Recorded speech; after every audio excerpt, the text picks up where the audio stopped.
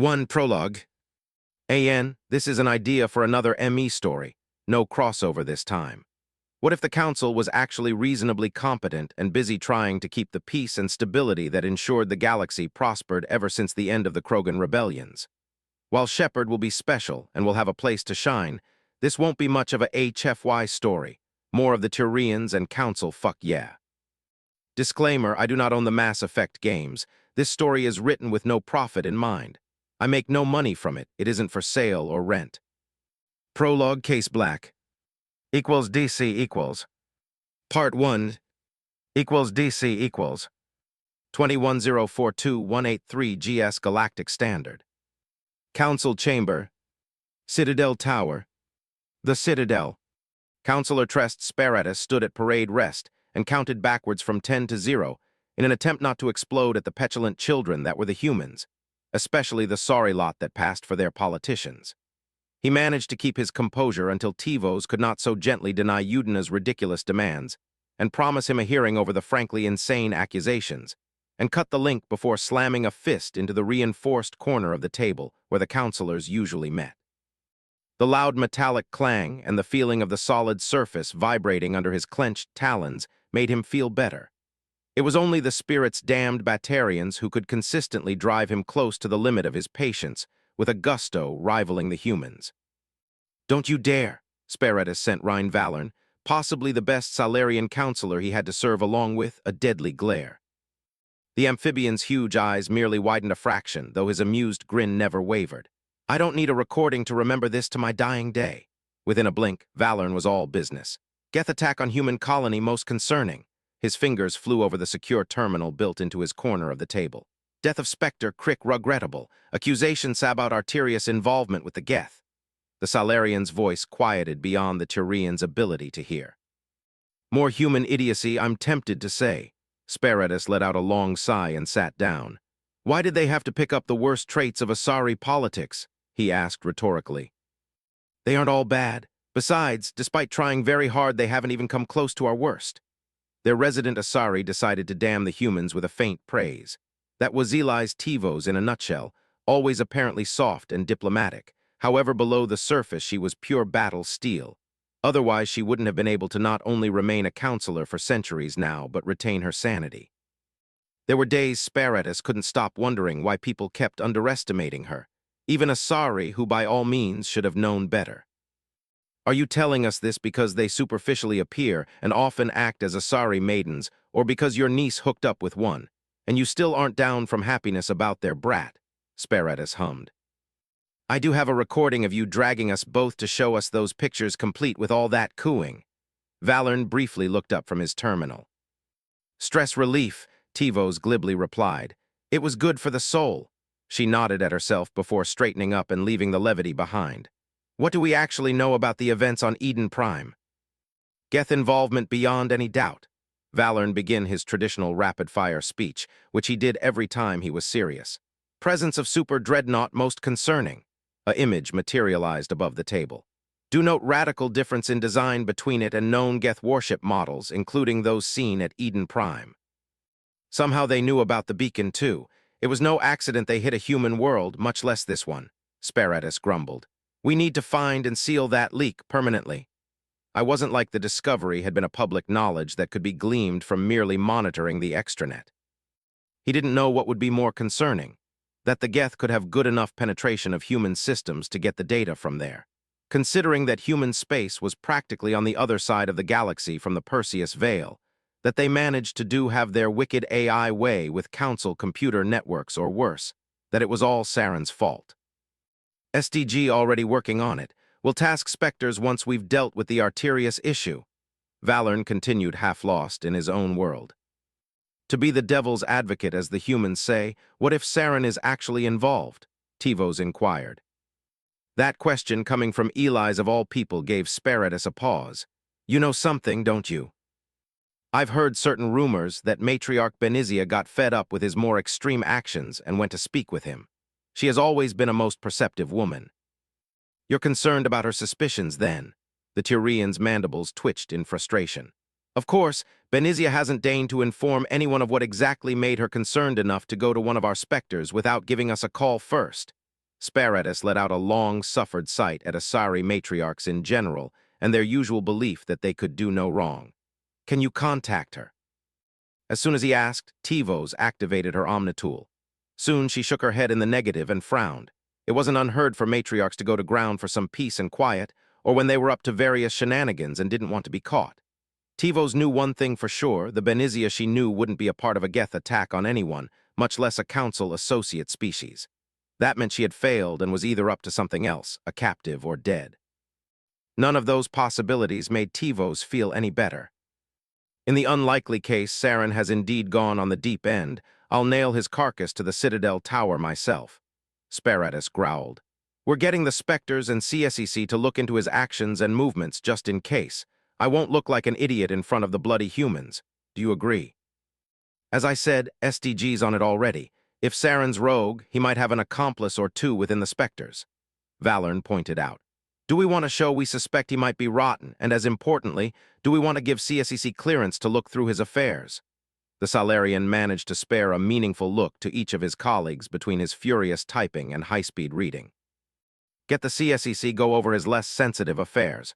We'll use them as a screen to persuade Udina we take his people's concerns seriously. Meanwhile, we'll have SDG and the Spectres carry on the real investigation. Tivos suggested. I agree, Sparatus nodded. That makes 3 of us, motion carried. I'm calling in Vasir. Through her links with the Shadow Broker, she might be able to dig up intelligence faster than most. If she isn't already in his pocket, Sparatus' jaw flexed in displeasure. Sooner or later, the broker will become more trouble than they're worth it, and we'll deal with him. Valern dismissed his Turian colleague's concern. Him, Sparatus raised an eyelid in speculation. Him, Valern nodded rapidly, and refused to shed any more light about the identity of the most elusive beings in the galaxy. I'll let it slide for now, the Geth and their new fancy ship. Is it a new design of theirs or something they salvaged? If it's Protean in design, if not in fact, that might explain why they went for the beacon. Sparatus changed the topic. When Valern was like that, there was no persuading him to share more information. You think they found something old beyond the veil? Tivos' eyes widened at this idea. It wasn't something she had considered. Yet, why not? A great deal of mainstream technology was either reverse-engineered or at least based upon bits and pieces recovered from the Proteans or other, older species. If the Geth had found either an ancient super-dreadnought or the schematics for one and built it themselves, it would explain why they would suddenly break their self-imposed isolation in search for more pieces of ancient technology. Tivos certainly hoped that the Geth found said ship and didn't build it themselves, because the industrial and technological might that implied was enough to give her sleepless nights. That's what I hope for, Sparatus muttered, and his bearing made it clear he shared similar fears.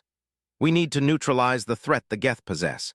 To do that we need raw data. Are they merely interested in Protean relics, or is this the opening stage of a full-scale war? If we miscalculate, we might be the ones starting said war. Such caution isn't something I often hear from a Turian Trest. Tivos smiled softly. Caution? Sparatus snorted.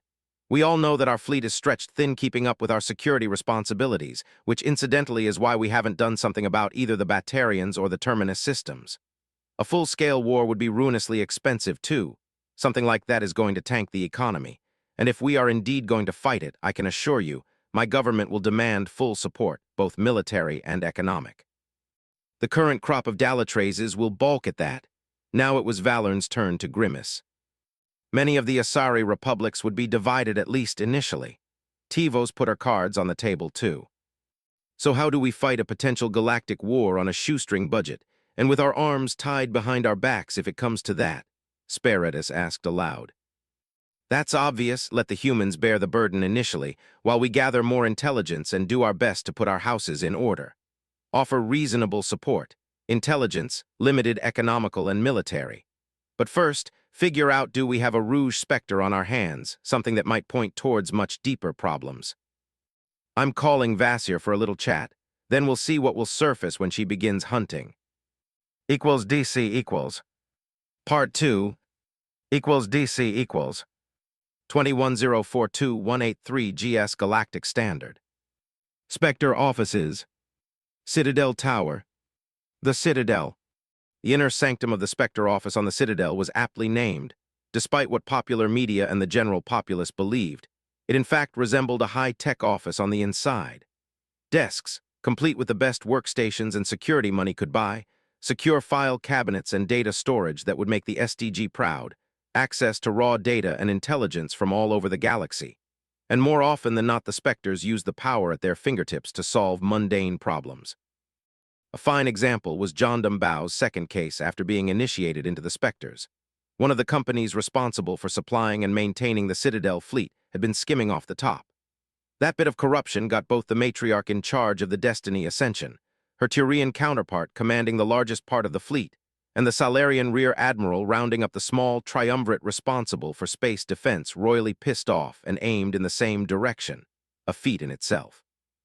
Soon enough, their displeasure got the attention of the Council, and thus Bao received a new case.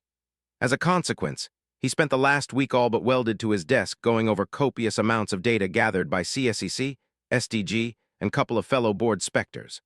Once he was done, Jondam was pretty sure a major corporation, or what was left of it after the dust settled, and all the arrests and trials were over, would be eaten by its competitors. Perhaps a bit of investment for a dry day might be in order. "Jondam, my friend." The entrance door slid open with its characteristic whine, meant to announce an arrival, and tell a Vasir of all people came in like a too cheerful a hurricane. Bao pushed away from his desk and swung his rotating chair to face the rampaging Asari. "We most certainly aren't friends, Vasir," he grumbled. "Nah, you're my new best buddy. Come on, Council orders, we've got a few windbags to bag." Vasir was too cheerful for comfort. What did she do this time? "Details," Bao grumbled. He didn't need to look around to figure out that they had the undivided attention of the other 5 Spectres who were in the office space. "As I said, a few of the old fossils back on Thesia apparently have their tentacles waist-deep in the mess you're dealing with. They either tried to bribe or blackmail Tivos, and she wasn't pleased, so she's sicking us on them too." Vasir actually bounced during that declaration. It was a public secret that certain matriarchs within the Republics had various expectations both from the Asari Spectres and their Councilor, the kind that technically could be considered treason at the best of times. Spectre rumor had it that Tivos had been bashing heads with those for centuries now, with mixed success. "Come on, we've got work to do," Vasir bounced again. She was excited enough to act like a maiden too, so this had to be the real deal. "I'm coming." Bao grumbled and secured his station before following the sickeningly excited Asari to the armory. Once inside and alone, Vasir locked down the place and used her Omnitool to activate her electronic countermeasures and gestured him to do the same. This is more serious than Asari matriarch being their insufferable selves. Bao focused his attention on Vasir's expression. The moment the countermeasures went into effect, her excitement died a sudden and unlamented death. "Nihilus is dead. The humans claim it was Saren who shot him and led the Geth attack on Eden Prime. The frigate that was supposed to haul him and the beacon here is on its way with the survivors from the ground team sent to recover it and what preliminary evidence they managed to gather. They'll be granted a meeting with the Council on arrival, so we have about 18 hours to figure out if Saren has let his hatred to humanity get the better of him. CSEC will provide political smoke screen, and we along with SDG are doing the real work." Bao blinked rapidly in shock while processing the news. It was obvious why Vasir lied if Saren was dirty. "I'm the newest Spectre, least likely to be compromised by Saren if he's gone rogue." Jondam nodded. "First, we're checking where he has been, where he is supposed to be, and as Sparatus of all people suggested, if he had went to or near the monitoring stations watching the Perseus Veil. That Geth fleet had to come from somewhere, and the first warning we got was the news after the attack was over." Bao frowned. "They either uncovered a new route that allowed them to reach human space, infiltrated and neutralized our outposts meant to warn us. Or someone, like a possible rogue Spectre, made sure there was a hole in the gird for at least long enough that their fleet could slip through. I'll go over his known movements. If he's rogue and planned things well, we might be unable to uncover conclusive evidence fast enough. 18 hours. Bao's frown deepened. If he has Geth support, any and all electronic records about him questionable. He began to mutter to himself while going over scenarios and ways to expose anything irregular. "Good, you're on the ball. I'm going dark for a few hours to meet certain contacts." She handed him a small data drive. If I go missing or turn up dead, open this. You'll be able to figure out how. Those rumors about the broker are true then. Jondam refocused his attention upon his colleague. It has been a mutually beneficial relationship so far. Tivos at least is aware, and I'm pretty sure Valor knows all about it too. They haven't asked me to go after the broker so far. It has too much blackmail to release if dead or captured to make it potentially not worth it as long as their operations aren't too much of a disruption. Bao concluded. The moment that changes, well, Vasir shrugged. She certainly wasn't going against the Council and the other Spectres over the broker, especially if it acted up first. I'm aware Saren had dealing with the broker before, so it might know something of value. Equals DC equals. Part 3. Equals DC equals. 21042-183 GS Galactic Standard. Rapid Transit Station K21. Zachara Ward. The Citadel. Vasir glided through the crowds, giving the impression of being just one more haughty matron among many. Her outfit, an expensive, not quite formal dress, but not the height of fashion, the way she walked and carried herself. There was no trace of the experienced and deadly huntress in the sensual swing of her hips, nor in the way she carried herself. It took Tella decades to be able to competently hide her true nature in plain sight. As always, it was frustrating, especially the way the holster, gun, and blade along her inner thighs chafed. Yet at that moment, even a sophisticated biometric recognition program would have had a hard time picking her up within the crowd. True, the light skin-kissing mask that altered her features just enough helped too. Perhaps Vasir was paranoid, however, even if she was far from convinced of Saren's guilt, given his close association with the broker and long career as a Spectre, taking any chances would be foolish. Tella slid into a nearby side alley once she had eyes on the closest rapid transit station, checked up to see if anyone followed her, and once she was convinced the only living thing nearby was a keeper slowly shuffling towards the far end of the alley, she activated a scrambler that would ensure a bit of privacy and called Barla Vaughn, one of the top broker agents on the Citadel, and her first stop in the quest for information.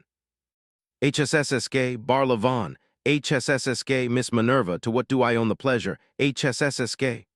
The banker/broker operative asked after checking the caller ID. I've heard a bare-faced acquaintance of ours just became a very bad boy. Vasir's voice was silky velvet, a far cry from her real one. His accounts are suspended while we investigate accusations of corruption. We'll come back to you later, MS Minerva. Have a nice day. The channel went dead, and Vasir removed the band of cheap omnitool she used to make the call before turning it to dust with her biotics. A gesture deactivated the scrambler, and she walked out of the alley moving straight towards the rapid transit station. All Vaughn really told her was that the broker had heard concerning rumors about Saren, and his people were busy looking into it, just like she was. Until the broker knew one way or the other, or decided the heat was enough to cut its loses, it was unlikely she would get more information directly. That left some of the less reliable broker-related contacts, like that slug fist. A short, not too bumpy ride later, Tella dismounted at another RTS, this one just a few hundred meters from Chora's den, Fist's personal den of debauchery. A pair of bored-looking bouncers gave her a once-over while she walked towards the entrance and waved her in. Inside, Vasir grimaced at the assault against good taste that passed for modern music. Blinking headache-inducing lights, check. Young scantily clad maidens and a few human women doing a sorry imitation of striptease on a stage above the bar and in not-so-private booths, check. The damned place hadn't really changed since the last time she had been in, was that 2 or 3 owners ago. At least the drinks used to be adequate, but she wouldn't hold her breath for it today. For a moment, Tella was mightily tempted to go to the bar and get herself a very strong drink, before she side-puled back her shoulders just enough to emphasize her bust and put to work every little trick she had learned during her 7 centuries as Huntress and later Spectre. Tella walked towards the back of the sorry excuse of a club, and everyone who laid their eyes on her couldn't look away. She even saw a couple of the working girls give her jealous glares, the poor things, and barely contained her snort of derision. The dancing crowd divided in front of her, and in her wake people clamored and pushed for a closer look. She put just a hint of extra swing to her hips, and her smoky eyes searched for the guards protecting the back of the club. A human and Batarian who were busy drinking her form? Perfect. Boys, Tella purred while I fucking them both. I'm present for your boss by a very good friend of his. Her tone, the way she sensually twisted her lips in a smile holding so much promise, and the aura of sex that simply radiated from her were more than enough to ensure those two already had blue balls. "Would you kindly help me surprise Fist?" She licked her lips and leaned forward. Both of them were already enthralled and nodded vigorously. They couldn't open the door fast enough. The human even offered her his arm, such a gentleman. She wanted to laugh at how easy this was. If she pushed her biotics a bit more to reinforce the way she shifted the harmonics of her voice for maximum effect, she might just break those two. Mike Burroughs, what? There were 3 more guards, all wearing light armor and had older but serviceable rifles and a shotgun in hand. All were male, 2 humans and 1 more Batarian. "She's present for the boss," Mike let out a forlorn sight. "You don't say?" The human who apparently led the trio leaned forward to better examine her. "What can I say?" Tella let out a throaty, needy purr. "Fist has a few very good and generous friends. I'm wondering if he's man enough to handle you." The second Batarian chuckled and leered at her. "Well, if he isn't, you might just get lucky tonight. A girl has her needs." Tella looked him in each pair of eyes in turn, and her own held all kinds of dark promises. "Lucky bastard," Burroughs groaned. Let's not make Fist wait," Tella suggested. "I would be pissed off if someone made me wait for you." One of the so far silent humans nodded emphatically. The guards fell around her and led her down a short corridor that contained various containers and a single door to the left. "Boss, you've got a guest," the leader of the second group laughed aloud. "The hell, I told you fools not to interrupt me. I'm busy, damn it." "You don't want to make her wait, boss." "The fuck you're talking about, Mike?" The door opened to reveal Fist in all his glory. Well, he wasn't actually bad looking, though being a human, and thus so similar to Asari, certainly helped. Short black hair and what Tella recognized as a military haircut, high-end medium armor painted black and glowing with additional shield emitters, a heavy pistol on his hip. A decent one, too, not one of those expensive pieces of junk gun shop owners made a fortune of selling to wealthy fools who didn't know one end of a gun from the other. "Saren sends his regards for a job well done." Tella ensured her eyes practically shone with desire, and she licked her lips in anticipation. "You've been a very good boy, Mr. Fist, and I'm here to reward you." Tella used ebiotics to rip the upper part of her dress down to mid-hip to reveal her leather underwear. That did more to accent her curves than to hide anything. "Damn, that was fast." Fist shook his head in wonder. "I just sent my people to deal with the girl." Tella beamed at Fist. Jackpot. She made a show of glancing at the guards, who looked at her ass speechless and winked at them. The motion was calculated to give Fist a great profile view of her breasts. "Do you want me for yourself, Mr. Fist?" she whispered and looked him straight in the eyes. "Leave us alone and make sure that no one bothers us. I mean it, scamper." "I so love men who know how to take charge," Tella purred. The guards behind her gave out moans and sighs of disappointment, but soon piled out of the room. As if in trance, Fist walked towards her and went to grope her breasts. He took his hand in her own and cupped his cheek. "Tell me how good a boy you are, Mr. Fist." Tella cooed and her biotics flared, making her tone deeper. For a moment her eyes shone with power before turning pitch black as she pressed the side of her face to his. "Embrace eternity," Vasir demanded, and as their nervous systems touched, she dove into Fist's mind. Equals DC equals. Part 4. Equals DC equals. 21042-183 GS Galactic Standard. Fist's office. Chora's den. Zachara Ward. The Citadel. Vasir glared at the drooling and grinning like a fool human crumpled at her feet. She took what useful bits of information Fist had about Saren, which were barely enough to warrant investigation, and left him with the impression of a session of the most amazing sex he had ever experienced. She pocked him with a toe. Perhaps it had been too impressive for his brain to handle. The Spectre grumbled in disgust, shed what was left of her dress, and lifted Fish with her biotics long enough to grab his arm and activate his Omnitool. Now that she had his codes, it was a child's play to siphon all data he had available in the office. Some bored analyst backed by expert VIs would be going over the information. At worst, CSEC would be happy, and it usually paid to give them such morsels. More often than not, that whole institution was uncomfortable with the freedom of action and ability to disregard the laws Spectres enjoyed, so it was a good policy to keep them happy when practical. That was doubly true when you were an Asari, and could expect to be a Spectre for centuries yet. A few minutes later, Vasir had siphoned all data from both the Omnitool and personal computer at Fist's desk, retrieved a few hidden data disks containing all kinds of interesting information, primary blackmail, and now it was time to decide what to do about the still drooling human. The most straightforward course of action was to call CSEC, help them subdue the guards, and hand them Fisk bow-tied. Plan B was to erase any recordings of her being here and leave him a message that he would be even happier once a certain Quarian girl was dealt with, give him more rope to hang himself while monitoring his activities. Once said girl was in custody, and it was clear why Saren wanted her silenced, it would be possible to arrange for Fist's goons to kill her in order to give both him and Saren the impression they got off clean. Decisions. Vasir accessed Fist's security system, deleting her presence and inserting a few nasty worms made by the SDG, then went back to his desk where the human had an old-fashioned paper notepad. She scratched a short message, dragged Fist up to his couch and put it on his chest, now to secure a bit of clothing and make herself scarce. She had a kid to track down before she could get herself killed. DC equals 21042-183 GS Galactic Standard. Dogs. The Citadel.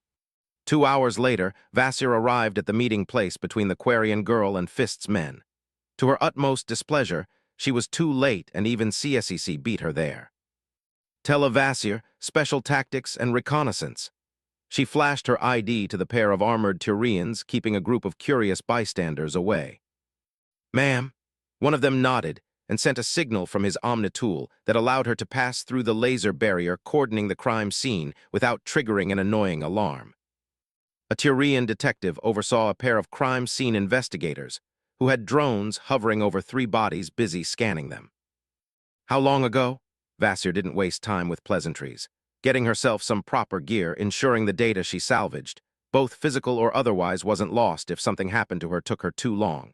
It didn't help that for the time being the investigation had to be low-key.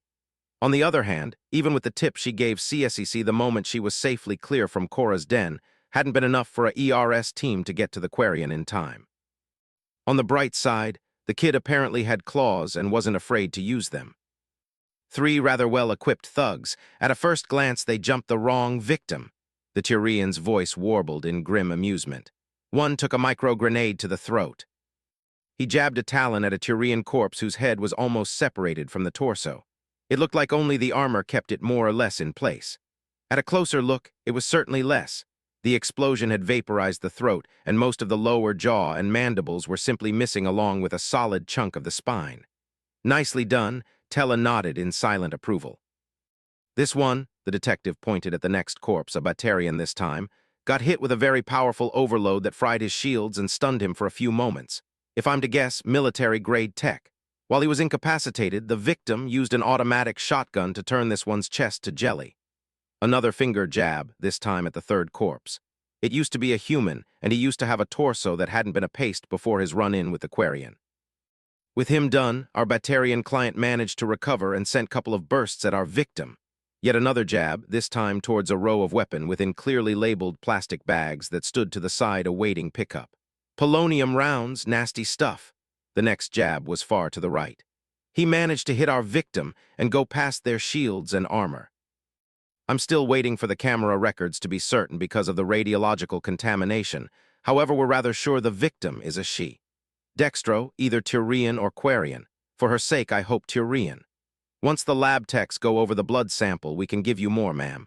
As you can see, the victim wasn't happy at being shot and shotgunned our Batarian friend in the head. The shattered helmet and missing face told Vasir that much. Get those recording yesterday, detective. Your victim is a Quarian who is a person of interest. She has data we need. If you find her, approach her carefully and take her into protective custody. Don't let another Spectre approach her or arrange her release unless Palin has received direct orders from the Council, face to face. The detective's eyes widened at those orders. There were very specific circumstances when one Spectre could and should deny access to another. Case Black, the detective whispered just loud enough for Vasir to hear. That's what we're trying to figure out. DC equals. Part 5. DC equals. 21042-183 GS Galactic Standard. CSEC HQ. The Citadel. At a glance, CSEC was engulfed by controlled chaos, so situation normal, all fucked up as usual. Garrus Vakarian's mandibles twitched in amusement at the thought. It was too bad that he knew better. First, the executor pulled him aside and gave him a new assignment to look into the activities of not only a Spectre but Saren of all people. Council orders, so no way to even protest the orders for even a rather bad Turian like him. If that wasn't bad enough, not only everything that Saren touched went classified way about Garrus' pay grade, now CSEC was busy looking for a missing Quarian girl, on a Spectre's orders and thus the Council's. The detective didn't have to be a genius to figure out that the so far unnamed Quarian was very likely related to his own case, and thus his time would be better spent helping the quiet search for the girl. Instead, he was stuck at his desk trying and failing to go over files that were so classified it was a small wonder his workstation hasn't melted due to Spectre-level defense software. The fact he was trying to access said files with authorization from Palin and from the heart of CSEC probably had something to do with the continued well-being of his computer. Unfortunately, despite all he could do, the files remained locked and behind solid firewalls. The little Garrus could see without waiting for clearance from the Spectre office was routine, boring, and totally legit. Even if it wasn't, the detective lacked context to connect the dots. Progress, an exhausted-looking Chelik appeared at the door of Vakarian's small office bearing gifts, an energy drink with metallic content that would be pure poison for most species not native to Palaven. Spirits, there's enough red tape here to entangle the whole Citadel fleet and have spare for at least half of home fleet. Garrus shook his head in disgust. We have nothing to show, so Palin will be screaming at us all tomorrow. Chelik threw one of the drinks to Garrus, who managed to snatch it before it could hit him in the jaw. Thanks for nothing, bastard, Garrus grumbled good-naturedly to his partner. You're welcome, cheers. Chelik popped open his can and took a long swing. Good, this might keep me awake until tomorrow. That isn't something I'm looking up to. Garrus glared at yet another access-denied message and took a sip of his drink. The tangy metallic taste and weak legal stimulants certainly provided a kick in the pants. You know, she'll be looking for a doctor if she's still alive. We have people at all major hospitals and called the smaller ones. No joy, Chelik pointed out. It wasn't like it was Mass Effect science or something. I mean, there are smaller clinics that kinda rely on not calling us in order to continue to operate unmolested from local lowlifes, not to mention those patching up people without having an active license. She's a Quarian who someone jumped just as she arrived. Somehow I don't think she'll be running to Huerta Memorial. I certainly hope someone else had the same idea and hit our informants. Otherwise, you'll make us look like idiots. Chelik trailed off and smirked. Yeah, rub it in. I'm still on shit duty after making Palin look bad. Garrus flipped his partner a one-finger salute. Chelik chortled and went to check if someone thought to check and perhaps put under surveillance the less reputable clinics and doctors. DC equals 22042183 GS Galactic Standard. Human Embassy. Presidium. The Citadel. Ambassador Udina's office was white, pristine, and looked almost sterile. It gave the impression of a hospital room, perhaps an operating theater raring to go, not what movies and common sense made Lieutenant Commander Shepard to expect. At least the captain in his parade uniform didn't look too much out of place. However, John himself and his squad, the survivors from Eden Prime in their fatigues, felt distinctly underdressed. Unfortunately, none of them had their dress uniforms on board, an understandable oversight considering that as far as anyone knew they were merely on the Normandy's short shakedown cruise. Needless to say, Gunny Williams came on board only with her weapons and armor. With the barracks on Eden Prime being struck from orbit, it was unlikely that anything personal she had groundside had survived anyway. Understood, Councilor Tivos. We'll be there on time. Udina finished his chat with the council and turned to glare at Shepard's team. John was tempted to glare back. However, the short course in dealing with diplomats and other VIP civilians during his OCS had drummed into his head that pissing such off unless he had excellent reasons wasn't a good idea. Of course, experience taught him that even if he had said reasons, stepping on political toes wasn't of the good. Not at all. Did you have to bring up your whole crew? Udina asked Anderson and gave the three of them a dirty look. Merely the ground team from Eden Prime in case either you or the council have any questions, Ambassador. The captain smoothly attempted to defuse the situation. If your AARs are done right, there won't be such a need. Udina paused and his scowl deepened. They have their I's dotted and T's crossed, right? Of course, Ambassador, Anderson responded without missing a beat. Udina glared at the stack of data pads and drives on his desk. Not that it would matter. Williams let out a sound of distress and disagreement, a proof she wasn't accustomed of dealing with politicians or high-placed civilians. Udina's gaze snapped up and focused on the sergeant. Do you find something funny, soldier? The ambassador snapped. What about you, Shepard? You were supposed to be our first Spectre. You should have some skills in politics, at least enough to avoid most landmines. We did everything we could in order to complete the mission, Ambassador. Considering the unexpected opposition on the ground and the presence of an unknown super-dreadnought that could land, I don't see how we could have done better with the available assets. While Spectre Crick's death is regrettable, he wasn't under my authority. I couldn't give him orders. When he decided to go ahead alone, I had no acceptable recourse but to let him go. I couldn't very well detain him. That won't be good enough for the Council, and this evidence about Saren, Udina snorted. The bastard has had it in for us ever since the First Contact War, Anderson snapped. That certainly surprised John. This was the second time he saw the captain's composure crack, and it was when Saren was mentioned. Did the two of them have a history or something? That was the only plausible explanation he could think of. Perhaps that's not how the Council would see it. We're going to accuse one of their golden boys of consorting with Geth and committing an act of war. The evidence? Testimony from a criminal who slept through the initial attack, and let's not forget, he has been keeping busy stealing and selling military hardware meant for the garrison.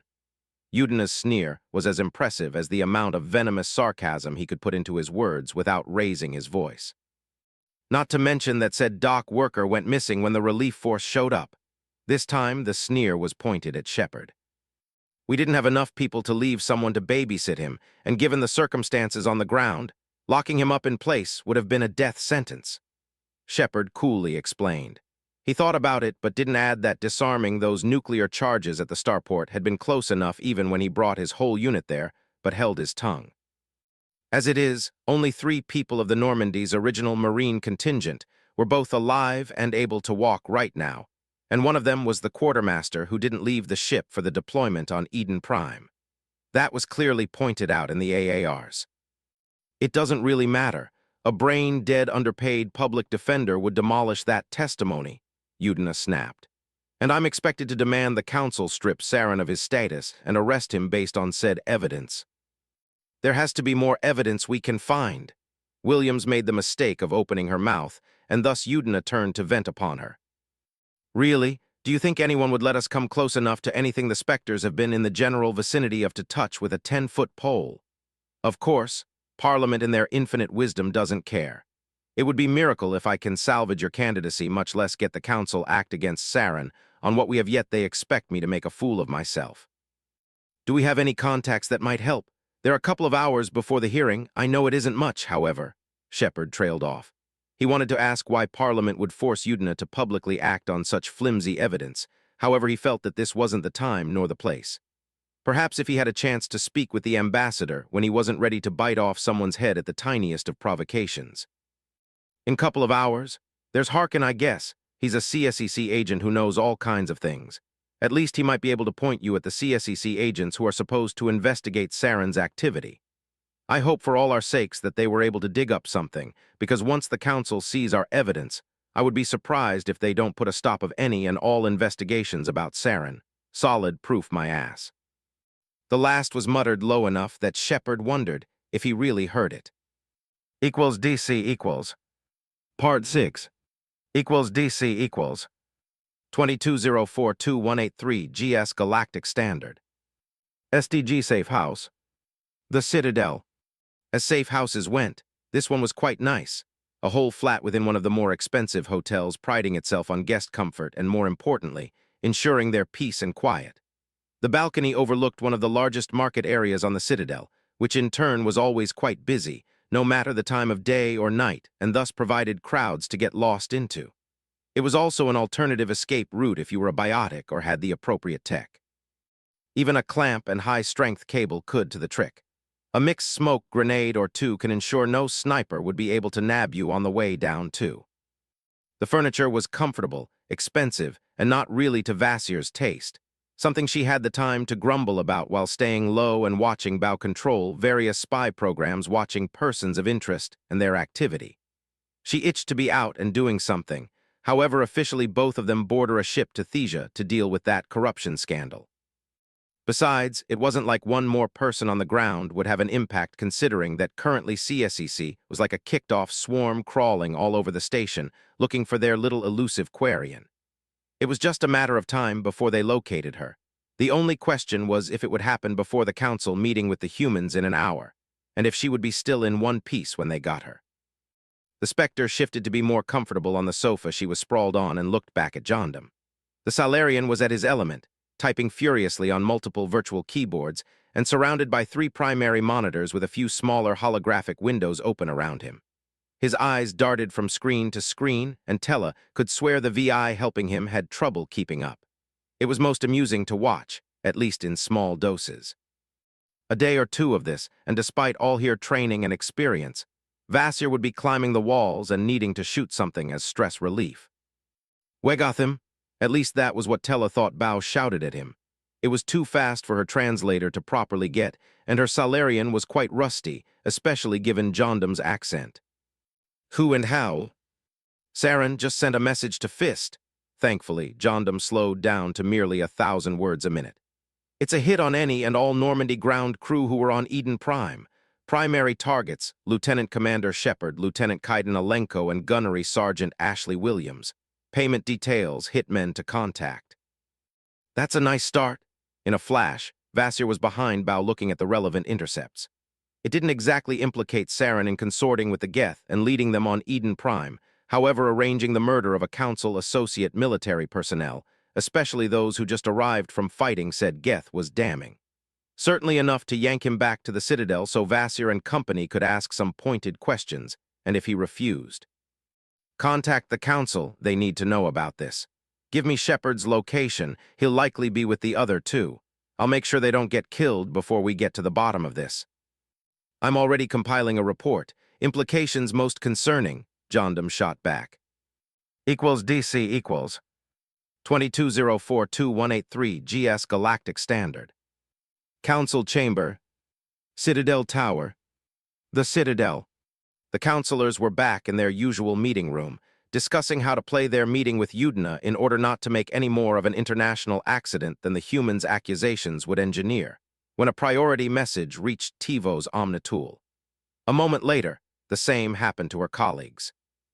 "That's never a good sign." Spectre sighed and flicked his wrists, thus activating his device. A few lines of authorization codes later, he wanted to strangle a certain bare-faced bastard. "Vasir has the right idea. Shepard getting assassinated just before or after our meeting with Ambassador Udina could be most disruptive. Do we recall Saren in to explain himself or give him enough rope to properly hang himself?" Tivos asked in a deceptively calm tone. "If he hasn't just let his power and hatred of humans get the better of him and is in fact traitor, he won't come anyway. Better keep his official status up for now and monitor what resources he taps, perhaps find out his location as well," Valorn suggested. "Unfortunately, grabbing him for interrogation or neutralizing him won't be a low-key event. Must assume a Geth naval force and that dreadnought on station to protect or extract him." "A major fleet action. We don't know the capabilities of that ship. Overkill highly recommended." Sparatus nodded. This was going to get messy, and if properly mishandled, they would be clearing the said mess for years, perhaps decades to come. "We'll use the humans as a diversion as previously discussed. Unless they have solid evidence about Saren's presence on Eden Prime, we'll dismiss their claims for the time being. Promise further investigation to soothe ruffed feathers." Tivos nodded. "What about Shepard's candidacy?" "Opposition on Eden Prime extreme and unexpected, needs proper evaluation." Valorn voiced his opinion. "We assign one of the Spectres we sick on Saren to monitor him. You set evaluation to soothe the humans' pride after this coming meeting," Tivos suggested. "That can work. I'll be playing the big bad inflexible Tyrian again, won't I? It's getting old, you know," Sparatus grumbled. "But you do it so well, Trest. I'm half convinced there might be a grain of truth." Tivos sent a half-smile her colleague's way. "Har har, We need to establish a proper naval task force to go after Saren once he surfaces with that fleet of his. If he hasn't lost his mind completely, he'll keep to the Terminus systems unless he absolutely has to be within Council space. Sending a fleet there can spark a war, and we're stretched too thin to protect most places that hive of scum and villainy can lash at. Spectre trailed off. We'll need to mobilize some of the reserves citing the resurgent Geth threat. If we can buy enough time, we might just be ready to face the backslash when we have to go after Saren. Ideally, he'll come to us, but I won't hold my breath. The grin he gave Tivos and Valorn was all teeth. Let's talk about paying for said mobilization. The Republics would scream bloody murder, and the Sarai's Council will lead the charge. Tivos hummed deep in thought. SDG itself is already on board. Our political leadership, however, the current crop of Dalatrases are far from ideal. Valorn's lips twitched briefly in an approximation of a grim smile. Naval Command, on the other hand, is much more reasonable. They will be eager to send an additional task force or two to the Citadel fleet, ships unique qualified for stealth insertion within the Terminus and locating Saren and his Geth. Speaking about money, once Saren is revealed to be part of the attack on Eden Prime, we'll need to pay at least part of the recovery bill, care for wounded and settlement to families who lost members during the action. Spectre twisted the knife. We'll have to get some of that covered below board within funding the activation of reserve units. Valorn nodded, and the two of them looked expectantly at Tivos. I will have to burn some political capital back home and possibly blackmail a few matriarchs. Tivos sighed. This is going to be so troublesome, I just know it. We're agreed then. We will hold on calling case black on Saren for the time being. However, we're sending SDG, the Spectres, and if I know my Primarch, Blackwatch after him in force. They'll go after his assets, try to unravel his plans and find him so we can drop a proper fleet on his head. Spectre nodded. Then if I could only get my talons in that bare-faced. He began muttering quietly before catching himself. With Saren likely a traitor or insane, we have to assume everything he has touched is suspect. Everything he knows, either the Geth, perhaps even the Shadow Broker, know. Codes, CDF contingencies, the Spectres are compromised at least to a certain extent, potentially our own security too. We'll have our hands very busy over the next few months. Sound like a plan. Valorn nodded too. And I do share your concern. The SDG will be engaging burnout protocols as far as Saren is concerned. Just for the record, some days, like say today, I hate you both. Tivos added her own nod. I do agree in general. Will a Vasir go after Saren on the Spectre front with Shepard trailing her as her trainee? Bao will coordinate clearing up house and enacting the case black contingencies within the Spectre office. 2 Chapter 1 Parts. Disclaimer, I do not own the Mass Effect games. This story is written with no profit in mind. I make no money from it. It isn't for sale or rent. Chapter 1 of Cops and Spectres. Equals DC equals. Part 1 equals DC equals. 2204218 GS. Council Audience Chamber. Citadel Tower. The Citadel. The audience chamber was cavernous, as tall if not taller than the hangars of the largest carrier Shepard had been on board. It was situated at the top of the Citadel Tower, and in fact it took most of its upper floors. The chamber itself vaguely resembled a steep canyon surrounded by open terraces and walkways that were ideal for a lot of spectators to cram in relatively easily controlled spaces, and little to no cover on the upper levels, making it practically impossible to sneak a sniper there. That is not to say that there was a lack of snipers. At least some of those were visible along their spotters, and they all wore armor painted in CSEC's colors. Marginally less conspicuous lightly armored or even merely uniformed agents walked all over the place. Shepard was sure that there were multiple heavy-armed and armored fast response units just out of sight ready to pounce in case of an emergency. Even down there, where mere mortals who went to petition the council instead of diplomats and functionaries merely there to watch the show from various upper floors, it was evident that the whole place had been designed with security in mind. Oh, there were small copses with all kinds of trees, some endangered species even more than a few fountains, yet behind this outward display of grandeur hid a simple truth. Those trees and strategically placed shrubs would offer concealment for defending forces, and nicely cut the line of sight leading towards the podium where the council usually appeared. The multiple stairways, placed in such a way that you had to walk around tall enclosures with flora, meant that defenders not only had clear, if relatively short lanes of fire, but solid cover if they needed to retreat to the next level. "Those are some nice shooting galleries down here, sir," Williams commented as they turned the corner around the third stairway with only 4 more to go. "I made 4 obvious sniper teams without even trying," Alenko added. "And I won't be surprised if there are pop-up turrets and armored walls to further constrict access and bleed attackers dry. Some of those decorative panels are just the right shape and have curious spacing, don't they?" Shepard nodded at one such as he passed it. "It may be just in case they need to keep the politicians in to get stuff done," Williams joked. "If they're anything like our parliament, I won't be surprised," Alenko agreed. Shepard began to wonder if he should begin to pay attention to domestic politics again. Ever since he became N7 a couple of years ago, he had better things to spend his brief free time on. However, if his Spectre candidacy actually came through, he would need to pick up the slack in that regard, not only about back home, but galaxy-wide too. That certainly wasn't something he looked up to, though right then, and there such a possibility appeared rather remote. As they approached the heart of the audience chamber, Shepard blanketed his face off any emotion. From down here it certainly looked much more impressive and different from what little he had seen on the news. Usually they displayed images captured from much higher with better angles. From the bottom it felt like the council was making a statement about who was in charge. It certainly wouldn't help anyone's composure to have to look a couple of stores up when speaking with the councilors, face to face. On the other hand, the council didn't even try to sell an illusion of the Big Three being anything approaching equal to the associate members, something that caused a lot of grumbling as he understood it.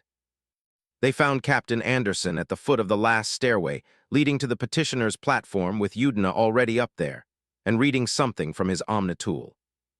"Shepard, just in time, it's about to begin." Anderson nodded in approval. "No issues, I hope." "We're all good, sir." "Good." The ever-present noise of hundreds of speaking being picked up for a bit before a chime sounded hushing any and all conversation. The general lighting dimmed a bit while the councilors arrived on their raised podium. "Good afternoon." The Asari councilor smiled pleasantly and spoke in a soft, soothing voice that nevertheless carried. "This meeting was requested by humanity's ambassador in order to discuss the unprovoked Geth attack upon the human colony of Eden Prime. We've seen your evidence, Ambassador Udina. The Geth's reappearance and hostile actions are of great concern and will be addressed with all due diligence. However, I'm afraid that the same cannot be said about your allegations towards Spectre Saren Arterius. There is nothing to indicate his involvement with either the death of Spectre Kriek nor the attack itself." She subtly turned her head to the Turian on her right, a gesture that made light dance upon her skin and make it look as if her facial tattoos flowed from pink to white and back again. "An investigation by Citadel Security has turned no evidence, much less something that could support your charge of treason. While the time they had was certainly limited, in light of the evidence you presented, or should I say, lack of, I see no reason let this witch hunt continue." From where Shepard stood, he couldn't see Udina's expression, though he was sure the man was scowling at the council. Up on the platform, the ambassador stood alone, and perhaps it was an intentional trick of the light. However, he looked small and tired. "An eyewitness saw him shoot Nihilus in cold blood." Udina raised his voice, putting an accent on the dead Spectre's name. While Shepard was no expert in politics, much less of this level, he could understand putting a face and name to one of the victims. The average Citadel citizen might not have heard of Eden Prime before, much less knew where it was.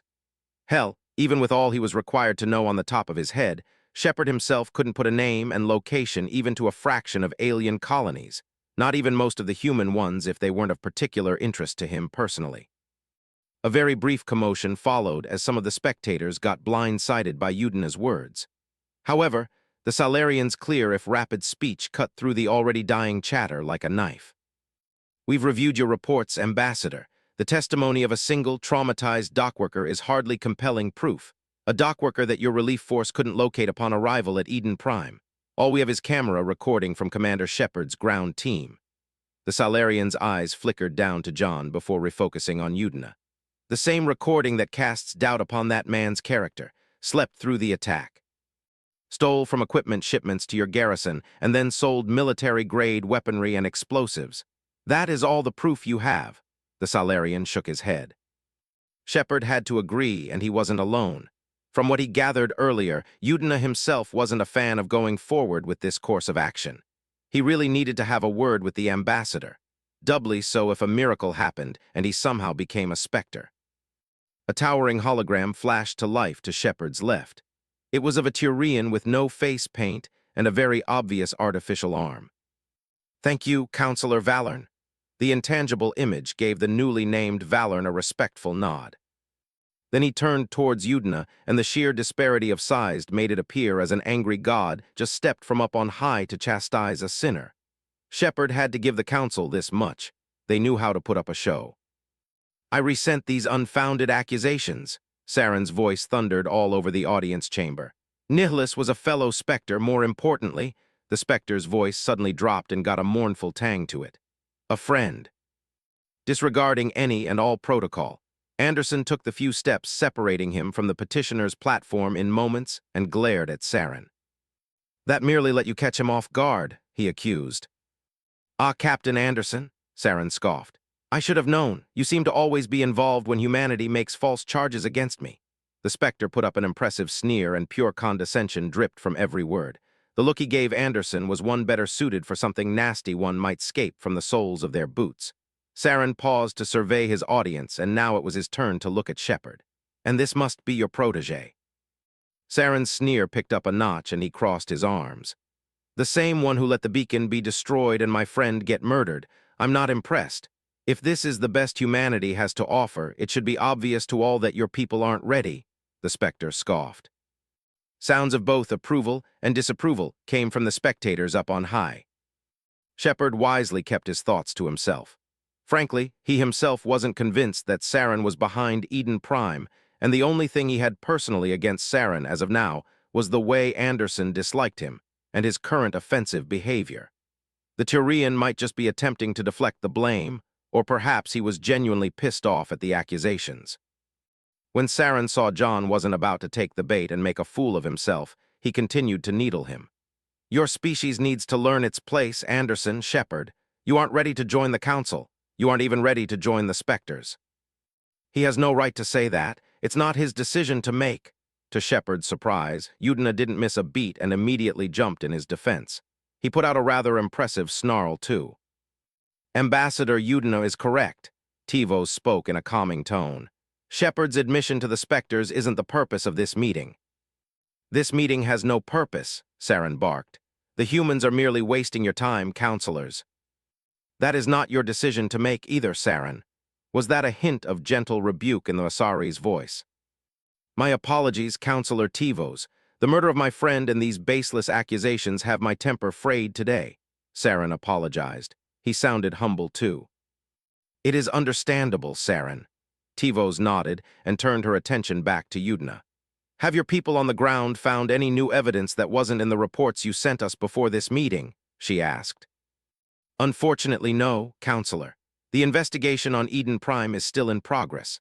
As of half-hour ago, there had been no surviving cameras and data drives that caught more than a glimpse of the Geth.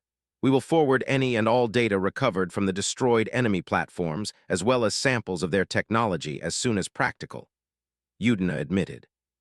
"If this is all, then—" This time it was Anderson who interrupted the council. "My apologies for speaking out of turn, Councilor. However, there is still one outstanding issue." Anderson glanced at Shepard and sent him an apologetic look. "Commander Shepard's vision." Now the whole chamber became deadly silent, and everyone focused their eyes upon John. To say that he felt uncomfortable, it would be a charming understatement. "A vision," Saren chortled. "Are we taking this seriously now? How can anyone profess their innocence against this kind of testimony?" "I must agree, we can only act on facts and evidence," the Turian Councilor announced. "Not speculation. I've read your after-action report, Commander. You yourself wrote that the partial vision you received made no sense. While it does you credit that you survived it, no one I've seen even suggests Saren was on Eden Prime, much less leading the Geth. For all anyone knows, what you remember of it might be just stress-induced dream. After all, you just had fought on a battlefield where machines were busy slaughtered organics." The Councilor sent Anderson a pointed look. "Unless you have anything else to add, Commander Shepard." This came from the Salarian Valorn. The vision doesn't make any more sense now than it did a few hours ago after I awoke and wrote my AAR, Counselor. If it wasn't for the beacon, I would have chalked it up as a dream caused by the fighting on Eden Prime. As it is, I deemed it notable enough to add it to said report. It is not for me to decide how credible it is. That was my first encounter with a beacon, and I hadn't studied Protean tech. Your diligence and adherence to duty is admirable, especially when doing the right thing might cause questions as to your current mental state. The Turian counselor gave Shepard a nod of respect, something that caught him off guard. "Thank you, sir," John responded on autopilot. The counselors looked at each other, and for some reason Shepard was convinced they could hold a whole conversation with merely a look or a few subtle gestures. Tivos turned to look at Udina, then the gathered spectators. This council finds no evidence of Spectre Saren Arterius' involvement in the events on Eden Prime. Ambassador Udina, your petition to remove his Spectre status is denied. The CSEC investigation in his affair is at its end. I am glad to see justice was served. You have my thanks, counselors. I am as always at your disposal. Saren bowed and cut off the connection from his end. We will meet later to discuss the resurgent Geth threat. Commander Shepard, as the ranking surviving military officer who had an encounter with the Geth on Eden Prime, please make yourself available for a debriefing about their tactics and capabilities. This meeting is now adjourned. The council took their leave, followed by the spectators who were busy animatedly discussing the show. Only Udina remained behind, staring forlornly at the ground before he too left with his head bowed and dark thoughts running through his mind. DC equals. Part 2. DC equals. 22042183 GS. Council Audience Chamber. Citadel Tower. The Citadel. Shepard, along with Anderson and his team, waited at the foot of the stairs for the ambassador. A sharp look was enough to silence his subordinates' grumbling, especially Williams. Alenko, bless his soul, knew better than to vocally disagree aloud with the Citadel Council at this place, where everyone, especially journalists, could hear. It didn't help that Shepard himself couldn't really disagree with said council's train of thought. The evidence was very thin, and while no politician, he didn't know if they could have given it any public support the way it was presented. He wasn't happy at his either. Anderson practically threw him to the wolves by speaking aloud about his vision, or was that merely a PTSD-born nightmare? The last thing he needed was another round of psych evaluations, or worse, being stuck as Category 6. Well, this was hopefully both the lowest point of my career and the worst blunder the Alliance government ever made on the galactic stage.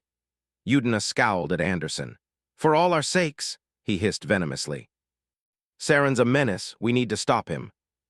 "You've done enough, Captain. It's clear you can't maintain the necessary emotional distance as far as that Turian is concerned. It's a miracle the Council didn't throw away Shepard's candidacy, and that's something we should be thankful." He jabbed a finger at the captain. "You're with me back to my office. We're about to report to our political lords and masters back at Arcturus to be chewed out for our failure to do the impossible. As for you," Udina turned to face Shepard and his team. He took a deep breath and visibly reined in his temper. "Go find Harkin and hope he has something we can use. And for God's sake, don't go slinging wild accusations unless you actually find some credible evidence. We're in a bad position already." "That's a most fascinating conversation you've got here." An alluring and quite amused voice interrupted them. An Asari walked out of a shadowed corner nearby, where Shepard could have sworn no one could hide, much less sneak up to them on such an open venue. "The ambassador is right. This isn't the time or place. I can assure you the walls here do have ears." She tilted her head and smirked. "Sensors, too." Atypically for Asari, even those in their military, she wore quite the heavy armor that nonetheless was molded around her to show her curves. It did look very functional nevertheless, which meant it was even more expensive than a comparable utilitarian design. "And who are you, ma'am?" Udina asked pleasantly. There was not a trace of his temper, so he was back under complete control. "Vasir, Special Tactics and Reconnaissance.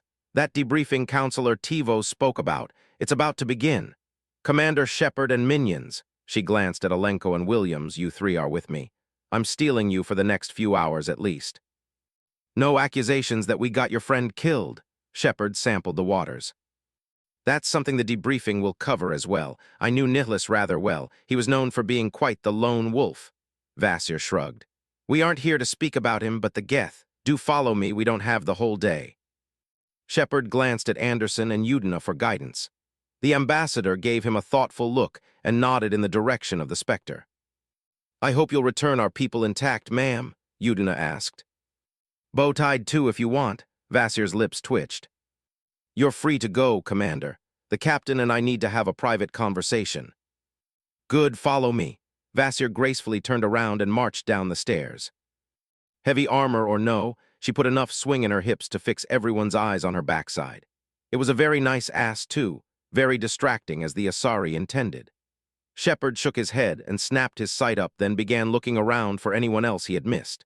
The fact that the Spectre came practically close enough to engage him in close combat without him being none the wiser offended his professional sensibilities. He had to remind himself that she potentially had centuries of experience on him. However, that didn't really make him feel any better. Vasir silently led them through a small bridge over a pond until they reached an unremarkable door, just like the rest lining the walkways around the chamber. She swiped her arm in front of her with her Omnitool activated for a brief moment. The door blinked green and slid open. Vasir strode in and waved them to follow. They found themselves within a long corridor, and a few moments after the door behind them closed, two others opened, very well concealed in the walls too. A group of 4 Turians appeared in front of them. Their leader nodded at Vasir and took point. Shepard didn't need to glance behind to figure out that another fire team was behind them. Is there a problem, Spectre? John suddenly felt very naked and vulnerable in only his fatigues. All he had for protection was a weak shield emitter and a service pistol, nothing to write home about.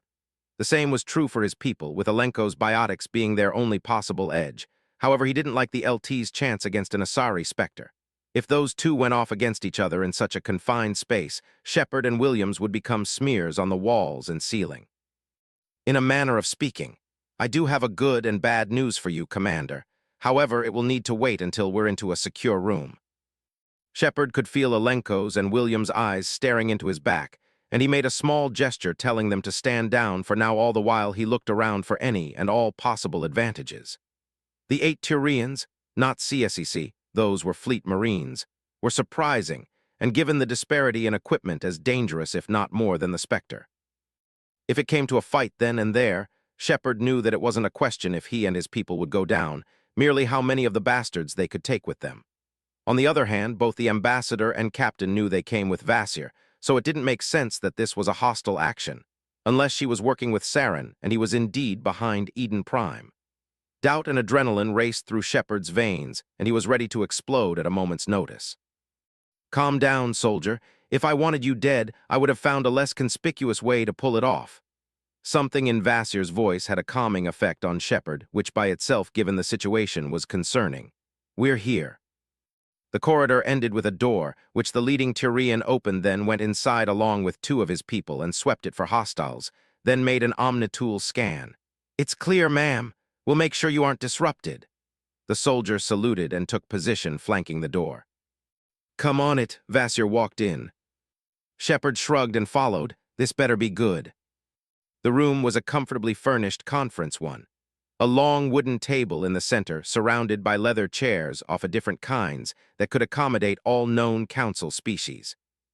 Take a seat, Shepard. Which one do you want, the good or bad news? Vasir sat at the head of the table and nodded at the free chairs. I can use some good news right now. Shepard bit the bullet and went to sit to Vasir's right. This whole council meeting, it was mostly for a show, though I don't know what your government was thinking accusing a Spectre with so little evidence. She shook her head in wonder. I've been in charge of investigating Saren ever since we learned of his possible involvement with Eden Prime. While at this time we lack credible evidence about his presence there nor involvement, we did get enough to raise some questions to his mental stability at the very least. It was initially circumstantial. He wants a Quarian who arrived on the Citadel a day after the attack dead. That's thin indeed. Quarian doesn't necessarily mean she has had a run-in with Geth, Shepard nodded. Then, couple of hours ago, he ordered the assassination of all surviving crew of the Normandy who were deployed ground side on Eden Prime. You're the primary target, Commander. That's the good news, Williams exclaimed. Yep, Vasir smiled at them. Do I dare ask what's the bad one? You're still being evaluated for the Spectres. For my many sins, you're my problem now, Shepherd. We're going to see if you're a proper Spectre material, and if that's the case, you're going to make one of the best Spectres the galaxy has seen or die trying. First, we're going to find that Quarian girl and figure out why Saren wants her dead. Meanwhile, you're going to play bait so we can knock off a few hitmen, and I can see if you're any good in a firefight for myself. Vasir gave him a critical look. You'll need to gear up. What about my people? That's why those nice Marines are out there. Vasir nodded at the door. The Council would appreciate if you don't get assassinated by Saren's people just after they officially cleared him of any wrongdoings. Hey, we're trained soldiers, we can help, Williams exclaimed. You're giving him enough rope to hang himself, Shepard concluded after sending an admonishing look at the sergeant. She's right, you know. Besides them I trust at my back. The jury is still out about you, Spectre. Good, you aren't quite as dumb as you look, Vasir nodded happily. 3 Chapter 1 Parts 3 and 4. Disclaimer, I do not own the Mass Effect games. This story is written with no profit in mind. I make no money from it. It isn't for sale or rent. Chapter 1 of Cops Inspectors equals DC equals. Part 3 equals DC equals. 2204218 GS. Council Audience Chamber. Citadel Tower. The Citadel. Among the spectators, a pair of Turians watched the proceedings with mixed feelings. One of them wore a rather expensive suit in red and blue colors with white decorations. The other wore a light gray armor decorated with CSEC's colors and logo on the chest plate and shoulders. He lacked helmet, though an eyepiece provided targeting assistance and direct connection with his Omnitool. Both of them proudly wore the facial paint, marking them as natives of the homeworld, though that, and the fact that they were CSEC officers, was where the similarities between them ended. See, Vakarian, there was no need to do something as asinine as stall the Council, though I'll admit I'm pleasantly surprised that Saren hasn't let his power go up to his head. Damned Spectres. If you say so, sir, so much wasted time, Garrus grumbled. Serves you right. Now get back to work. We're still trying to find that Quarian who has the Spectres in a tizzy. Aye, sir, I'm going to hunt her down myself. Vakarian thought he did a credible job of keeping his sarcasm to himself as he left the executor behind. He personally felt that there was something odd with Saren, call it a gut feeling if you will, however with no evidence to speak of evidence. What possessed the humans to make fools of themselves with this circus with the Council, Garrus would never know. He headed towards the nearest elevator and activated his Omnitool. First he went over the 10 priority messages. 8 were from the Spectre office, denying him access to files he needed to investigate Saren. He deleted those. It didn't matter anymore. If Saren was dirty, he was now the humans' and Council's problem. Garrus might be a bad Turian, however he was nobody's fool. He wasn't going to chase a Spectre on a gut feeling. A message from Chelik was next. Apparently only a few people had thought of looking at underground clinics or doctors. Garrus snorted at that. It didn't take a genius to figure out that a scared Quarian kid on the run wouldn't trust CSEC, nor one of the regular hospitals unless she collapsed, and someone called an ambulance. A few hundred years of bad blood and prejudice on every side would do that, he guessed. The last message was from a Council aide officially terminating CSEC's investigation. That was fast. A glance at the timestamp suggested the message was sent less than a minute after the meeting was over, while he was talking with Palin, in fact. It shouldn't have been surprising. The Council had to know what the humans' evidence consisted of some time before the meeting, and unless their ambassador produced something new, well, that whole circus had been a formality, really. What a waste of everyone's time, bloody politics. Next he came to the ordinary messages, a backlog of nearly 100, which accumulated while he was sealed within his office bashing his head against an electronic wall. A half of it was the usual spam, and with that unpleasant revelation, Garrus made a note to update his filters. 2 of his subscribed journals got new editions, and their digital copies were in his inbox now. Good, though it was another question if he would find the time to check them. A Talon flick sent those messages within the appropriate secure folder for later review. What was next? Bills, more bills, a message of his landlord. The security of the building would be getting an upgrade next month. Nice, but probably it would come with a rent rise. A message from Dr. Chloe Michaels. She ran a free clinic in the lower levels of Zachara Ward. Another flick and his eyes flickered over the contents. Got an odd patient today. Quarian kid shot with polonium rounds. She's delirious and scared. Please do drop by as soon as you can. She believes someone is after her and well, someone did shoot her with very illegal ammo. Well, wouldn't you know, he might just keep that promise, he just have Palin. But first, back up. There had to be a reason the Spectres requested the Quarian be found. Unless they were overreacting, that meant that either she was dangerous, which given her handiwork at the docks was a given, or someone dangerous was after her. Guess it's both, Garrus muttered. He flicked on the call function of his Omnitool and called Chelik. Buddy, I think I found our Quarian or where she was earlier today. I'll need some backup on the quiet just in case. I'm sending you the address. Equals DC equals 22042-183 GS. SDG safe house. The Citadel. John Dumbao was in his element. He swam in data, and his assistant VI barely kept pace. Another, less capable one was busy sifting for anything useful from the data Vasir recovered during her meeting with Fist, and surprisingly, what that VI found broke his corruption case wide open. He opened a few new holographic windows and grinned manically. This certainly was a new venue of attack. Payments, deliveries, data theft, smuggling. A pattern emerged and Bao's smile died. Citadel dock control compromised, he muttered to himself. That's why there was no recording of the Quarian arriving, neither a picture of her nor a recording of her encounter with the hit team. He hit a few buttons, and the VI did the rest. A new window appeared highlighting a payment with a time and service.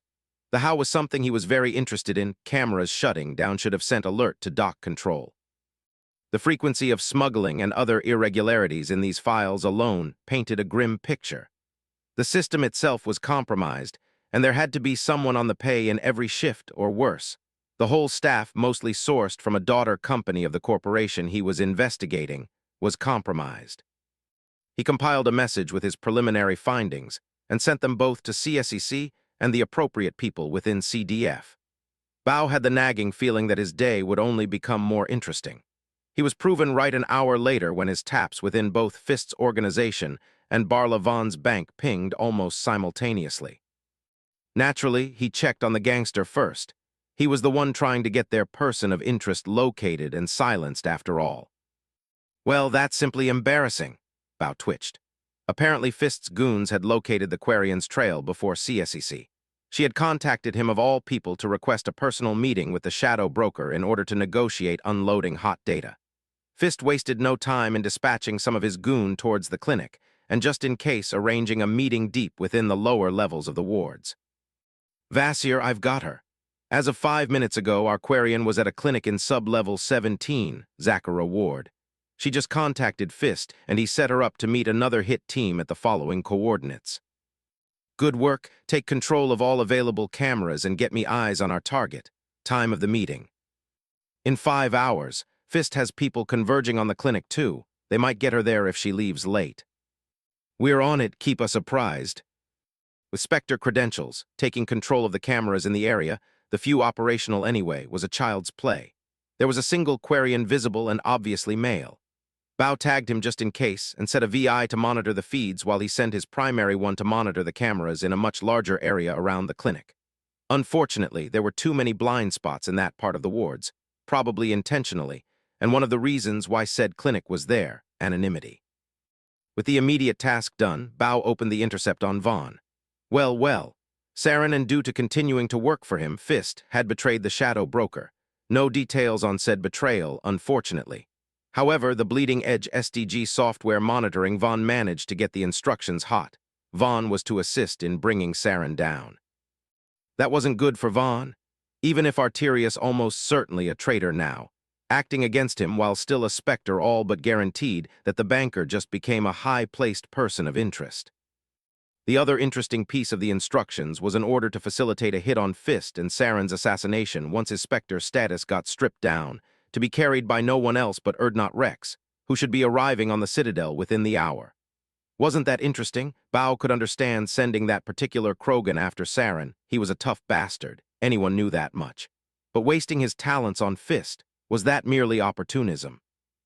Vasir, there is more that you should know. Your old friend Rex is arriving shortly on the station, Alina. Try not to bring the Citadel down around our ears, would you kindly? You know about that? Heh, of course the SDG knows. Those were good times. Flag Rex when he arrives. I'll go make sure he doesn't do something particularly boneheaded. Equals DC equals. Part 4. Equals DC equals. 22042183 GS. Conference room. Citadel Tower. The Citadel. The hour after Vasir dropped her bombshells turned out unexpectedly mundane. Her pretext to pull Shepard and his squad out was in fact genuine, and they spent answering insightful questions about the Geth and their ground units' capabilities and tactics. "Excuse me, ma'am, but wasn't most of this already covered by our AARs?" Alenko eventually dared to ask. "It might very well be. It's still necessary, and my questions might just jolt some detail out of you that you've overlooked in the heat of combat. I'm sure you're for the same dance once you're back to with your people," Vasir patiently explained. The way she smoothly shifted from coldly professional to light-heartedly flirtatious to a calm lecture mode was weird. As if speaking with three different people, yet Shepard had the feeling that was merely scratching the surface. "Highly resistant to heat, you say?" The Spectre shifted back to professional debriefing mode. "Yet, if enough heat is introduced, the fluid they use for hydraulics and power distribution boils and damages them even if the outer shell is more or less intact. One of the specialized flamethrower units seemed to be fine after it got too close to a fuel depot. Its three buddies not so much, and I'm sure at least one of those was intact safe for the fire." Alenko nodded. "The mission recorders should collaborate. It happened about an hour in the mission." Vasir nodded and made a note on her Omnitool. "Aren't you supposed to be looking for a Quarian or using the boss for a bait?" Williams, who has been mostly ignored so far, eventually asked. Vasir gave her a mischievous look. "A few more feet running around the station would make no difference. I have minions to do the legworks. A lesson time, Shepard." She turned to look at John. "With our authority, at least within council space, it's highly recommended that we delegate.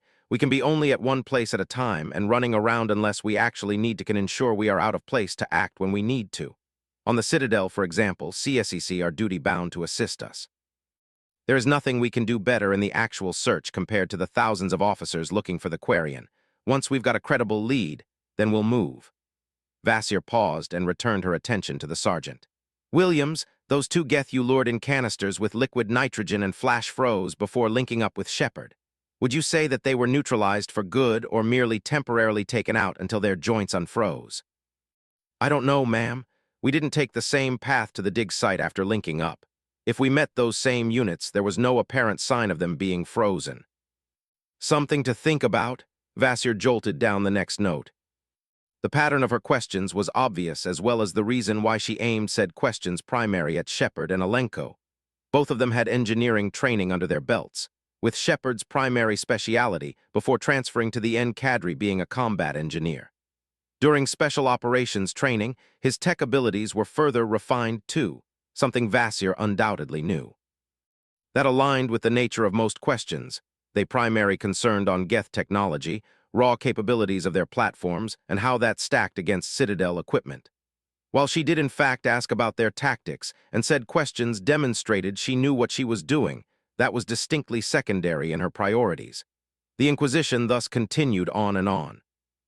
Overloads continued to be effective up to the end of the mission, especially when using customized program with enhanced Omnitool meant to increase their striking power. Hacking their weapons, sensors, or even IFF was initially effective, however they adapted shortly. By the time we reached the beacon, it was practically impossible to remotely disrupt their weaponry. I'm unsure if it was because they cut any external access or simply updated their cyber defenses. Shepard answered the latest question when Vasir got a most interesting call. She was obviously using an earbud, not an implant, because John was able to get her side of the conversation. "Good work. Take control of all available cameras and get me eyes on our target. Time of the meeting." As she spoke, her bearing charged again. Now she felt like a hungry predator ready to pounce. John wasn't sure how she managed to make such an impression by merely shifting in her chair, leaning a bit forward and smiling. "We're on it, keep us apprised." Now Vasir's attention shifted to Shepard. "We got our break. The Quarian was at a clinic in the lower wards as of a few minutes ago. She is being set up to meet assassins in a few hours. We're going to hit the clinic, and if we miss her there, stake out the meeting place, take out the assassin, and retrieve her to ask a few pointed questions." "By we, do you mean you and the commander, or all of us, ma'am?" Alenko asked. If it's the latter, some gear would be appreciated. Lieutenant, you and the sergeant would be escorted back to your ship. Once there, I would recommend to gear up and stay put. The last thing we need is running battle between the two of you and some fool out for the bounty on your heads. As for the commander, we got his measures from his file. There's a CSEC ERS gear for him waiting. The last thing either the Council or your people need is further complications at this point. She nodded at a crate that has been innocuously sitting in the corner of the room this whole time. She's right. Get back to the ship, gear up, make sure that the walking wounded from our ground team are accounted, and stay put on the Normandy. They should be busy writing AARs and answering similar questions from the brass, Shepard ordered. Aye, sir. Alenko got up a moment before Williams. The Marines outside will arrange transport and security until you're on board your ship. Vasir got up as well and her omnitool beeped. She tilted her head, listening to the incoming message. You know about that? Heh, of course the SDG knows. Those were good times. Flag Rex when he arrives. I'll go make sure he doesn't do something particularly boneheaded. She actually laughed happily at whatever she was just told. A small change of plans. As it turns out, now both Saren and Fist, the idiot he contracted to arrange your murder, are at odds with the Shadow Broker. He's sending a contractor to end Fist, and once Saren has been stripped off his Spectre status, go after him as well. After we hit the clinic, we'll go intercept said contractor, an old acquaintance of mine. We'll persuade him not to collect the bounties on your heads, and he might come in handy when going after Saren. I see, Shepard muttered. He really didn't, not yet anyway. Equals DC equals 22042183 GS. Lower levels. Zachara Ward. The Citadel. When he arrived in the neighborhood with Dr. Michael's clinic, Garrus already knew that the situation had gone bad already. A patrol looking for the Quarian had decided to drop by and check if she has come in for treatment, and they arrived just moments after a bunch of goons entered. The result had been a short, vicious firefight that left an officer dead and his partner bleeding and screaming for backup. By the time Vakarian's car landed and he got out, Chelik was already on the scene along with at least 5 more patrols. They had managed to drag their wounded buddy out, and he was already on the way to Huerta Memorial in an ambulance. The clinic itself was more or less surrounded with ERS unit on its way. Garrus, good you're here.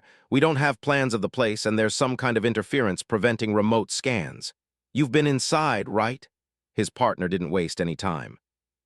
Yeah, it's a small space. Unfortunately, there's only one entrance. He nodded at the door. It leads to a 5-meter corridor with a door to the left for a small bathroom. The clinic itself is about 6 meters wide and about 20 long.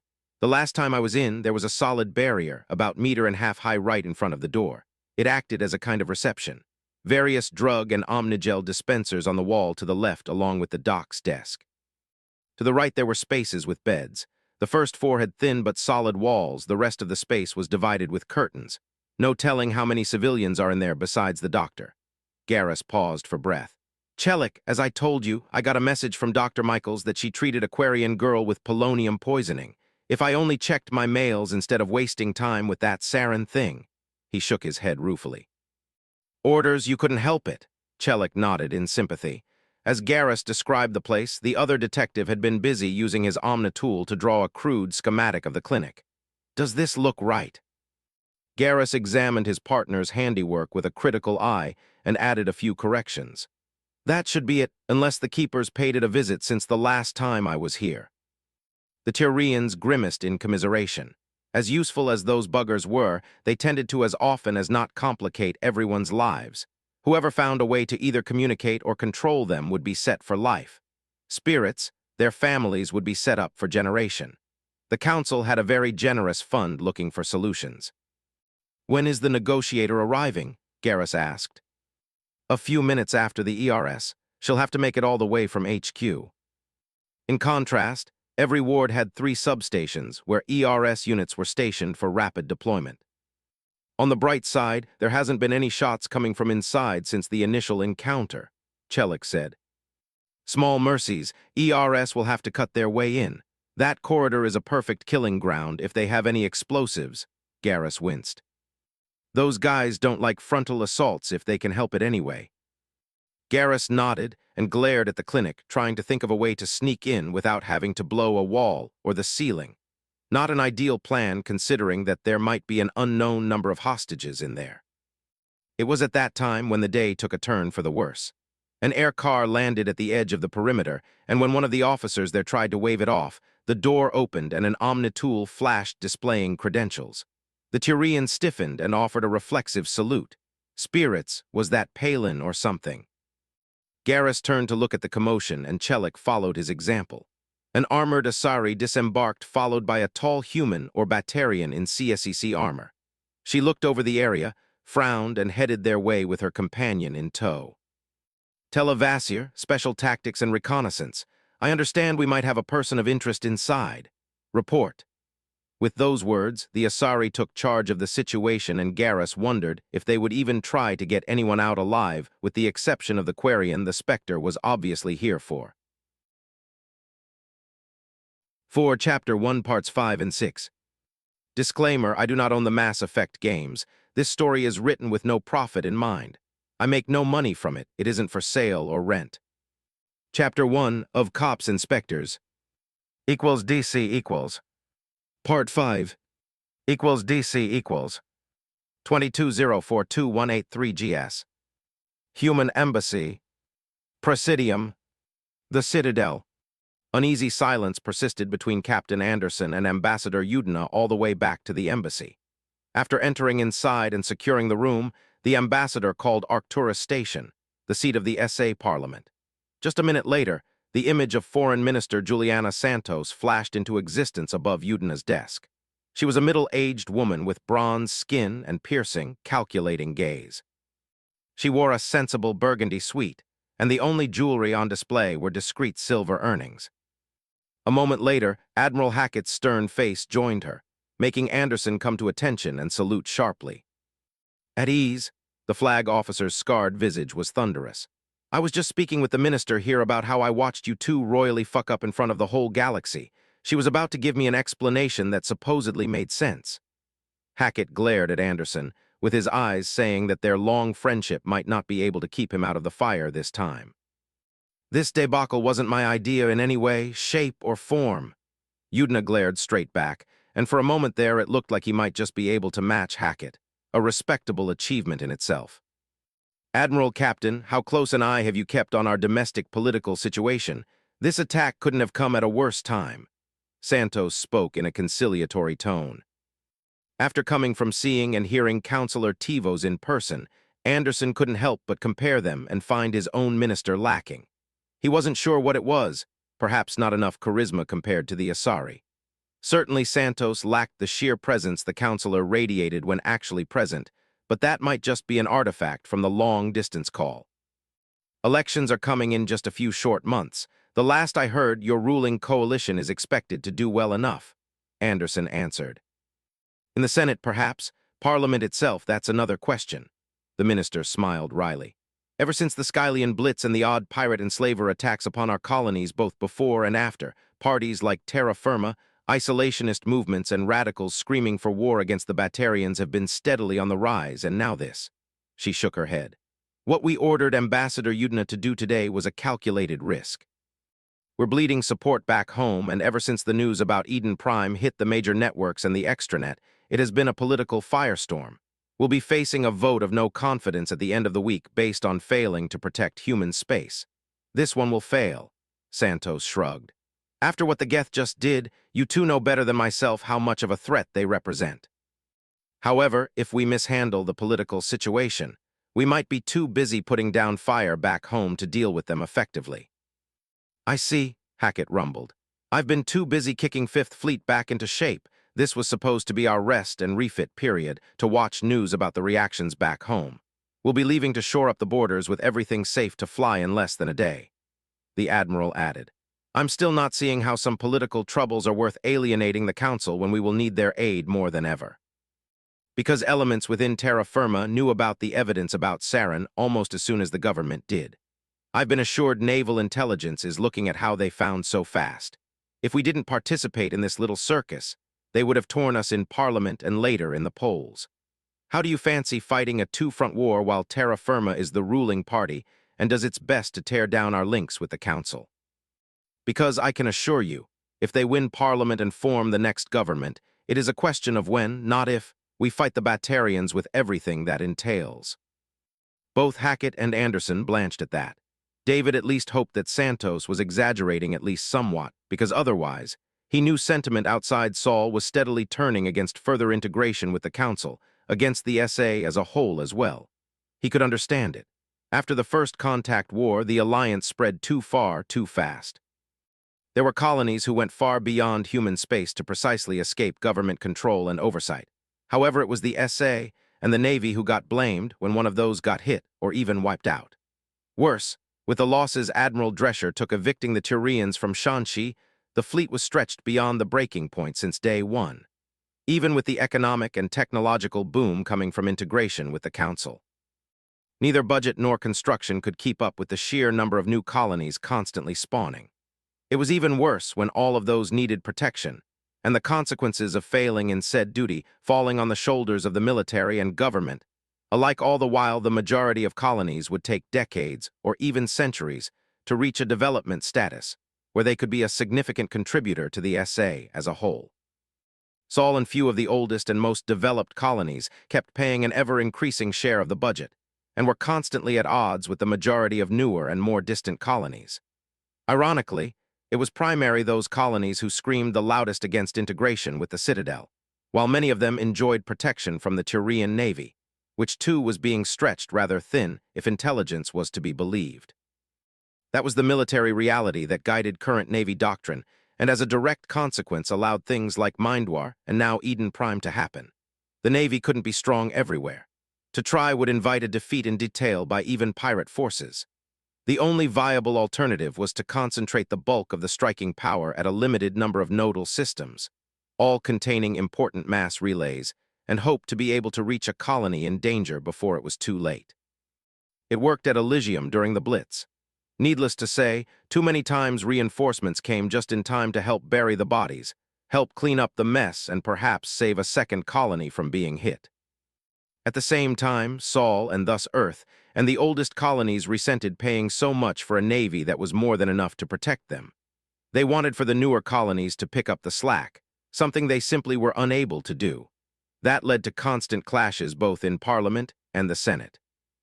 Anderson just didn't know it was so bad that a party like Terra Firma might be able to form the next government now, that they could capitalize on the Eden Prime disaster.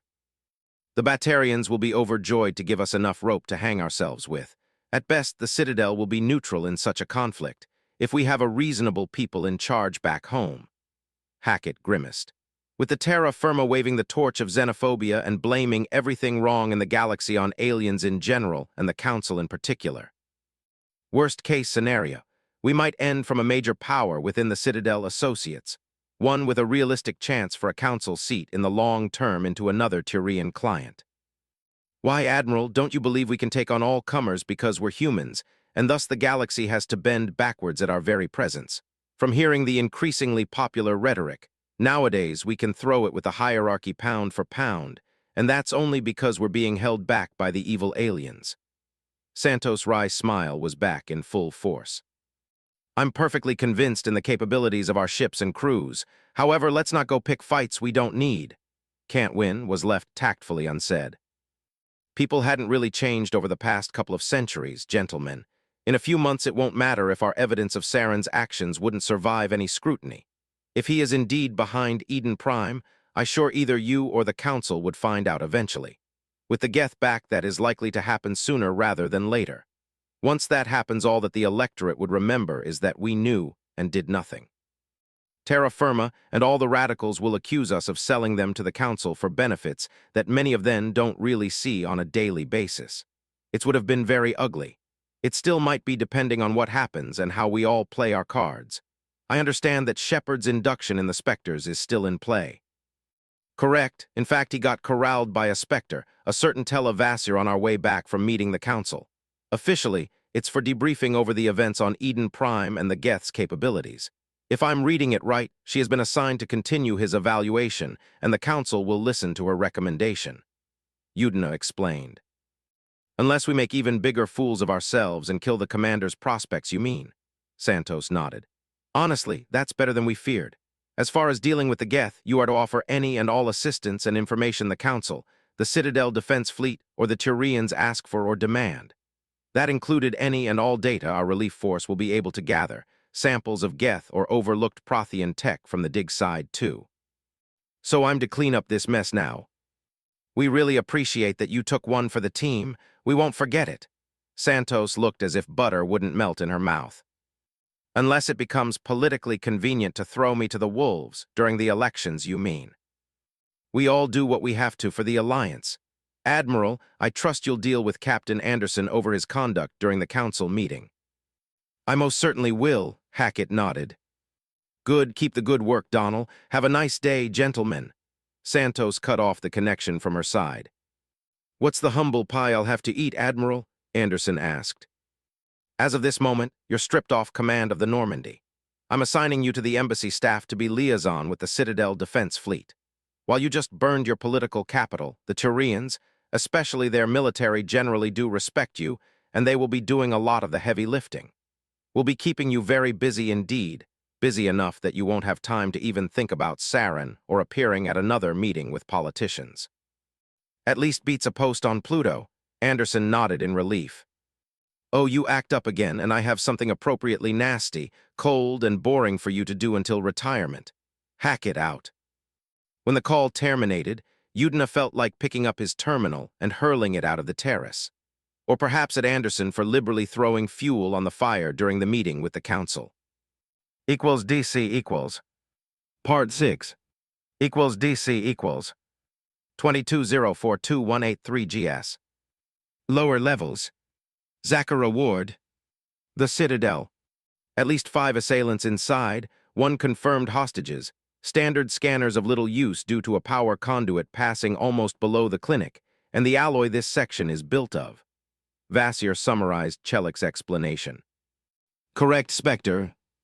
Well then, as we don't know if our VIP is inside in the first place, once the Urs are here and in position to breach, I'll go negotiate with Fist's goon. Shepard, you're with me. The rest of you, keep the perimeter secure and be ready to provide assistance if necessary. Vasir turned to look at Shepard. How would you play this if it was your call? John took a moment to think before answering. Under different circumstances, I would say wait for the professional negotiator and talk them down. They aren't going anywhere. The floor below us is covered in case they have a way to cut through it, right? He asked the actual CSEC agents. We've got 2 patrols below with at least couple more on the way to properly lock down the area, Chelik confirmed. Yeah, if we didn't need to secure the Quarian and figure out why certain people want her dead yesterday. Waiting this out would be for the best. As it is, either persuade them to surrender along with the hostages, or at least use the negotiations as a distraction for a breach. Go to hell plan if they start shooting, blow the door, throw in drones and flashbangs to disorient, and hopefully soak up any traps, then rush them. Ideally, if we have to breach, we do it from multiple directions after we've got locations of both the hostiles and the hostages. If that is not practical, we go and neutralize anyone non-Quarian with as much prejudice as necessary. If the girl is in there, getting her out intact is our highest priority. In that case, the other hostages would be seen as expendable, Vasir smirked. Unfortunately, Shepard grimaced. He didn't like said conclusion, but it wasn't like he has been able to keep his hands clean since becoming an N-level operative. You might just do then. The Spectre looked at the uncomfortable-looking detectives. There's more at stake here than a few poor bastards who are at the wrong time and wrong place. Spectres tend to say that every time there's collateral damage, Chelik pointed out. Sometimes that's even the truth. We seldom have the luxury of taking chances. More often than not, the stakes are too high, detective. Vasir's tone implied she didn't like it any more than the Turian. On the other hand, Shepard had no bloody idea if she did that for show or if it was actually the truth. The woman was like a damn social chameleon. The Spectre removed a black hood with large googles from a pocket on her belt and put it on. She switched on her omnitool, and the googles glowed with dim blue light. This area is made of alloy denser than warship armor.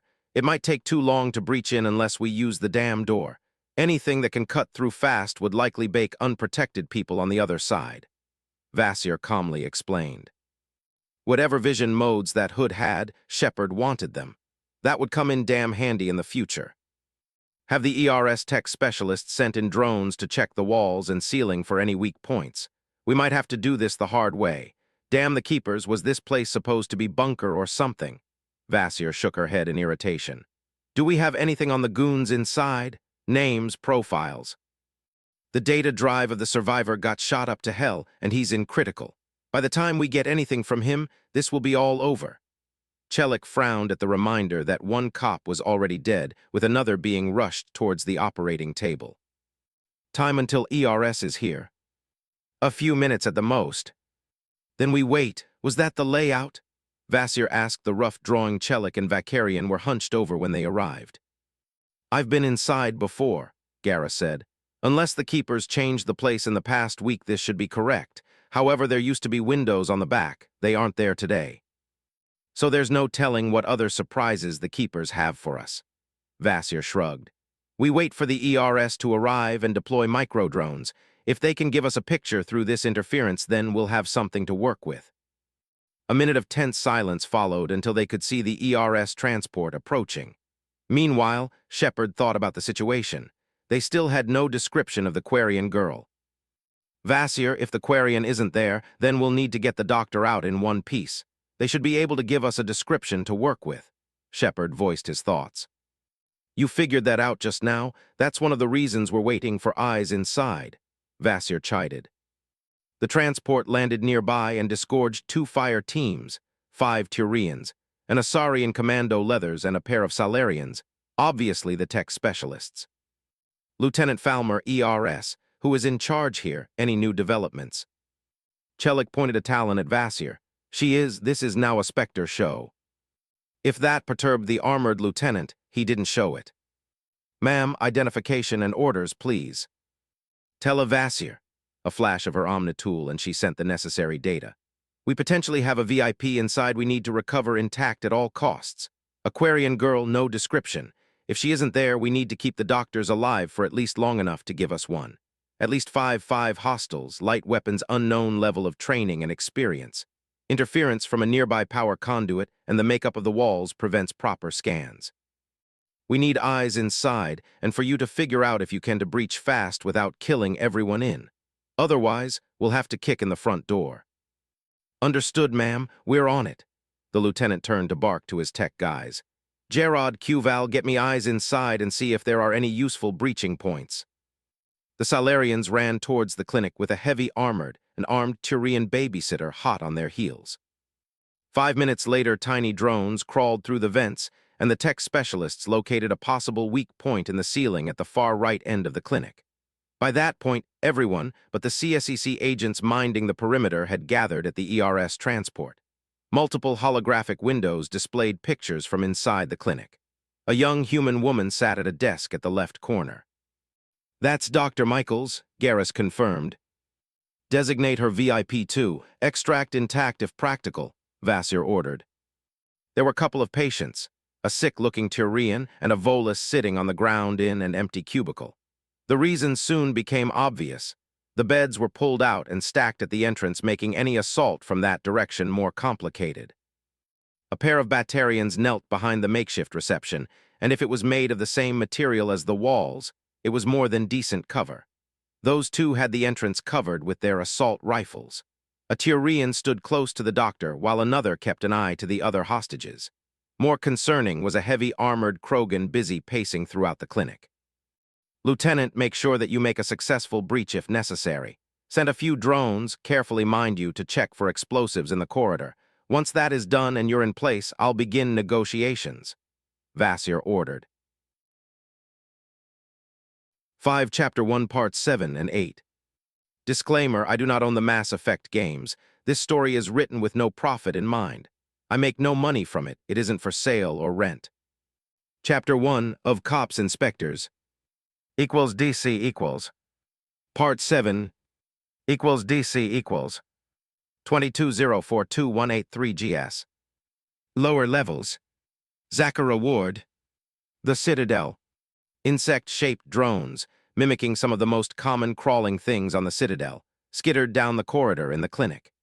Encrypted burst signals ensured that their operator had real-time picture at the price of a very short life, which wasn't really a problem considering that they were cheap and expendable. I'm seeing 2 mines, looks like standard-shaped charges pointed at the door. He with some kind of shrapnel, Omnitool forged, light yield. Continuing sweep, the ERS drone operator announced. He, along with the rest of his unit, was near the weak point in the ceiling, where they were finally ready to breach. Vasir gave a critical look at the walls besides the entrance, scanned them with her Omnitool just in case, and took position to the left after motioning to Shepard and the detectives to stack on the right side. If this goes to hell, I want you to stagger overloads the length of the corridor. Once you've triggered the mines, I'm using biotics to charge in and tackle the Krogan. You're moving after me while the ERS breaches. Vasir gave a long look to the three men who all had standard-issue assault rifles on hands and their Omnitools on the ready with the appropriate programs ready to trigger. Once she got their confirmation, the Spectre overrode the lock on the door and waited it to slide open. A few bursts flew past the now-opened entrance and ruined the back of a police car. Boys, I'm Tella Vasir with the Spectres. I'm feeling generous today and giving you a chance to surrender. Three helmeted heads snapped in her direction at that announcement. If you're expecting to shoot someone inside and then make a deal or for Fist's benefactor to get you out of this mess, you can forget it. It's my way or the hard way. We don't get paid enough to deal with a frigging Spectre, one of the thugs inside exclaimed in fright. Bah, I can take her, the Krogan naturally blustered. Vasir sighed. With a few notable exceptions, the smart ones died a long time ago, and the less said for what passed as younger generations these days, the better. You can, but we can't. A third voice joined in, and a loud argument got in the way. That's just embarrassing, Vasir shook her head. You're staying right there until I say so, the Krogan raged. Fuck this, I surrender. A clatter of weapon thrown on the floor echoed from within. Cowardly Pyjak, the Krogan roared. What don't? A loud crash echoed from within the clinic, followed by the distinct sound of unfolding weapon and a loud shotgun blast. Does anyone else want to surrender? The Krogan sneered. The go-to-hell plan it is. ERS, breach on my mark at 3. 1, she nodded at Shepard, who nodded back, finger ready to launch a payload. 2, breach. Electricity cracked around the left arms of the three men and then arched around the corner straight down the corridor. The first overload charge lit up the entrance in crackling energy, and a moment later 2 deafening explosions sounded practically on top of the staggered squad. Red-hot shrapnel scythed through the open door, and the discharge of the other 2 overload was left unheard. A corona of biotic energy surrounded Vasir, who stepped in front of the entrance as if she had no care in the world. She sent a biotic shockwave that tore through the makeshift barricade and disappeared within a blink of an eye, leaving behind just a rush of displaced air. A loud crack came from the back of the clinic in that moment, followed by multiple deafening bangs and blinding flashes of light. Shepard wasted no time charging after the Spectre with the Turians hot on his heels. The first thing he saw was wisps of quickly dissipating smoke, all that remained from the explosion along with scorched and dented metal. Vasir surely wasn't joking. Whatever the walls in here were made of was a fascinatingly tough stuff. The next thing to get his attention were the twisted, crushed and ruined remains that used to be the beds stacked at the end of the corridor. The combination of the shockwave and biotic charge had simply obliterated them, leaving only mutilated metal and torn fabric lining the walls and floor. There was no trace of the 2 hostiles who covered the corridor earlier. One was probably dead thanks to the Krogan with anger issues, and the second was likely hunkering down after that, combined with Vasir's charge. Shepard wasted no time looking a gift horse in the mouth and sprinted until hit the reception. As previously agreed, he was to cover the center, while Chelik swept left and Garrus right. Shepard got into the clinic proper just in time to see Vasir has her way with the Krogan. While the huge lizard might have been at least half a ton of armor and angry muscle, it immediately became obvious he was no biotic. That turned Vasir's charge from a potentially very dangerous distraction into a one-sided beatdown when she went at him with biotic-enhanced strikes. 2 punches that Shepard barely saw pulverized the Krogan's shotgun and shattered an elbow. A kick snapped his right kneecap, and its solid metal protector bending the leg back and sending the poor bastard falling to the ground while he howled in pain and rage all the way down. Vasir wasn't done with him, however. Still moving faster than she had any right to be, she unlimbered her white, oddly shaped shotgun, aimed it at one of the eye sockets of the Krogan's helmet, and shot him from point-blank range. Whatever munitions she packed sliced through the armor as if it wasn't and dented the back of the helmet from the inside, which meant that the lizard just got his head and brain turned into mush. All that happened in the space of time, Shepard needed to cross the corridor and hit the reception. He was just in time to see the surviving man supposed to cover the entrance try to get to his feet. He had lost his assault rifle and was trying to draw his SMG. The commander put a stop to that with 3 bursts. 2 popped his target's shields, and the 3rd perforated his right shoulder, thus destroying the joint and sending him spinning to the ground. "Center clear," Shepard shouted and swept right, where the remaining hostiles were supposed to be. "Left clear," Chelik's flanging voice echoed a moment later. "Right clear," multiple voices joined the chorus. The pair covering the hostages had stood quite close to the breaching point, so they got the worst of both the breaching charges and the flashbangs before the ERS poured through and unloaded at them with concussion rounds. 2 Turians were covering the hostages in case they were anything, but while the Asari and their captain were busy flash-forging bindings for the stunned prisoners. Vasir looked around the clinic and nodded in approval. "Good enough, Shepard, you shot him, you bind him." She turned to look at the shocked human who sat frozen at her desk. "Dr. Michael, I presume? Tell a Vasir, Spectre. Please tell me all about your Quarian patient." Equals DC equals. Part 8. Equals DC equals. 22042183 GS. Lower levels. Zachara Ward. The Citadel. "Tayla, you mean?" the doctor stammered. "Well, she came day and half ago," Michael shuddered. "Sorry, too much adrenaline and coffee and too little sleep," she shrugged. "I've been busy lately."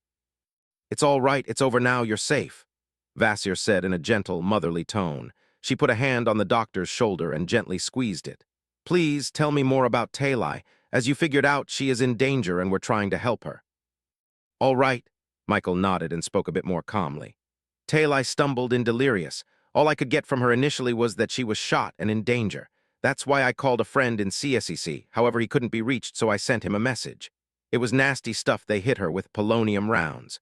Medigel, her suit's medical systems, and enough immunoboosters to drown someone was the only reason she was still alive on arrival. I managed to patch her up and left her to rest in the back of the clinic. She eventually began speaking in her sleep, despite the medications. Something about an attack and Geth. With her being shot in Quarian, I didn't know what to think, especially with the news from Eden Prime. Do you think she managed to escape the attack and saw something?" "Not on Eden Prime," Shepard joined the conversation. "The timing doesn't work. She should have found whatever intelligence she has closer to the Citadel. The Normandy is one of the fastest ships in existence, and we got underway here as soon as a relief force arrived in system. As far as I know, we didn't detect any friendly or neutral shipping leaving after our arrival. Just the Geth." "I wouldn't know," Michael shrugged nervously. "Do you think she'll be all right? Tayla should be still in bed recovering." "If she was here, she would be likely dead now." Vakarian joined in too. "Hey, Doc, you all right?" "Garrus, you came," Michael exclaimed excitedly, and pounced to hug the startled Turian who caught her with a gobsmacked expression on his face. "Ah, so this is your secret girlfriend. You know there's nothing wrong and no reason to hide, right? I know for a fact that your dad at least is accepting of such things." Chelik snickered. "It's not what it looks like," Garrus spluttered. "You sure about that, Detective?" Everyone could practically hear Vasir's smirk despite her mask. Vakarian gave everyone a respectable glare before glancing down at the woman in his arms. "Doc, Chloe, I'm sure the Spectre here has a few more questions for you, like a description." "I'm all right," Michael grumbled and let go of the Turian. When she turned to face the rest of them, her face was almost as fiery red as her hair. "She's about 165 tall, slim, has dark blue, almost black suit with purple scarf and visor." The doctor continued to ramble about what she could remember of her patient. "I'm sorry, but I don't have a picture. My clients kind of frown on that." "Or make people disappear," Chelik muttered. "Now that we have a description, detectives, please do get it distributed through CSEC and make sure we want Tayla safe and intact." "That's the order already." "Just making sure. The last thing anyone needs is for some bigot to get overzealous. If that happens, I'll be throwing them off the nearest airlock," Vasir warned. "We're leaving you to wrap up around here." She turned to look at the ERS officer. "Lieutenant, you and your people did good. I'll make sure a commendation finds its way into your records." The Turian officer preened at the prize. "Come on, Shepard. We've got a Krogan to pick up." "This is about Saren, isn't it?" Garrus blurred out, making everyone pause. "What makes you think so, Detective?" I was in charge of investigating him on CSEC's side. The council didn't give me enough time nor your office access to anything useful. The whole thing was a spirit's damned sham. And while I was busy wasting my time, you people got the whole CSEC look for a Quarian girl. The same girl who has been muttering about Geth and attack while sedated after being attacked on arrival at the Citadel. I don't believe in coincidences, ma'am. Vakarian stared defiantly at the Spectre. Your reasoning is sound, though the evidence you have is merely circumstantial. I've learned to trust my instincts. Look me in the eyes and tell me I'm wrong. Besides, I watched Shepard during the meeting with the Council. He was on Eden Prime, and now, suddenly he's working with you tracking this Talai kid. Garrus glared. This is why you got an offer to join is Vakarian. Vasir nodded. However, she looked around. Your timing sucks. Lieutenant, make sure your people keep mum about anything you heard in here until it obviously no longer matters. Chelik, you're taking Dr. Michael and her patients in protective custody until our investigation is over. Congratulations, Vakarian. You just volunteered to be with us until I'm sure you won't be opening your large mouth where it should remain firmly shut. Now you two walk with me. Vasir's tone left no place for arguments. Me and my spirit's damned big mouth, Garrus grumbled. How did she rope you into this anyway? Spectre evaluation for potentially joining them, Shepard explained. Vakarian stared warily at Vasir's back. Is she trying to conscript me or something? Move it, people. The Spectre barked loud enough that everyone jumped. Equals DC equals. CSEC Academy. Presidium lower levels. The Citadel.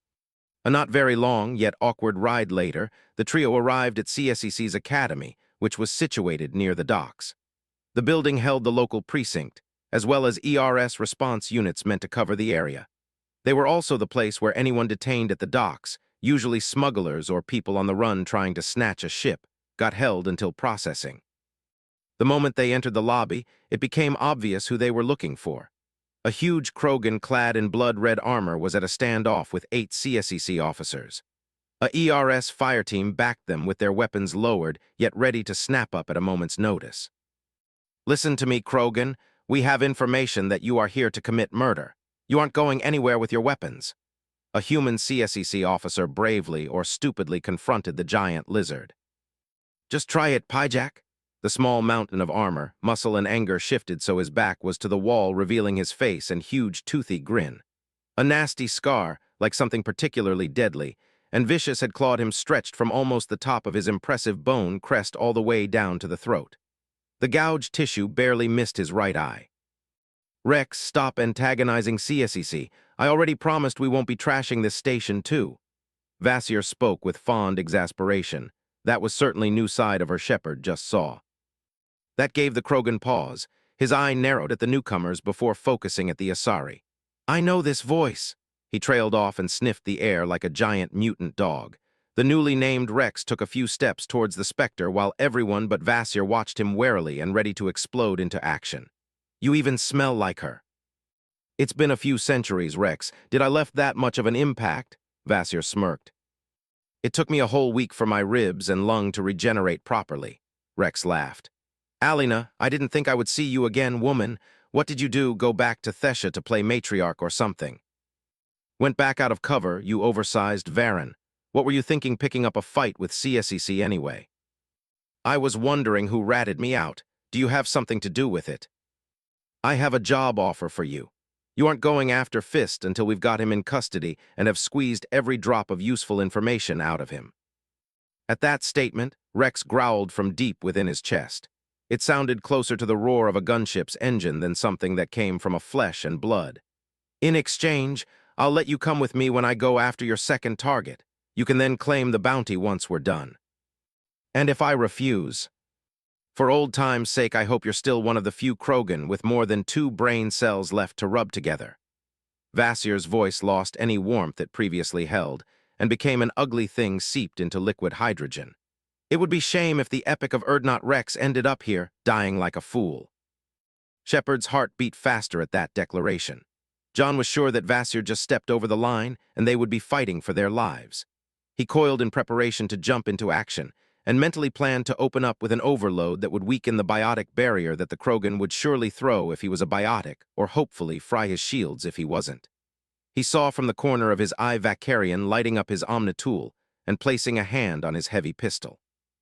The ERS guys shouldered their weapons too, and the other CSEC agents smartly got out of the line of fire before going for their weapons too. Instead of attacking, Rex smirked, then spread his arms and let out a loud belly laugh that shook his bulk. "Ahaha, woman, you still have a quad." The laughter soon died to a mere chuckle, and he stared at Vasir with a gleam in his eye. "Let's speak details, Alina, or whatever you call yourself these days."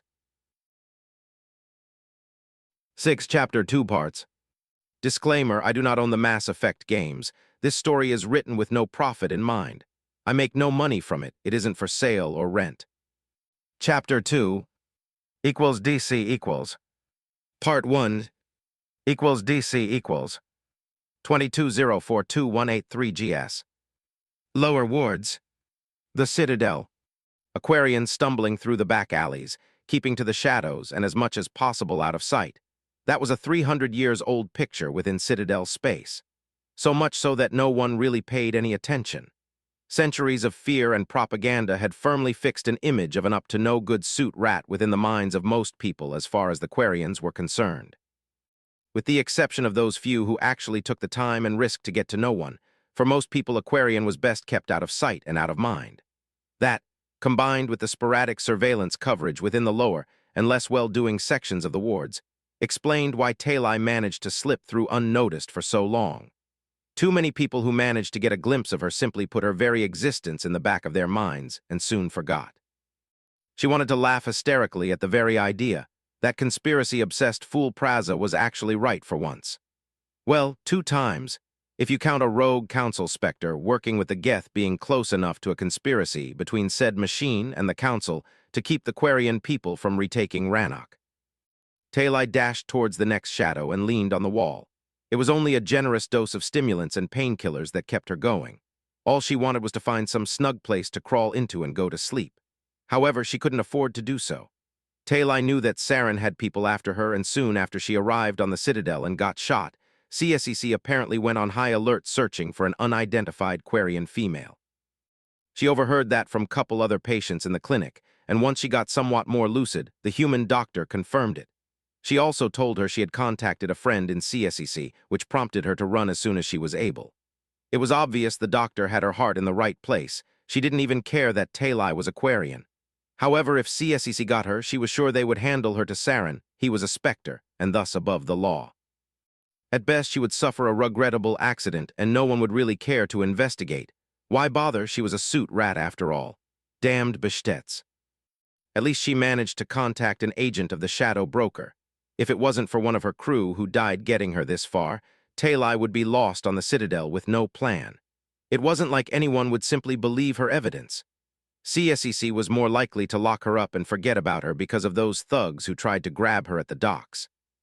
It didn't help that when the few working advertisement and news panels she passed by, all everyone could speak about was how the humans brought evidence against Saren, and it wasn't credible enough, so now no one was investigating him.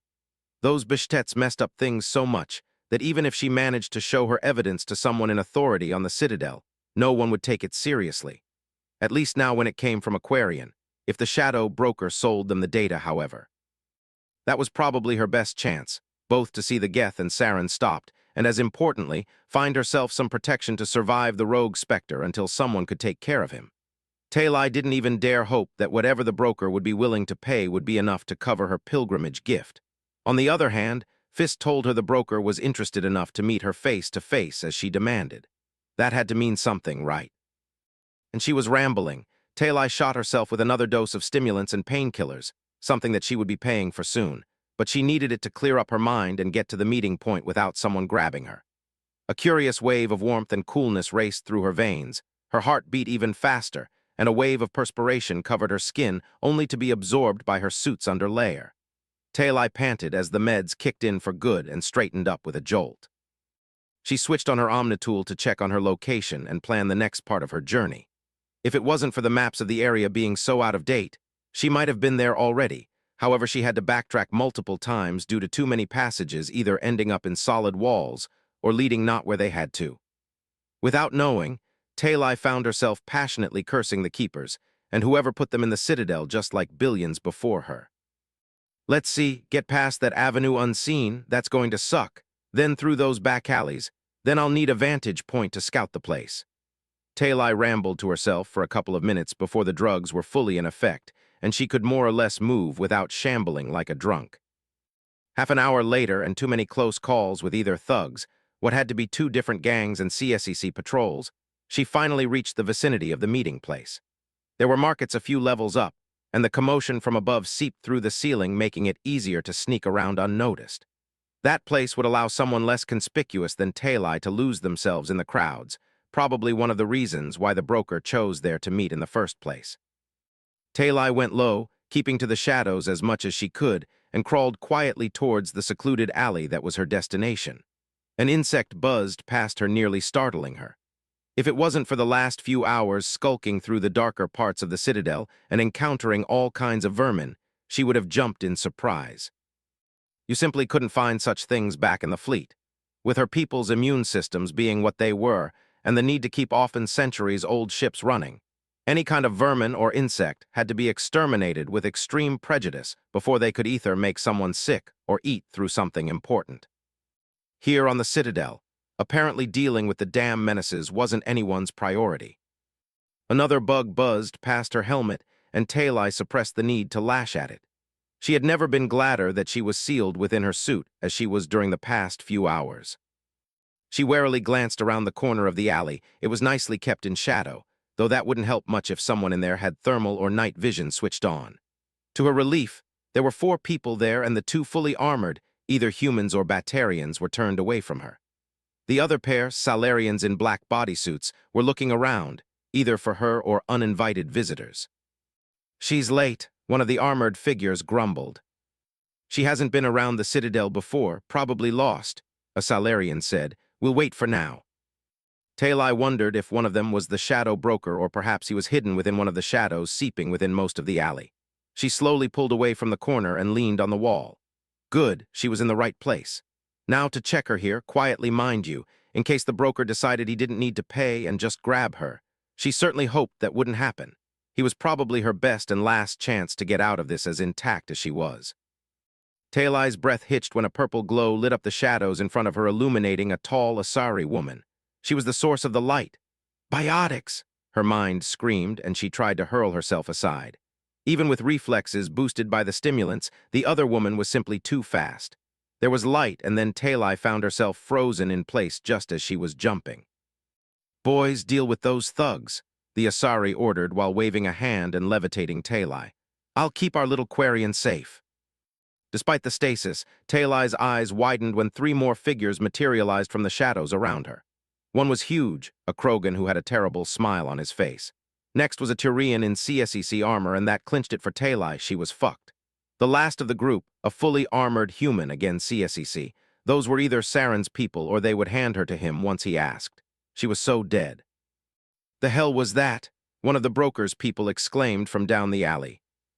The Krogan charged with a roaring laughter. Biotics surged around him, and the last thing Talai could see was the CSEC agents activating their omnitools and sending sparkling overloads downrange. Then she could only listen to the explosions, shots, and screams. There were 2 terrible crunches, too. That Krogan probably trampled the poor bastards, and suddenly it was all over. 5 of Fist's finest are done for, the Turian announced after a minute or so.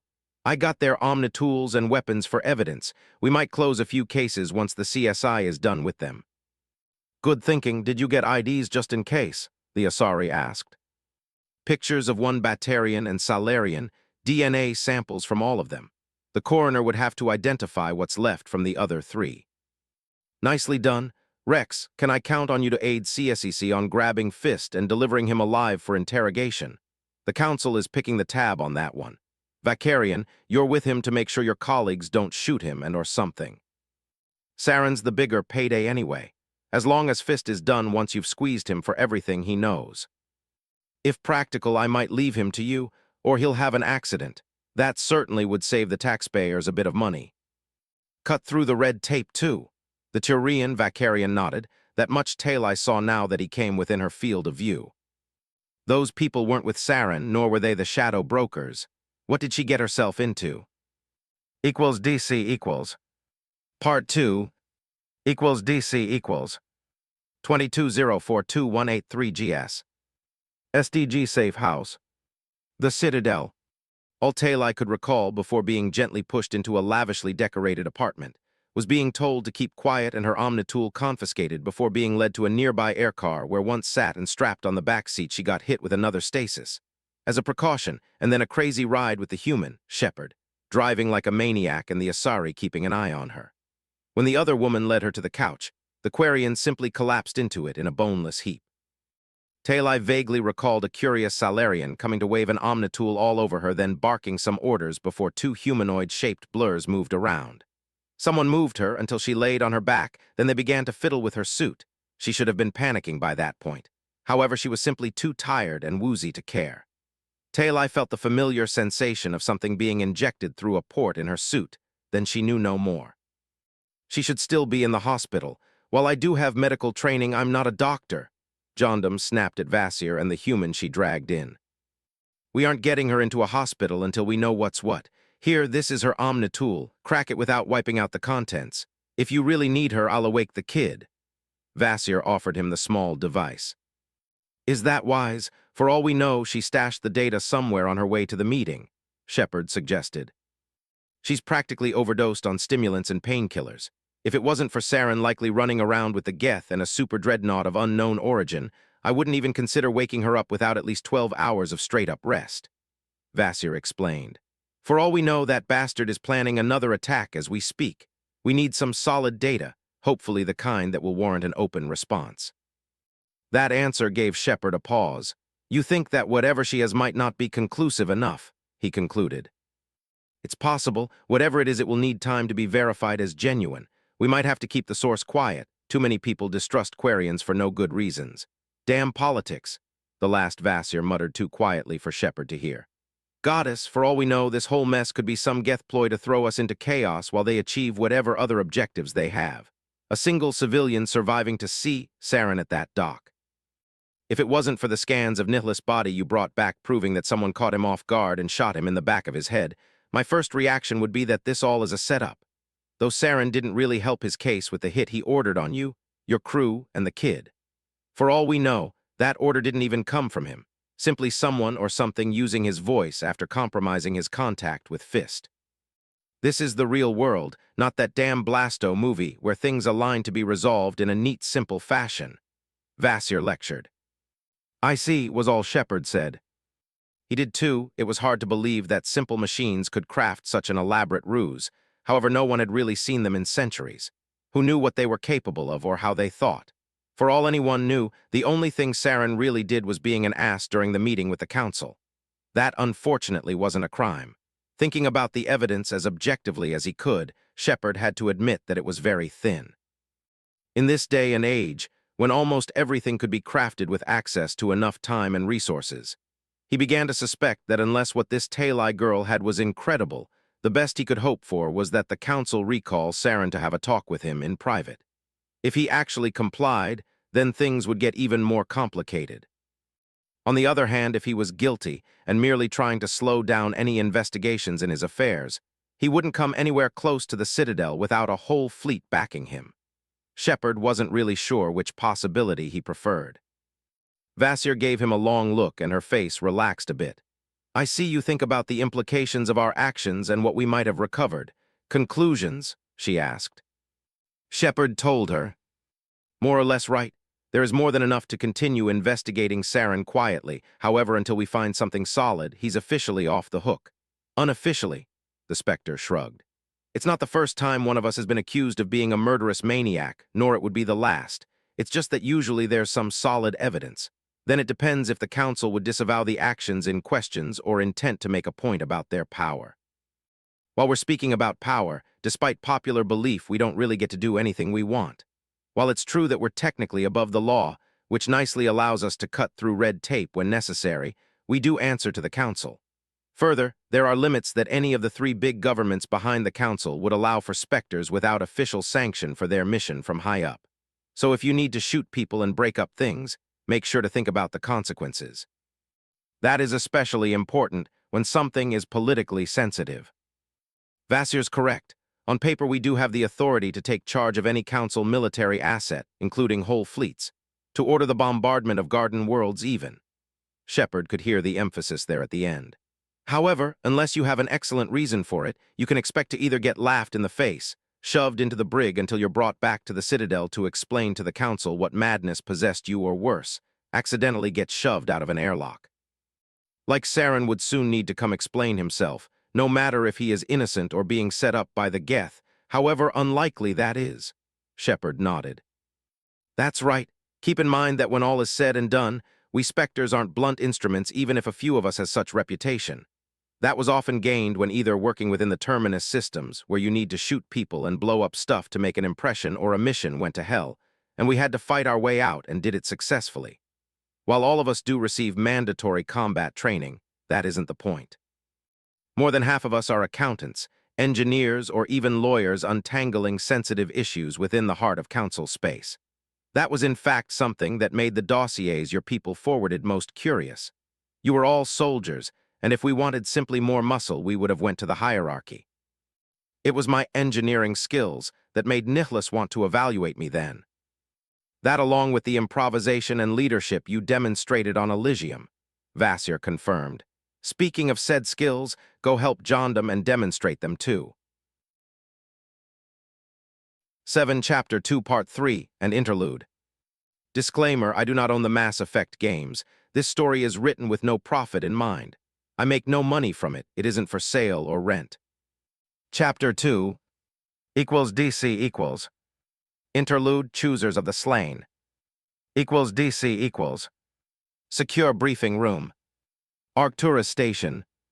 5 people gathered to make the final decision about who they would recommend to the Citadel Council as the first human Spectre. First to arrive was Admiral Stephen Hackett. For a week now, he has been busy with setting up Fifth Fleet for its rest and refit period, and barring any unforeseen complications, he would soon be enjoying a long-earned vacation. Right after him entered Captain David Anderson, strictly speaking the first human who underwent a trial run for a Spectre, and failed under conditions classified up to this day. Surprisingly, the cover-up held, and very few people in the galaxy at a large new humanity had been offered this opportunity before. That experience, combined with Anderson's otherwise spotless record and political connections, made him a natural shoe-in for this meeting. The two old friends had a few minutes to catch up in peace before the politicians turned up. Ambassador Udina was back from the Citadel in person, officially to add his own experience and observation to the final screening process and bring back the personnel files.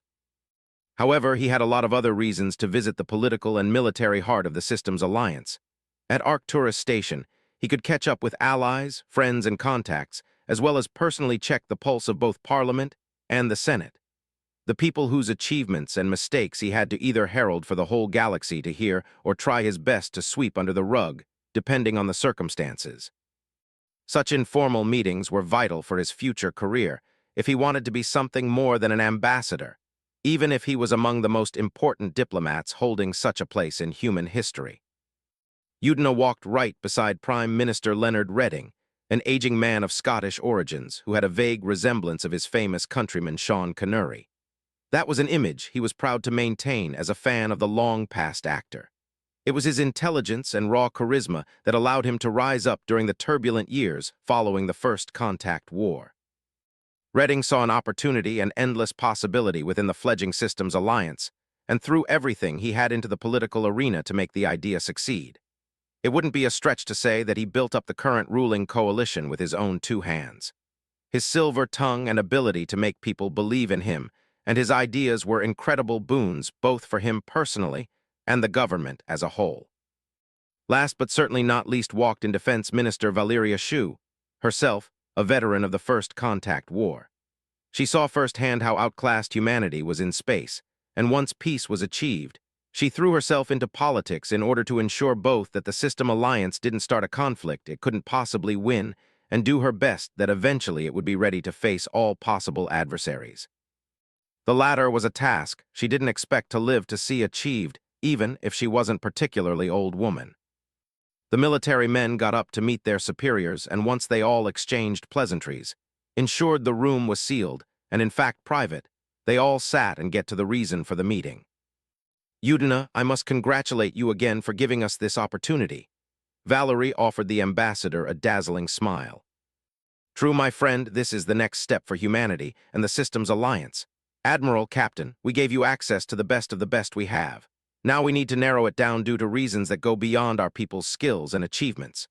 The moment Redding began to speak, it became clear why he was able to craft the ruling coalition. Now, right there in person, he was simply larger than life. When he spoke, people believed in both him and themselves, and he made it look effortless. I must admit the original selection was quite curious, Anderson allowed. You can speak plainly, Captain. The Prime Minister offered a small nod of respect. The whole list we had to choose of all soldiers, the best of the best within the Navy and Army. While my personal experience with the Spectres do indicate they get their hands as dirty as they believe necessary, or for expedience sake if nothing else. Anderson paused and looked the politicians in the eyes. We know for a fact that for every Spectre who appears in the news, there are at least 5 doing their thing quietly. Most of the people we had to select from simply aren't suited for such types of assignments. I owe you a drink, Prime Minister. Udina cracked a small smile. You did figure it out. He looked back at the captain. Should I explain or? Let me do the honors. Minister Shu Pict said in a pleasant alto voice. One of these candidates should be the first human Spectre. They all clearly heard the capital letters. We want an operative who will get assignments where they can shine, publicly at that. While there's no official confirmation and Alliance intelligence brings back more rumor than fact, you're in fact correct, Captain Anderson. As far as we know, majority of Spectre deal with quite mundane and boring cases within Council space. More often than not, unless the situation got too fucked up to be salvaged, their achievements don't see the light of day for decades, centuries, or ever. That's not what humanity needs right now. We need a symbol, both for our people and for the whole galaxy to see.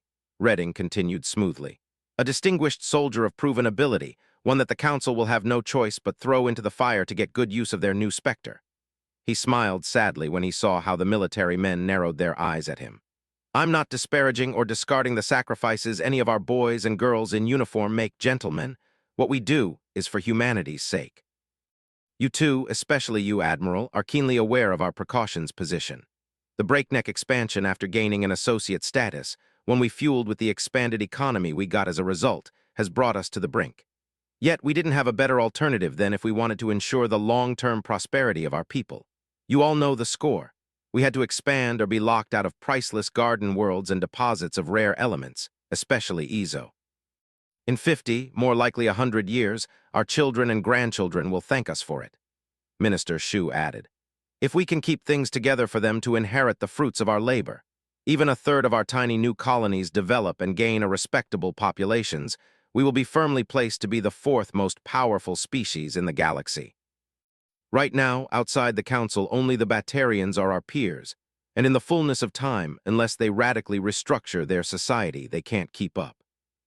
Everyone else outside the Council has something that cripples them, from the isolationism and fanaticism of the majority of Hanner that has kept their economy small if extremely advanced, to the physical limitations and personal inclinations of the Volus, and the slow way the great majority of Elker make decisions crippling them in crisis and combat. She paused for breath. I think that's enough, Val. Everyone here does know the picture. We're uniquely positioned to become the 4th Council member once we're a better known quality and our society and economy matures and expands, which would allow us to military keep play at least in the same ballpark as the Salarians. Redding gently admonished. We in the Admiralty know the score, Mr. Prime Minister, Hackett said. However, that really doesn't make our current jobs any easier nor our situation any less dangerous. Our fleets are stretched to the breaking points, and even the planned and agreed for expansion programs would at best keep up with retirement of obsolete ships, and not really with the current rate of expansion. The situation with the Army isn't really much better. We lack the logistics and numbers to supply more than a squad or 2 on many of our smaller frontier colonies. Even if we get authorization to expand the Army, it would scarcely do any good. We would still keep the bulk of forces here in Sol or at our largest colonies, which are in fact the most secure. We can't expand our military nor merchant marine any faster than we are without breaking the bank.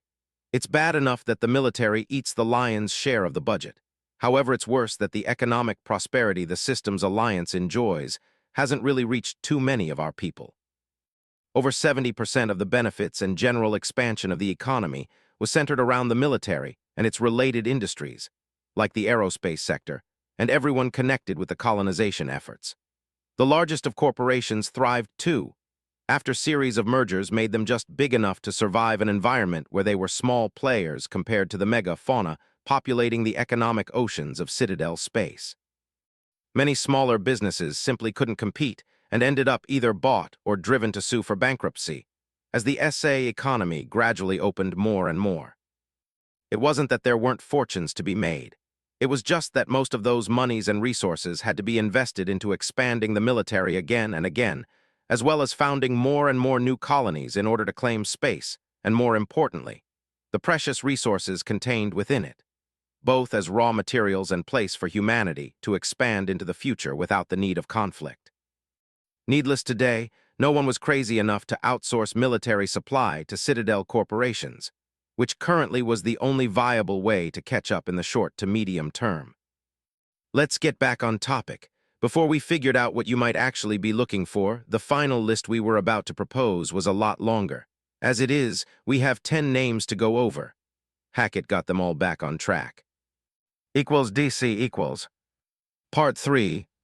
Equals DC equals. 22042183GS. SDG Safe House. The Citadel.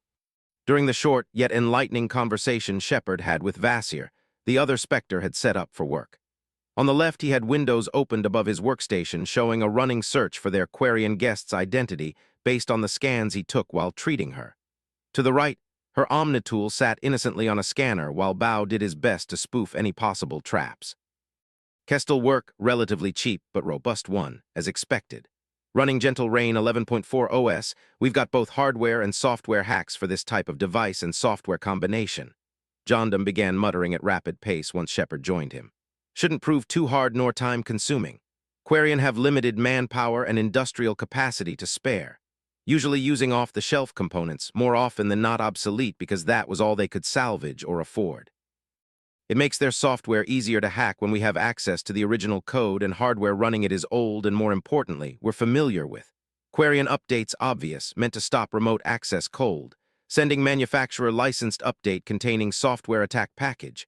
Tail-Eye's Omnitool lit up briefly before turning back into a small, inert block. Protocols compatible, upload finished. The Salarian turned to flash Shepard a confident grin. And we're in. He went back to work, downloading and copying data. Once it's done, I'll have the VIs go over it searching for the intel. I might need you once we begin running verification. Are you familiar with that?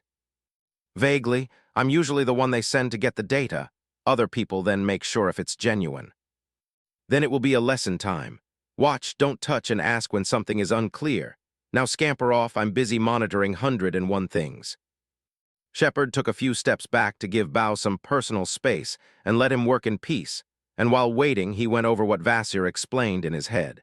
It did make sense even if the picture she painted was somewhat different from popular belief. That in itself merely made it that much more plausible. He certainly didn't expect that everything he had heard of the Spectres to be true. No clandestine organization worth their salt would allow such a breach of security, unless one of theirs went rogue. Shepard had to suppress a wince at the thought of how much damage Saren could cause with his knowledge alone.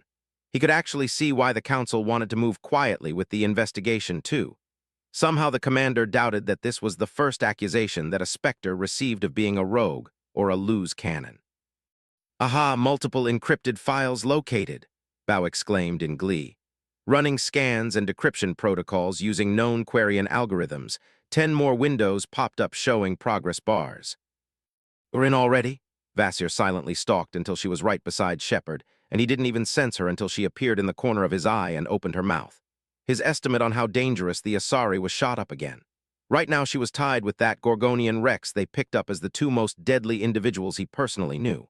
Between their experience and biotics, Shepard would loathe to face any of them without the backing of at least a mechanized platoon, preferably with air support. He was glad they were supposedly on his side. We'll know once the decryption is done. Quarian overall tiny population strikes again, no matter how much they get hailed as the premier tech specialists in the galaxy. With 70-odd million people, they simply can't really compare. Granted, the mere fact they've survived this long guarantees that almost all of them are expert scavengers and incredible with jury rigging. However, the people who they can with inclination, skills, training, and experience in software development is just enough to really keep the fleet's networks working and reasonably secure. Not enough time, and people to really dabble in software or hardware development. With couple of exceptions, what they have software and hardware-wise is distinctly obsolete, which might work against the Geth given their unfamiliarity with the originals, makes for glaring vulnerabilities when faced with, well, us. Bao stated matter-of-factly, there was no pride in his declaration, merely a statement of facts. There's a reason why the Quarians on pilgrimage are primary sought on frontier colonies with limited resources or various repair facilities across Citadel space. We have at a minimum couple of hundred on the Citadel alone at all times doing maintenance work or modifying gear. In contrast, those working the really high-paying and profile jobs, software and hardware developments, I can count them on one hand with fingers left to spare. Not really bad given their population, however in practical terms that's simply inconsequential. You don't develop proper software nor hardware without enough people and funds, and the Quarians lack both so. Vasir didn't need to extrapolate anymore. One of the files is a diary of sort. Decryption they're complete. It was modified commercial standard of a few years back. Easy prey for military software. Browsing to the last part, the Salarian opened a new window with a text file in it. Shepard obviously couldn't read Quarian without first scanning the text with his Omnitool and using it for translation, so he had to wait for either Vasir or Bao to enlighten him. And wait he did because Jondam went muttering himself at a too fast a pace for the commander to get more than the odd word. Mission 2. Found Geth hunker down isolated unit, engaged, cover access data core, salvaged, more Geth had to run, barely made it, ship, died, arrival. Vasir cleared her throat. Enlighten the class, Jondam. Bao froze for a moment, then his head snapped to look over his shoulder. Sorry, he had a sheepish smile on his face. I just got caught up. Fascinating stuff. The ship she was on pilgrimage along with a group of other young Quarians detected some odd signals, similar to old Geth intercepts, and went to investigate. Once on the ground, they did stumble on a Geth setting up some king of outpost. They got lucky in cornering and neutralizing an isolated unit and Talai here. He pointed at the couch. Went to try salvage some data. As it turns out, if you are one of their creators and familiar with their systems, you might be able to salvage a partial dump of a Geth's data core before it wipes out and slags itself. So that's why Saren wants her gone, Shepard concluded. Probably. I've got a highly encrypted audio file, very different protocols used there. While we've got partial match in the database, it would take some time to get it in useful format. Then we'll have to verify to the best of our ability it's not a plant but genuine. Not just us, though we'll need enough to present it as credible to the Council. They'll have everyone, other Spectres, SDG, and some CDF and CSEC software specialists go over it too, Vasir pointed out. All we need to do is ensure it isn't an obvious fake, then it's out of our hands. The older Spectre did have a point. There had to be loads of qualified people to dissect the evidence 10 ways to Sunday just on the Citadel alone. They didn't need to do everything themselves. Was this one of the secrets of being a Spectre? Given their broad authority, delegating might often be the trick. They really didn't have to do everything alone, otherwise they wouldn't have the authority to technically request any and all assets that they might need. They just have to be careful when, and more importantly, how they used said power. One of the windows with countdowns pinged and went green. That was faster than expected, scanning and copying file and now playing it. Eden Prime was a major victory. A Turian's distinct flanging voice came from hidden speakers. The beacon has brought us one step closer to finding the conduit. He sounded quite pleased with himself, too. And one step closer to the return of the Reapers. A very different female voice added. That word, Reapers, it scratched inside Shepard's brain and brought forth a stabbing headache. That's all the audio. The rest is bits and pieces of data salvaged while undergoing delete. I'll need time to put it together in some kind of manner making sense. The voice certainly sounds like Saren. I don't know the other one, running diagnostic and deep voice analysis. That word, Reapers, Shepard trailed off. When hearing or thinking it, I keep getting flashes from that dream, the beacon's vision, I think. He stopped talking and began massaging his forehead. Most curious, Vasir said. Her omnitool flashed to life and she began scanning Shepard with it. Huh, that's a lot of neural activity, Reapers, she added. Another stab of pain and disjoined image of twisted flesh, metal and screams. There's definitely a spike in there, Vasir confirmed. How much did that omnitool cost to be able to do that? Shepard tried to focus through the pounding headache. An obscene amount of credits, and it's worth every single one of them, especially when I'm interrogating people. It's much simpler when both they and I know they lie thanks to their neural activity. That by itself has broken more than a few without having to touch or really threaten them. Vasir smirked. We'll have to consult with a Protean expert or two. Hopefully someone with high clearance or one we could make quietly disappear for the duration of the investigation. Primary analysis complete. This is indeed Saren's voice. I'm running comparison for the other one as well. Another ping. And we now have our guest's identity, Talazora Nar-Rhea, Admiral Railzora's daughter no less. We've got a real VIP in here. Bao interrupted them. That can prove quite useful. We can use the Quarians' expertise in the war with the Geth, though after all that happened over the past few centuries, the Council might have trouble selling that to both the general populace and their governments. I'll arrange a meeting in person for when the kid is up. Meanwhile, once we've got a preliminary conclusion about the validity of this evidence, I'll send it too. Bao, just in case, back it up to off-site locations, and had it ready to go to the Council, Spectre office, and SDG if something happens to us before we can validate it as not an obvious fake. Vasir rapid-fired a string of orders. I'll run a search about anything relevant called a conduit, Shepard added. It doesn't really ring a bell. Yes, that's another thing to consider. It might just be a code word, mind you. Vasir nodded in approval at the show of initiative. 8, Chapter 2, Parts 4 and 5. Disclaimer, I do not own the Mass Effect games. This story is written with no profit in mind. I make no money from it. It isn't for sale or rent. Chapter 2 equals DC equals. Part 4 equals DC equals. 22042183 GS. Council Chamber. Citadel Tower. The Citadel. The day kept getting worse. First, the meetings with CDF brass was fun, when the Council told them about Saren's possible betrayal and the security nightmare that entailed. In no small part due to his questionable status, there were ships or even whole battle groups racing to check in person the various listening posts meant to monitor Geth space and avoid a sneak attack. With that done, the admirals were now busy scrapping and updating all their plans for the defense of the Citadel, and sooner, rather than later, CSEC's high echelons would need to know about being possibly compromised as well. The Spectres, well, that was another thorny issue. 2 SDG units backed up by CDF Marines and network specialists currently had the Spectre office on lockdown, and going through it slowly and methodically trying to find backdoors, listening devices, other nasty surprises left by Saren, and not to mention the need to reevaluate the Spectre cadre for other possible traitors. That by itself was going to be a nightmare and a half. Then there were the 2 hopefully trustworthy Spectres investigating Saren, and wasn't their newest update something to behold? Tivos switched off her omnitool once she was done reading the summary and listening to the recovered piece of conversation. She rubbed the bridge of her nose and felt the need to go to the bar and hit the hard liquor. Perhaps find if there was some ringcall to reappropriate from one of CSEC's evidence lockers. Goddess, she knew that other voice. What was Benizia thinking? Didn't she go to Saren to avoid him going on the deep end? Instead, she jumped right after him gleefully, it seemed. It didn't make any sense. Granted, there was still the possibility of the evidence to be a Geth plant. Both Vasir and Bao did spell it out as a warning. However, they did recommend Saren's recall and debriefing in person anyway.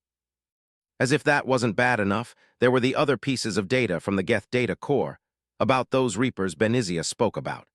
Ancient advanced machines, whom the Geth apparently took to worshipping over the past few centuries.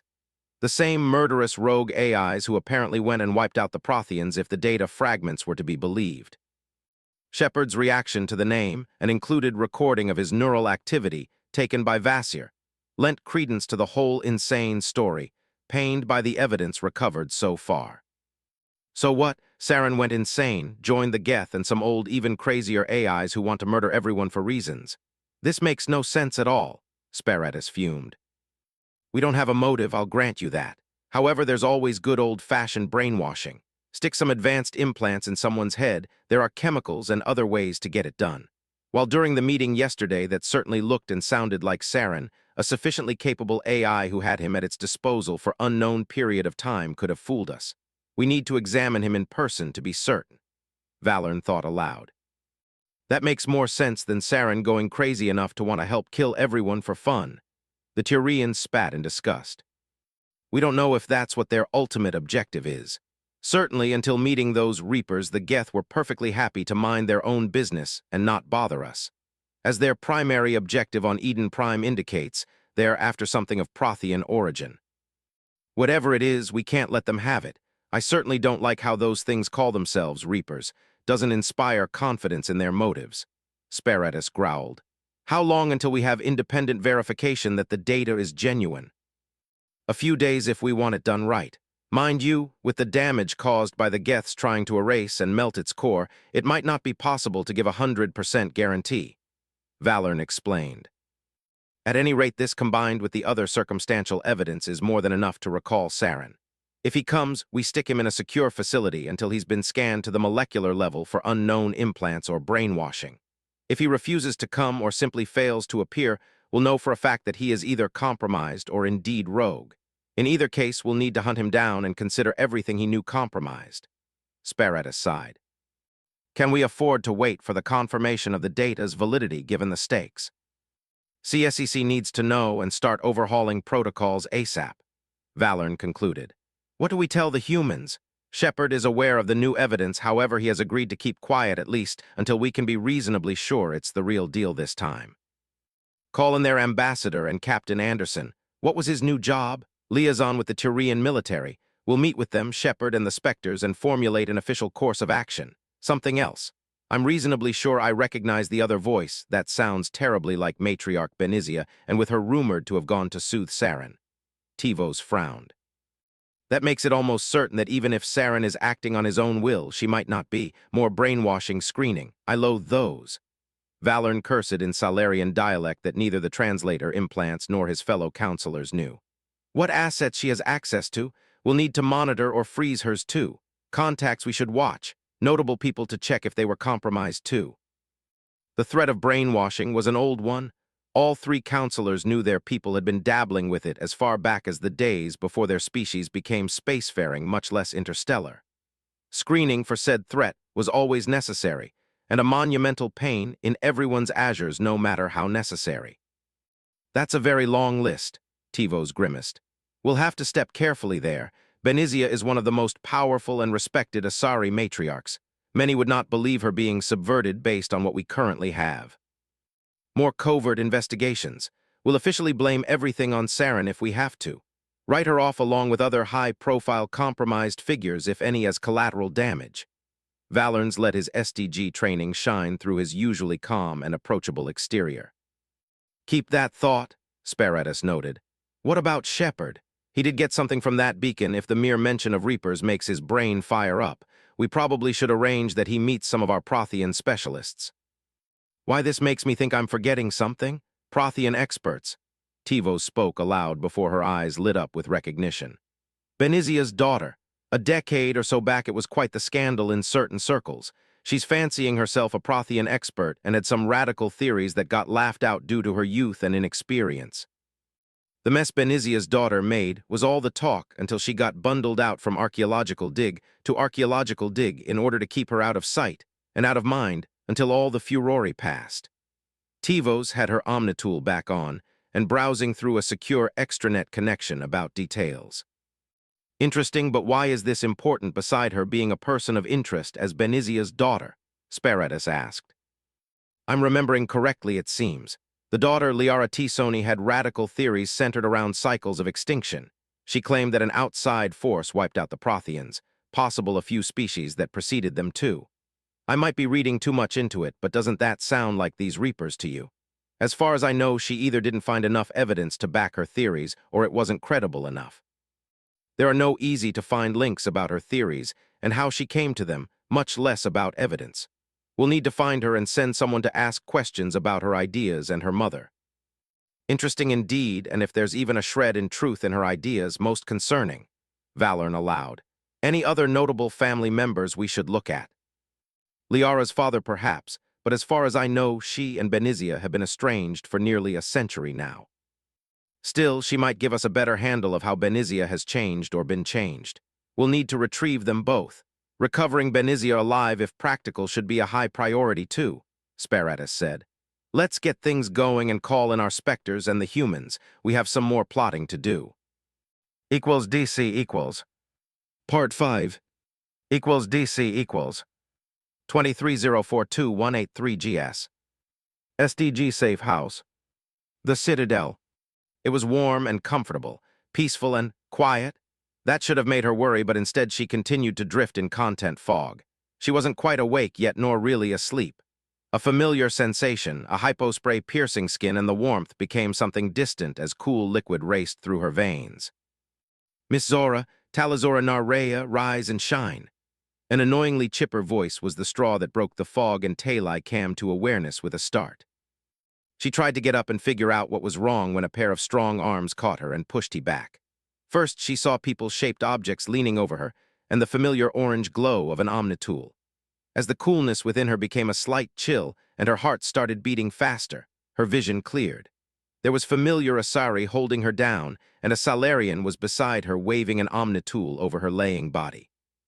What? Talai gurgled through parched lips, then memories rushed in, and her eyes widened in shock when she recognized the Asari. She struggled, tried to kick and claw at her captors, only to be hit with a stasis again. I wasn't finished yet, the Salarian complained. Next time you try holding down the little Spitfire, the Asari smirked. Feisty little thing, isn't she? She's not a pet, you know, a new voice added. A human with very short hair, almost completely shaved, walked in to stand between the other aliens. He had a ruggedly handsome features, and with him standing beside the Asari, it was startling how those two species resembled Quarians, at least as far as facial features went. You can't keep her. You sure about that, Shepard? Was that teasing she heard in the Asari's voice. She's a resourceful little thing, has experience in recovering more or less intact Geth data cores, and will be hunting Geth among other things. Considering what she did to that first group that went after her, she's quite proficient with a shotgun too. She'll fit right in. Do you want a full collection? You already have a human, Krogan, Salarian, and Asari. I'm reasonably sure you'll be conscripting Vakarian too. So what's next? Volus lawyer or quartermaster, an Elker or Hanner. I'll take a Drell Enidae instead, one of those nasty tentacle monster. Vasir grumbled and absent-mindedly rubbed her neck. A few decades ago, one of those little bastards nearly choked me to death. If it wasn't for my biotics, I would have been a goner. You can have your pet Krogan eat, then next Hanner who tries to molest you, Vasir. We aren't really interested in your sexual escapades. The Salarian grumbled. You do have a sense of humor, Vasir pumped a fist into the air. I do win that bet. Seriously, the human sighed. Talai could commiserate, or she would if he wasn't one of those keeping her captive. What do you want with me? She managed to hiss despite the stasis locking her down in a very uncomfortable position. Will you behave, or do I need to freeze you again once this time's out? The Asari asked. I'll be good, Talai promised. It wasn't like she could really overpower any of them except the Salarian.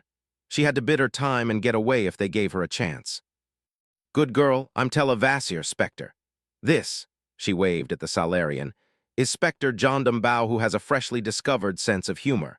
We probably throw him a party for the occasion. And finally, my personal minion, Lieutenant Commander John Shepard from the Systems Alliance Navy. Is that promotion or demotion from a prospective Spectre candidate? The newly named Shepard snarked. The jury is still out on this one, Vasir wisely nodded. I'm still alive. That means you don't work with Saren, Talai connected the dots. Nope, we're investigating him, in fact. Bao confirmed her hopes. You did well to recover as much information from that data core. We'll want you to show us how you did it so we can refine the procedure. I wonder if modern tools would have made a significant difference. The Salarian began to ramble. They should. What I had to work with was less than ideal. Talai confirmed his suspicions. Great, now tell me how. We'll cover that later, make it sop for our tech specialists in the field once it's done. First, a few questions, and let's give Talai here a bit of time to freshen up before we go meet the Council, Vasir demanded. "What?" Talai exclaimed, and the stasis flickered out. She exclaimed in surprise, and only the Vasir's firm grip held her from tumbling to the floor. "I would like to say that you'll get used to this, but somehow I doubt it." The human sighed again. "We'll have to find your sense of humor, too, or you'll get all dull and boring like those fossils back on Thesha." Vasir frowned in disapproval. "Keela," Talai muttered, "I could swear you said we'll be meeting the council."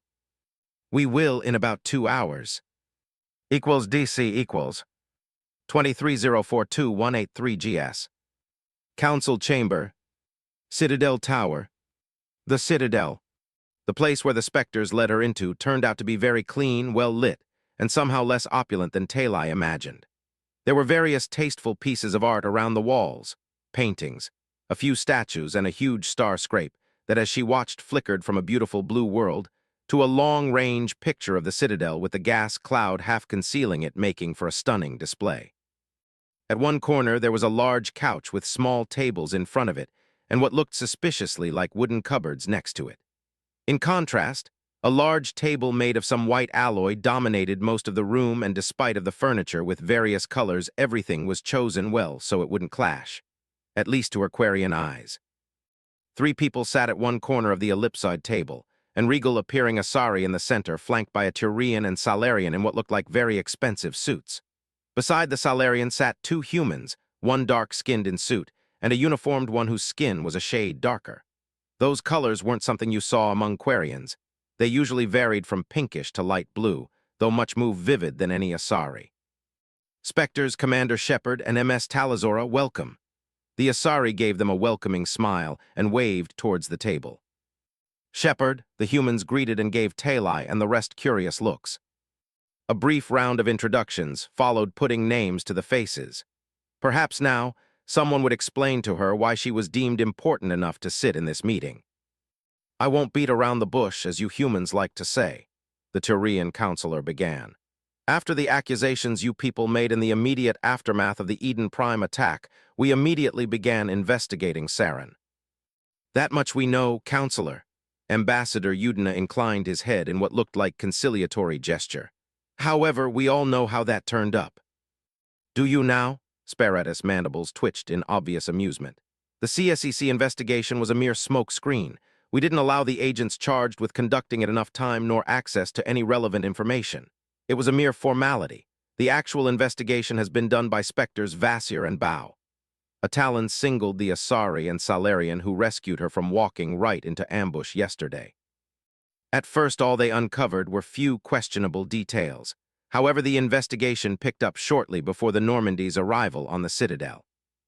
The Turian counselor went on to explain that apparently Saren had ordered the assassination of Shepard and whoever else had been on the ground with him on Eden Prime, along with her own murder. Not enough to conclude beyond a doubt that he was a part of said attack, but while circumstantial, the evidence was nonetheless quite damning. Then there was what she recovered, something the council let Bao explain. "In conclusion, we've got more questions than answers," Tivos said. "Is Saren merely a madman who managed to somehow subvert Benizia? Are both of them merely puppets for the Geth and that old AI they somehow made contact with? Is Saren even still alive or merely a convenient distraction?" The Asari grimaced.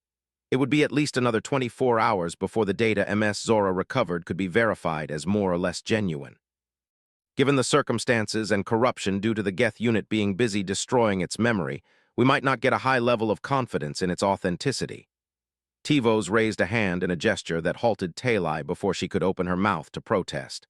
"I'm not blaming you, MS Zora, even if there would be some who would take anything coming from Quarian sources as inherently tainted, especially if it concerns the Geth. There has been too long a period of bad blood between our people to be any different." Did she sound as she regretted that fact? It was all the Council's fault that the Quarians had to be nomads after their exile. "What do you intend to do about Saren, the Geth and this Reaper AI that either works with them or has them all subverted?" the human ambassador demanded. "At least initially we'll have to tread carefully." Sparatus's face twisted into an ugly grimace. "We still lack evidence that is beyond doubt, especially when Benizia is concerned. At least as far as Saren go, we do have other reasons to recall him besides MS Zora's recording. The matriarch is very well connected. It won't be a stretch to say that she is among the most powerful people in the galaxy." We need to know how badly we're compromised here before making this public. So you will do nothing? Udina's voice was low, almost a hiss. The sheer disbelief he radiated was a sight to behold. Ambassador, would you kindly refrain from putting words in our mouths? Valorn chided lightly. We'll be recalling Saren shortly. If he shows, all is well and we can stick him into interrogation room after we've checked him for any controlling implants. The more likely outcome is that he doesn't show or outright refuses to come, and then we can strip him of his Spectre status and begin hunting him down. What we won't do at this time is publicly announce that there is in fact a connection between him, Benizia, and the Geth. I think that in this instance I can speak for all of us humans when I say this, while a nice gesture won't be enough. Captain Anderson spoke for the first time since greeting Shepard at the beginning of the meeting. As far as the Geth go, we'll continue to coordinate our military response. We've dispatched units to check and secure our listening posts that were supposed to prevent exactly this kind of sneak attack. However, it's not just your fleet that is stretched rather thin, Sparatus continued. The Turian Navy has too many responsibilities as it is. We'll need to keep significant assets to cover our core worlds, critical infrastructure, and vital choke points. It's not like we can immediately surge into a foolish invasion of Geth space. We don't even know if Saren, that Reaper, and the Geth fleet that hit Eden Prime had returned beyond the Veil. We'll first need to locate the enemy before striking back and without creating easily exploited openings. Our best guess is that they are laying low for now somewhere in the terminus. Sending a fleet there will spark a war. Sparatus slammed a fist into the table, shocking everyone. We'll win it without a doubt. However, that not only would take time and precious resources, but pirate and warlord strikes will cause significant damage going after soft targets before we can put them down. All the while we'll be making ourselves vulnerable to the Geth. We won't send a fleet unless we're sure that even a victory there won't make our strategic situation worse. Military speaking, we'll need to wait to properly mobilize or for Saren and the AIs to come to us. That's prudent, Anderson allowed. And it will be politically unacceptable once it becomes clear Saren is rogue, much less working for the Geth no matter if it is of his own free will or not. Tivo said in a calming tone. We are aware of your domestic situation. It is not in the Council's nor the Galaxy's interest that your people radicalize. We're prepared to officially induct Shepard into the Spectres once we've got some more solid evidence. He'll still be working under Spectre Vasir's guidance. However, his mere presence during the hunt for Saren should help, I believe. That can work, Udina allowed after a few tense moments of deep thought. However, if the Geth hit more of our colonies and we aren't seen to respond, and by we I mean both the Alliance and Citadel, the situation back home will turn for the worse. None of us wants that. When practical, we'll use elements of the Turian fleet to help shore up your borders, Sparatus suggested. That would be opening another can of worms, but I believe it might be for the best, Captain Anderson said. With that settled, we do have a few more ideas to suggest. Valorn changed the topic. First, you have one of the fastest and stealthiest ships in known space in the Normandy. We'll request you allow Spectres Vasir and Shepard use it to retrieve a VIP. One Liara Tisoni, matriarch Benizia's estranged daughter. She is a Prothean expert, if young, and is currently at a new dig site within human space.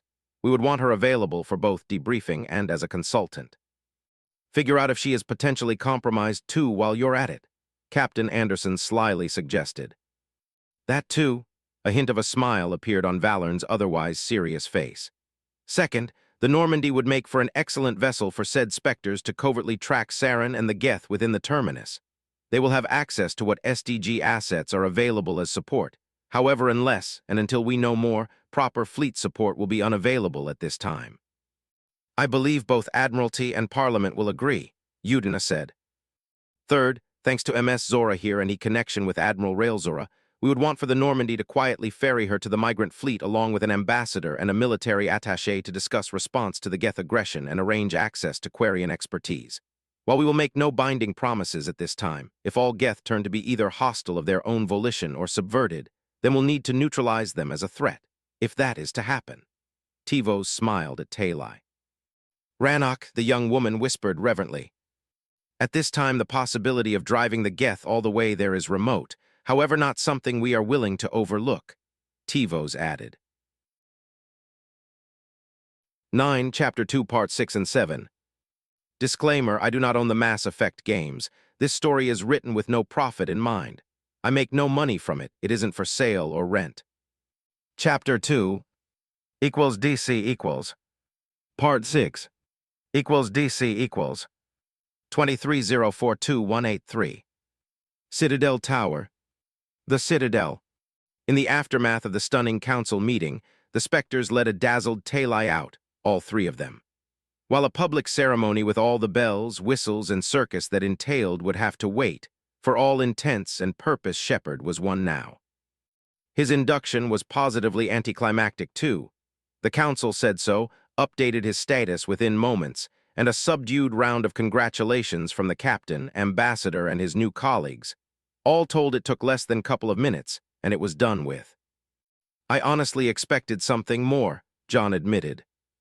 Oh, I'm sure there will be a first great political circus on your official induction ceremony, Vasir chortled. However, we've got work to do. Bow your back to the office, make sure the place is cleaned up. You'll be on intel support for the time being. Find us everything you can about Liara T. Sony, where she is, and what Saren, her mother, the Geth, or anyone else sent after her. Shepard, Tali, you two are with me. We're going to check what happened with Fist, then pick up some gear. By then, your ambassador should have cut through the red tape and the chain of command to get us authorization to use your ship. Tali's brain finally rebooted. Can't the council just order it? The chain of command is a thing. Technically, they can directly order only CSEC and the units attached to the Citadel Defense Fleet. Vasir waved at the other two Spectres. Us too, naturally. There are two ways to go around it: request assistance from the relevant navies themselves, or send a Spectre to requisition the necessary support. After Eden Prime and the accusations leveled against Saren, I don't believe that it would be prudent to go demand the Normandy ferry us all over the galaxy without clearing it with the system's Alliance Admiralty. At best, it will be a political blunder. At worst, who knows? I'm not up to date with internal human politics. Shepard, take this as a learning opportunity, baby Spectre. There are times where our broad authority is left best unused for a myriad of good reasons. I'll forward you everything I can find once I'm reasonably sure we aren't compromised. Bao nodded and took his leave. Where to, ma'am? Shepard asked. CSEC Academy. Due its location, it contains one of the larger Spectre armories on the Citadel. We'll be able to pick up some better weapons for you and get you measures and preference for custom-made armor. However, besides a standard kit and various general mission loadouts, if you need something more fancy for personal use or to outfit a squad or two, you'll need to pay for it yourself.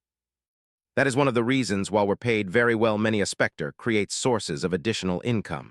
That includes freely available funds to bribe people when we need. As a bonus, we don't need to then justify those bribery funds to accounting. Vasir grimaced. If you live long enough, you'll learn that oversight, especially the demons who are our accountants, are the true bane of our existence. That's not what Blasto claimed, Tali said in a small voice, making Vasir freeze in place. Girl, the older Spectre hissed. I do like you, and that's why you remain blissfully not shot somewhere painful. Note to self, don't mention Blasto around Spectres. Good girl. Equals DC equals. Chora's den. The Citadel. Smoke and blinking lights filled the infamous nightclub. The bar gleamed with shattered glass and spilled alcohol, like a reflection of the floor, which in turn was covered with broken bodies and pooling blood. I blame you for this, Garrus glared at a certain smug-looking Krogan. I waited for you to ask them to surrender. The mobile mountain of armor and muscle rumbled happily. It's not my fault that once they saw me, they opened fire. He poked the crumbled form of a much younger Krogan. The body stirred and let out a bass moan. Heh, tough little bastard. The younger lizard had a visible dent on his still-forming crest where Rex head-butted him repeatedly. They thought we were all mercenaries.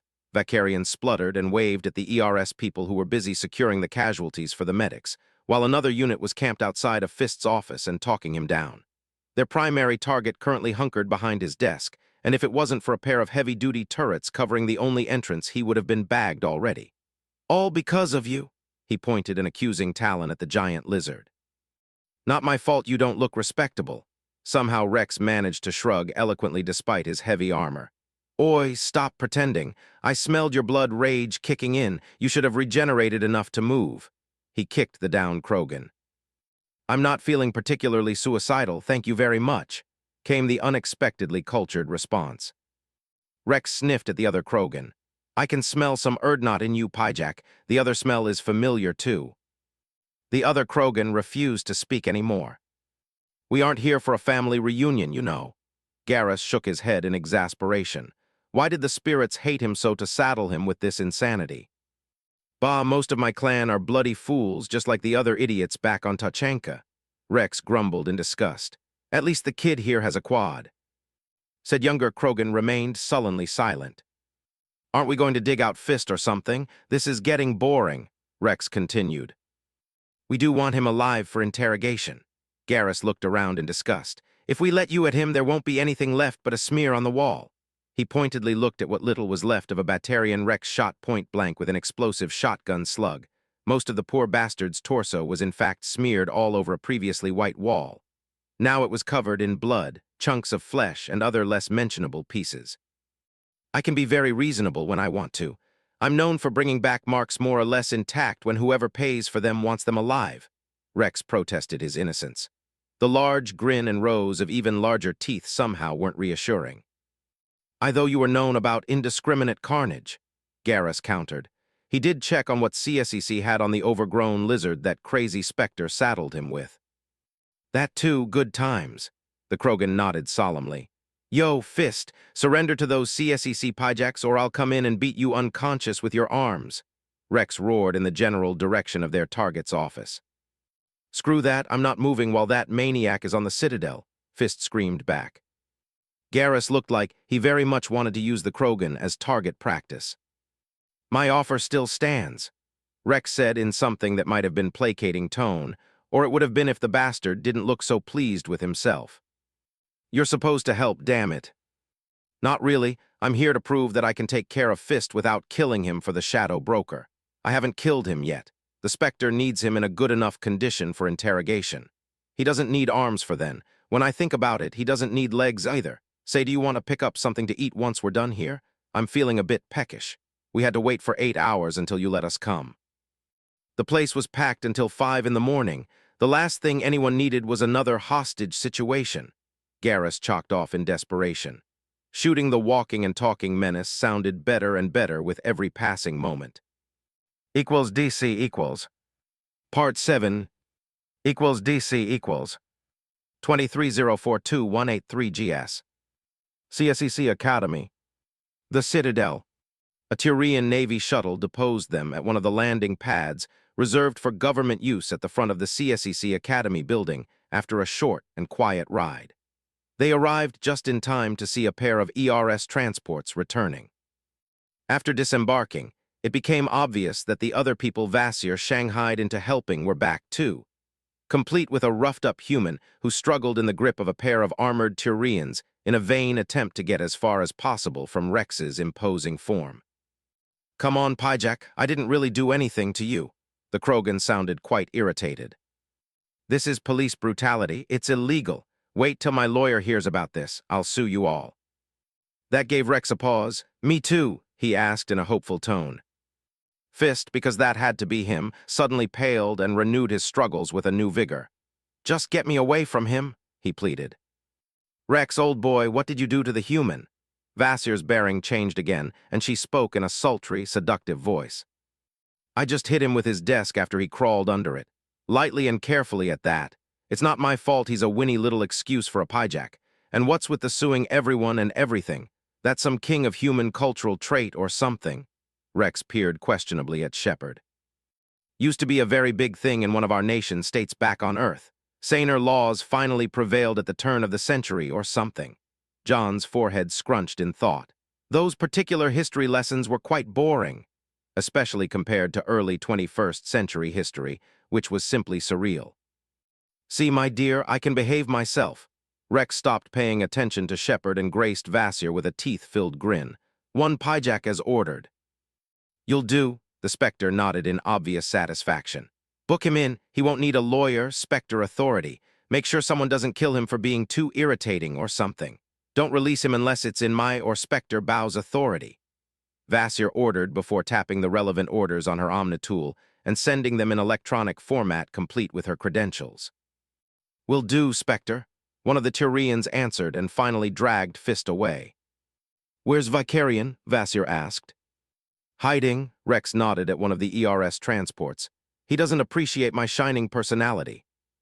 You mean you went out of your way to drive the Tyrian insane?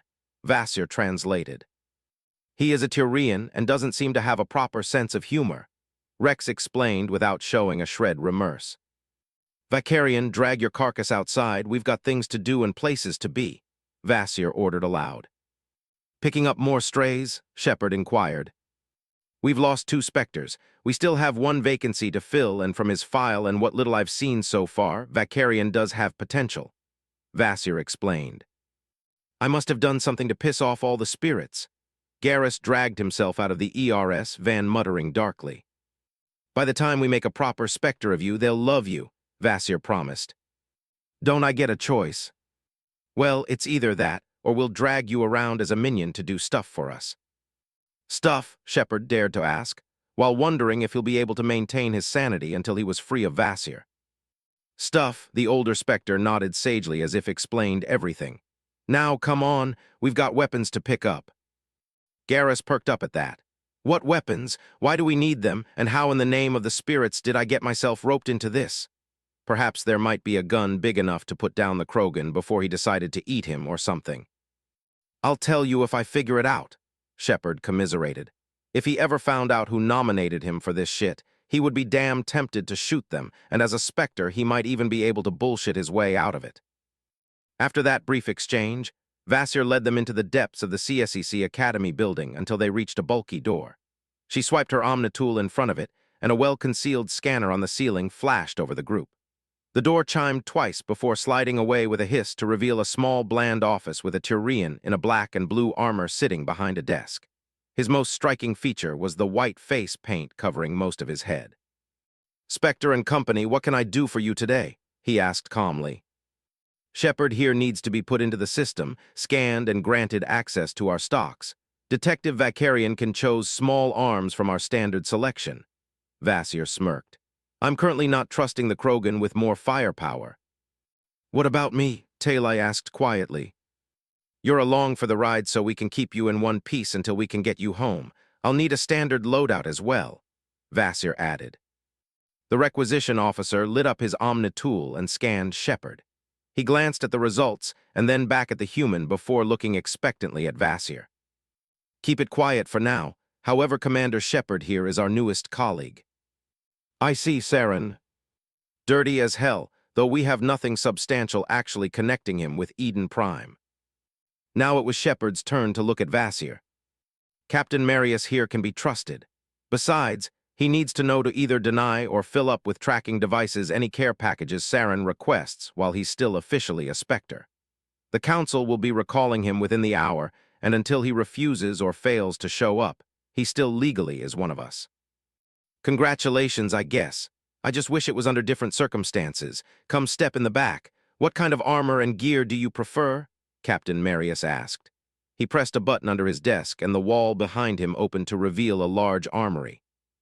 Weaponry medium to close range, assault rifles, shotguns, heavy pistols. I'm partial to heavy armors with enhanced mobility when available. I'm a combat engineer, Shepard listed. Then you'll love one of those new Citadel Council Savant Omnitools. You can't get anything better off the shelf. However, our customized equipment usually is better for any given individual.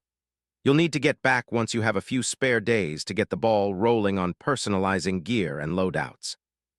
Those cost an arm and a leg, John whistled.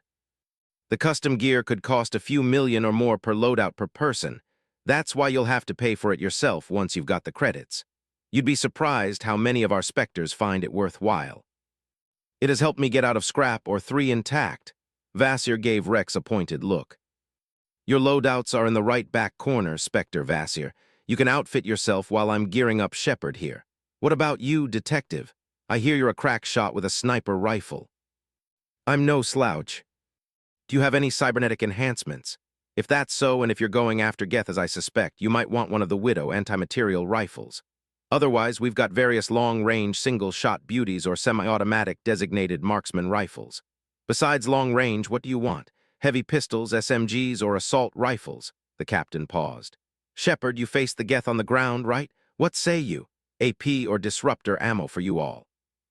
A mix of both. While the Geth primary do rely on their shields, we did encounter a few heavy armored units on Eden Prime, We had to use explosives to deal with them. Basic ammo simply couldn't take them out fast enough. I see, I think I have just the thing. Armor-wise, the best I can do is offer you some better mods, shield emitters and capacitors, reinforced lighter plates for inserts. We simply don't have something that would fit a male human without extensive rework. Once I've got you measures, I'll be making you a few suits, heavy enhanced mobility, right? Those will go for the standard loadouts you can requisition. That sounds good, Shepard nodded. Aha, Marius paused his scavenging through a large crate and pulled out a small light blue box. Savant Mark VIII, the best off the shelf currently on the market. In a couple of weeks, once the IX get its bugs ironed out, we'll get some of those to play with before they hit the market. He handed Shepard the box. I'll get you some advanced feedstock for its fabricator as well as the software and schematics for some autonomous drones courtesy of SDG. We're going to be here the whole day, aren't we? Rex grumbled. You're just grumpy I won't let you at the nice toys at this time. Vasir shouted from the other end of the armory. I would be if I saw something better than my... Rex trailed off while scanning the weapons from outside. I take it back. Those singularity launchers do wicked things to people, and the fact that they're short range doesn't really bother me. Marius, be a dear and pack one of those, bill it on me, Vasir sighed.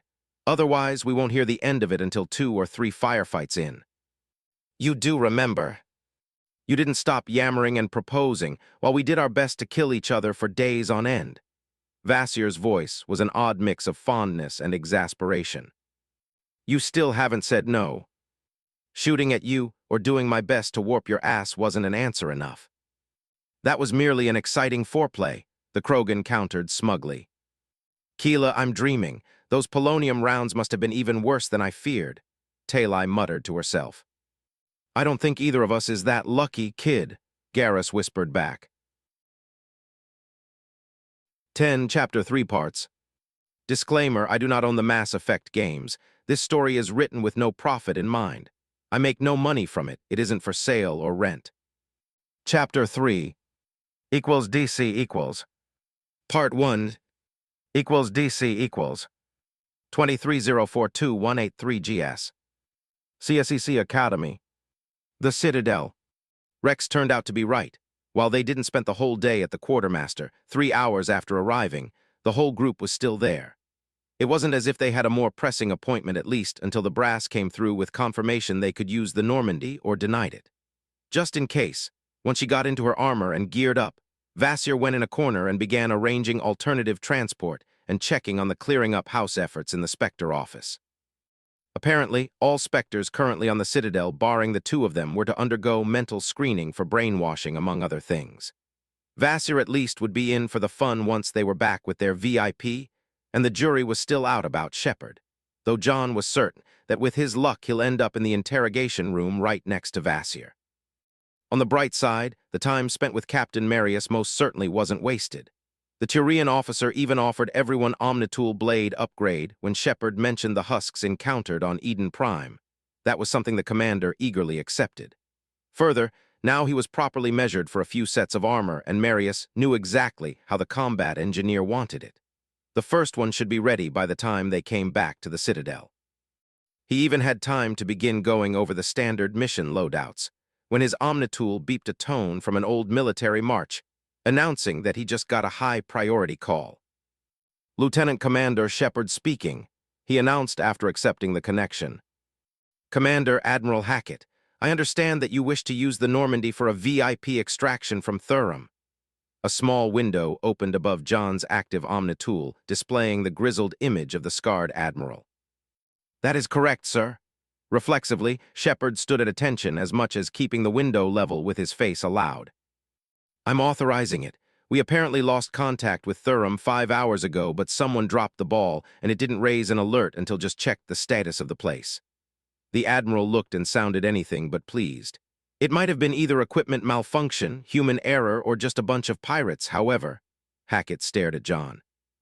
Given the identity of the VIP, my money is on the Geth, sir. What support can we expect? I'll have a cruiser and a frigate pack active in 8 and 12 hours respectively, at the yards in Sol. They're the only unit I can send that will reach the place in less than 3 days. Everything else we have either covers our core colonies in Sol, or is busy racing to secure the border. We've got confirmed Geth incursion in 3 separate clusters, and we need to contain and hunt them down. You leave the Citadel in the next 5 hours. The cruiser should reach Thurum 2 to 3 hours after you. I'll recommend you use the Normandy to scout, and if there are Geth naval elements in system, wait for reinforcements. I understand, sir. Hopefully, if we're able to extract the VIP, the Geth would lose interest in the system. I'll see what strings I can pull. We can at least use some more backup on the ground. You still don't have your full complement of Marines on the Normandy, is that correct? Vasir appeared to look over Shepard's shoulder. And you are, Hackett raised an eyebrow. Spectre, tell Vasir, Shepard's mentor. The last time I checked, we had 5 effectives for deployment groundside, me included. Captain Marius, get Rex a case of Turian rations. Even if I can't scrounge a ship or 2 for backup on short notice, I should be able to arrange for at least a few squads of Turian Marines to join us for the extraction, Vasir announced. Something flashed over Admiral Hackett's face, though he schooled his features in a mask of polite neutrality. Shepard was sure the old warhorse wasn't pleased that he would need Council assistance to investigate and potentially save one of the SA's colonies, even if technically that was one of the benefits of being a Council associate. In that case, you did have the Turian Navy on your side. I'll appreciate any help you and the Council can offer, Spectre Vasir, the Admiral said diplomatically. I'm sending you the latest intelligence we have on Thurum, and I can promise you, you'll have reinforcements as soon as we can spare them. We're on it, Admiral. Godspeed, Shepard, hack it out. The connection cut off. Shepard, get to the Normandy and make sure she's ready to launch as soon as we're all on board. I'm going to call Councilor Sparatus. Equals DC equals. Council Chamber. Citadel Tower. The Citadel. While the other 2 councilors did have other things to do, both of them kept an ear on Tivo's fascinating conversation with one matriarch Ethita. Let me make sure I get it right. An acid-dripping voice hissed from the councilor's omnitool. My former mate has either gone insane or is brainwashed, working with or for one of your Spectres who is himself either crazier than usual or brainwashed himself. Then those 2 idiots decided to go raid a human colony with the Geth in tow, sparking a galactic war. Am I missing something or not? When you put it that way, for the first time since either Valern or Sparatus had seen her, Tivos appeared genuinely uncomfortable, if not exactly lost for words. Yes, Benizia fucked up the Azure in a spectacular fashion. Yes, I need you help in unfucking the mess she made. Sparatus' snooping got interrupted by an incoming call. He accepted it absent-mindedly and returned his attention to his omnitool. Spectre Vasir, a new development, I take it, the counselor asked after he saw who called. Correct, sir. Shepard just got a call from an Admiral Hackett. The SA lost contact with Thurum a few hours ago. Our educated guess is that the Geth are there to take Liara T-Sony. The Alliance won't be able to respond in time with notable fleet elements. I'm requesting reinforcements from the CDF, or at least a Turian ground element, to facilitate the extraction of the VIP. Sparatus took a moment to think about it. The few ships the SA had above Eden Prime were gone, complete with their black box recorders. Then again, that super dreadnought was present there. Any and all data they had on Geth capabilities, especially in space, were centuries out of date. I'll get you a squadron. Get in, get the VIP out. If practical, use the Normandy's stealth to gather data on the Geth, and if practical, assist in the naval engagement if there are enemy fleet elements in system. We need to know their capabilities. Only then Sparatus figured out that the room had become deadly silent, and both Valern and Tivos stared at him. The Salarian with approval, while the Asari with a pinched face.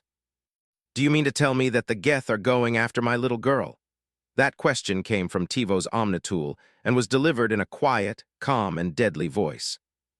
We're sending one of our best Spectres to retrieve her. This time, Tivos' attempt to soothe her listener fell flat. Just like Saren was among your best before he went either crazier than Varen on red sand or compromised. Forgive me if I'll hold my breath. I'm going to get Liara myself. The line cut off. Should I expect complications of the matriarch variety on Thurum, Councilors? And might I, most respectfully, remind you about privacy fields being a thing. Matriarch Ethita was on Urun. Depending on available assets at a short notice, she can be 8 to 12 hours behind you, perhaps less. I can have a squadron leaving within the hour. Spectre said after checking readiness reports on his Omnitool. I'll still request that we embark a platoon on the Normandy. She is a stealth ship, ideal for a quiet insertion. Am I right to believe that the retrieval of the VIP is still the primary objective, Councilors?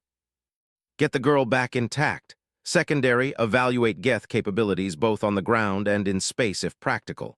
Thirdly, secure the human colony if possible depending on correlation of forces. Spectre ordered. Do you have anything to add? He asked his colleagues. Not at this time, Tivos shook her head. I'll check with SDG if they can have assets in place by the time the Normandy arrives, Valorn said. Equals DC equals. Part 2 equals DC equals.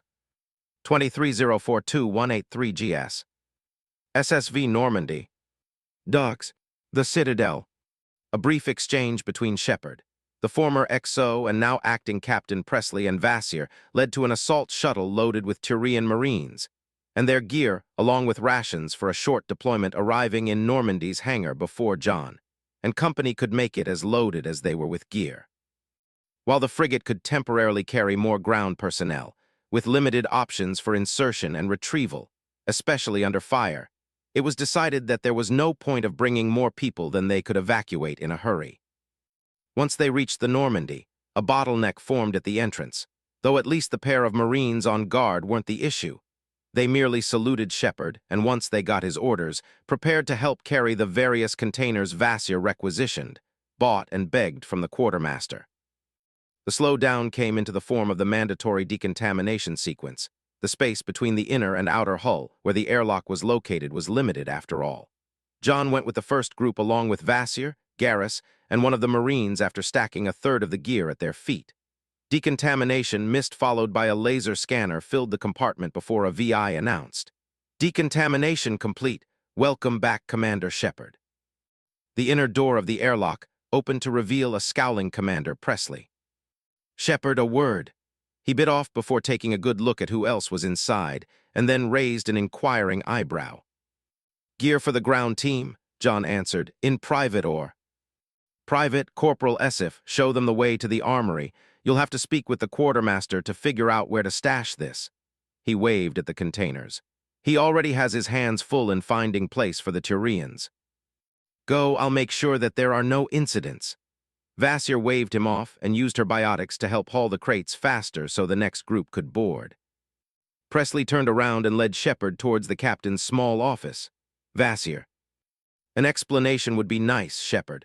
All I got was orders to make place for our new guests and that you have operational command over the Normandy while I'm technically in charge of the ship. Turians and Asari. What in God's name is happening? Why did the brass strip Captain Anderson of command?" Presley let it out once they were alone. Shepard sighed and leaned against the nearest bulkhead. "In short, it's a bloody mess. I don't know who back home decided to go public with what little evidence we had against Saren, but that blew up in our faces. Did you watch that circus with the Council? I can tell you no one was amused at the antics Udina was made to do." Shepard shook his head in dismay. This was the first time it was relatively safe to show how he really felt about everything and a chance to vent, though not at Presley. "I did," Presley grimaced. "That was a disgrace." "I hear you. The good news is that despite what some claim, the Council actually knows what they're doing or do a great impression of it. They began investigating Saren the moment they got news of him possibly going rouge.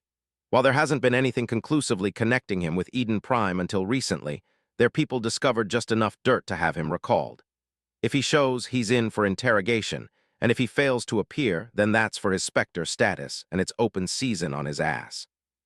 "What about the tall tale Lieutenant Alenko and Sergeant Williams came back with? Someone put a bounty on you?" Presley inquired.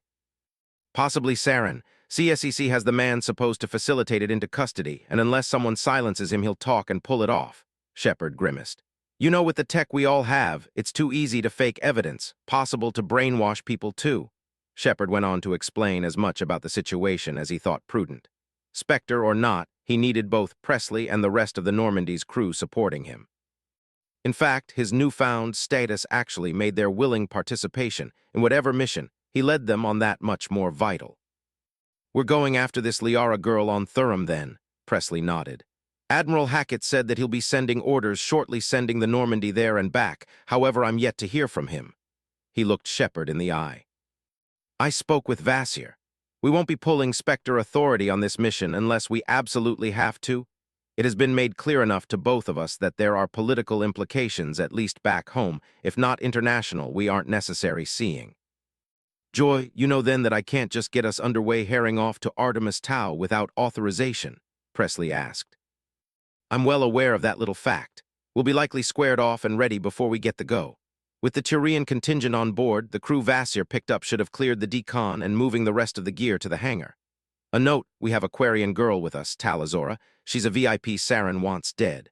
If things pan out, we might be playing taxi for her and a group of other VIPs once we're done at Thurum and back to the Citadel. She's to be allowed all courtesy. I'll see to it, diplomat. Her father is a Quarian admiral, so the next closest thing. She got us evidence about Saren being on Eden Prime. However, the jury is still out if it's genuine or a plant for her to find. I'll make sure no one bothers her personally if I have to. Presley gave Shepard a firm nod at that explanation. DC. An hour later, everyone was settled in as well as space on board the Normandy allowed. The gear was secured and had people going over it and making sure it would be ready for their expected deployment. And finally, Shepard along with Vasir got their people into the frigate's briefing room behind the bridge. On one side sat the Tella flanked by the people she conscripted or hired for the job, Rex, Vakarian, and two more Turians, a Lieutenant Fabius and Sergeant Varkas, who came to command the two squads the LT's platoon donated to the Normandy for the mission. Across them sat Shepard flanked by Alenko and Williams, a clear division between humans and aliens that might prove unhealthy in the long term, an oversight he only noticed after taking up his seat. Last to join them was Presley, who entered looking at his active Omnitool. Good, you're all here. I just got orders from Admiral Hackett. The Normandy will go to Thurum to establish why we lost contact with the system and recover a VIP. We will be followed by a CDF task force made of a cruiser and frigate pack.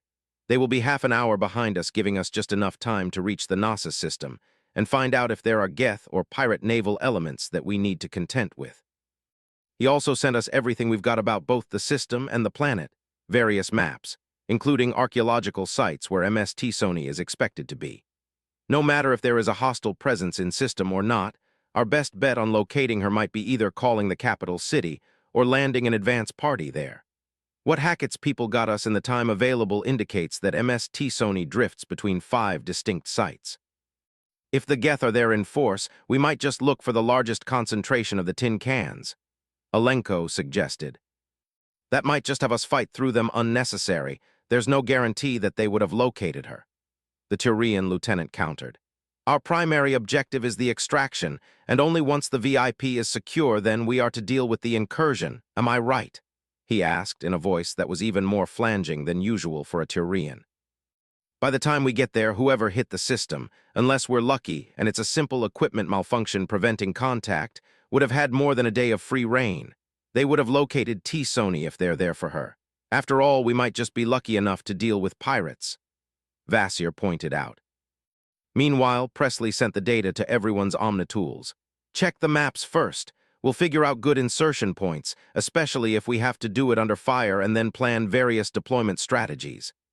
The acting captain grabbed everyone's attention. 11, Chapter 3, Parts 3 and 4. Disclaimer, I do not own the Mass Effect games. This story is written with no profit in mind. I make no money from it. It isn't for sale or rent. Chapter 3 equals DC equals. Part 3 equals DC equals. 23042-183 GS. Nova Yekaterinburg. Thurum. The whole planet was one giant shithole in the middle of nowhere. It was hotter than most deserts on a good day. There were volcanoes and rivers of lava almost everywhere, and the less said about the shit flying through the thing stuff that passed for air around here, the better. It was well known among certain circles that Zed Massani wasn't a fan of the heat, which was one of the reasons he was there in the first place. The other was simpler, according to most people nowadays. He was a washed-up has-been drunk, which wasn't too far from the truth until recently.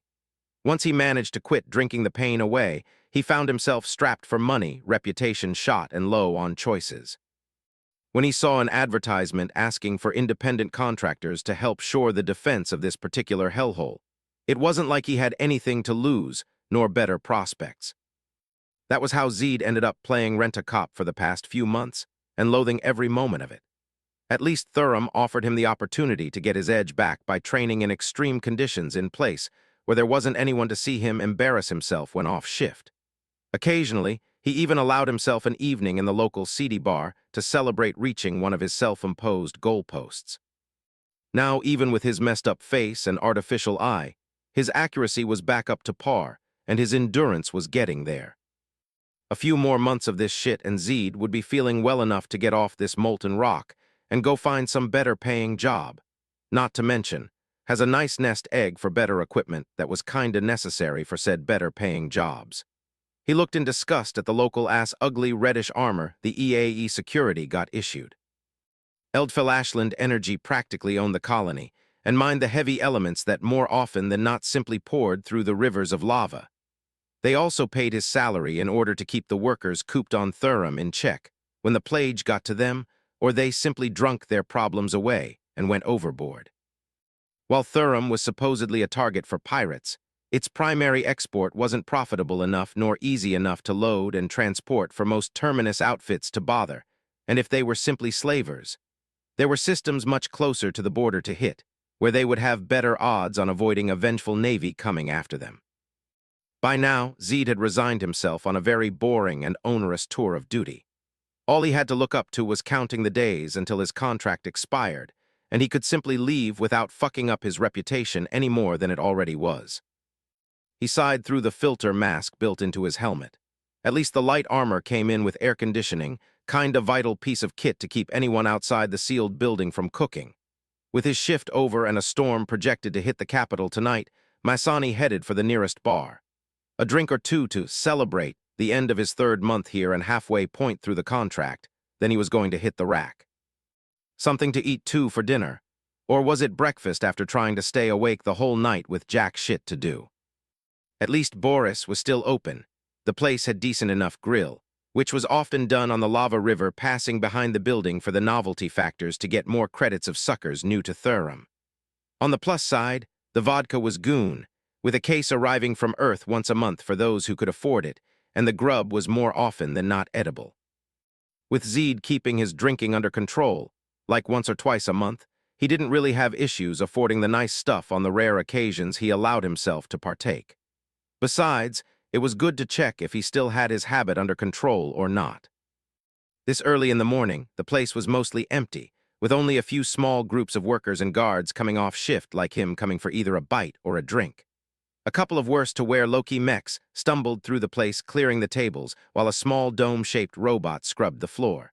There was a single waitress leaning on the bar chatting up the barman, who looked bored out of his mind and absent-mindedly polished a glass.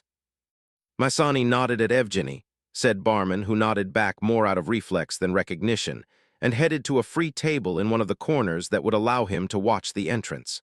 Some habits died hard, and that was in fact a good thing, Zed reckoned. The only downside of his chosen place was that there was a group of miners nearby. They were already well into their cups with a bottle of vodka opened between them. "I tell you it's all bullshit," one of them rambled. "Production up, economic upswing thanks to us and all the shit we mine. When was the last time we saw an increase in pay or benefits?" Zed couldn't say he disagreed.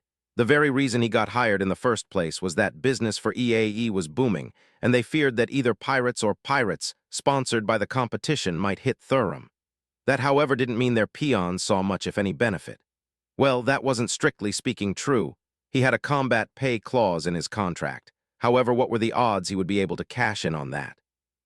Its mere existence, however, put him head and shoulders of those poor suckers scrapping through the lava for living, and they made more than half of the 35,000 or so souls stuck in this hell with him. The others were support personnel with a smattering of management types, small business owners, the local garrison, which was tiny enough to warrant a lot of ERS security types like him, and various unlucky sods who had to bring their families on Thurum of all places. "I hear you, brother," another miner moaned in his cup. At least the waitress noticed him and sashayed his way. Not a bad-looking bird for someone stuck in this place, though not of the caliber working the evening shifts. "I'm for terra firma because of this shite. They'll fix it up, I tell you." "Bollocks," another miner snorted. They're all the same bastards. Zed had to agree with that one. Why not? It's not like the Allens knows what's his doing. A different voice added, one obviously belonging to someone already deep in his cups. They'll leave us to hang by ourselves, a so far silent miner grumbled. That's why there's more and more of his kind. He waved a cup at Zed, who simply stared back with a disinterested expression on his face. We're supposedly important here. Do we have ships in orbit protecting us? Heh, there are more mercenaries down here keeping order and to keep pirates away than army. That Zed couldn't disagree with. There was a company of SA soldiers in their base on the other side of the capital. Law enforcement, unless there were capital cases or hell, protecting the mining operations spread all over the planet was left to EAE to really handle. A few AA towers spread around the town, and that was it. Back in the day, before First Contact and the following colonization boom, a world like Thurum would have seen at least a regiment on the ground given its importance, a small task force in orbit too. Nowadays, considering it was quite deep in human space, and as importantly reasonably far from the Batarians and Terminus, the place was almost as lightly defended as they came. That was another reason Masani chose it, a quiet gig to show he can still cut it while getting his edge back. Well, just as the waitress came with his drinks and confirmation that his synthetic steak would be ready in a couple of minutes, the raid alarms so far only sounded with as tests with liberal warning beforehand, came to life at full blast. God damn it, Zed cursed. Equals DC equals. Part 4. Equals DC equals. 23042-183 GS. Nova Yekaterinburg. Thurum. Zed Masani knew orbital strikes all too well. He had fought on too many hellholes that no matter how hard you squinted nor all the rules lawyering could pretend to be garden worlds. Thurum, the lave-covered slice of hell, was no different.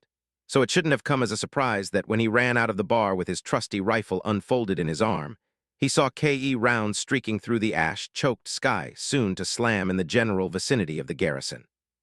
So much for the army boys and girls being of assistance. Even as he watched, the ordnance vanished behind the higher buildings in the center of the capital, and he threw himself on the ground on reflex. Light flashed, and the ground jumped to meet his armored face while deafening thunder clapped over the town and shattered many of the reinforced windows. The rest of the shockwave followed, throwing all kind of shit everywhere, from mere gravel to chunks of melted rock and sturdier pieces picked up from the vicinity of the now-gone military installation.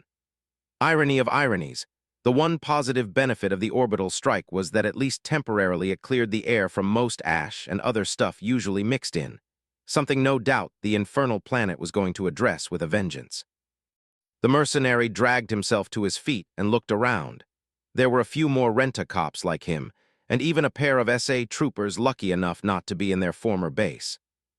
We need reinforcements yesterday, Zed heard one of the soldiers scream in his Omnitool. The comm array has been down for almost a day, a tiny, panicked voice shouted back. We were about to call for spare parts delivery when the cargo ships arrived tonight. Of all the rotten luck.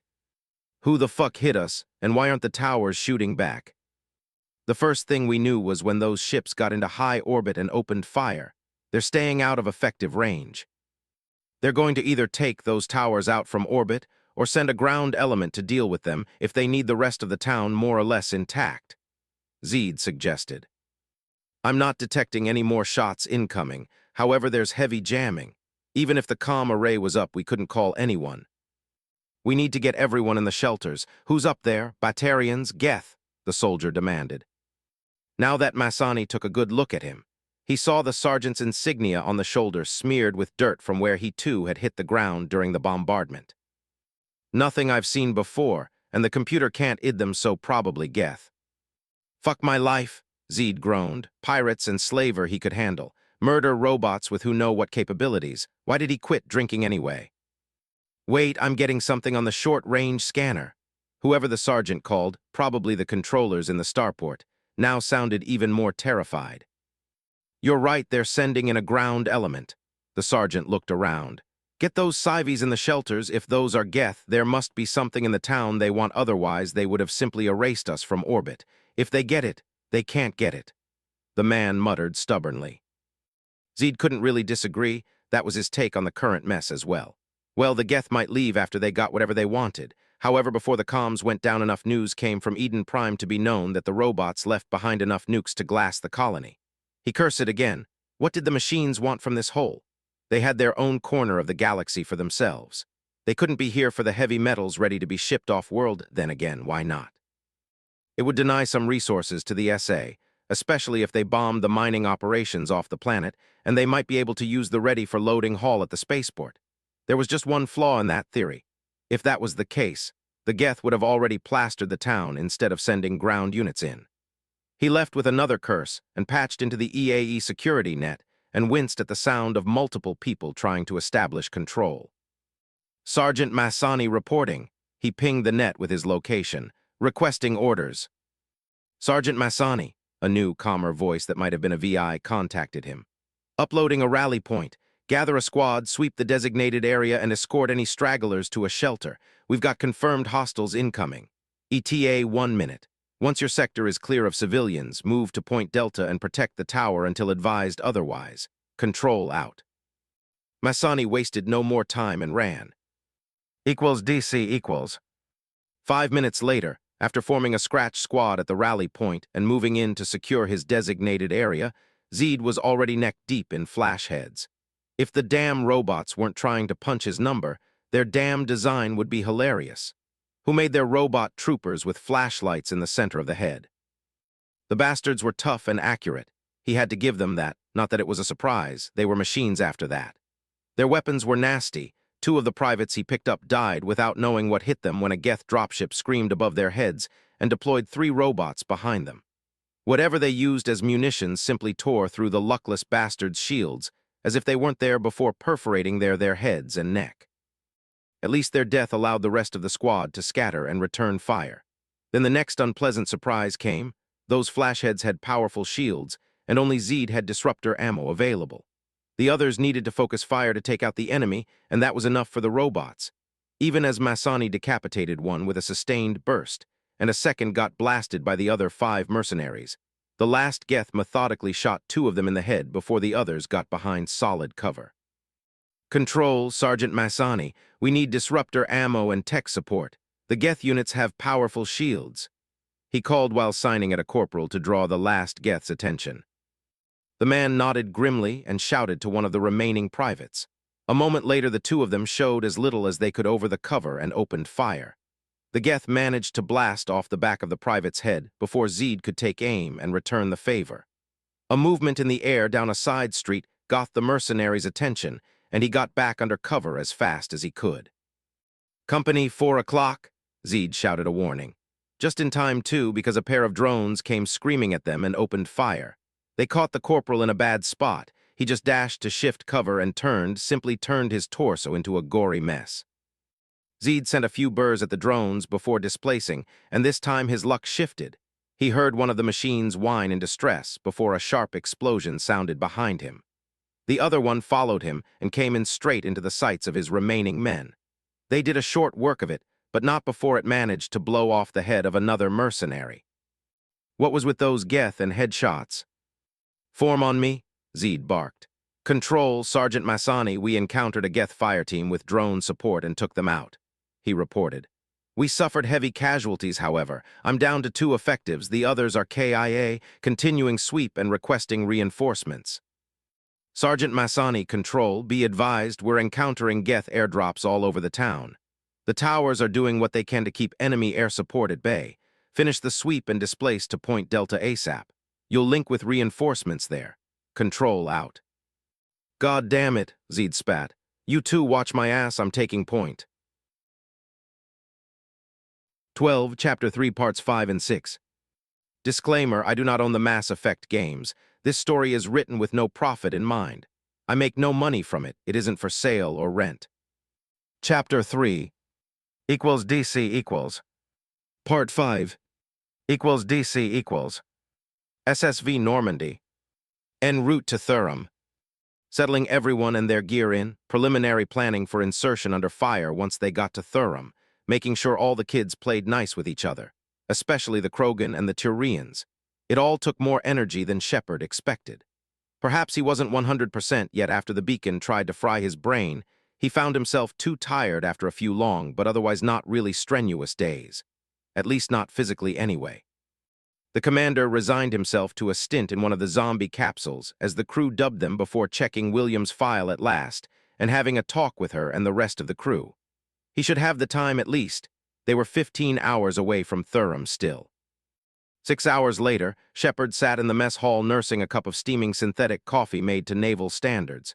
It was thick enough that his spoon could stand straight up in the center of the mug, with a ton of sugar for that extra energy kick, and to hide the distinct tang of synthetic caffeine. Real coffee was damn expensive nowadays. Too many people, human and Asari, loved the stuff, yet there were only 2 other planets besides Earth where you could grow it reasonably cheaply. Supply lagged far behind demand, so most people had to rely on synthetic caffeine, or other, stronger stimulants to stay awake. Hell, couple of Asari herbal teas with similar purpose but odd sweet taste were much cheaper to procure because they could be grown on most garden worlds.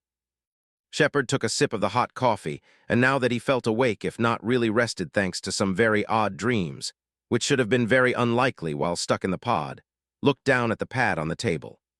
It contained Williams' file, which the Normandy had thanks to the acting captain being on the ball, and procuring it once it became clear the sergeant would be more or less permanent addition to the crew. The commander grimaced at that, replacement more like. They did lose too many people against the Geth. First Jenkins, the kid was both too full of adrenaline and anger at his home being under attack to keep calm. He never stood chance when those drones caught him in the open. Private Harvey followed. A Geth sniper took off her head. Corporal Yamada got torn apart when those husks swarmed them.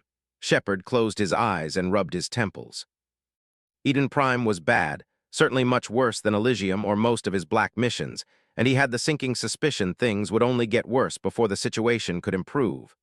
He took another hefty swing from his coffee to distract himself from those morose thoughts and returned his attention to the file. It was both enlightening and a reason to go speak with the gunny ASAP. He finished his beverage and checked on Williams' location. If she was on a rest period, the conversation could wait a bit considering that they would be likely in combat sooner rather than later. Gunnery Sergeant Williams is at the armory in the hangar, Normandy's primary VI informed him. Shepard carried his cup to be washed and headed for the stairs. While the cargo elevator could carry great weight, it was meant to move all kinds of equipment and repair supplies through all decks of the ship. The damn thing was slow as hell. Alenko already vowed to do something about it if he found the free time, but as far as the commander knew, there was no such luck yet. A few minutes later, he arrived in the hangar and looked around. Rex dozed off on a stack of crates. Vakarian and 2 more Turians were on top of the Mako fiddling with the weapon systems, which made both Shepard's eyebrows go up. He had to go see what was that about, but first he finished his sweep of the compartment. The rest of the Turians were in or around their shuttle. Most of them had either slept or maintained their gear. The same was true for Williams, who was working on something at the workbench in the corner of the hangar, besides the lockers for the ground element. In the opposite corner of the compartment, the frigate's quartermaster sat on a crate and had both his omnitool and a pad lit up and was busy glancing between them. Doing inventory check, most likely. Williams first, Shepard decided. Then he might as well check on the rest of the crew. Spectre or not, he was technically the XO now, and making sure the ship ran as well as possible was part of his responsibilities, at least until the brass unfucked the complication created of an active duty officer being a Spectre. He didn't really hold his breath on that one. Experience taught him that whatever the solution, it would be a pain in the ass. Gunnery Sergeant Williams, a word, Shepard said after walking next to the busy NCO. Now that he came closer, he could see she had a Lancer assault rifle disassembled on the workbench and running diagnostic. Commander, sir, the young woman jumped. I didn't see you come in. She put down a diagnostic tool and gave him a proper salute, which he returned. I won't mince words, Williams. I finally had the opportunity to go over your file.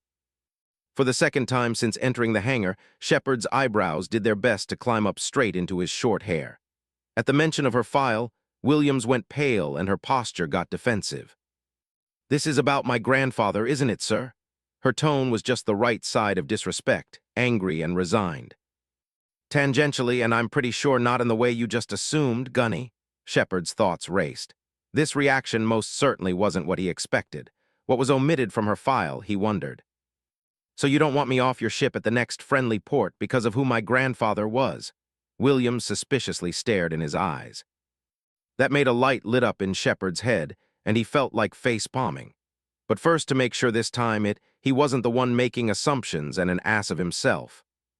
"Would you explain what you mean about your grandfather, Gunny? Assume that I'm a clueless idiot," Shepard suggested. "You've read my file, sir.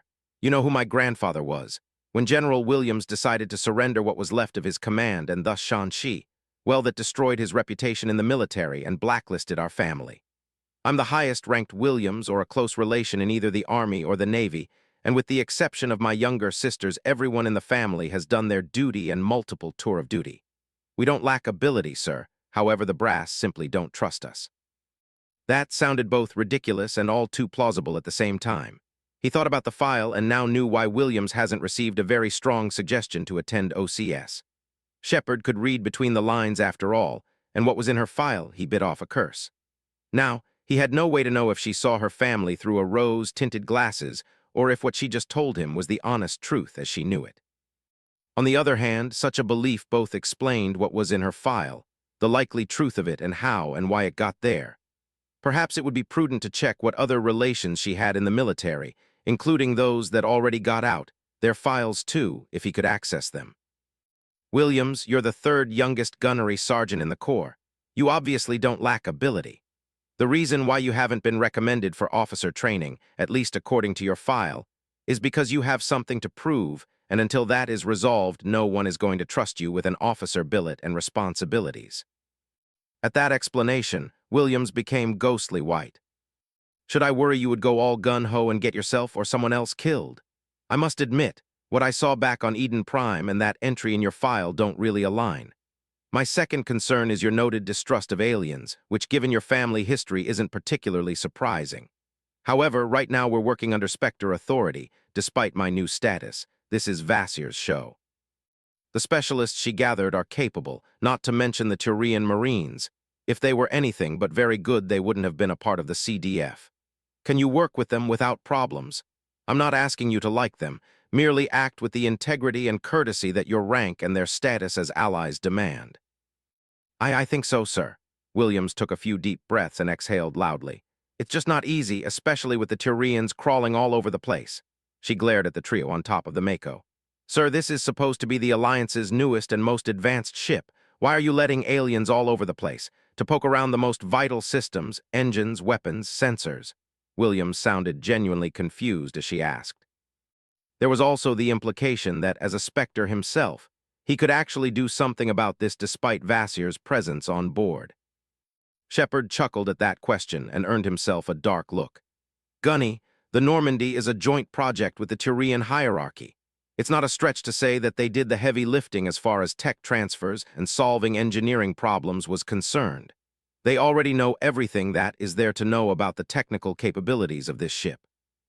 Once we've proven the concept, they have the budget and shipbuilding capacity to build a few orders of magnitude more ships like her than we could afford or really need," he explained. That's, William's mouth opened and closed a few times. "You don't trust our allies, do you, Gunny?" Shepard asked quietly. Williams looked torn before she made up her mind and spoke. "I'm not sure I'll call the Council our allies, sir. We humans, humanity as a whole, need to learn to rely on ourselves. They don't really need to be racist or even hate us or something to merely put the well-being and prosperity of their own people in front of ours. It would simply be the natural thing to do, sir." Williams shrugged. "Standing on our own 2 feet and for ourselves doesn't mean we should stand alone, Gunny." He waved at the Turians. "Look at them, they don't have anything at stake at Thurum. Not their colony, letting it get mauled by either Geth or pirates would arguably be better for the Council, because then their corporations could pick up the slack of lost heavy element mining and refining, you name it. Yet they're here with us, ready to fight and die to secure one of our worlds. I don't think we should turn down allies, sir. It's just we shouldn't bet everything on them staying allies. Would they still back us if there are Turian, Asari, or Salarian worlds under threat? Would any of those aliens be here if that VIP we're going to retrieve wasn't the daughter of an important Asari matriarch?" Williams looked morosely at the commander. "That's a very pessimistic view of the universe, Gunny." "A pessimist is what an optimist calls a realist, sir," Williams grimaced. "Look, sir, if you're fighting a bear or rampaging killer robots and the only way to survive is to sick your dog on them, you'll do it. No matter how much you love or care about your dog, it isn't human, she grimaced. The Council, the Turian, Asari, and Salarian military, their job is to see that their people come first. Their species will always be more important to them than us humans or anyone else. It's simply natural. I've heard such sentiments before a lot of times, in fact. Yours seem more deep than most, Shepard concluded. Sir, my family has protected the Alliance since its foundation. My father, grandfather, great-grandmother, most of my cousins, we all took the oath of service and swore to protect the Alliance, its interests, and thus humanity as a whole. It's just that we've been so long at it that we tend to see Earth's interests as our own. I see, Shepard noted. He didn't miss the implication of Williams seeing Earth interests as synonymous of those of humanities as a whole or the SAs. Granted, most of humanity was still in Sol, with Earth being the most populated place in the system, naturally. I can see where your concerns are coming from, Williams. However, this mission and at least the next 3 we've got lined up for us will be multilateral.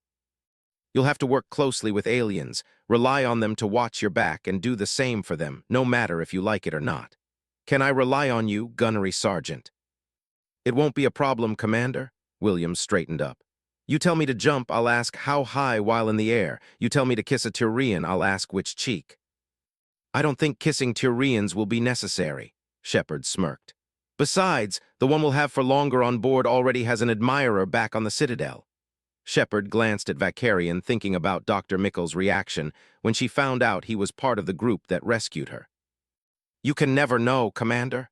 Williams demonstrated a bit of levity. Carry on, Gunny. Shepard left the sergeant to her maintenance and headed for the Turians molesting his Mako. Vakarian, what did the poor tank ever did to you? It's a poor tank. Garrus deadpanned, thus earning himself a scowl from Shepard. That's no tank, merely an IFV with pretentious of grandeur. One of the other Turians snarked. I'll let you know. Shepard launched himself into a tirade protecting his baby. Equals DC equals. Part 6. Equals DC equals. SSV Normandy. En route to Thurum.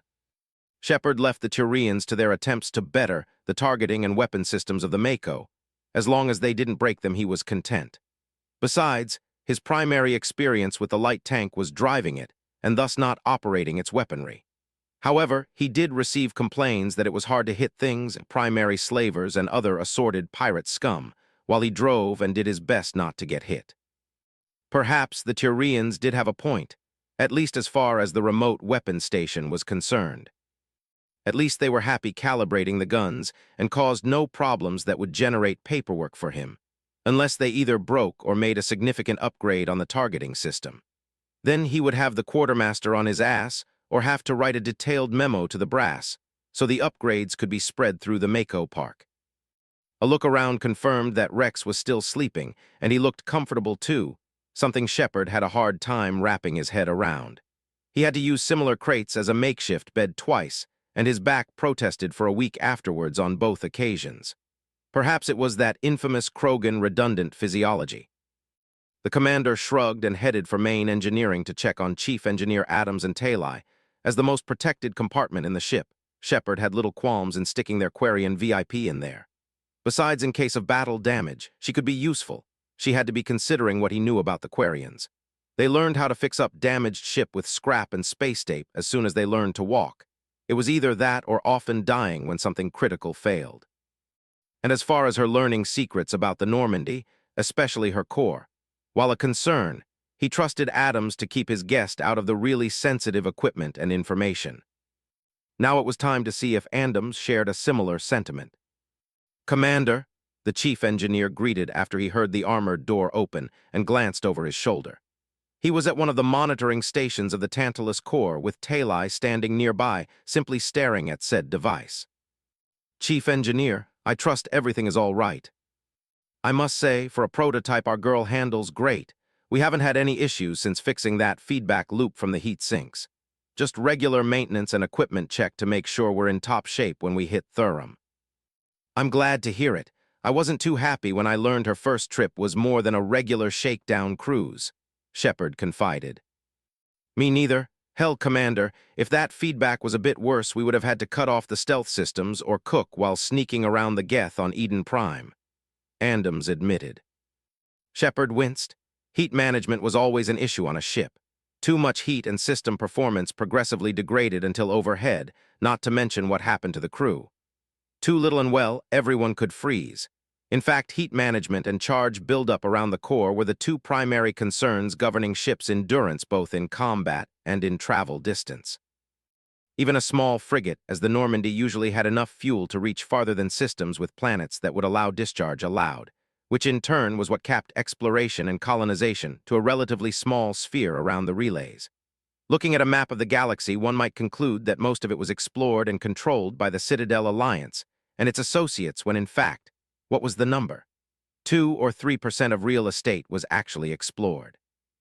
That still made for a great deal of systems, habitable planets and sources of raw material. It just paled in comparison to the rest of the galaxy. I'm very glad you managed to fix it, and I thank you for it. We all owe you one. If you need anything. I'll hold you to that, Commander, Adams smiled. Right now we're well stocked and have everything under control. No issues with your guest? Talai, Adams shook his head.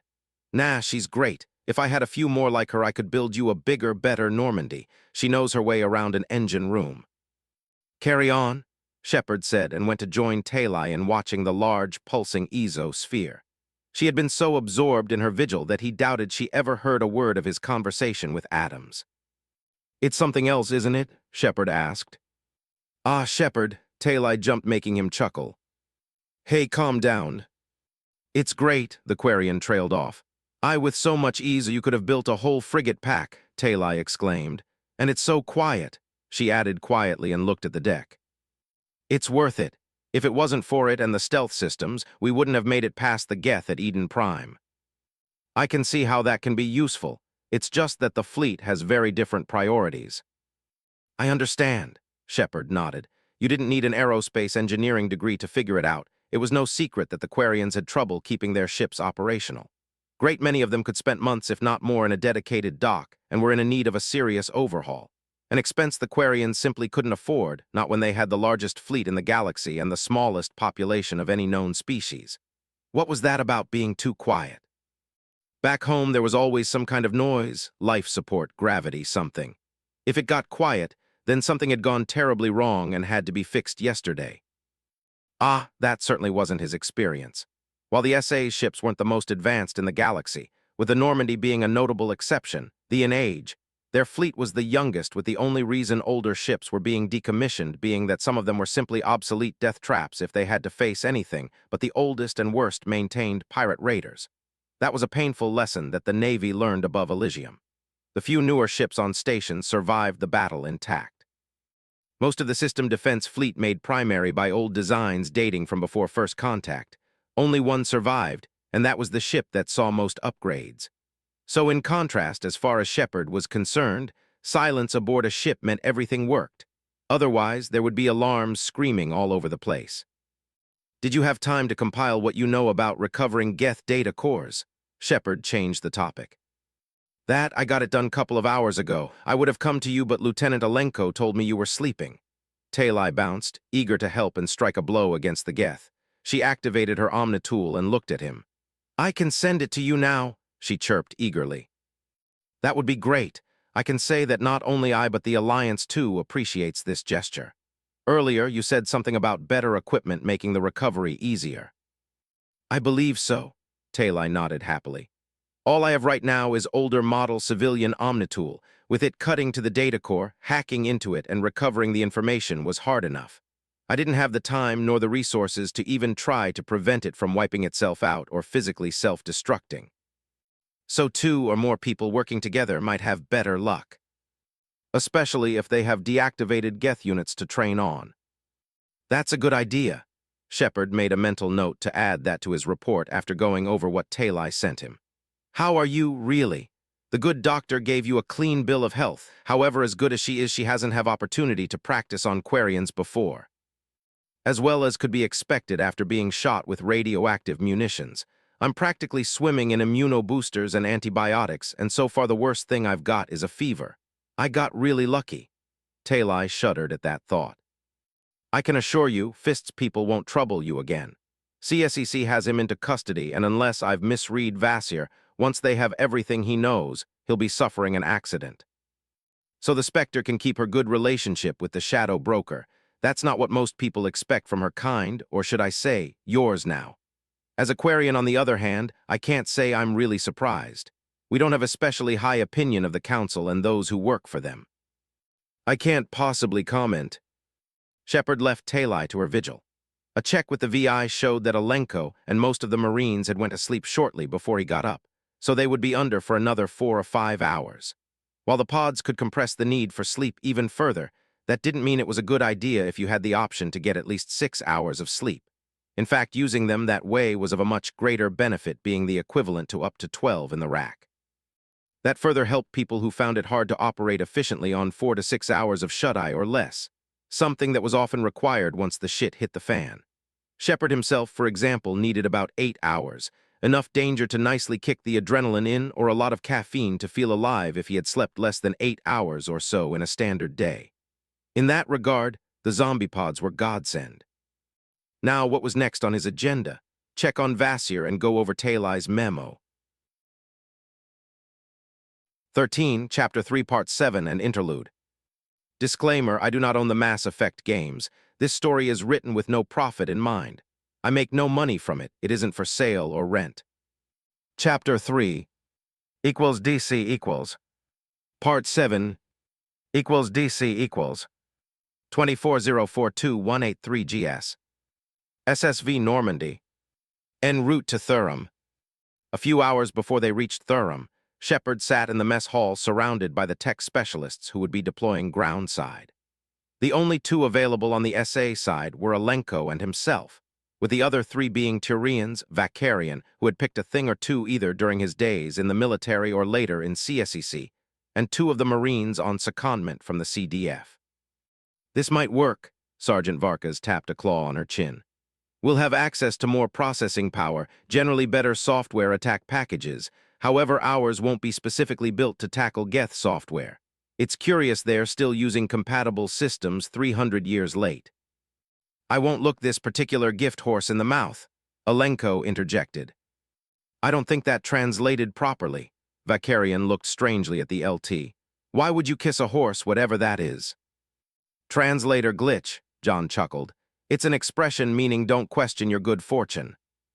Ah, the Turians nodded in understanding. It would be for the best if we have one person going after the data itself with another dealing with the self-destruct, Garrus continued. As long as the physical drive is more or less intact, we can always recover something. That's great in the long term, however merely recovering data cores before they can slag themselves wouldn't really give us access to immediately actionable information, and if there are Geth on the ground, that would be something that could be vital. Alenko pointed out. MS Zora admitted she got very lucky to recover as much data as she did. It might not be immediately helpful for this deployment, however recovering samples of Geth software, and as many intact data cores as possible would allow our E-War specialists to build tailored software packages targeting the Geth and make us jobs easier in the future. We should deploy in pairs, with the odd one pairing with a demolitions expert who will do their best to prevent the self-destruct, Shepard suggested. That would be for the best, Sergeant Varkas agreed. Still nothing from your colony. Not a peep, Shepard grimaced. The odds of this being merely an equipment malfunction were remote since the start. Now, we'll either deal with pirates or Geth. The only question is if we'll get there in time to do anything but bury the bodies and clean up any unpleasant surprises left behind. Equals DC equals. 24042-183 GS. Spectre offices. The Citadel. John Dumbao loathed the loyalty screening meant to ensure no one brainwashed you or stuck implants in your head while no one was looking. He had to spend the past 12 hours stuck into interrogation room with only a brief bathroom break answering questions. If that wasn't enough, he was covered with all kinds of equipment to back up the scanners built into the room and brought by the SDG and CDF personnel conducting the screening. Answering multiple groups of subtly different questions while people scanned him on the atomic level was no fun. The cocktail of supposedly harmless drugs to untie his tongue. Those made him babble, and going down from them was going to suck Krogan Quad. Congratulations, Spectre, it seems you're still yourself. A very chipper young Salarian beamed at him. You know, when the time comes for your next screening, I'll make sure to be the one leading it. Ah, vindictive when irritated once the drugs begin to dissipate. The young man nodded happily and made another note on his omnitool. Are we done here? I do have job to get back to, Bao grumbled. You're cleared, Spectre. A Turian Marine offered him a cup with stimulants tailored for his physiology. Those drugs were meant to counteract and make it easier to get over all the others that replaced too much of his blood during the cursed screening process. Bao snatched the offered drink and gulped it in one breath, doing his best not to let even a drop hit his tongue. He knew from experience in the SDG that the damn thing was effective. It tasted like shit, too. He closed his eyes and waited for a few moments for the stimulants to kick in and the SDG people to get all the scanners and monitoring devices off him before heading to the showers in the back of the Spectre offices. Half an hour later, Bao emerged feeling marginally better. The scalding hot shower and a set of clean clothes did wonders for him. Now that he was able to think more or less straight again, it was time to get back to work. First, he went to the SDG captain leading the circus, Chora of the 3rd Infiltration Regiment. He and his unit had been stationed as a part of the CDF, and thus they got the joyful job of helping the Spectres clean up house. Captain, did you find anyone compromised? Backdoors in our systems? Listening devices? Bao asked. Nothing that some extra PTSD can't explain. However, as you know, more than half the Spectres are currently deployed all over the galaxy. We'll need to screen them as well. On the technical front, there are multiple setups that allow remote access to the Spectre databases. However, with your authority, no matter how irregular, Chora shrugged. It could be done out of convenience, no matter it breaks protocol. Something every single one of your people has the authority to do if they deem it necessary. Saren is one of them, isn't he? He is, and we're monitoring his connection. We can't find a trace he has attempted access since before Eden Prime. I have a CDF network security unit going through everything he has touched, and we can trace for the past couple of years. At least we'll have better idea what he has compromised, if nothing else. Less than ideal, Bao concluded. Please keep me up to date, Captain, and thank you for your prompt response. He turned around and headed for his desk. It was time to see what mess Vasir managed to get into since they separated and forward her any and all intelligence that might come in useful when she got to Thurum. DC equals 24042-183 GS. Chronos Station. Anadius. Jack Harper, better known as the Elusive Man, sat with his back turned towards his desk and contemplatively gazed at the red giant Anadius, the star that his station orbited and used as concealment, thanks to the periodic radiation bursts that made its detection almost impossible unless you knew what you were looking for. It was a nice bolt hole, out of the way with nothing really useful in the general vicinity to tempt people to visit, and thus served Cerberus purposes. Anadius was clearly visible through the reinforced and shielded window. The giant was so big and close enough to see its surface ripple, thanks to the intense gravity and fusion reaction that kept the star going. It was a beautiful, awe-inspiring sight that never failed to remind Jack how vulnerable and small humanity was in the grand scheme of things. It was a sad fact that it was up to him and those like him to keep their whole species safe and, if at all possible, push humanity to fulfill its destiny. Sadly, the system's alliance proved again and again that it wasn't up to the task. The Blitz, all the pirate and slaver raids that went unpunished out of fear of confrontation with the Batarians. Jack's expression darkened. Torfin should have been a stepping stone, the first step in bringing the Batarians to heel. Instead, the alliance backed down and nothing really changed. The Batarians continued to fund pirates and slavers. That scum went on hitting human colonies, and no one dared make the bastards pay. The Alliance had a priceless opportunity to make a stand for humanity as a whole, and when in the spotlight, it blinked and backed down. When he learned about Eden Prime, Jack wasn't surprised. Something like that was merely a question of time. Why should anyone take the Alliance, humanity as a whole, seriously when they refused to fight for what was theirs and let their people suffer the predations of the alien alone? The only surprise was that a Council Spectre led the attack, and that it was the Geth who struck instead of the Batarians or their proxies. Then again, why wouldn't they when the prize was a Prothean beacon, in the hands of the one polity that showed it could be walked over with no repercussions? Another thing that didn't surprise Jack was the Council's reaction. They were busy to dismiss the evidence of their golden boy turning rogue. Or perhaps he wasn't rogue, but merely acting with the quiet approval of his masters. What better way to show the upstart humans their place than to let them suffer under the non-existent mercies of deniable assets? And even if the Council had nothing to do with the attack, they still betrayed their true colors. What use was to be an associate when the supposed protectors of the galactic peace were nowhere in sight when you were attacked? Shepard being made a Spectre, a few ships sent at Thurum, but not really to help protect a human colony, but to extract the daughter of an important Asari, one who might very well be neck-deep with the Geth. This couldn't go on. For decades now, Cerberus under the elusive man's leadership did its best to protect humanity from the shadows. They had their successes and failures, managed to get justice for some of the attack on human colonies, did what the Alliance wouldn't dare to advance human technology and interests. However, it simply wasn't enough. Eden Prime was a proof of that, and despite expecting it, Jack couldn't help it but feel that letting it happen was a failure on his part. Cerberus needed to do more than it could ever achieve in the shadows. And no matter how he felt about it, there were enemies in home who threatened humanity as much as any alien. Enemies who Cerberus hadn't dared touch so far. Jack looked down at his forgotten cigar and pulled out a fresh one before lighting it up and taking a deep breath of calming smoke. He exhaled slowly a stream of smoke, and now that he was calmer, thought about the situation back home. There were elections coming, and with Eden Prime disaster, there was an opportunity to be had. It was high time for the guardian dog to slip its leash and take charge. Humanity needed better weapons, ships, better soldiers, and as if not importantly, better leadership.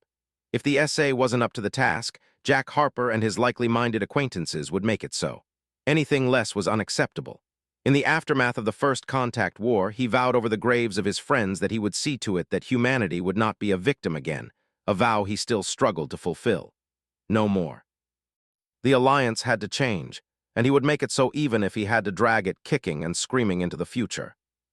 Harper swung around in his leather chair, put away his cigar, and switched on his computer. It was time to make some calls and throw all possible Cerberus resources behind the right people on the political arena. DC equals. Interlude, Alliance Intelligence I. DC equals. In summary, there are three main reasons why a potential direct confrontation against the Batarian hegemony is winnable. First, unless there is a radical political realignment, the SA can expect the Council to remain neutral or even supportive of humanity in case of such a conflict. Second, due to the Council using all available sanctions and covert operations by SDG and Spectre assets, unconfirmed at this time as anything but direct retaliation for Batarian-sponsored piracy, to weaken the hegemony and force it to change. That has led the Batarian economy to enter a vicious cycle of stagnation and shrinking that has lasted for centuries now. Third, due to the aforementioned factors, the general readiness, maintenance, and technological level of the Batarian Navy is considered equal or lower than ours. In conclusion, despite popular belief, it is not the Council, nor the Councilors who run the galaxy. They are ultimately responsible to their governments, and said governments impose restraints and goals that guide their actions. Our analysis based on all available sources is that in the aftermath of the Krogan Rebellions, the primary function of the Council became fostering economic prosperity to facilitate recovery from that conflict and the Rachni War that came before it. The Councilors of the time were so successful in bringing a golden age to the galaxy under their aegis that maintained the status quo in turn, became the primary objective of the Council, and the three governments backing it. While we only have publicly available information about the Geth-Quarian War, the AI believes that the Council of the time and the Turian, Asari, and Salarian governments knew at least as much if not more than the Quarian remnant about the conflict, how it began, and what led to the Quarian defeat. Officially, the Quarian were stripped off their associate status because they intentionally or not created a self-aware synthetic intelligence, one of the big taboos among the Citadel species. Unofficially, we're baffled why the Council didn't immediately move on to neutralize the potential Geth threat. With the information available, we can make two conclusions. One, the Council knows something about the conflict that is classified to this day, and stayed their hand, and two, they faced a political pressure not to engage into a galactic war against the Geth that would have thrown the economy in recess at best, and ended the unprecedented age of prosperity that lasted for the past 700 years. AI is scouring all available sources for more information on the Geth-Quarian War, and why the Council didn't intervene. So far all we have is idle speculation, and not enough data to reach a reasonable conclusion. In summary, we can best describe the Council attitude towards the SA and humanity as exploitative. While they do see us as useful, the Council wasted no time fostering conflict between us and the Batarian hegemony by offering us colonization rights in an area that until our arrival on the galactic stage was deemed of Batarian interest. The AI further concludes that the only reason the Batarians failed to properly develop and exploit it, which conveniently was the reason why it was given to us, was the sanctions the Council leveled against the hegemony and used to cripple their economy.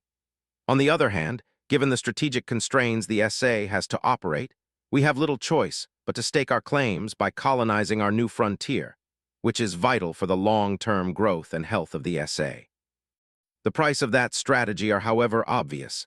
With the Navy stretched thin, many of our frontier colonies are lightly defended, often lacking any form of naval support until it is too late. Given their generally small size and large number, the Marine forces stationed on the ground can more often than not merely keep said colonies from merely being destroyed and protect part of the civilian population and infrastructure, instead of having the numbers and equipment to properly repulse pirate and slaver raids. The conclusion of this analysis is that the Council is using us to further weaken the hegemony, and in the same time keep us in check to diminish the possibility that we would be in a position to disrupt an almost a millennium of prosperity Citadel space has been enjoying. While the SA has seen an economic boon due to our associate status, and it remains in our interest to keep close ties with the Council for geopolitical strategic reasons, the price we have to pay for it domestically might prove unsustainable. See Attachment A3 Summary, Strategic Internal Threats. It should be kept in mind that it was thanks to the Council and their careful handling of our entrance to the galactic economic stage, we didn't suffer economic meltdown, one that could have been either started or made crushing when our currencies began trading on the Citadel exchanges. Our military, political, and economic analysts all agree. The Council made sure to prop up our economy and ensure the SA as a whole prospered enough that we could prove credible threat to the Batarians and see a tangible benefit from being an associate species. At the same time, our strategic concerns and the extreme power of Citadel space-based multistellar corporations did have a devastating effect on many SA businesses, and are one of the major reasons why a large percentage of our population hasn't seen a real boon from our membership in the Citadel Alliance. This in turn is one of the reasons for the rise of many of the threats discussed in the domestic portion of this document. See Attachment A3 Summary, Strategic Internal Threats for more details. From Alliance Intelligence Analysis of the SA Strategic Situation. 14, Chapter 4 Parts. Disclaimer, I do not own the Mass Effect games. This story is written with no profit in mind. I make no money from it. It isn't for sale or rent. Chapter 4 equals DC equals. Part 1 equals DC equals 24042-183 GS. SSV Normandy. NASA system. 4 people stood at Normandy's bridge, and Shepard was sure that all of them thought about different things besides their obvious concerns. First, the acting captain was busy making sure nothing unexpected happened, or at least didn't develop into a significant enough issue to kill them all. On top of an experimental and possibly viciously temperamental ship, Presley had to worry about Geth filling up Anderson's shoes, aliens running all over his brand new, supposedly secret ship, a pair of Spectres as if everything else wasn't enough. The list went on and on. Second was the Quarian LT, the First Contact War or the Relay 314 accident as the aliens called it still stung both sides. It was telling that the short campaign that included the bulk of humanity's military space assets was a mere footnote to the Turians, and the reason why the hierarchy took so long to respond to General Arteria's stunt. They had so many ships, so many fleets and task forces running all over the galaxy that initially first contact with humanity slipped through the cracks, and by the time anyone with a sense figured out what was happening, Shepard glanced at the stoic Turian. He had to grant the LT that much. His people had handled being stuck on a SA ship better than some of the humans. All things considered, while some of the crew were merely curious, others had issues keeping their hostility in check. In that regard, Kaiden was godsend, at least when he wasn't on a rest period or suffering all but crippling migraines due to his now outdated L2 biotic implants.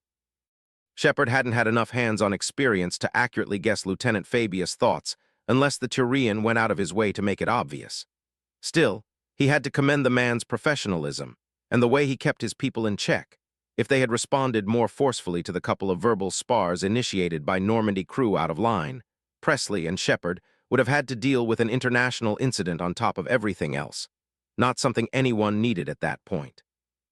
Third, Vasir was an enigma. At the best of times, John couldn't figure out what was the real Spectre if he had seen it in the first place, and what was mere theater.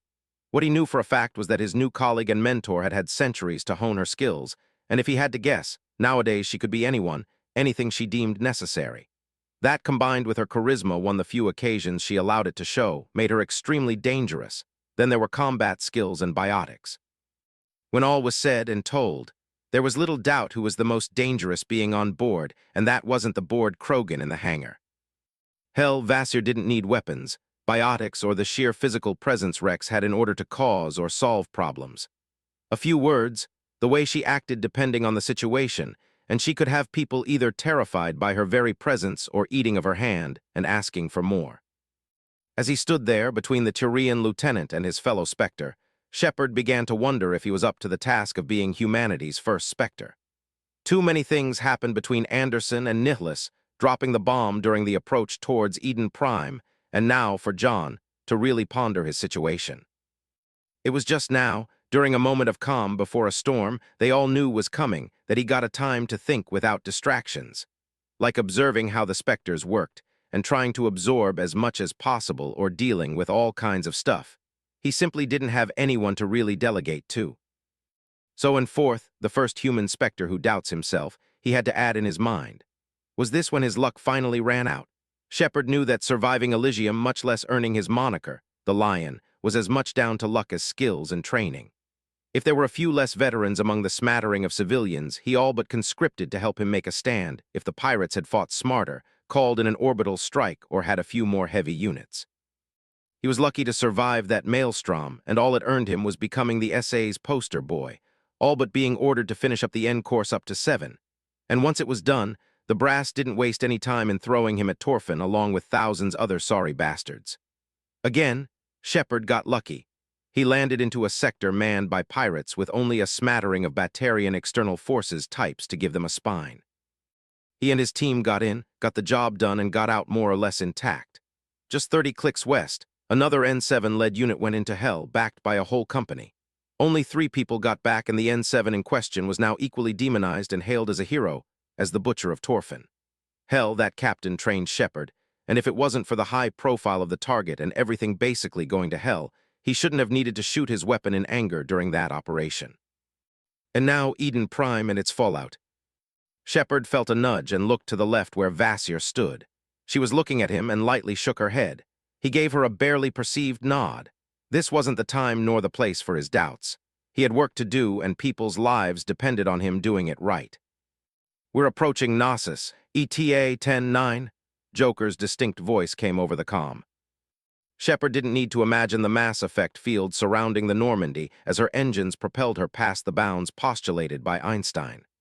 As an engineer, and someone who did find the time, if barely, for a university degree in physics, he knew firsthand how odd and misunderstood ease and the effect it produced were. Oh, people could use them for all kinds of things. The stuff worked like a charm. Yet ever since the first Asari physicist took a look at it, Element Zero, and what the galaxy came to know as the mass effect were the stuff that gave scientists nightmares. Simply put, they shouldn't really work as they did. You could explain how things work to a layman. Said layman could understand said explanation. Said explanation could even be more or less right from engineering standpoint. From theoretical one, there were hundreds of theories built around explaining how the damn stuff worked. It should have invalidated conventional physics, meant it didn't work. Something everyone had proof wasn't the case on day-to-day basics. Whoever actually figured out how to explain Izo's effect and its weird relation with dark energy through a unified working theory would make a killing and immortalize themselves, not to mention reshape the galaxy. It was the holy grail of physicists all over the galaxy, and an idea that Shepard toyed with from time to time, before the real life intervened. Shepard closed his eyes briefly as Joker counted to 0. When he got really nervous, his mind often went after such nagging facts, a source to find comfort or something. At least his therapist from after Elysium said so. "And we're in at the edge of the system," Joker grumbled. "Short-range sensors were clear. Long-range, damn, we've got energy signatures in orbit of Thurum as of 4 light hours ago. I can't make it better from here without getting active. CIC, can you refine the data?" "We're on it, Flight Lieutenant," Presley answered. "I need answers, people. Once it became clear Thurum went off the grid and given our suspicions, the Admiralty ordered all incoming traffic to Knossos to halt. Unless someone disobeyed orders, there shouldn't have been that many ships in orbit a few hours ago, much less with strong enough signatures to pick them from all the way here. I need information." "Sir, we'll need at least 10 minutes to gather more data and properly analyze it, but eyeballing it and preliminary scans both indicate possible Geth signatures," the chief sensor operator responded. "I'm seeing what suspiciously looks like what we got from Eden Prime, but from this distance and on such a paltry sample." "Go for it, Lieutenant," Presley ordered. "Flight Lieutenant," he addressed Joker, "bring us in closer, nice, slow, and quiet. If I'm to make an educated guess, those smaller signatures are frigates with the larger one being a cruiser leader. We won't be engaging them directly or at all." The acting captain trailed off and turned to look at the Spectres. "We might be able to cripple the cruiser, perhaps take it out if we manage to sneak close enough and unleash a full Alpha strike undetected. However, that looks like a whole frigate pack with it, and we don't know what else they have in system. Alone, we won't survive a prolonged engagement, nor do they need all those frigates to chase us off the planet, in which case any force we insert and gets detected dies," he explained. "Unless we absolutely have to, we won't engage at such unfavorable odds. Leave a comm by for our reinforcements. We know where they'll pause in dark space to await intel." Despite what popular media claimed, until you had one of the extremely expensive and rare QEC installed on your ship, something currently nothing less than a fleet flagship got, you couldn't call anyone while moving in FTL. The side effects of the ME bubble surrounding the ship prevented it. Strictly speaking, said bubble should be doing much more than it apparently did, much less as well, but thinking deeply about it, and trying to figure it out had driven all too many physicists up the wall over the millennia. That certainly wasn't a topic to amuse yourself with in the given situation. Damn nerves, Shepard thought, and went through a couple of mental exercises to focus his thoughts. Equals DC equals. Part 2. Equals DC equals.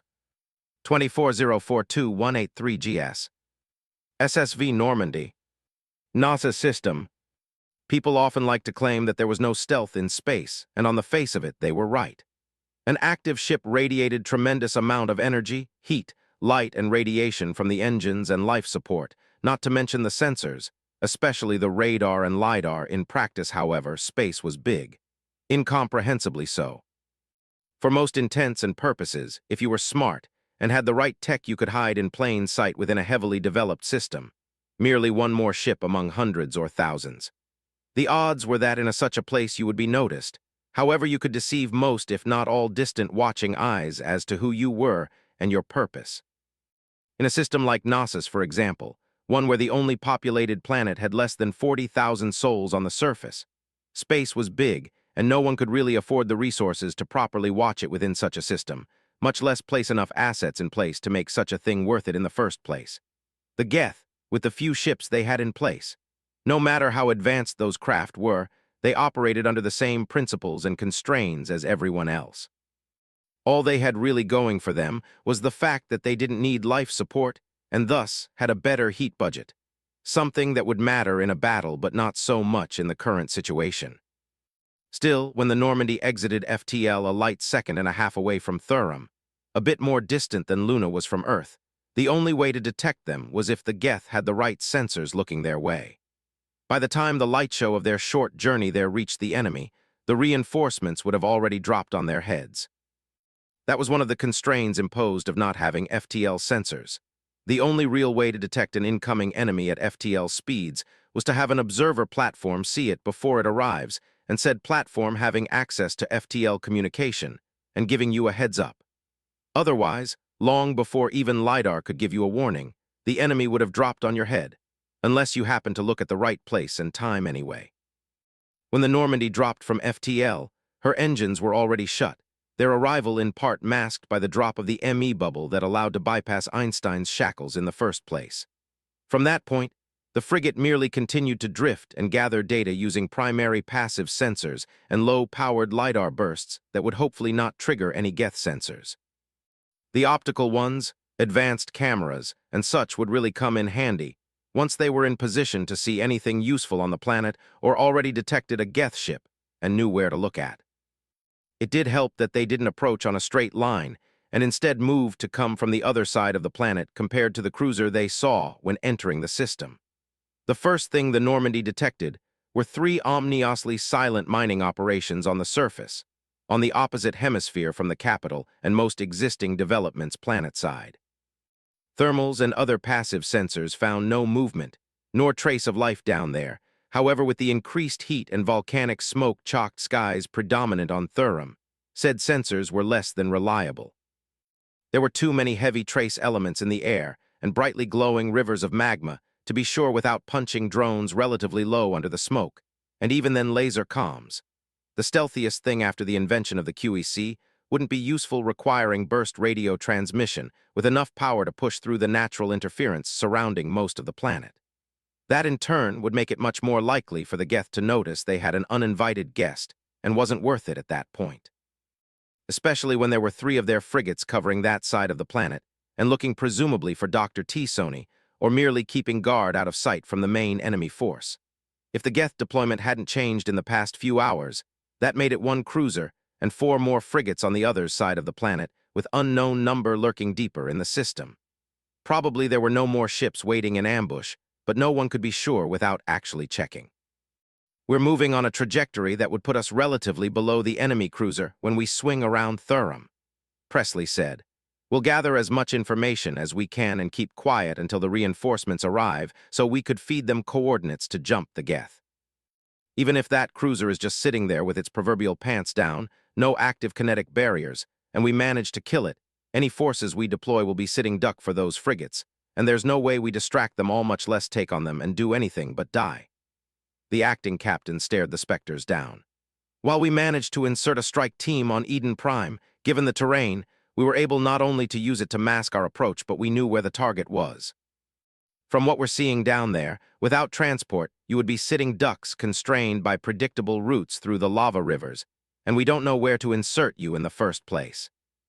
Not to mention that given the heat down there, an insertion would be even worse for the heat sinks than on a regular garden world, Shepard concurred. On the bright side, the Geth hadn't plastered those mines we saw from orbit. On the other hand, John trailed off. Why are they still here? Vasir asked. How many platforms did they have on board those ships? My guess is that they want Dr. T-Sony alive, otherwise we would have arrived to find only rubble and corpses. Unless they begin pulling back before our backup is in place, we'll merely gather information. However, if we see them try to leave, I want that cruiser crippled and we'll do our best to stall the frigates. At worst, we'll deny them Dr. T-Sony. Besides, with those frigates we're watching, it's unlikely we'll be able to both get you in and pull back to safe orbit without being noticed on the way down or up. At Eden Prime, the enemy was concentrated in 1 fleet covering that super dreadnought from orbit. We managed to insert from the other side of the planet and use those large valleys to keep out of sight from orbital surveillance as much as possible. Here. While the smoke cover would help, by the time we get you in position, the heat sinks would be full enough we won't be able to distract the enemy for long before we have to run to cool. That in a nutshell summarized life in the military. Hurry up and wait, even with the enemy right here, unaware of your presence. 15, Chapter 4, Parts 3 and 4. Disclaimer, I do not own the Mass Effect games. This story is written with no profit in mind. I make no money from it. It isn't for sale or rent. Chapter 4 equals DC equals. Part 3 equals DC equals. 24042-183 GS. SSV Normandy. NASA system. A tense hour passed while the Normandy made 4 orbits around Thurum. She put all her passive sensors to good use and gave her crew tons of data to work with. Despite the nasty mixture of clouds and ash that covered much of Thurum on the best of days, it soon became clear that there were active power signatures, and what looked on thermals like ongoing firefights on at least 3 locations on the surface. The largest center of activity was what passed for Capital City, with close second being a large refinery complex, along with an archaeological site in its vicinity, and finally, the entrance of the second largest mine on the planet. We do have alive people down there fighting. We even picked up pieces of a distress signal on our closest pass to the capital, the sensor officer reported. Unfortunately, we have no indication as to the location of the VIP, though it is at least obvious she is still alive and free. Otherwise, there would be no more need for the Geth presence. They might be pursuing a secondary objective if the primary failed, Presley pointed out after a few moments of thought. The transports meant to pick up metal shipments never arrived. There must be a fortune down there waiting to be loaded. I'm sure the Geth could use the heavy metals. A lot of them have applications in shipbuilding. A target of opportunity to coincide with retrieving Dr. T-Sony. Plausible, Vasir agreed. They would need to land their frigates to pull it off. I'm not seeing any cargo ships they either brought with themselves or captured. We're approaching the broadcast window, the comm officer reminded them. What should we add to the package besides the gathered intel? She asked. Add our orbital coordinates for the beacon to stream us the reinforcements' attack plans. We'll receive them on the next pass and then decide what to do. You've been working on a plan to cripple that cruiser as an opening shot, acting Captain Presley? Vasir inquired. Shift orbit to intercept the target. We should be able to do it more or less stealthy, then release a spread of torpedoes and have them drift until point-blank range before going active. Then we'll make a strafing run, targeting the cruiser's engines with everything we have. The reinforcements should drop right behind us, once we get the Geth's attention, and hopefully mop them up before they know what hit them. I like it nice and simple, Vasir praised. Shepard options once we've secured the orbitals. I should drop in the Mako at the capital with as many people we can safely cram inside, link up with survivors and figure out where the VIP is supposed to be. That has the bonus of minimizing the odds of friendly fire, because someone on edge shot first, and asked question never when they see more aliens landing on their heads. You and the Turians remain as a reserve on the Normandy and drop when we have positive confirmation of Dr. T-Sony's location. Either that, or we drop on 2 of the 3 active locations groundside, and have the reinforcements sent Marines to the 3rd, and begin scanning for survivors and additional Geth troops. We're doing best. I would prefer to avoid friendly fire accidents. We, Vasir nodded to the Turian LT, will go to that refinery complex and secure the dig there while you take care of the capital. Comms add a suggestion to the reinforcing ships that once the orbitals are secured, they should help us retake the colony with critical objectives being the archaeological sites and the capital in that order. Equals DC equals CIC, CWS Agile, Outer System, Gnosis. The CDF task force dropped from FTL on the edge of the system not too far from where the Normandy arrived an hour ago, spoiling for a fight. They had both short and long-range sensors up, not particularly concerned that any forces deep within the system would notice their arrival in time. Instead, Senior Fleet Captain Quintus, the Turian in charge of the battle group, was afraid of was an ambush, a depressing possibility if the enemy was numerous enough to have had picket ships sniffing around the Gnosis outer system. It was what he would have done if he had the numbers or time and enough reckoned satellites to deploy. A smart commander would have left the enemy scout, the Normandy in this case, slip in without confronting it, before setting up and wait for the reinforcements to show up. No enemy contacts close by, Agile's sensor operator reported. We're getting time-lagged signatures from Thuram's orbit. No apparent change since Normandy's arrival. They either have no idea we're here or we've flown into a nasty trap, Senior Lieutenant Carolis added with her usual cheer. We also detected Normandy's beacon, 33K from us. She pressed a few buttons, and a small dot appeared on the tactical display to the left of the battle group. Sending access codes, handshake in progress. We're good downloading data packages in secure system. We've got a message for you, sir, complete with Spectre codes, the comm operator announced. It's clean, he added after scanning it for unpleasant surprises before sending it to the captain. Surprisingly enough, the message itself was worded in a polite and suggestive manner, not the orders he expected from a bunch of Spectres. The rough plan they had wasn't bad, and he suspected that his human counterpart on the Normandy had a lot to do with it. Still, it did the Spectres in question credit that they listened.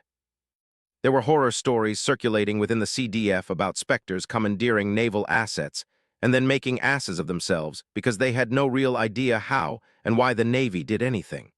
They were often worse than the Army types, or so rumor had it.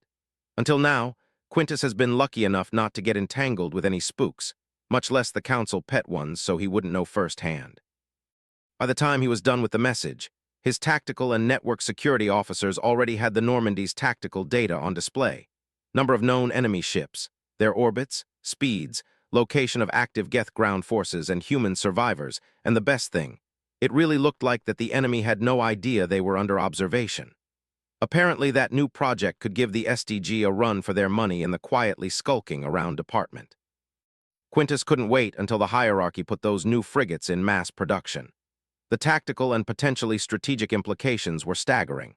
Besides, at the very least they might just put them on a more even footing with the Salarians and their infamous SDG in the intelligence gathering business. Comms compile a package for the Normandy. In 30 minutes they're to cripple or destroy the Geth cruiser. We'll be jumping in 31 minutes. Many Shadow will stay at the edge of the system, random location, and observe in case we fly into a trap. The rest of the frigates, pair up and jump a Geth equivalent. I'll be designating targets shortly. The Agile will finish off the enemy cruiser, then move in to intercept the closest Geth frigate. Once we've established orbital dominance, we will launch Marine to help secure the VIP we're here for, reinforce any SA holdouts, and neutralize any and all Geth ground forces. Targeting priorities are DC equals CIC SSV Normandy High orbit of Thurum. 27 minutes after they heard from their reinforcements, the Normandy emerged from Thurum's dark side with the local star at her back. Their initial entry in orbit was such as to facilitate a similar maneuver if necessary. For a few brief seconds, the frigate was in a blind zone of the patrolling Geth warships, which were more concerned in scanning the surface than looking for enemies in space. That was either complacency, or more likely, thanks to Saren, the machines knew what were the odds of the SA dispatching a force that could challenge them here in the foreseeable future, which were admittedly low. If it wasn't for the stroke of luck that revealed the rogue Spectre's connection with Benizia T-Sony, Thurum going silent would have had a distinctly secondary priority compared to securing and locking down the borders. Or perhaps what the Normandy's crew witnessed above Thurum was a sop for the Geth. They simply lacked enough data to be certain. It mattered little in the end. The machine's complacency or single-mindedness was going to cost them. For a brief moment, maneuvering thrusters lit up, and the Normandy shifted her orbit to make an interception with the more or less stationary Geth cruiser above the capital possible. 8 disruptor torpedoes stealthily left their berth and proceeded to drift in a rough formation around their mothership as Joker prepared to guide her first attack run in anger. Even as fast as she drifted, it took the Normandy minutes to reach effective engagement range, which in this case was close enough not to give the machines enough time to react. Those minutes felt like hours to the crew. Every moment now a stray radar or LiDAR sweep, thermals, or even a Geth platform looking through a window, if they had windows on their ships, could have discovered the Normandy. Time dragged at a snail's pace, while the frigate drifted past its normal engagement range, through point blank, and they were almost close enough for Guardian to be able to slice through their armor when the cruiser lit up its active sensors. Fire for effect, Presley ordered, and even before his words could properly reach the cockpit and Joker, the pilot was already busy bringing the Normandy to full power, engines, shields, sensors. A press of the button made the drifting torpedoes lit up their engines and seeker warheads. With the cruiser so close and its sensors just lit up, there was no way for them to miss it. The suicidal drones accelerated to an extent that would have turned any organic to paste and headed for the rear of their target. Within moments, the Normandy had locked in, and Joker launched a second spread of torpedoes, followed before opening with her spinal mass accelerator. To give them credit, the Geth reacted faster than any organic could for all the good it did them. The range was too short, acquisition and engagement time shorter still. Nevertheless, the cruiser's Guardian lit up and managed to swap 3, then 4 torpedoes from the first spread. However, the rest slammed into its rear, near the engine just as it came to life. With their mass increased beyond any reason by the warheads they carried, and with unstable fields warping time and space in front of them, the torpedoes suddenly became 2 massive mass signatures for the cruiser's shield to stop. In fact, They simply either punched through or bypassed it entirely and homed at the siren song of ME emitters, targeting sensors or the heat signature of an antiproton engines. Those weren't the small, used en masse weapons launched by fighters or bombers. In fact, the ordnance the Normandy carried was almost the third of the size of a standard fighter, which made for a much harder-hitting weapon, faster, longer ranged, and in theory able to survive more punishment. The Geth Guardian demonstrated that the latter wasn't really true, at least as far as their active defenses were concerned. However, there was nothing wrong with the larger disruptor torpedoes that hit. One ripped through the starboard main sensor array, two more pulverized shield emitters before crashing deep into the cruiser, warping and shattering armor, decks, power lines, and delicate equipment alike. The last torpedo managed to clip one of the engine pods, and only automated safeties prevented chain reaction. Again, the Geth showed reaction times and level-headedness that an organics couldn't possibly match. The ship began to rotate moments after the torpedoes hit, a desperate attempt to shift the now crippled side from the line of fire. It was a commendable attempt that would have made a difference if the Normandy hadn't been able to sneak in as close as she did to act as an assassin. Mass-accelerated slugs and 5 more torpedoes slammed into and through the cruiser's rear, fully collapsing the shields on the rear half of the starboard, and perforating or cutting the power to systems on the other side of the warship, before a torpedo warped its way through a fuel tank, and the rear third of the cruiser vanished in a blinding flash of light. The rest of the now dying warship jumped and began tumbling out of control. The brief pulse of the engines and the force added by the explosion ensured it broke orbit so Thurum could catch it in its gravity field, which began dragging it down. Yet the remaining Geth on board appeared unshaken at the prospect of fiery death, and the wreck lashed at the Normandy with her remaining Guardian lasers. Joker sent 2 disruptor torpedoes at what was left of the cruiser, as a distraction if nothing less, and banked the ship away towards the closest enemy frigates. The 4 smaller Geth ships wasted no time in reacting. They all lit up their engines and went to acceleration that would have made organic crews black out, followed by turns that virtually guaranteed it. 30 more seconds and we're making a short FTL jump. Everyone, hold on for aggressive maneuvering, Joker's excited voice echoed throughout the Normandy. Mass accelerator rounds, disruptor torpedoes, and even long-range laser shots lashed at the SA frigate. Her shields managed to turn aside the few slugs that struck her, and at the current range, the only lasers that were any threat outside of blinding the odd sensor came from the dying cruiser that the Normandy was quickly leaving behind. Still, the Geth managed a few solid shots that melted armor and slagged various sensor clusters before the timer went to 0, and the SA frigate jumped into FTL. The Geth warships, hot on her heels, failed to notice in time the arrival of the Citadel forces. 2 of the frigates still making their way around Thurum found themselves targeted by a pair of their Turian counterparts, each, and before they could move into vectors that would allow them to flee into FTL, a flurry of lasers, mass accelerator fire, and disruptor torpedoes raked them both, causing enough damage to prevent such an escape. The Turian ships didn't emerge unscratched either. Even if far less firepower came their way, short-range lasers and slugs slammed in their flank, building heat and slagging exposed systems. However, due to the respective vectors of the combatants, the Geth were in no position to respond with torpedoes, something that gave the Citadel ships a distinct edge. Once the Turian ordnance hit, multiple torpedoes sheared the engines off one frigate and left it a drifting wreck, and provided the coup de grace to the other by detonating engines, fuel reserves, and sending the Ezo core out of control in a lethal chain reaction. The Agile and her single escort came out of FTL behind the 4 Geth frigates busy chasing the Normandy. Captain Quintus wasted no time ordering weapons free. The cruiser's firepower proved too much at such a short range, and rapid-fire shots from her spinal-mounted mass accelerator blasted through her first target's shields in a short order. Even a Geth-controlled frigate couldn't accelerate away and successfully evade given the unexpected attack vector, and that proved lethal for yet another Geth warship. Meanwhile, Agile's escort unleashed hell upon its own target, and while the Turian frigate was unable to outright destroy its target, it managed to cripple it before it entered FTL, only to drop out mere 100,000 kilometers away, a fact announced by a bright explosion that heralded the wreck's location. The remaining 2 Geth warships within Agile's engagement envelope wasted no time and fled. After it came from behind Thurum, the last enemy frigate took at the battlefield, noticed the 4 lightly damaged Turian ships converging on her position, and decided that discretion was the better part of valor and made herself scarce. Equals DC equals. Part 4 equals DC equals 24042-183 GS. SSV Normandy. NASA system.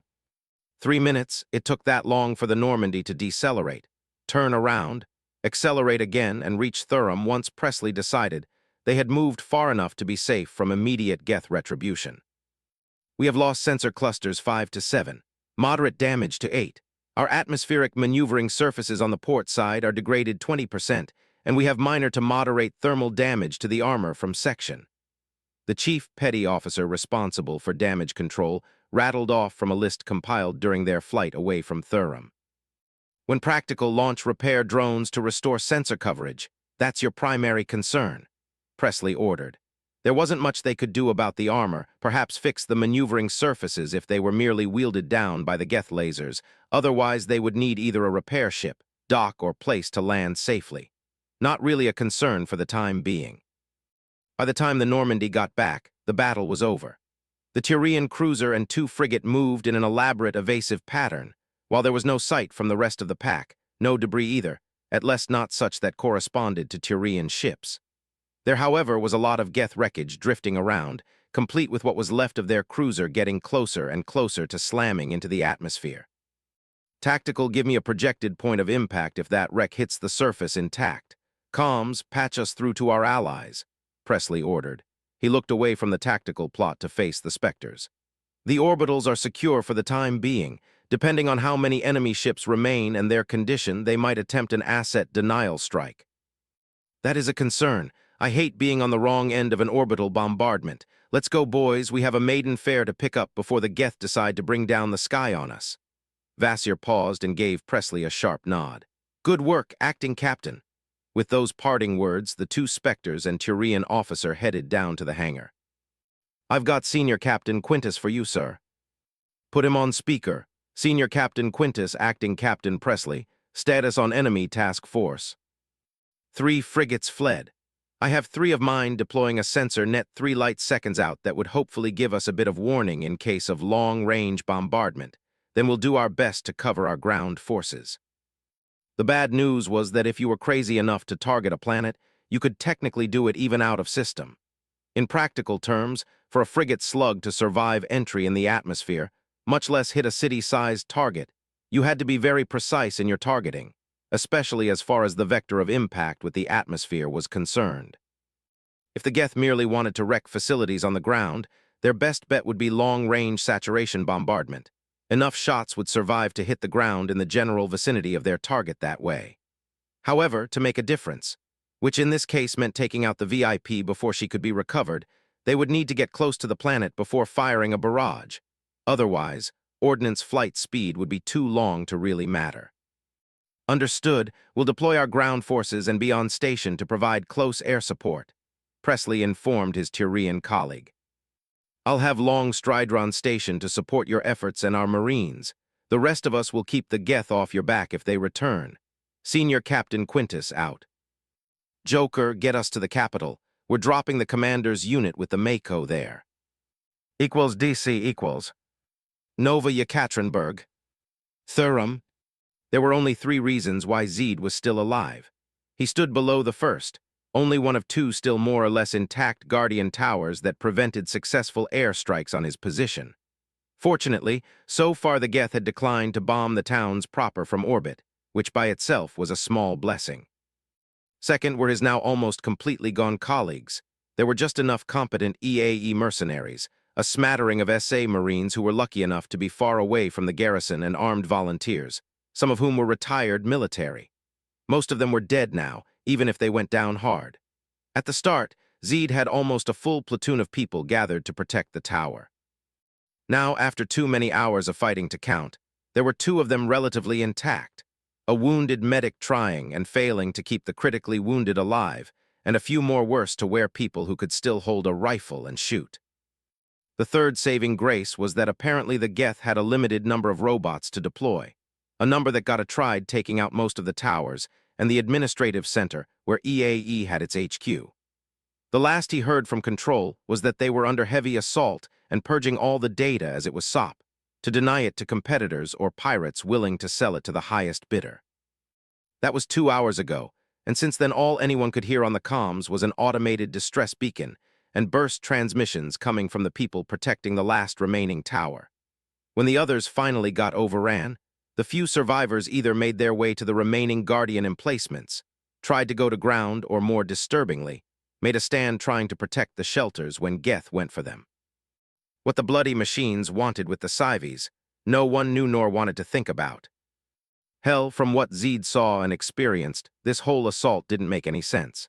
If it was a mere smash and grab, why didn't the Geth take out the emplacements from orbit as they did the garrison? Why were they going after the administrative center and at least 2 of the shelters so far? Why did they have so few ground units and thus far failed to overrun them? Zed knew he was tough. However, the damn robots were bloody dangerous and enough of them would have punched his number, EAA-shaped meat shields notwithstanding. "Sarge, check this out," their sole remaining combat engineer Carl shouted from where he sat bleeding. For a moment, Zed felt frustration at the younger man, but that was before his tone fully registered. There was hope in his voice. "That Geth cruiser in orbit, someone just took it out." "What?" Zed turned to look at the wounded man. "You know the sensors of those things," Carl waved at the tower they huddled beneath. "They can see pretty well in orbit. Something just came of nowhere and nailed that cruiser, and now all the Geth frigates are going after it like bats out of hell. We just got an IFF ping. It's one of ours, SSV Normandy. I haven't heard of it. We've got incoming. They'll try to overrun us before any reinforcements can get to us. Hold position," Zed snapped. When asked later what exactly happened, all Masani could remember was a blur of shooting, explosions, screams, and flashlight heads. Jesse overheated in his hands and shut down as he pumped burst after burst into a sprinting giant robot, Carl screaming something incoherently as he pushed himself up on his mangled legs and sent overload and attack programs at the advancing machines. Drones roaring overhead only to meet the last remaining frag grenades thrown by the combat medic who had to abandon her patients and use her shotgun, a shadow roaring from the heavens and blinding lances of light evaporating whole clusters of Geth heat and shock waves slamming into his face. And then he was on his back seeing only dancing white spots, another different roar. A familiar one too, and the comforting sound of friendly heavy weapons.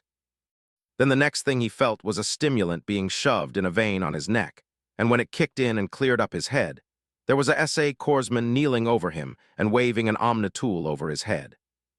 "This one will make it," the man shouted before pressing a button on the omnitool and administering another dose of stimulant.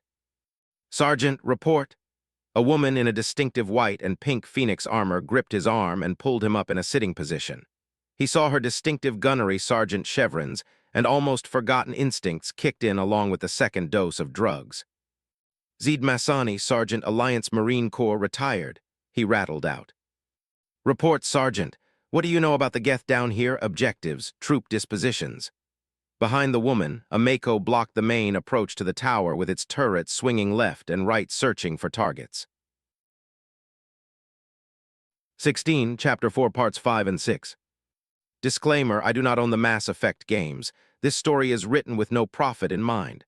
I make no money from it. It isn't for sale or rent. Chapter 4 equals DC equals. Part 5 equals DC equals.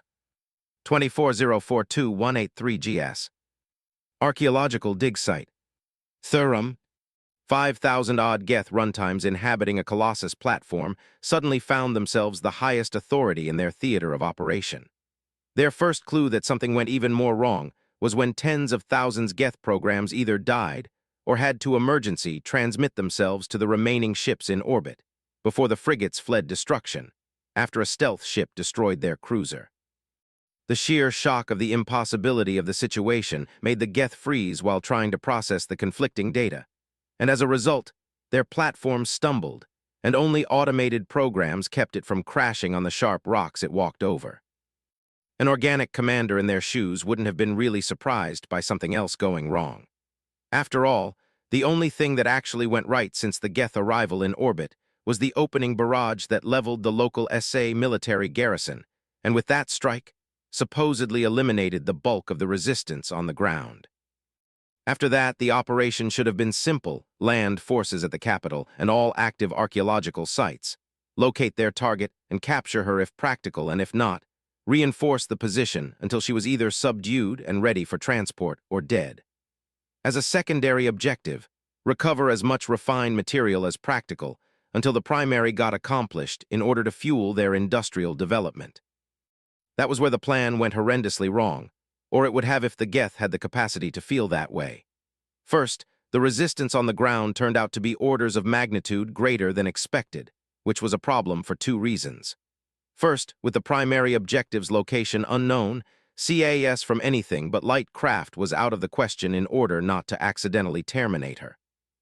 Second, ever since the Geth aligned with the old machines separated from the orthodox consensus, they had to dedicate majority of their platforms on building up their industrial base, something that was still ongoing. The original development plan called for 6 more months before sufficient industrial assets could come online, with 6 months after that, until the Geth could have enough platforms and equipment to fully staff and equip their existing ships and crew all existing and in development facilities. The discovery of the Prothean beacon on Eden Prime thus presented both a grave complication and opportunity, with the old machine, Nazara, ultimately deciding that such an asset couldn't be left in the hands of the organics. Simply put, the Geth lacked the assets to properly go after the majority of objectives they had to cover. Nevertheless, they did plan for overkill on the important ones, like Eden Prime, and combat data gathered there indicated that even if orbital support was restricted for most of this operation, they did have more than enough ground deployable assets to accomplish their primary objective with time to spare. Intelligence indicated that Thurum wouldn't be a strategic priority for the SA, and it would be at least 24 to 30 more hours before human ships in enough numbers to challenge the Geth deployment in system could arrive. Both of those calculations turned out to be in error, and they still had 3 sites with confirmed Asari present, with no confirmation to the location of the primary objective at any of them.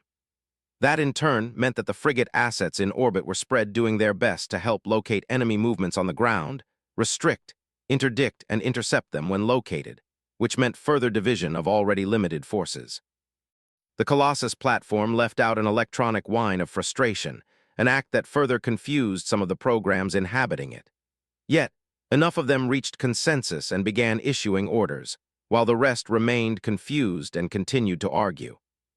They had to locate and neutralize the primary objective in order to deny it to the organic enemies, a task easier said than done, because with the loss of the orbitals to hostile forces, the Geth planet side suddenly found themselves in isolated clusters unable to reliably communicate with each other. The programs within the Colossus issued a set of orders to all assets they could reach, and soon 30 ground platforms and drones converged near the entrance of the mine, where the heart of the dig site was located. With a live retrieval of the primary objective no longer a concern, the Geth had no more qualms in bringing heavy weapons to bear, and soon unleashed them upon the few remaining defenders, who held so long only thanks to an Asari commando bolstering their ranks. She was also the primary reason why the Geth were there in force, a possible indication that the primary objective was inside this very mine. Missiles, grenades, and plasma blasts rained into the entrance to meet a biotic barrier. The barrier survived the initial onslaught. The ceiling, not so much. With the tunnel collapsing, the Geth ceased their assault and waited for a group of them who were busy repairing a nearby digging machine. Soon, they would be able to make their own entrance now that the defenders were buried under tons of rock. Active sensors sent a warning that made the Colossus raise its head and primary weapon upwards. A streak of light burned through the sky headed straight for them. Recognition and threat assessment algorithms examined it with machine speed and reached a depressing conclusion.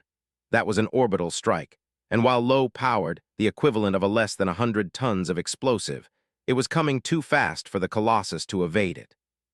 The same was true for the other platforms as well. However, the drones had a chance to make it on the other side of the tall hill where the entrance of the mine was located. The Geth knew it was unlikely to have any effect.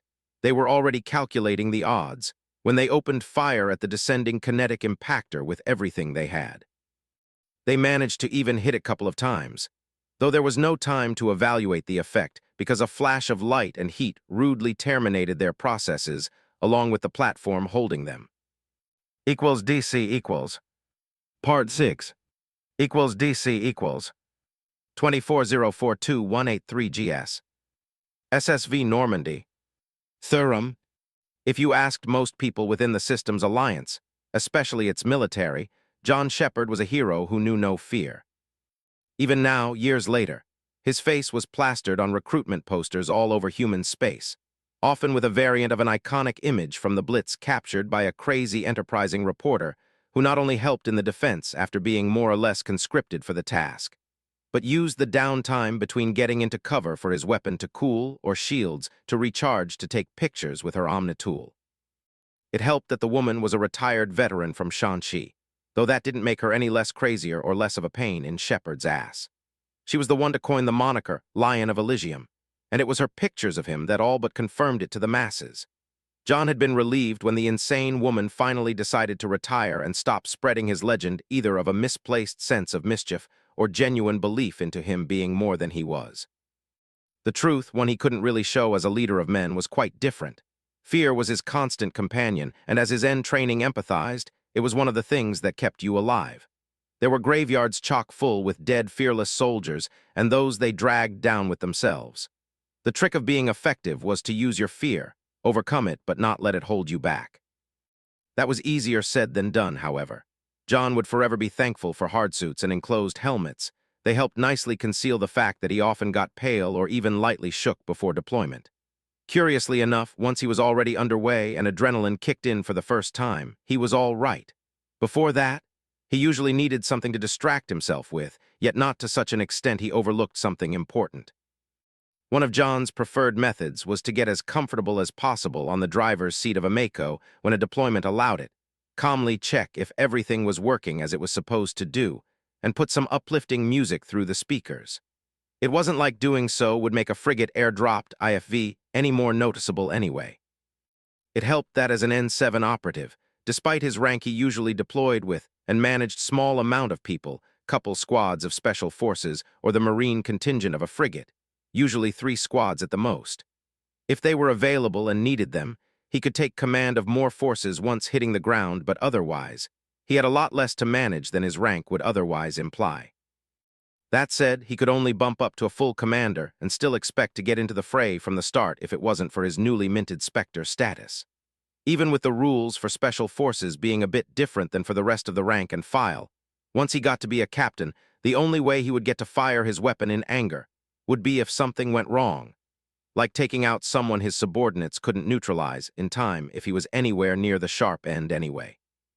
Until recently, John had a mixed feelings about that prospect, though now, with the political implications of his assignments, they all went out of the airlock. "Music, sir?" Williams asked after she finished inspecting the rest of the Marines and strapped herself in the back of the Mako right across Alenko. The commander has a distinct style. John could hear Alenko's smirk as he spoke. "While we aren't making an orbital drop today, it fits," Shepard answered. "Besides, it's good for morale, methinks. Good for my nerves, too," he added in his mind. "It certainly is." Corporal Esif nodded vigorously in sync with the upbeat music. "Everyone ready, Gunny?" Shepard asked and looked over his shoulder. Depressingly enough, they had just enough deployable SA troopers left on the Normandy to fill up the back of the Mako, and as IFVs went, its passenger compartment was on the small side. "Everyone's good, sir." "That's what I want to hear. Corporal, you're in control of the weapons station." "Thank you, sir," Esif chirped gleefully. Alenko, Williams, Corporal Esif, and Private First Class Singh, along with Shepard himself, they made a single fire team. It was a far cry from the 3 full squads, 6 fire teams, and a command section they deployed with on Eden Prime. At least this time around, they had the proper tools on hand to handle Geth. Everyone had disruptor and AP ammo, heavy weapons, and overload programs on their Omnitools. Everyone had reinforced their shields as much as their armors could support too, either thanks to what the small Alliance depot on the Citadel could give them, or the supplies they brought from the Spectre armory. Shepard could only hope that their preparations would be enough. On the other hand, this time they didn't have to play light infantry. neither go in completely blind, and it was nice to enjoy uncontested orbital control too. He knew that even as the Normandy sliced her way through the atmosphere, two Tyrian ships were on her flanks deploying shuttles and engaging Geth troop concentrations, unlucky enough to be away from anything important, and the machines lacked the benefit of AA emplacements that they for some reason had refused to take from orbit, unlike any friendly survivors in the capital. "We're 2 minutes away from the capital, preparing to engage targets of opportunity with Guardian lasers," Joker announced. "Strike 1, you're clear to deploy." An alarm blared, signaling that the hangar's ramp would open shortly and prompting any personnel in the compartment to either leave or put on a helmet, activate their magnetic boots, and hold on. Shepard switched on the Mako systems and synced them with his Omnitool and thus his helmet's HUD, which gave him close to 360-degree view as long as the cameras mounted on the IFV were operational. He saw the Tyrian Boxy shuttle lift off and shoot out of the ship. A few moments later, John synced up the Mako's systems with the Normandy, thus getting a view from her forward cameras. The capital was still far below them, though it was fast approaching, and despite the ash and clouds, there was enough to be seen to make him wince. There were multiple burning buildings, with dark, acrid smoke twisting in the air and pooling above the settlement. As they approached, he saw from up close what was left from the small SA base meant to defend the place, and he was thankful that it had been built far enough from the capital to ensure that someone taking it out from orbit wouldn't flatten half the town. That was why it was built there in the first place, his training confirmed. While a pleasant surprise, the fact that there were friendlies still fighting down there along with intact heavy AA was confusing. Shepard could understand why the Geth might have been reluctant to employ orbital strikes in the capitals proper, especially if they wanted T-Sony alive and didn't know where she was. The presence of said Guardian towers also explained why there was no enemy frigate hovering above the city and burning down any and all sources of resistance. Unlike on ships, ground emplacements could have much larger power sources, better cooling, and while due to atmosphere not much better range than a frigate's, the steer power they could pump was a significant threat to the small ships. If the Geth had limited warships in theater, it would be plausible they would want to conserve them and take out the AA from the ground. It was obvious they had succeeded in most cases. There were just 2 of the emplacements remaining so far. However, with that many frigates and a cruiser, the machines should have been able to deploy more than enough strength to deal with the garrison even without taking it from orbit, and even have units left to go after the outlying dig sites, not just the capital. They were Geth machines, so no need of life support, and thus were able to stick as many platforms inside their ships as volume permitted. Yet they obviously hadn't. What the Normandy could see with passive sensors during the battle, and now with every active one lit up as if Christmas came early, indicated a much more conservative ground deployment than expected. That had interesting implications. Alenko, a note, once we have a Geth platform to hack, we need to figure out why they didn't send more troops down there. Yes, sir. We'll reach deployment zone in 20. Strike 2, prepare to jump, Joker announced. Hold on, this is going to get bumpy, Shepard warned and focused on the camera feeds. The Normandy flew straight towards the closest remaining AA emplacement, and soon Joker opened with the forward-facing Guardians. There was enough ash and other nastier stuff in the air that the usually invisible lasers had to burn their way through on top of the atmosphere, something that made for an impressive light show. Lances of coherent light speared from the descending frigate and tow, then explosively converted 2, then 3 groups of Geth into slag pooling over glass streets. As expected, John saw that the best place to land was the primary approach towards the AA emplacement. It was wide enough to allow heavy transports to move spare parts up to it. He began a mental countdown considering the Normandy's speed, angle of approach, and how potent the Mako's thrusters were. He revved up the engine, and when the mental counter reached 0, released the clamps holding the IFV in place. Strike 2, deploying, Shepard announced and accelerated down the open ramp. The vehicle shook and he hit the thrusters the moment the front wheels hit open space. The Mako flew away from the Normandy and fell down just slow enough to avoid damage. Geth drones that survived Joker's attention opened up with missiles and rapid-fire mass accelerators, and ESIF wasted no time trying to engage them. The shields and APS took care of the incoming ordnance just as the Mako hit the ground, and the combined result was that if not for the heavy straps holding everyone in place, they would be bouncing all over the interior from the resulting shocks. Even then, The commotion was enough to rattle teeth and make people dizzy, something that John didn't allow to slow him down as he forced the IFV to turn around and point its better armored front to the enemy drones. A missile detonated against the shields, shaking everyone, and finally Esif could return fire, as the roar of the HMG and the heartening thump of the cannon announced. Shepard wasted no time in driving back, thus opening the distance between them and the remaining drones. 4, no 3 now after his gunner nailed one. 2 more missiles streaked their way. However, the APS managed to take them out, one at a safe distance and the second close enough for the shock wave to buffer the vehicle. Esif then nailed another drone and turned her attention to the remaining 2. Disembark, take out the drones, and check for survivors. Corporal, you'll have the vehicle once the apparent threats are neutralized, Shepard ordered. Go, Alenko shouted and hit the release button for the rear entrance. The restraints released the troopers with a quiet hiss, and 3 of them piled out, careful to use the IFV as cover. Alenko sent an overload at one of the drones, and the other 2 wasted no time in engaging it with AP and disruptor ammo, respectively. Meanwhile, the corporal did her best to shred the other, wildly evading machine. Within seconds it was over, and as his subordinates carefully approached the AA emplacement, Shepard turned the Mako around to face down the street and made his way out, leaving Esif to take command of the IFV. Shepard saw Alenko and Williams covering the buildings to the left and right, while the corpsman ran to perform triage. He shouldered his weapon and carefully moved to back them up while dividing his attention between the motion tracker and the shot-up surroundings. "We've got a live one here," Sign declared. "He'll make it too, it looks like." "Singh, get him in a talking state. Williams, debrief him," Shepard ordered. "Normandy, strike to actual. We've secured the AA and found survivors. We'll gather intelligence and get back to you. Status on Allied deployments. We've got Turian shuttles heading for the VIP's possible locations outside the capital and a ready reserve to deploy in your AO once you've linked up with the locals and made sure they won't get shot out of the sky. I'm coming in for another strafing run to pick up enemy stragglers and will be on station if you need support," Joker said. "He's as good as he'll get, Gunny. I'm going to check on the rest." Singh left the survivor to Williams and sprinted to a makeshift barricade below the tower where a bunch of wounded laid in pools of blood along with the corpse of the medic who had been trying to keep them alive. "We'll need immediate medevac here," the PFC shouted after taking one good look at the casualties.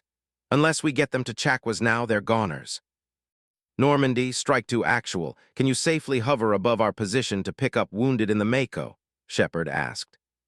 "Strike to actual, Joker. It should be safe enough." "Alenko, use your biotics to get the wounded in the Mako yesterday. We'll cover you." "Singh, can the other survivor wait for later pickup?" "He's stable enough," the corpsman hollered back. 17, Chapter 4, Parts 7 and 8. Disclaimer, I do not own the Mass Effect games. This story is written with no profit in mind. I make no money from it. It isn't for sale or rent. Chapter 4 equals DC equals. Part 7 equals DC equals 24042-183 GS. Nova Yekaterinburg. Thurum. The Normandy approached like an avenging angel straight out of a movie. Glorious, beautiful, and gleefully smiting the wicked, Ashley thought. Whatever was in the air was more than enough to make her lasers visible lances of light as they burst from her hull and struck at enemy concentrations throughout the town. And on that note, the sergeant was glad she had a fully sealed helmet keeping her from inhaling the shit in the air. "Repeat that," Williams snapped at the still recovering local. She missed his last due to the loud crack of Guardian lasers and the engine's roar as the Normandy approached for a pickup. "The Asari," the scarred man glared at her with his one biological eye. The other one looked blind at first glance, and with the impressive scar on that side of his face, it would be easy to fool people who didn't pay attention, yet it had no trouble tracking her too, so he had a working prosthetic in there. He hacked of a phlegm and spat it on the ground before looking around. "Fuck, where did my rebreather go?" "The Asari," Ashley impatiently tapped a foot on the ground. Even with the ship coming overhead, she felt awfully exposed out in the open. There were too few people offering cover too, but that couldn't be helped. God, she was just grateful that there were survivors down here, still fighting, after what happened with 312th. There were 8 of them, 5 maidens and 3 older ones, more experienced and deadly. You could see it in their eyes, though they were all very polite and quite nice when no one bothers them. I don't know what they're really doing here, but even that meek little archaeologist moves like a bloody veteran. That's all very nice and all, but do you know where they are? Ashley demanded. At least one is in the town. Last we heard she got to the other tower, and was a major reason it was still standing before Geth jamming, and their assault on HQ cut us off.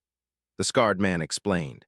His eyes were now fully focused, and instead of looking at Ashley, they scanned the surroundings for threats.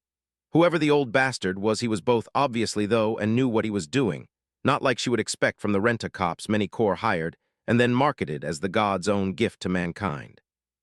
Commander, Ashley shouted to be heard under Normandy's roar. New intel, our VIP came with 7 companions, by the sound of it bodyguards. At least one of them was last heard of defending the other remaining AA tower. Williams paused. It's the other one, not one of those the Geth overran, right? She asked the more or less intact survivor. That's the one, the old man nodded. That's our next stop then, Shepard nodded. He glanced at the Mako, then at the scarred man. There's no space in the tank and you look like hell. Go get on the Normandy so the doc can check on you. I won't argue with that. Fuck, I've got enough of the flashheads to last me a lifetime.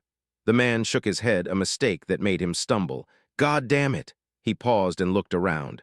Where's Jesse? We already loaded the other survivors, said Shepard, who had come close enough to be heard without screaming on the top of his lungs. Fuck them, where is my rifle? The man suddenly became frantic and began looking around. Your rifle, that's who Jesse is? Ashley grimaced. This was just like her Uncle Frank. He gave names to all his weapons and even slept with at least one of them under his pillow. She looked at the commander, who simply stared back for a moment. He rolled his eyes behind the helmet because of that man's antics, right? Ah, here you are. Speaking of the devil, he had an old Lancer rifle in his hands. It looked like a genuine mod, of all things, and looked at it as if it was his first love or something. Now Ashley liked weapons. She liked them very much. Depending on where she was, having a pistol close at hand when you slept could be a good policy too. However, she did draw the line at giving them names, much less treating them as if they were your firstborn. Sir, let's get you on board so the doc could check you. When she addressed him again, Ashley spoke carefully as if she was handling a tickling time bomb. DC equals. Archaeological site. Thurum. During her 250-odd years as a huntress, Sorella had suffered many indignities. Crawling through a goddess-damned sewer in order to evacuate her principals during a slaver raid had been one of the lowest points she had to suffer.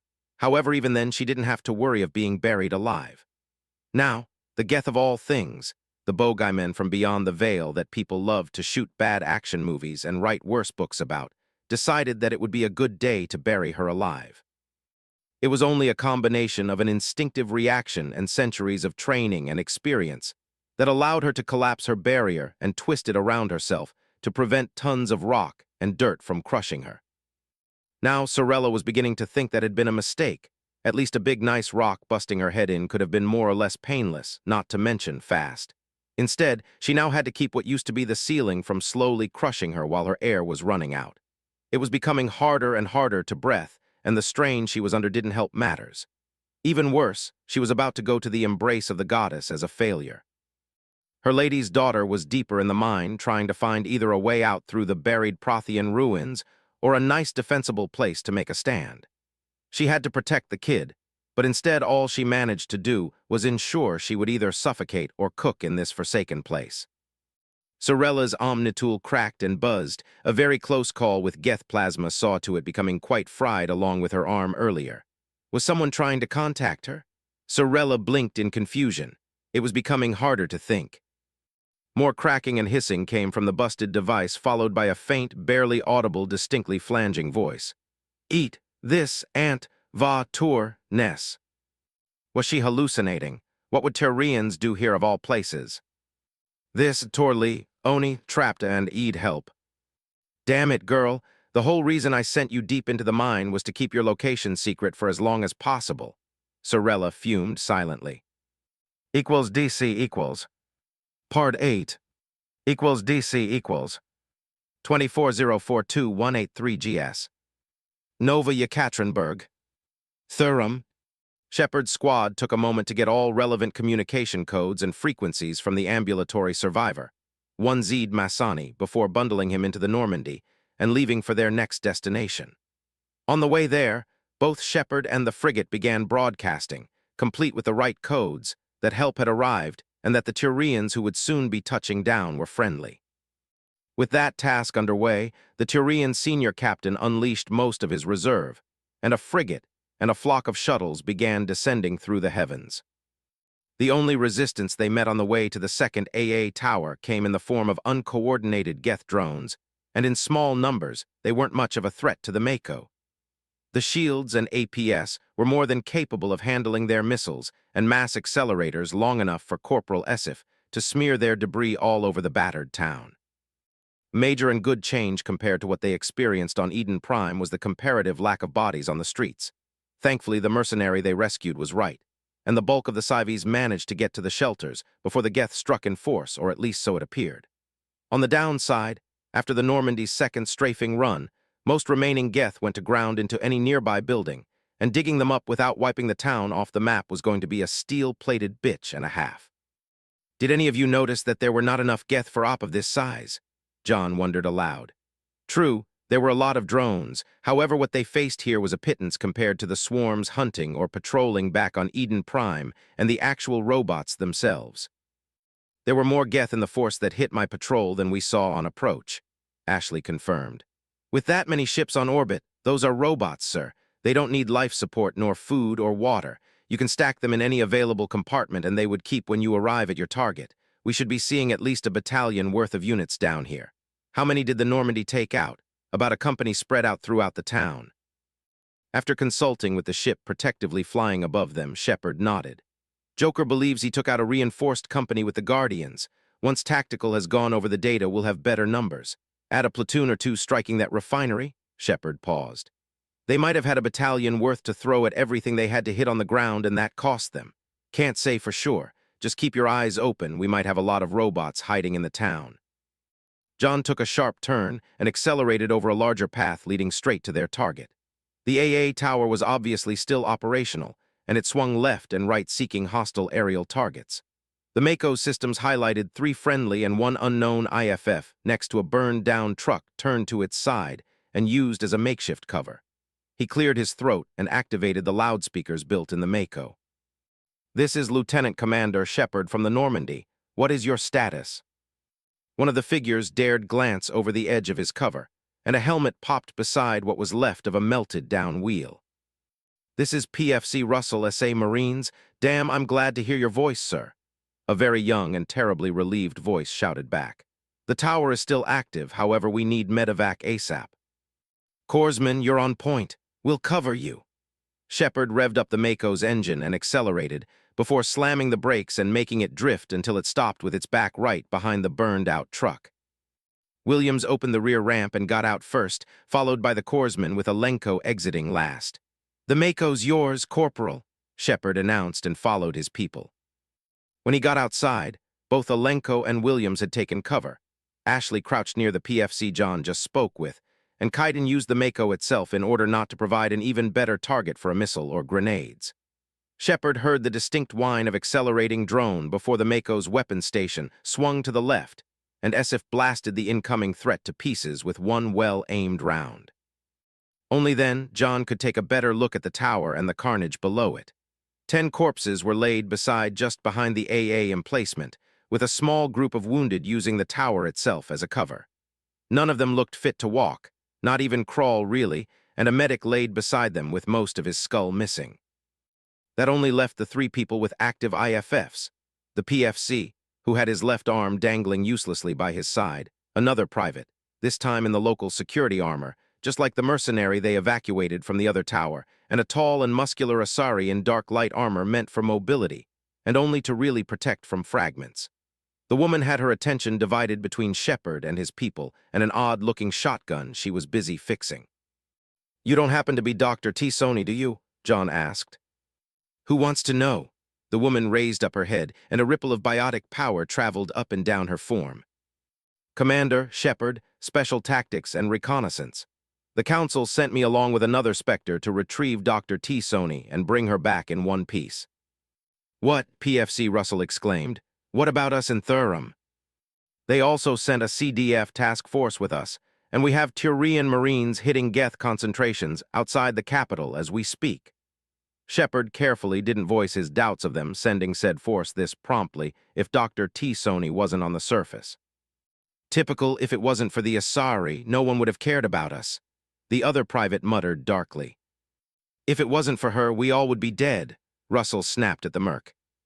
If it wasn't for them, the Geth might not have been here in the first place, the EAE trooper barked back. Do I look like a fool to you? If there wasn't something the Geth wanted down here intact, they would have nuked us from orbit along with your precious garrison, and now a pair of Spectre and Turians come here for one of those Asari. Pull the other one, it has a bell on it. No one here is interested in your sexual escapades, Private. We'll be evacuating you on board the Normandy for medical treatment. As for you, ma'am, John turned his attention back to the Asari, we need to find Dr. T-Sony if she is still in one piece. Do you know where she is? I'm not sure. She had to travel between at least 3 different dig sites to oversee the work there, or to argue with the local mining companies who aren't pleased that 2 of their mines got practically shut down when they uncovered Prothean ruins. The last I heard, she was at the dig near the refinery, and once she was done there, she meant to visit one of the other sites. Vasir, Shepard, I've made contact with one of our VIP's bodyguards. She was at your target some time before the attack, intending to visit one of the other sites later. With the Normandy above them and multiple friendly ships in orbit, it was easy to have real-time, more or less secure communication despite what passed as weather and all the poisonous ash on this hellhole. Ard, crackling voice came from John's Omnitool. Vi resistance. The distinct sound of warping and tearing metal followed, and it was soon joining by an electronic screech and the retort of a shotgun. Shepard, we've got a Geth platoon with armor support on the ground here. We'll deal with them and secure the site before searching for the VIP. Go secure the other possible locations along with the Turians. Be advised, we encountered extremely mobile snipers with personal cloaks. The goddess-be-damned things hop all over the place and have no issues clinging to walls, ceilings, pipes, you name it. They can use it. Roger that, watch out for fucking invisible snipers. That is not something we see every day, the Asari interjected. I'm coming with you, it's my job to keep Liara safe. Then what were you doing here? Williams asked. I was to arrange a supply delivery. You haven't introduced yourself, ma'am. Matron Aaron Lummen, at your service, Spectre. Did Matriarch Benizia T-Sony assign you to this job? Shepard asked. With her potentially compromised, who knew about Dr. T-Sony's security detail? On the other hand, the fact that the Geth apparently hadn't gotten their hands on the VIP pointed at them not being compromised. Her father actually, the Asari said. Why did my answer made you relax a bit, Commander? Shepard looked around. Not the time and place. Even if Lummen was telling the truth. He activated his Omnitool and called up a map of Thurum before zooming it in until the capital could be clearly seen. Where are the sites Dr. T-Sony intended to visit? The Asari took a few moments to assemble her shotgun and got up in one smooth motion that looked more like a water flowing than a person standing up. One is to the east, the second closest mine to us, the other to the northwest, about 50 kilometers away. John scrolled the map until he had it centered on the mine. A call to the Normandy later and he had eyes on both sites. One had its entrance collapsed and distinct crater near it signifying an orbital strike. An annotation sent by the Turians soon followed. One of their frigates saw the Geth sealing the mine, while some of their units were busy working on heavy equipment outside. Equipment that, while worse to wear, could be seen in the live feed complete with pieces of Geth that were working on it. As John watched, a Turian shuttle landed in front of the mine and disgorged a squad of Marines who swarmed the area. Strike 2 actual, Normandy actual, Presley cut in. We just got a word from Captain Quintus. His Marines made contact with survivors in the mine you're looking at. Our VIP is there issuing a distress call. Get in the Mako, we're moving out, Shepard ordered and sprinted towards the IFV. 18, Chapter 4, Parts 9 and 10. Disclaimer, I do not own the Mass Effect games. This story is written with no profit in mind. I make no money from it. It isn't for sale or rent. Chapter 4 equals DC equals. Part 9 equals DC equals 24042-183 GS. Refinery Complex. Thurum. The Tyrian assault shuttle flew close enough to the ground that a tiny misjudgment from the VI currently controlling its flight would see at best the weapon's pods sharing off the rocky landscape below, and at worst, the small craft and its occupants turning into ground meat. The only thing that allowed the dangerous speedy approach was the data Normandy's sweeps and the SA maps provided. Otherwise, a slower approach complete with active sensors that would have told everyone able to detect them, where and when they would arrive. As far as Vasir and the Tyrian lieutenant were concerned, the assault approach was worth it, and soon they were proven right. 10 seconds before reaching line of sight of the refinery, the pilot opened the side door, thus allowing smoke and ash to ravage the troop compartment. "Final approach," the pilot announced. "Hold on, weapons live." The shuttle ducked over a hill and flew over a lava river low enough that if one of the troopers was foolish enough, he could touch the flowing magma. Moments later, it popped up over a bend in the river, and weapons put on automatic mode, locked on a pair of quadruple walker milling in front of the refinery. Missiles streaked from their pods, followed by cannon bursts. Immediately, it became clear that the Geth failed to detect the shuttle during its final approach. The machines were just beginning to turn when 4 missiles hit each in the side. Their shields popped up, but not before deflecting the explosions that obscured them from view. There was nothing but armor to meet the AP shells that the assault shuttle sent at the Geth platform farthest from the refinery, and the heavy slugs bit off large chunks of the walker. They hit something important, too, because while the assault transport flew behind the second one, the front legs of the damaged machine gave out, and its long neck met the gravel hard. Vasir was barely aware of that turn of events thanks to her link with the shuttle's VI. Just as the transport flew behind the second walker, she jumped out, already engulfed by a biotic barrier. A reflexive action was all it took to propel herself like a KEW and slam in the back of the remaining Geth vehicle. The Spectre hit with enough energy that the platform's legs bowed under the impact and the armor on its back cracked. She wasted no time and formed a field of warped space around her left fist while unholstering her shotgun. She slammed the warp into the already weakened armor and without thinking reduced her mass while jumping off. Tella saw the cracked carapace twist and break under the effect of the unstable biotic field, and while in midair aimed her shotgun and unleashed a preloaded carnage round. The recoil helped her gain even more distance from the walker, which was a good thing. Her shot not only connected but penetrated deep within the machine before detonating in a corona of electrostatic fluid and arching electricity. The Geth unit let out an electronic screech and crumbled on the ground like a statue that just lost its foundation. Vasir landed lightly on the gravel and sprinted to make herself a harder target for any unseen enemies. Only then she took a moment to seek other targets. The second walker was obviously crippled. The shuttle broke whatever controlled its front legs, however it wasn't out of the fight yet.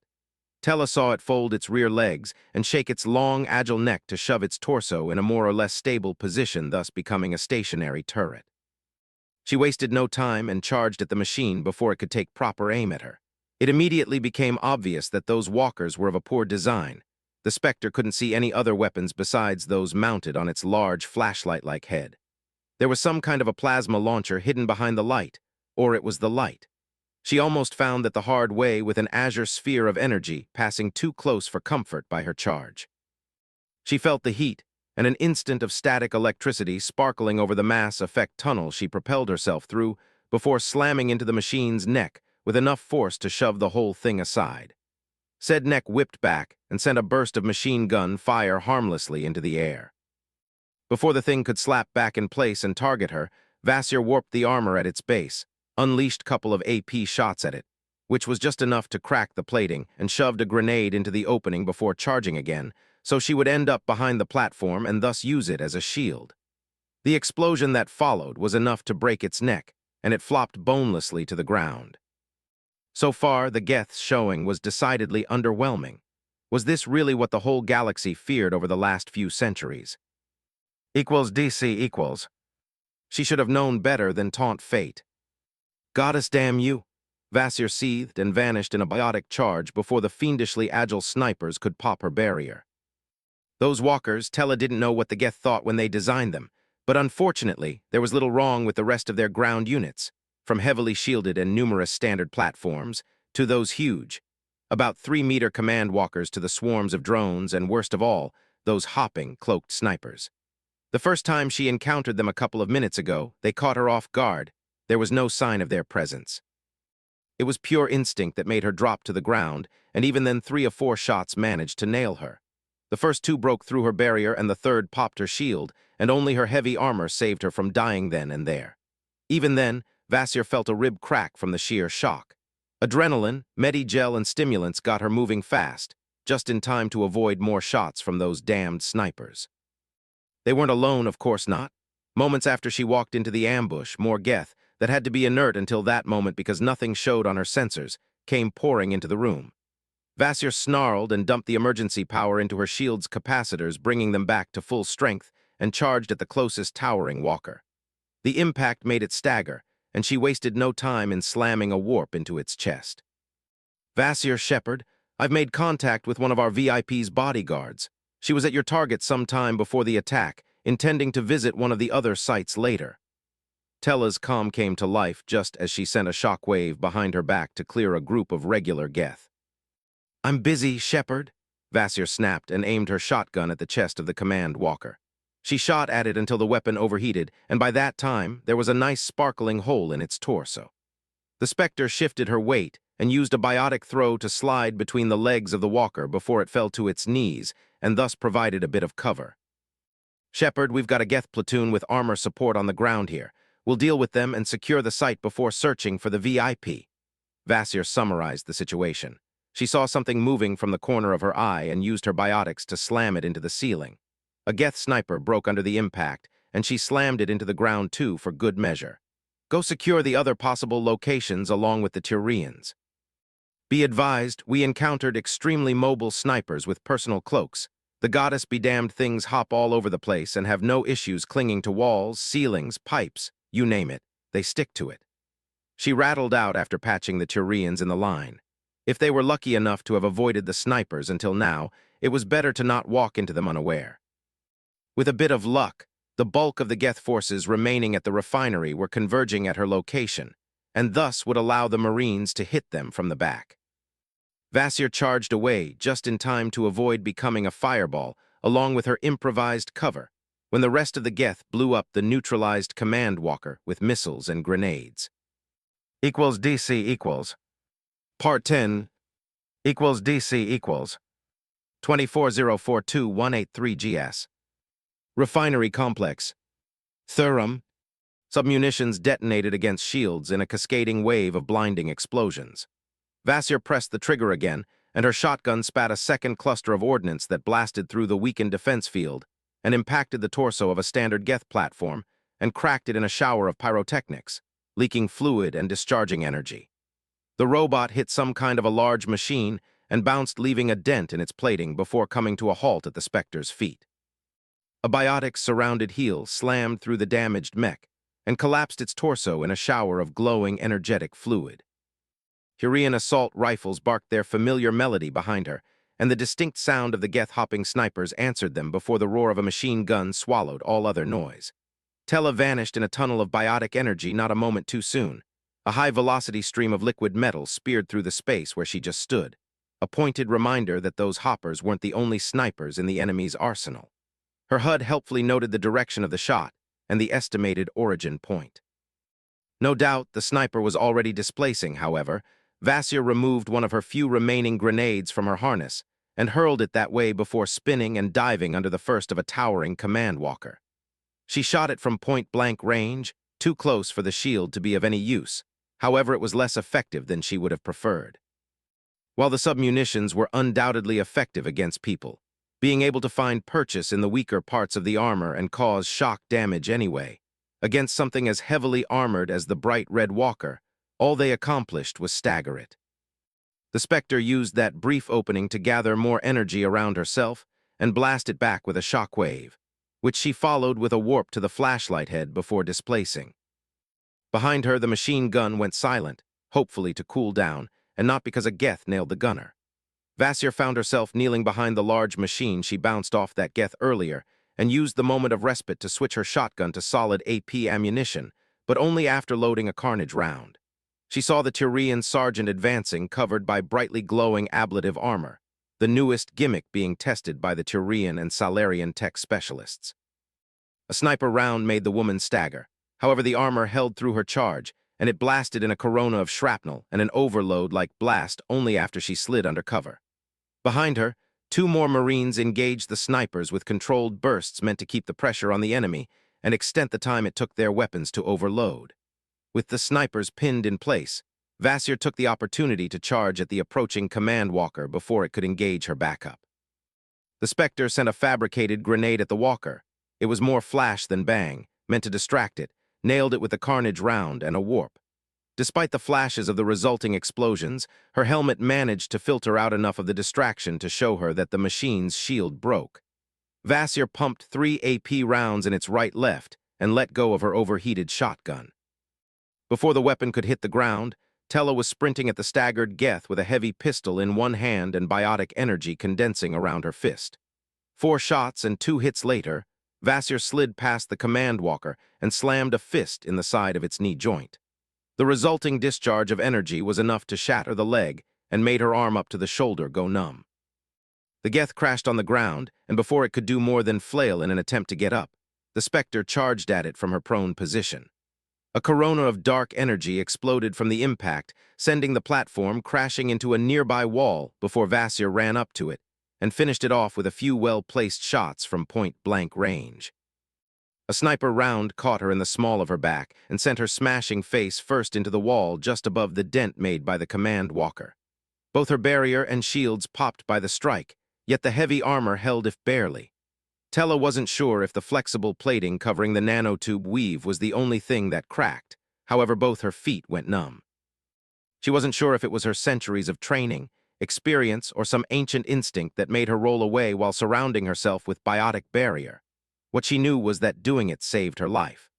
A shimmering thin stream of metal passed in front of her unfocused eyes, close enough to trigger her defenses and pierce Therm like a needle popping a balloon before slicing through the mostly intact chest of the neutralized command walker. The Turian machine gun chose that moment to roar again, and in desperation, Tella used her biotics to tear off a chunk of the floor to use as cover. Multiple overloads threw long shadows all over the battlefield, and a hopping sniper found itself skittering on the ceiling above Vasir. It didn't pause to take aim at her, and instead it continued to run pursued by large bullets tearing chunks of metal and concrete right on its heels. Without really thinking, Tella used her improvised cover as a club and smashed the hopper into and through the ceiling. Then she was rolling away, hoping to avoid another sniper shot. A shot that wasn't forthcoming. "Clear, I think," a flanging voice sliced through the suddenly quiet battlefield. "How many snipers did we get?" a distinctly female voice asked. "Not enough, there's at least one cloaked bastard, keep your eyes open," the lieutenant ordered. "And someone check on Nearus, he got nailed." "We lost the doc again?" a third voice exclaimed, sounding utterly aggravated. "He's still breathing." A sniper shot echoed through the large room, immediately followed by the retort of 4 more guns. "Scratch one more sniper," the aggravated Turian growled. "We'll need another medic too." "Spirits damn it," the lieutenant snapped. Vasir dragged herself to the wall and into a sighting position, and let her armor's medical subroutines do their magic, while scanning everything for more cloaked Geth. "DC equals. Archaeological site. Thurum." Shepard parked the Mako near the entrance of the mine where Dr. T'Soni was hiding. Immediately it became clear that retrieving her wasn't going to be as simple as going in and dragging her out and up to the Normandy. There was a Turian shuttle parked at the entrance with Marines in defensive positions around it. Their commander, a sergeant and a tech specialist, were conferring at the mouth of the tunnel. It wasn't had to guess what had them stumped. The entrance was collapsed. "It can never be easy, can it?" Alenko grumbled. The LT looked around and nodded at what was left from a few large machines. "I'm guessing that this was what they used for excavation. We'll have to haul in diggers from one of the other mines unless there is another entrance large enough for people to use." "I hope there is one," Shepard muttered. He only hoped that the Geth weren't aware that T'Soni was in this location, otherwise their remaining frigates might do their best to take out the area from orbit. Needless to say, such an asset denial strike would be fatal for everyone in the vicinity. "Agile Actual, strike to Actual. We've got the location of the VIP. We'll need to dig her out the hard way. Please provide orbital cover until we are able to extract her," We'll potentially need to fly in digging equipment and someone qualified to use it. Strike to actual over. Normandy actual, strike to actual. Please check with the survivors we picked up if they know how to operate digging machinery, and if not, request they facilitate locating of local specialists and procurement of necessary equipment. Our VIP is buried in a mine with a collapsed entrance. On that note, check if they know where we can find plans for it, and if there is an alternative entrance. Strike to actual over. 19, Chapter 5 Parts. Disclaimer, I do not own the Mass Effect games. This story is written with no profit in mind. I make no money from it. It isn't for sale or rent. Chapter 5 equals DC equals. Part 1 equals DC equals.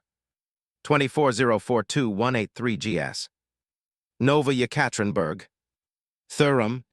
Despite everyone's best efforts, there were still at least a few Geth platforms and drones skulking around, keeping low profile and doing their best to ambush unwary soldier as well as too many of those cyber-zombies Shepard and his crew first encountered on Eden Prime. A Tyrian marine company was slowly clearing what was left of the town house by house with liberal support from APCs and drones, along with a frigate hovering on station above the settlement ready to provide close air support with her Guardian lasers. Sooner or later, the place would be secure, which was a cold comfort for all the dead people or those who might yet run afoul of the enemy. The reason why Shepard was back there in the first place was the need for specialists, if they were still alive in the first place.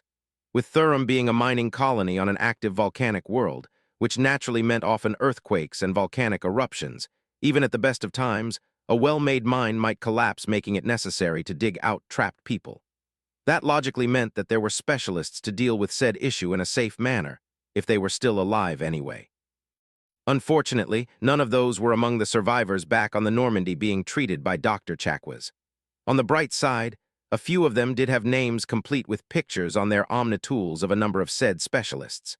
That's why Shepard, along with Alenko and Williams, had to go from shelter to shelter, checking up on the survivors. Meanwhile, the Tyrians were busy using drones and scanners to map the mine, its ventilation shafts, search for an alternative way in, and transporting proper mining equipment from nearby more or less intact mines.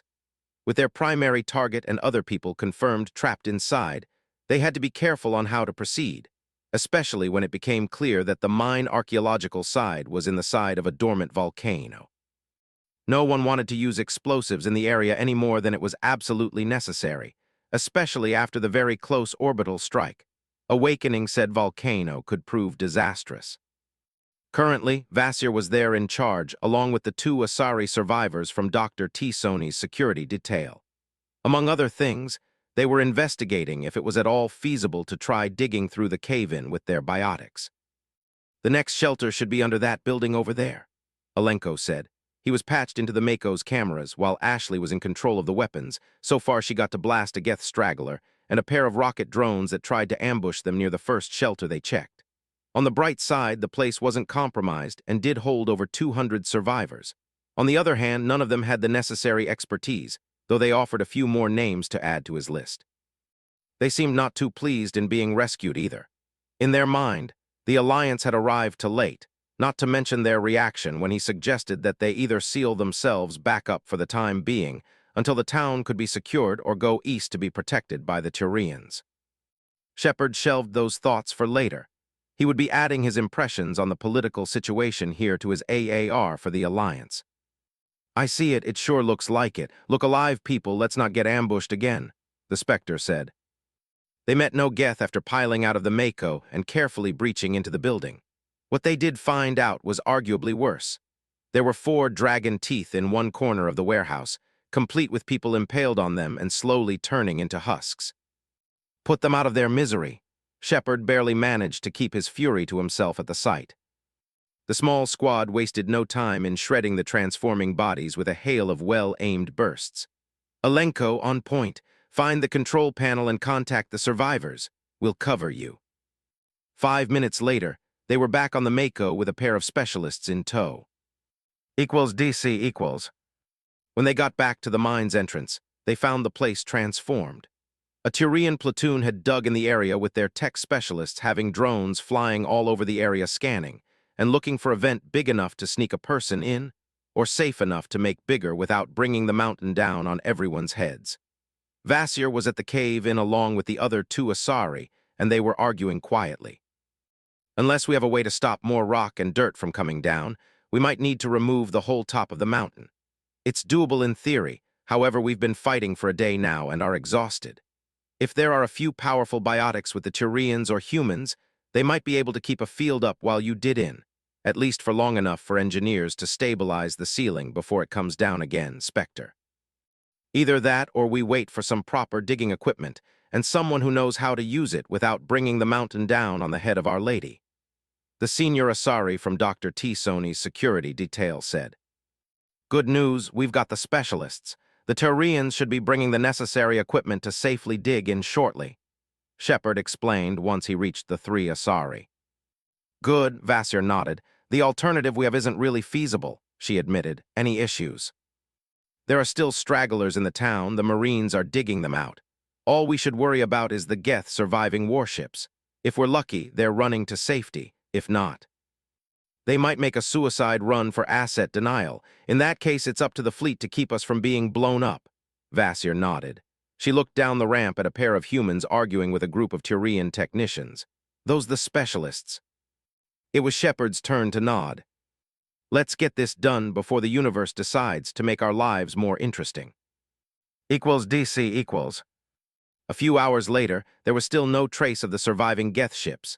The town was still being cleared up, and most importantly, there were a few digging machines brought, and after short checkup period and much longer consultation with maps and scan results, the specialists were busy carefully digging a new entrance into the mine. Everything was going more or less right, and that was why Shepard wasn't really surprised that a complication arose. It manifested in the form of an Asari cruiser that dropped from FTL just out of range from the Turian ships, and almost immediately became clear that said complications were political in nature, among other things. Who the hell is Matriarch Ithida, and why is she here? Shepard asked his fellow Spectre. She is supposedly T. Sony's estranged father. As for why she is here, the Council forgot to use privacy fields while she was tearing strips off Tivo's Azure, and she learned of our mission that way. At least they were properly chastised for that fuck-up. Political complications, then. By all accounts, Ithida is a hard ass. Tivos nodded in approval, which is not necessarily good for us. She frowned. What are the odds that she is compromised like Saren or Benizia? Good question. The frown became a proper grimace. DC equals. Part 2. DC equals. 24042-183 GS. Thurum. A sleek Asari shuttle sliced through the ash-choked atmosphere and gracefully came to a hover in front of the Turian makeshift positions.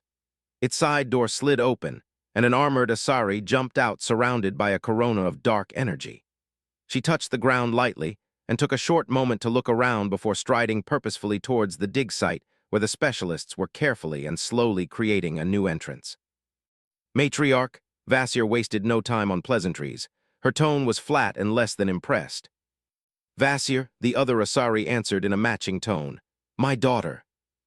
Still stuck in the mine, as you very well know. What are your intentions, Matriarch? That should be obvious even to the likes of you, Spectre. We can't release her in your custody, Matriarch. Shepard interjected before the pissing match could go further. We need to confirm if Dr. T. Sony has been compromised like her mother and Saren, and if not, figure out why they want her. I'm best suited to make such a judgment. Ithida glared at Shepard. If you aren't compromised as well, Vasir shot back. Really, little girl? For all we know, you aren't here to protect your daughter, but to deny us either a source of information, Matriarch, Shepard added. Instead of answering, Ithida took a moment to pointedly look around. At least half of the present Turians were looking their way, and while they weren't aiming her way, they all had their weapons ready. Are you really ready to open fire on a Matriarch, Spectre? She looked straight at Shepard as she asked. If I have to. His right arm hovered next to the magnetic clamp holding his heavy pistol, and the other needed just a gesture to activate his Omnitool and use an attack program. You do have quads, Shepard, the Matriarch chuckled. I'm not leaving without my daughter, brainwashed or not. You aren't getting close to Dr. T, Sony, until we're sure you won't put a bullet in her head, Shepard pointed out. Then we're in impasse. I'm not letting you get your hands on her. I'm familiar with the lengths Spectres sometimes go to for the tiniest scrap of information, especially those like Vasir. What can I say? I'm very good at what I do, Tella said in the same flat tone she has been using since the matriarch arrived. And I want my daughter undamaged, both in body and mind, Spectre. In that case, you can get through screening at the same time she does. Then, if you're both clean, I would have no reason to keep you away from her, Shepard said. Even if she is compromised, your presence might help break through her conditioning. That is, of course, if your own screening comes out clean, Vasir pointed out. For a century now, you simply can't open your mouth in my presence without making me want to splatter you all over the walls, can you, Vasir? Ithida shook her head. She slowly raised her left arm, activated her omnitool, and pressed a few buttons. Tivos, sleeping are we? Will you be so kind to call off your trained attack Varen? What did you do this time, Ithida? A groggy voice came from the omnitool. Me, I've been entirely reasonable so far. In related news, your pet butchers so far remain in one piece. They want to keep my daughter from me, Tivos. You know me, I've never been one of the most patient people around. Goddess, Ithida, we both know you won't be harming my Spectres. If you do it, I'll personally give the Spectre office a free hand in dealing with you. Now, what in the name of the goddess are you talking about? Came the waspish reply. Better put us in a conference call. Vasir, report. What did Ithida do this time? She is being her charming self as usual, Councilor. Of course she is. The exasperation in Tivo's voice was obvious. What's the status of her daughter? Still stuck in a mine under a dormant volcano. The only viable entrance is collapsed, and we have specialists digging us a new way in. They should be done in another 15 to 20 minutes, then we can go in and retrieve the brat. I'm not seeing the problem then. After that, we'll be bringing her to the Citadel for screening and interrogation. Shepard cut in. Until the matriarch is past screening to ensure she isn't compromised, we can't let her anywhere near the doctor. That's a reasonable precaution, Spectre. You aren't brainwashed like Nezi, are you, Ithida? If that's not the case, then it should be fine for you to follow the Spectres to the Citadel so you can be screened too. Everyone heard the implied, or else. You'll owe me one for this, Tivos, the matriarch grimaced. As long as you aren't brainwashed in a murderous maniac, well, to be any crazier than the average Krogan battlemaster, then it's all right. If that's all, carry on Spectres and report once you have the VIP safely on the Normandy. With those parting words, Tivos cut the connection from her end. May I suggest that I go retrieve Dr. T. Sony while you ladies try not to kill each other, Shepard suggested. That earned him a pair of murderous glares. Or if you try to, then do it outside and try not to bring the mountain on our heads. Equals DC equals. Surprisingly, the rest of the operation went off with minimum of snags. Shepard led the rescue party, Alenko, Williams, and 2 Turian squads along with additional medics, while Vasir and the other Asari remained outside under the watchful eyes of the Turian Marines. It took them 20 minutes to locate the doctor, and while there was no resistance inside, retrieving T. Sony turned out to be more complicated than anyone expected. She somehow had managed to lock herself in some kind of Protean security field while trying to find a way out through the uncovered ruins at the bottom of the mine. We can always use the mining laser to cut her out, Williams suggested. On the level below, there was indeed a large mining laser set up for excavation purposes. Let's not unless we absolutely have to. We're in a damn volcano, and the Turians already dropped an orbital strike almost on top of it. Kaiden disagreed. I'm with the human. Let's not get ourselves drowned in lava. One of the Turians shadowing Shepard's team interjected. The laser is last resort. Get a tech specialist to secure it just in case while we go say hi to the good doctor. Shepard looked around for a convenient way up. There was a ramp leading that way at the other way of the lower level. Dr. T. Sony, he asked just to be sure once they piled up in front of a blue energy field that had a young Asari suspended in midair like a fly frozen in amber. Yes, who are you? Are the Geth gone? What about everyone else? Can you get me out of here? She shouted out a rapid-fire series of questions. Shepard, Spectre, we're here to get you out and back to the Citadel. How do we do that? He looked for a control panel. I think the controls are here with me, T. Sony trailed off. That can be problematic, Alenko muttered. He had his Omnitool active and was busy taking scans of the area. Once he saw the reading, the LT whistled. This is powerful field. If the readings are correct, it can take a missile or two without collapsing. Can we simply overload it safely with sustained fire? Even if it goes down for a short while, that should be enough for you to pull her out with your biotics, Shepard suggested. It might work, though it will take a lot of firepower. It's a good thing we have a whole squad here with us. Williams nodded at the Turians. You heard the LT. We're shooting up the mass effect field away from the doctor until it collapses. Once it's down, he'll pull her out. Try your best not to accidentally shoot her. Yes, sir. Spread out and aim. The NCO in charge of the Marines ordered, and soon 11 assault rifles hammered the ancient field. It took 5 minutes of sustained fire before the shield fizzled, and the only reason they kept on shooting that long was Alenko, who constantly kept scanning the field and noticed its power slowly depleting. The moment it failed, he lit up with blue light and pulled out T-Sony away moments before secondary power kicked in and the shield came back online. 20, Chapter 5, Parts 3 and 4. Disclaimer, I do not own the Mass Effect games. This story is written with no profit in mind. I make no money from it. It isn't for sale or rent. Chapter 5 equals DC equals. Part 3 equals DC equals. 24042-183 GS. Nova Yekaterinburg. Thurum. The shield reset a moment after T-Sony flew out of her prison to land right on top of Alenko. The two of them fell down in a tangle of limbs, with their targets straddling the surprised lieutenant. Doctor, you might want to buy Kaiden over there a dinner and a drink first before you have your wicked way with him. Shepard smirked. The Asari blushed and hurried to scramble away from the lieutenant, which offered the Spectre an excellent opportunity to tag her with a sedative. A brief look of surprise flashed over T-Sony's face before she collapsed in a heap on the ground.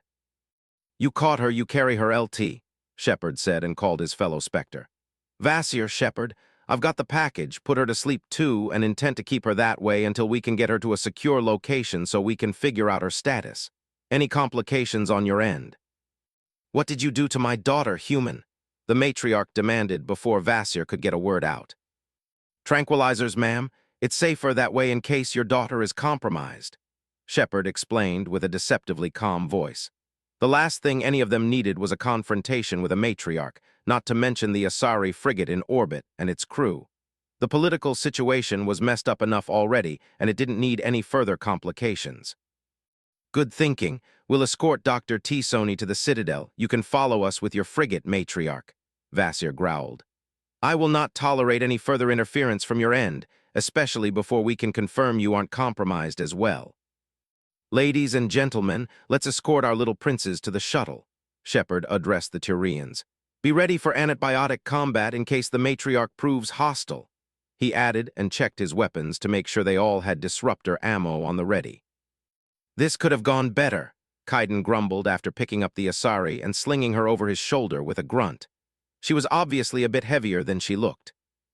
Much worse, too, Shepard shrugged. We're within a damned volcano. I'm just glad we didn't have to cut our way in with that laser. Soon enough, they made their way through the new exit dug into the mine. The Turians fanned out in front of them, moving in a loose, staggered formation, weapons at the ready. They found the Asari where they left them, still arguing, complete with Councilor Tivo's image coming from Vasir's Omnitool, trying to calm them both down. Alenko, get the package on a shuttle and up to the Normandy ASAP. I'll run interference and try to defuse the situation. Shepard ordered and walked towards the arguing women. He had his weapons secured on their magnetic pads, however his Omnitool was on, and a gesture away from launching attack programs.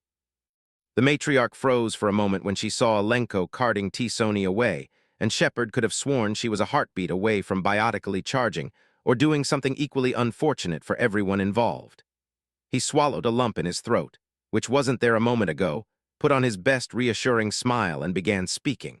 If the Asari wasn't compromised, there was still time to talk her down. Otherwise, things were about to get very ugly, which would be particularly unfortunately for him, considering that he stood in the way of a biotic juggernaut. Ma'am, Ms. T-Sony is safe and sound, sedated for her own safety. He spoke in an as calm and soothing tone as he could. We don't know if she had been compromised or not, this way she can't hurt herself. Shepard speaks sense, Ethita, Tivos chimed in. We have no intention of hurting your daughter, no matter if she has been compromised like Benizia. We want to help her. She is either a victim or a target. And a perfect lab rat to experiment on, so you can figure out how Benizia had been mind-fucked. All we would attempt would be to reverse such a brainwashing if your daughter has been subjected to it. Tivos shot back. Ladies, may I suggest that we take this conversation up to the Normandy, in case the Geth prove to be sore losers and decide to KKV this area? We don't have enough assets in orbit to properly protect against something like that. Shepard cut in. My ship is state-of-the-art stealth frigate, the best way to get Dr. T-Sony away from here and somewhere safe without risking being intercepted by hostile forces. He pointed out. I'm not leaving my daughter out of my sight, the matriarch glared at him. I do sympathize, however, we have no way of knowing right now if you've been compromised as well. Hell, you can't necessarily know it, ma'am, Shepard countered. Otherwise, I would have no issue with you accompanying us back to the Citadel. However, as things stand, I can't risk Dr. T-Sana's safety by letting you get any closer to her than you're now. The matriarch glared murderously at Shepard, and he was sure if the looks could kill, he would be a puddle of steaming goo on the ground if he was lucky anyway. Ethita visibly reined herself in, closed her eyes, and lowered her head, taking deep breaths and exhaling.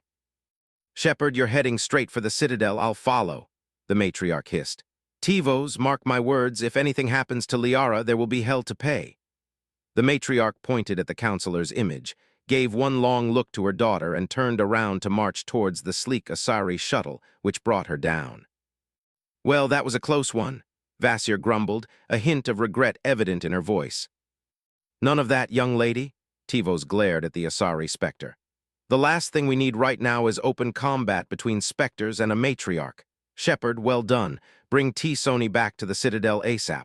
I'll have security and medical personnel waiting for you. Enough of them to subdue the matriarch without tearing the dock apart around us? Shepard inquired. Yes, Tivos deadpanned. Have you been able to secure any actionable intelligence from the Geth beyond raw combat data and experience? Our engineers had orders to attempt retrieval of Geth data cores and know how provided by MS Zora. At this time, I haven't been apprised on the amount of recovered data, if any. I see, carry on then. Tivos' image vanished. Not a fan of the matriarch? Shepard raised an eyebrow at Vasir. She's one ancient condescending bitch, the Asari ground out. Let's get away from this hellhole. Shepard looked up at the smoke-chocked skies. It was more than an apt comparison. Joker, be ready to break orbit as soon as we're back on board with precious cargo. We're going back to the Citadel, he called the Normandy. Equals DC equals. Part 4. Equals DC equals. 24042-183 GS. SSV Normandy. En route to the Citadel. By the time the Normandy broke orbit and headed out of system, she had gained 2 CDF frigates as escorts in case the Geth ships that fled decided to be sneaky and laid down an ambush at the relay. On the way there, one of the Turian vessels would modify its IFF and pose as the stealth frigate and an escort, while the human ship would sneak in, ready to ambush any ambushers. That was the plan anyway. The short delay to gather the escorts had a second benefit. It allowed the CDF Marines on the ground to scent up some of the recovered salvage, primary more or less intact Geth weapons and copies of recovered data, so it could be dissected back on the Citadel. While Vasir arranged those developments from the CIC, Shepard went to check on their new guests. There were a dozen wounded recovered from the town on Thurum, along with their sedated guest who now rested at the med bay under heavy guard. Shepard had to wait for Dr. Chakwas to finish stitching up a wounded corporal, because she was still elbow-deep in his guts trying to put him back together when he boarded and still working on the poor sod after coming back from the CIC. That gave him a bit of time to check up on the rest of the wounded and call whatever data he could access about them. All of them were survivors from hard contact with the Geth, and thus might have something useful to add during their debriefing. It soon became clear that with the obvious exception of the retired sergeant, most of the others were a smattering of local boys and girls, with a couple of known mercenaries, though none of them had anything to distinguish them in their files. Masani was a different kettle of fish. Shepard's Spectre credentials allowed him to quickly drag out that man's full file. He had fought in the First Contact War, discharged soon after its conclusion when his contract expired and he declined multiple offers to renew it. Instead, Masani went out, gathered a few buddies, and became one of the founders of the Blue Suns, which was curious. Shepard knew of Vito Santiago, the outfit's current leader, though he hadn't heard of Masani before. It soon became clear why. Apparently, there had been a conflict between those two when Santiago got the bright idea to hire Batarians. The gist of it was that Santiago pulled off a successful coup, which ended with Masani getting shot in the head, and until now had been presumed dead. Unsurprisingly, the moment the Blue Suns began hiring up Batarians, their professionalism had taken a hit, and they had become more and more brutal in executing their contracts. That was a double-edged sword. It did offer them more job opportunities in Terminus space.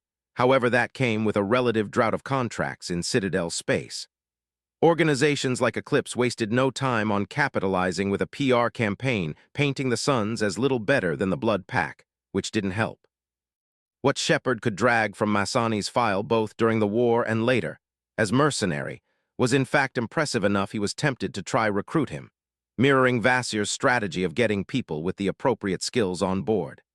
However, he wasn't sure if Masani was still the same man after getting shot in the face, not to mention he was likely eager to get payback, which would be one complication they didn't need. Still, the idea was something to think about. Perhaps he should speak with Vasir and see what she knew about the Blue Suns that hadn't made it into the official record. He was going to dig a bit himself as well, time permitting. However, first he had a doctor to see. Chakwas appeared from the med bay wearing blood-splattered surgical coveralls and waved him to follow. "All closed up and secured, Shepard. I see you've brought me a new patient," she asked. "I need you to keep MST Sony sedated until we get to the Citadel, just to be on the safe side. A scan for any implants, especially in her brain, won't go amiss." "You fear she might be brainwashed?" Chakwas inquired. She activated her Omnitool and used it to switch on the medical scanners attached to the bed Dr. T. Sony slept on. "That's our best guess about both Saren and her mother. They had both either went insane and decided that working with the Geth is the best idea since discovering the mass effect, or the two of them are compromised," Shepard confirmed. "If that's the case, who knows who else those tin cans had managed to mindfuck." "That the technical term?" Chakwas snorted. "It has been the one for longer than any of us has been alive, I recon. Preliminary scans show no unexpected foreign objects. The only implant our guest has is her bioticamp. It could be compromised, I'll grant you that, though they're supposed to be billed so that's impossible. I'll scan deeper and give her a full medical checkup while I'm at it. I'll call you if I find anything of note." Chakwas looked at him with a critical eye. "You look like you can use some rest." "It's the bloody dreams. Ever since the beacon hit me, I've been having nightmares even when stuck into those coffins." Shepard nodded in the general direction of the sleeping pods. "Well, your brain was pretty active while you were out after that thing blew up in your face." Chakwas looked carefully at him. "I'll give you another checkup once I'm done with the more critical cases. There should be more than enough time for that before we reach the Citadel. I'll want to give you a scan both before and after you go to sleep next time, so come see me before that," the doctor ordered. "Yes, ma'am." "Good Marine," Chakwas smirked. Equals DC equals. An hour later, the Spectres gathered at the hangar, where Talai and many of the engineers, without anything more important to do, were busy going over captured equipment. There were a few gigabytes of recovered data as well, though much of it was fragmented and corrupted, needing significant amount of work to be of any use. Much of the rest would be useful only to the various military analysts, though there were some gems in there. "Now we know why the Geth didn't deploy more units on the ground," Talai explained. She sat at a makeshift table made of crates stacked up together and was busy going over the captured data. "At least the Geth cruiser lacked full complement of mobile platforms to deploy, though here it doesn't say why. The same might be true for the frigates as well, and if they really wanted to retrieve the Asari in one piece, that explains why they didn't bomb the place from orbit. Why they wanted her on the other hand." The small Quarian shrugged. "That was an excellent question. However, an answer would have to wait for Dr. T. Sony to be cleared and interrogated on the Citadel. We've got fragmented data about Geth deployment citing 2 different clusters in or near human space," Talai continued, and Shepard made note to send that information to command as a priority. "I'm seeing an old machine being mentioned multiple times. Perhaps it's those Reapers Benizia spoke in the data I captured. It's all fragmented and without context." Talai added, sounding apologetic. Do we have any solid leads? Vasir demanded. Nothing I've seen so far. Just mention of those clusters and allusions to deployment orders. Something to check if we have nothing solid after we hit the Citadel, Shepard said. If the data isn't immediately useful for tracking down Saren and Benizia, let's get to the Geth equipment. Anything of note there.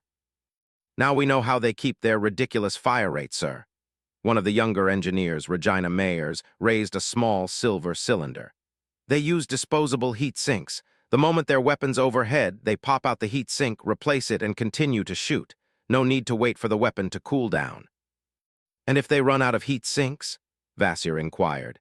The primary reason everyone uses the current type of weapons is because when combined with Omnitools, they had zero logistics footprint, no need to ship spare parts or ammo. The Geth guns do have integrated ammo blocks just like ours, as well as dedicated cooling system as well.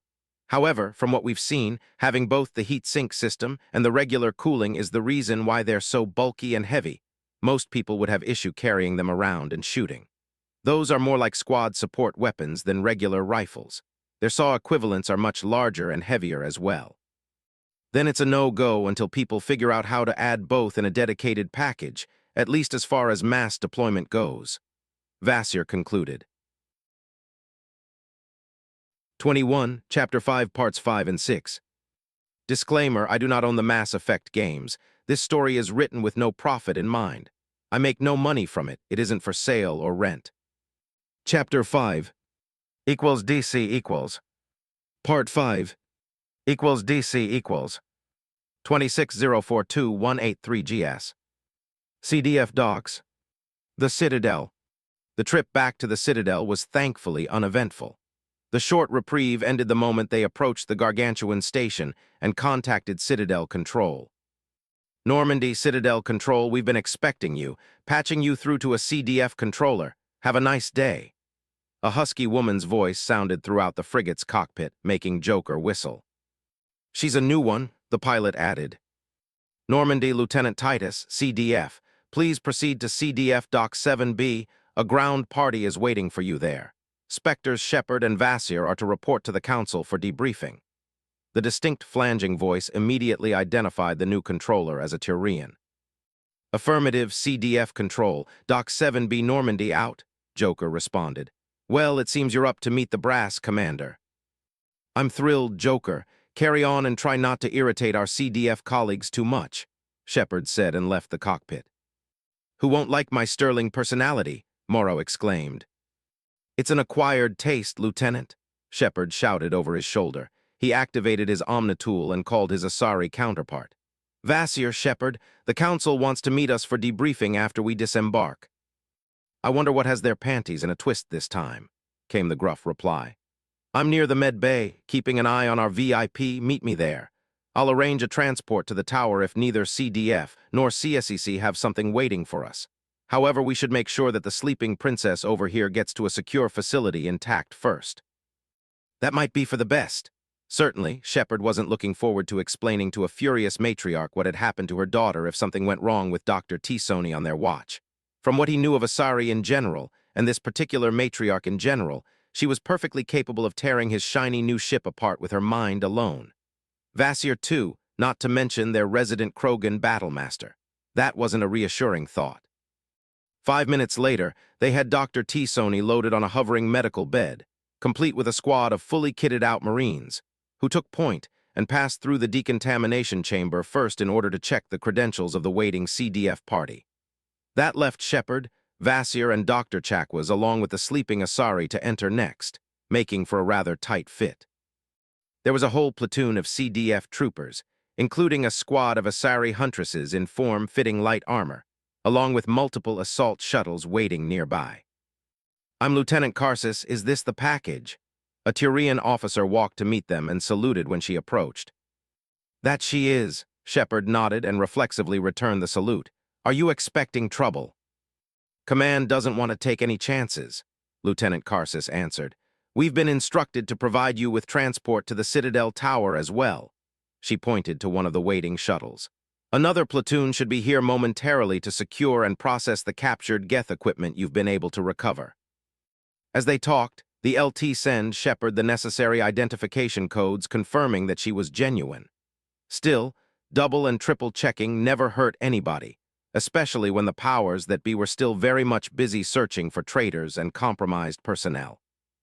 I've been made aware of those arrangements. We have the salvage secured and ready for transport, Shepard said. Shall we go? Please follow me, sir. The Turian offered a bird-like sharp nod and headed for the shuttles with her soldiers falling in around them in a loose protective formation. DC equals. Citadel Tower. The Citadel. A Turian aide led the Spectres into a small, comfortable conference room where they found Councilor Spectre waiting for them. The Turian Councilor sat at the far end of a long table surrounded by 2 stacks of datapads. Vasir, Shepard. Spectre gave them a shallow nod. There have been some developments since you headed back. I'll go over those pertaining your primary mission first. Our agents had linked both Saren and Benizia to various corporations they've been using to fund their activities. Of a special interest is an operation on Noviria conducted by Binary Helix. Those 2 together have controlling interest in said corporation.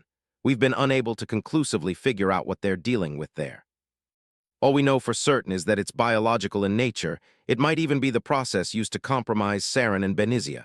That will be your next assignment. Go there, poke around, figure out what is happening at the Binary Helix compound, retrieve any relevant data, and shut down the operation.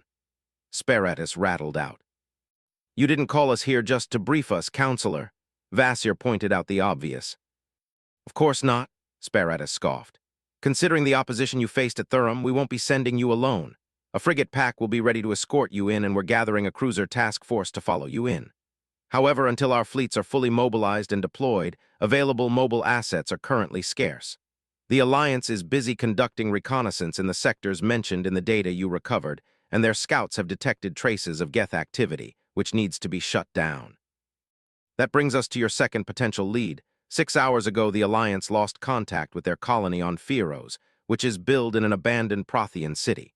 A frigate is en route to investigate, and in case they find any trace of Geth, or even better, Saren, you'll be heading there spearheading a joint Council Alliance task force. Politics being what they are, it won't be prudent to send you there leading only elements of the CDF, or worse, the Turian Navy. Spectre scowled at that. Captain Anderson will be briefing you on the details once we're done. The official reason you're here is for a debriefing. There will be a meeting between flag officers from the Council Navies and the Systems Alliance, and they will have questions about your experience against the Geth. Everything we know is in our reports, sir, Shepard stated. This sounded like a dog and pony show, a colossal waste of time, in other words. It can't be helped. At any rate, you won't be leaving until we have a liaison ready to accompany you to Noviria. There are potential political and economic considerations to take into account. Ideally, you'll get in and do your job without ruffling too many feathers, thus the liaison. And if the corporate authority doesn't want to play ball, Vasir inquired. You'll have a frigate pack and their marines to back you up with the cruiser task force I already mentioned on call. While not ideal if it comes to it, you'll do what you have to, Spectre. I'm obviously missing something, Shepard said. I'll fill you in later on the glorious mess that is Noviria and the corporate court they're part of. Vasir sounded less than pleased. They're useful most of the time, Spectre grudgingly admitted. That said, sometimes they get delusions of grandeur and need to be slapped down. Noviria and other corporate court-administered places are generally the hellholes where everyone conducts deniable experiments in basically everything too useful to disregard, yet not quite legal in council space, your people included. Vasir explained. DC equals. Part 6. DC equals. 26042-183 GS. Citadel Tower. The Citadel. Shepard wasn't pleased that his prediction panned out. The meeting with the brass turned out to be a mutual waste of time. All he had to do was answer innate questions, which were already covered in the AAR's The Normandy's crew sent while en route to the Citadel. It didn't help that many of said inquiries pertained the naval side of the engagement, which really wasn't his domain. Either Presley or the Turian Co. of the CDF task force at Knossos would have been much better suited for this. The only silver lining was Captain Anderson's appearance at the tail end of the meeting, and his former co. wasted no time in getting him away for a briefing at the first opportunity. Thanks you, Skipper, Shepard exclaimed in relief the moment they got away from prying ears. If this is the kind of meetings you have to suffer now, I don't envy you. You don't know the half of it, Shepard, Anderson said tiredly and ushered him into a small briefing room. The place was barely large enough for half a dozen people to sit around a round table, which took up most of the space in the compartment. We've got issues, Shepard. Anderson nodded at one of the chairs and sat heavily in another. That much I gathered, more political complications. Damn straight. I understand you'll have your share of them at Noviria. We've got our own. Parties, currently unknown, leaked classified information about your deployment at Thurum, complete with a spin making our Navy as incompetent as possible. While your cooperation with the CDF did reassure a large percentage of the population, it also infuriated a minority, which is too big for anyone's control. It doesn't help that various fringe parties are doing their best to pour fuel on the fire, and then there's terra firma, whose newest stunts are making even our oldest colonies uncomfortable. They're basically lobbying that we seal Sol in order to safeguard Earth and damn the consequences, the captain explained in exasperated voice. As if that's not enough, the demands for our Navy had skyrocketed, again, and it was already stretched thin to begin with. How does this affect my mission? As far as your trip to Noviria is concerned, that's no issue. If there's actually fire to be put down on Fearos in the current political climate, we can't let you go without the Navy meeting one-for-one any commitment the CDF makes, which is going to be tough. In fact, the same goes for any deployment of Allied ships in our territory. I haven't seen the full picture yet. However, I know for a fact that the Alliance Intelligence Service is freaking out and requesting a free rein to go after certain subversive elements in the colonies. That's insane, Shepard blurted out. He was aware that N7 operatives and Alliance intelligence did go after certain troublemakers if they went out of hand, however declaring an open season to anyone who didn't toe the party line. Because that was how it sounded reading between the lines of what Anderson just told him. It hasn't really hit mainstream media, however many extranet sites monitored by AIS show disturbing trends. I've been hearing rumors about a potential insurrection forming under the guise of local militias arming and training themselves in order to better withstand pirate, slaver, and Geth incursions. There are calls to form new militias on our oldest colonies as well. This is happening too fast. The Geth hit Eden Prime just a few days ago, Shepard stated. It takes longer for something like you described to form. That's just it, Shepard. As far as AIS is concerned, the trend isn't new. It has been simmering under the surface since the Blitz. Now it's simply coming to a head. What's worse, those people are suspected to be receiving unofficial support by elements both within the government and military. In that regard, time and your primary mission permitting, we'll want you to investigate certain locations. Your contact about said mission will be Admiral Kahoku. He's currently on the Citadel, right here in the tower, in fact. You should talk with him before leaving for Noviria. No pressure then, Shepard grimaced. Frankly, he had hard time believing what the captain was telling him. On the other hand, he was a spacer brat who spent most of his life before enlisting on various ships and stations, while his parents were shifted from one assignment to another. So what did he know about how the colonists really felt? While thinking about his parents, he hoped his mother would be all right. She was the XO of the Orizaba and was likely to be seeing action sooner rather than later. Just another day as an N7 and a Spectre. You're supposed to do the impossible before breakfast now and go deal with the really hard jobs before lunch. You know Vasir swore to shoot the next person who mentioned anything about Blasto, Shepard smirked. I didn't take you for a fan. I'm not, but a few friends are and dragged me to watch that mess. Anderson shook his head at that thought. But we digress. I didn't call you here just to tell you how important it is not to fuck up. You've got some paperwork to go over. That was what I've been dealing with over the past day. There was a bureaucratic snag concerning the status of the Normandy and her crew. It's more or less straightened out, or it would be once you're done filling up some forms. The captain explained and switched on his Omnitool. What snag? The kind that listed you all as no longer being part of the Navy. So you and your people wouldn't have been able to procure supplies nor receive pay. What? That was my reaction as well, Anderson said dryly. It's more or less fixed now. Joy, I hope whoever is responsible was sent somewhere cold and lonely. Shepard bit off a curse. That was simply embarrassing. Humanity has been pushing to get a Spectre for years now, and for such a fuck-up to happen the moment it got one. 22, Chapter 6, Part 1, and Interlude.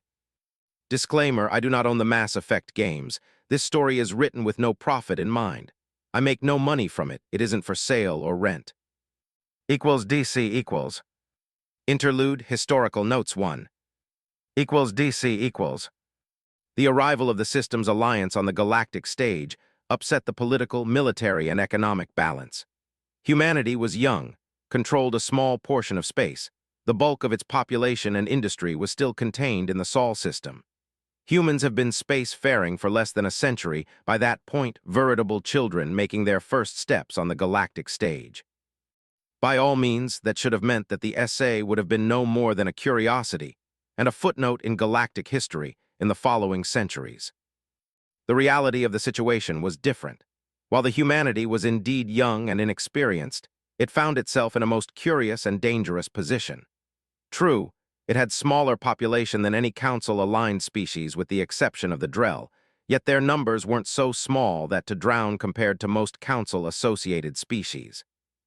The Hanner, Volus, and Elker, who had been part of the galactic community for centuries by that point, had roughly comparative numbers and in two cases, economies in the same ballpark. The Hanner had one of the most advanced economies in Citadel space, that much was true. It was also one of the smallest, with the bulk of their population concentrated on their home world. Their military was anemic at best, with the illuminated ascendancy relying on an extensive automated defense network, which made their home system one of the best defended in the galaxy. On paper, that put them in a similar position to the SA during first contact. However, while humanity went on a breakneck colonization spree, which soon led to an unprecedented economic boom, the Hanner kept to their ways. The Elker, while their economy was very well developed by the Systems Alliance arrived on the galactic stage, it was also small, something almost universally shared between the various Council-associated species. By the time of the Eden Prime attack, the Elker's economy was only slightly larger than humanity's, and that was with the setbacks that the Skylian Blitz and constant pirate attacks caused by raiding and ravaging human colonies. Experts were sure that the SA's economy would be equal to if not outpace the Elker by late 2184. That left the Volus, who had the fourth largest economy at the time, and for all intents and purposes had only one thing holding them back from a council seat in their own right.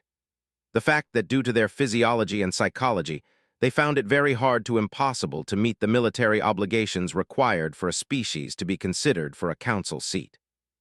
In comparison, humanity had only a fraction of its population serving in the military, an economy enjoying tremendous growth, a fast-expanding navy, and a colonization spree the likes of which no one had seen since the aftermath of the Rachni Wars.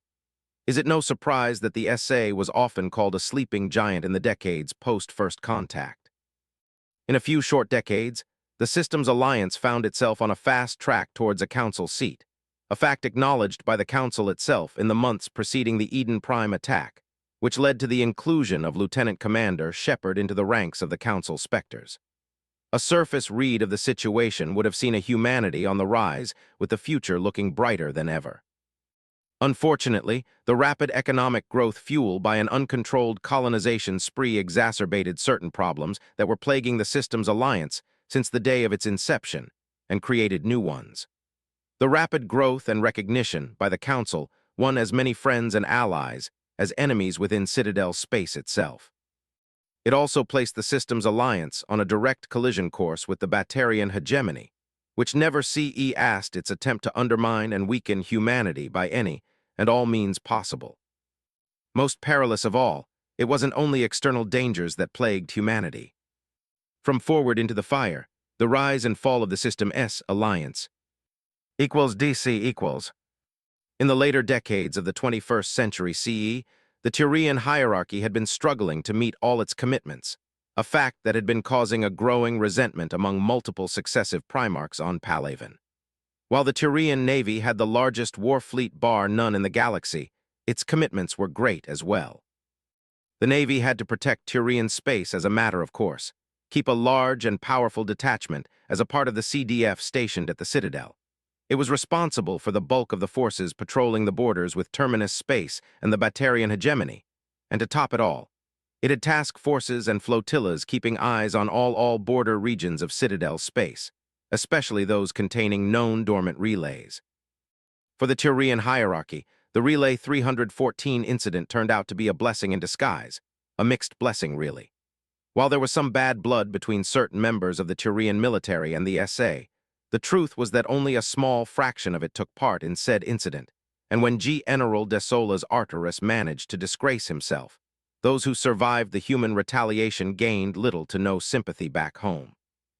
Indeed, if General Arturus had survived his ill-conceived scheme to bring in a new client species under the hierarchy's protection, he was liable to face a court-martial on his return in disgrace. To the average Turian, the conduct of the patrol flotilla which invaded human space and consequently faced the brunt of the SA's counterattack was reprehensible. It flew in the face of the core tenets respected by the Turian society. In fact, De Sola's Arturus acted like a caricature of a stereotype instead like a proper Turian. The stain upon Turian honor caused by Arturus more than anything else was responsible for the hierarchy's push to normalize relation with the Young Systems Alliance, efforts which were largely successful.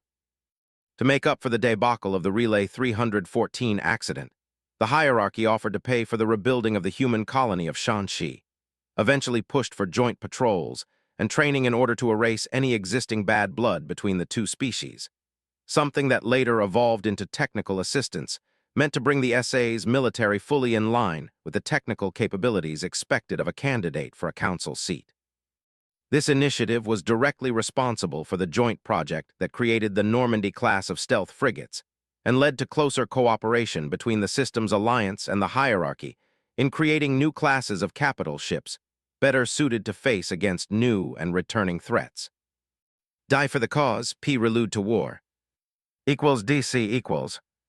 Chapter 6 DC equals.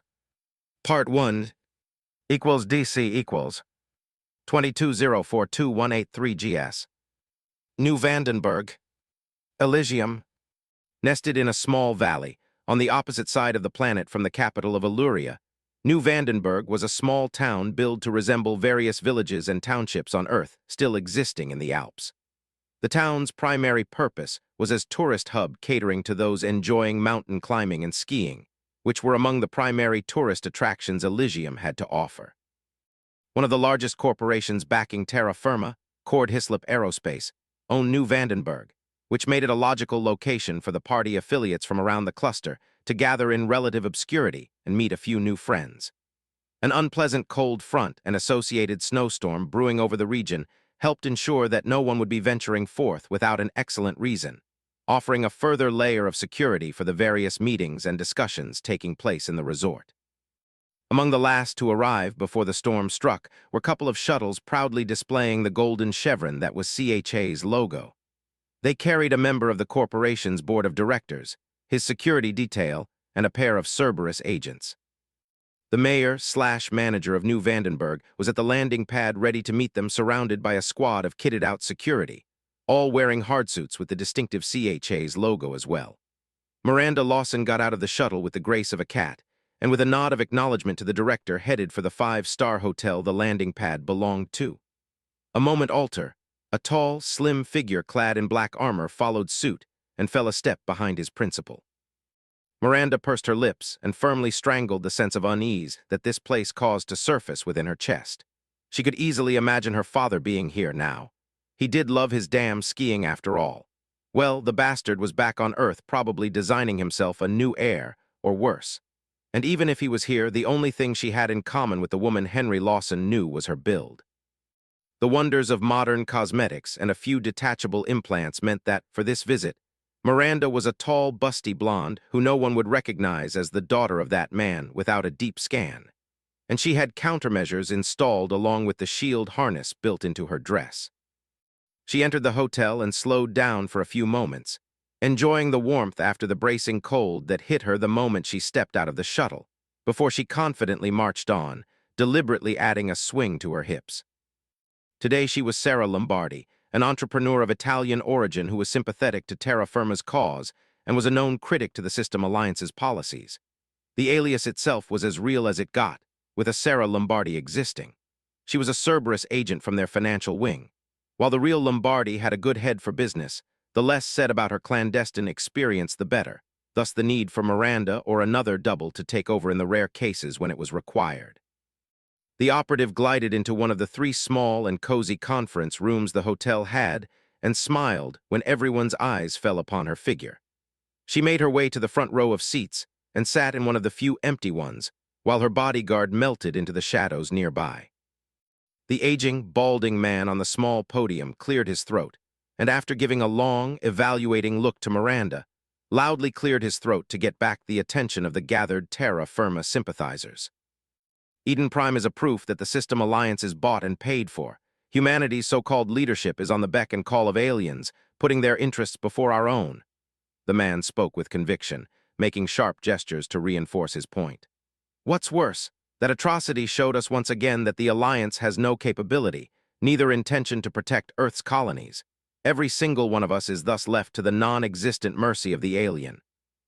Grumbles of approval echoed throughout the room, and Miranda nodded eagerly, looking at the man as if she was captivated by his every word. They even dare to use one of our best, the Lion of Elysium himself, as a smoke screen. Where are the fleets going after Saren? Where are the fleets striking against the murderous machines that laid waste to Eden Prime? I'll tell you where they are. They continue to protect alien interests, uncaring that a human garden world still burns. Miranda had to give him that much, appearance notwithstanding. The speaker had charisma to spare. It was less exactly what he said it, but how he did it, that demanded your attention and called you to listen. Ever since first contact, there were thousands, perhaps tens of thousands loudly selling similar hatred and blaming everything on the alien. Some of them put forth much better arguments. However, the great majority of those people lacked both the oratory skills and charisma to pull it off. While Jerome Cameron wasn't the sharpest, he had charisma to spare and answers people wanted to hear. All he lacked was a good makeover, professional staff, and access to resources, something that Cerberus was eager to provide through the CHA and private citizens like Lombardi and her associates. Today we have some special, like-minded guests. Cameron beamed at the crowd. Let me introduce MS Sarah Lombardi. He waved at Miranda, who beamed at him and stood up to eagerly smile at the various colonial terra firma representatives. I'm glad for the opportunity to be here and pledge that while the Alliance as a whole might have failed every single one of you and the people you care about, you aren't forgotten. The people of Earth haven't forgotten you, neither did we turn our backs on you and your problems, Miranda declared in a voice ringing with as much conviction as Cameron's own. We're aware of the danger you live in on the colonies. We know that you and the worlds you settled represent the future of humanity, and we're doing our best to help. Unfortunately, no matter what we do, the Alliance as a whole doesn't listen. Miranda looked down, allowing an expression of extreme distaste to flash over her face. That is why myself and various concerned citizens are ready to finance your defense, so you're better prepared to face against alien predations. And we aren't alone. Not all corporations are made equal. Not all of them were eager to sell themselves and humanity as a whole to the aliens for credits and luxuries. She smiled, blushing when the gathered men and women surged to their feet in applause. The blush itself was real, and was caused in no small part by disbelief that it was so easy to play them all like fiddles. Then again, most of them weren't among the brightest of, were simply desperate, grasping for any way for their concerns to be heard and their problems, especially defense ones, addressed. 23, Chapter 6, Parts 2 and 3. Disclaimer: I do not own the Mass Effect games. This story is written with no profit in mind. I make no money from it. It isn't for sale or rent. Chapter 6 equals DC equals. Part 2 equals DC equals 270428183GS. Citadel Tower. The Citadel. Widow Nebula. Shepard really shouldn't have been surprised that even working with the Council would entail a lot of the good, old-fashioned, hurry up and wait. After the end of all the debriefings they had to suffer, the Normandy crew found themselves with 18 spare hours until they waited for the arrival of their Council liaison and diplomatic representative. Nevertheless, neither Shepard nor Vasir let them waste that time, and they spent it requisitioning as much useful gear and provisions they could get their hands on, including decent food for multi-species crew, especially for Turians and Quarians who had to subsist on MREs. Admittedly, nowadays both the human and alien military rations were usually more than eatable, and nothing like the horror stories of ages past still persisting among of everyone's military. Yet usually everyone preferred freshly cooked meals. For the time being, the Normandy's crew continued to include an irate, always hungry Krogan spoiling for a fight, 2 squads of CDF Marines who got rotated for fresh ones after the casualties suffering while supporting Vasir on Thurum. The Quarian kid, Vasir herself, obviously. "I'm wondering if we'll get an Elker or Hanner next," Shepard muttered to himself while going over requisition forms. A particularly bright side was that he had more than enough time to straighten out the snag that put the Normandy and her regular crew as no longer part of the Alliance military, which turned out to be somewhat more involved than Anderson suggested. Dealing with that frustrating bureaucratic snag required a trip to the embassy, contacting the Alliance military's personnel department, and filling up over 100 forms. The reward for that job? Shepard had to spend the rest of the day struggling with CDF, Alliance and the civilian side of the Citadel procurement network to ensure that his ship and crew would be as ready as possible for the next engagement with Geth and potentially compromised Matriarch and her bodyguards. That included some expensive armor mods to protect against biotic attacks, along with a selection of gear to non-lethally subdue Asari and keep them from biotically tearing a ship from inside out. "Where's our liaison anyway?" Vasir grumbled from nearby bench, where she lounged while dealing with her side of the requisition game concerning some restricted Spectre gear. "I've been here for the past 3 minutes," a dark purple Hanner who had been floating nearby announced. Shepard wasn't sure, however there might have been a hint of amusement in the odd alien's artificial voice. "I'm Hunter in the Shadows, Citadel Diplomatic Corps. It's nice to meet you, Spectre Vasir, Commander Shepard. Shall we go? I do have some issues to brief you on." "There's a transit station nearby. It should bring us straight to the Normandy's dock. Let's go." Vasir jumped from her seat, acting all business. "I thought you've retired," she asked the Hanner. "This one has merely chosen a less strenuous way of life for his twilight years, as they say." The Hanner glowed with inner light as he floated propelled by biotic fields. "A biotic Hanner?" Shepard asked in surprise. "There are some of us able to use the Enkindler's blessing," Hunter in the Shadows explained. "That's the least of his skills," Tella chuckled in amusement. "Our bad boy here is anything but a stereotypical Hanner." "This one blushes from the praise." The Hanner shook with what might have been amusement of his own, or perhaps even laughter. "Equals DC equals 2704218 GS. SSV Normandy. Widow Nebula." As soon as everyone was on board and the supplies secured for transit, the Normandy departed. Less than a minute after she made her way out of the traffic lanes heading towards or leaving the Citadel, 5 Turian frigates led by a light Asari cruiser detached from a nearby CDF battle group and fell in formation behind the stealth ship. "Shepard, we're linked in the CDF battle net, now plotting course. For the time being, we're acting as a squadron leader," Joker announced. "There's a Matriarch Ethita on the comm for you." Shepard and Vasir looked at each other. "Matriarch Ethita, Lieutenant Commander Shepard. To what do we owe this honor?" Shepard asked in his best diplomatic tone, while Tella was busy tapping on her Omnitool, checking if the Matriarch had successfully passed mental screening. "It's possible that we'll encounter Benizia on Noviria. First, I want her back, alive if at all practical, stopped anyway if not. I'm not trusting you to deal with a Matriarch of her capabilities, compromised or not on you own. At best you'll be able to take her down hard, in which case we won't be able to use her as a source of intelligence. At worst, she'll smear you all over the area you might be unfortunate enough to encounter her in." Ethita spoke in a tone most people used to explain things to small children. That by itself was more than enough to get Vasir silently fuming. "I see, it's good to have you backing us up, Matriarch. Normandy out," he grimaced. "Alenko, get me the ambassador's office. Vasir, I trust you're checking if she's legit as well." The Spectre nodded, before raising a hand indicated that she needed silence. "Councilor Tivos, Spectre Vasir, were just encountered a political complication." She hurriedly explained Ethita's presence on an Asari Republic's cruiser attached to the CDF. "I wish I could say that I'm surprised," came the exasperated response. "She's been calling all kinds of favors and raising hell ever since our specialists cleared her earlier today," the Asari Councilor explained. It might be for the best that she's with you and not causing trouble either here or on Thesia. Rules of engagement if she compromises our mission. You're already set up to non-lethally take down Asari in case of running into Benizia, are you not? That we are, Councilor. Then there is nothing to worry about. As a Spectre, you can overrule any orders Ethida gives on the CDF assets with you barring that Asari cruiser. I'll make sure that your heavy backup will be Salarian or Tyrian, no Asari units included, just in case. Do try not to cause any more political complications than absolutely necessary, Tella. May the goddess watch over you all. Did I mention that I loathe almost every single matriarch I've ever met? Vasir grumbled. Multiple times, Joker, get us en route to Noviria ASAP. Shortly before they hit the relay, Shepard and Vasir headed for the conference room to speak with Hunter in the shadows.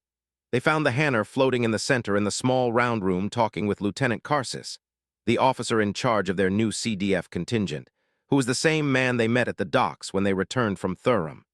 Nearby sat a bald, dark-skinned man in fatigues showing sergeant stripes. That was Jacob Taylor, the NCO who came along with the Marine replacement, meant to boost the Normandy's ground complement back to a reasonable level. 2 squads worth of them, who were unfortunately a mixture of veterans and greenhorns straight from their first ground-side deployment to get them seasoned up after boot camp. The only saving grace there was that Taylor himself was another survivor from Eden Prime's garrison, and at least according to his file, had some classified Special Forces background. Jacob sat beside Williams, and the two of them were animatedly speaking about the Geth attack and its aftermath. "Captain on deck." Vakarian looked up from his omnitool when the door opened and snapped at attention when he saw Shepard and Vasir enter. "At ease, are you getting back to your habits from the military?" Shepard asked their CSEC liaison. "You know what they say, you can get the Tyrian out of his legion, but never the legion out of any good Tyrian," Garrus shrugged. "Now that we're all here, our diplomatic corps liaison has a briefing for us." Shepard nodded at the Hanner and made his way to one of the free seats. "If you will, Hunter in the shadows. This one is eager to enlighten you all." He glowed, brightly underlining his words. "This one has both good and bad news. First, the good news. The Citadel's diplomatic corps did its due diligence, and we do have permission from the corporate court at large to conduct investigation on Noviria.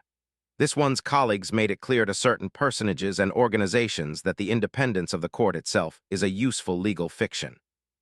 There was no mistaking the glee radiated by the Hanner for anything else.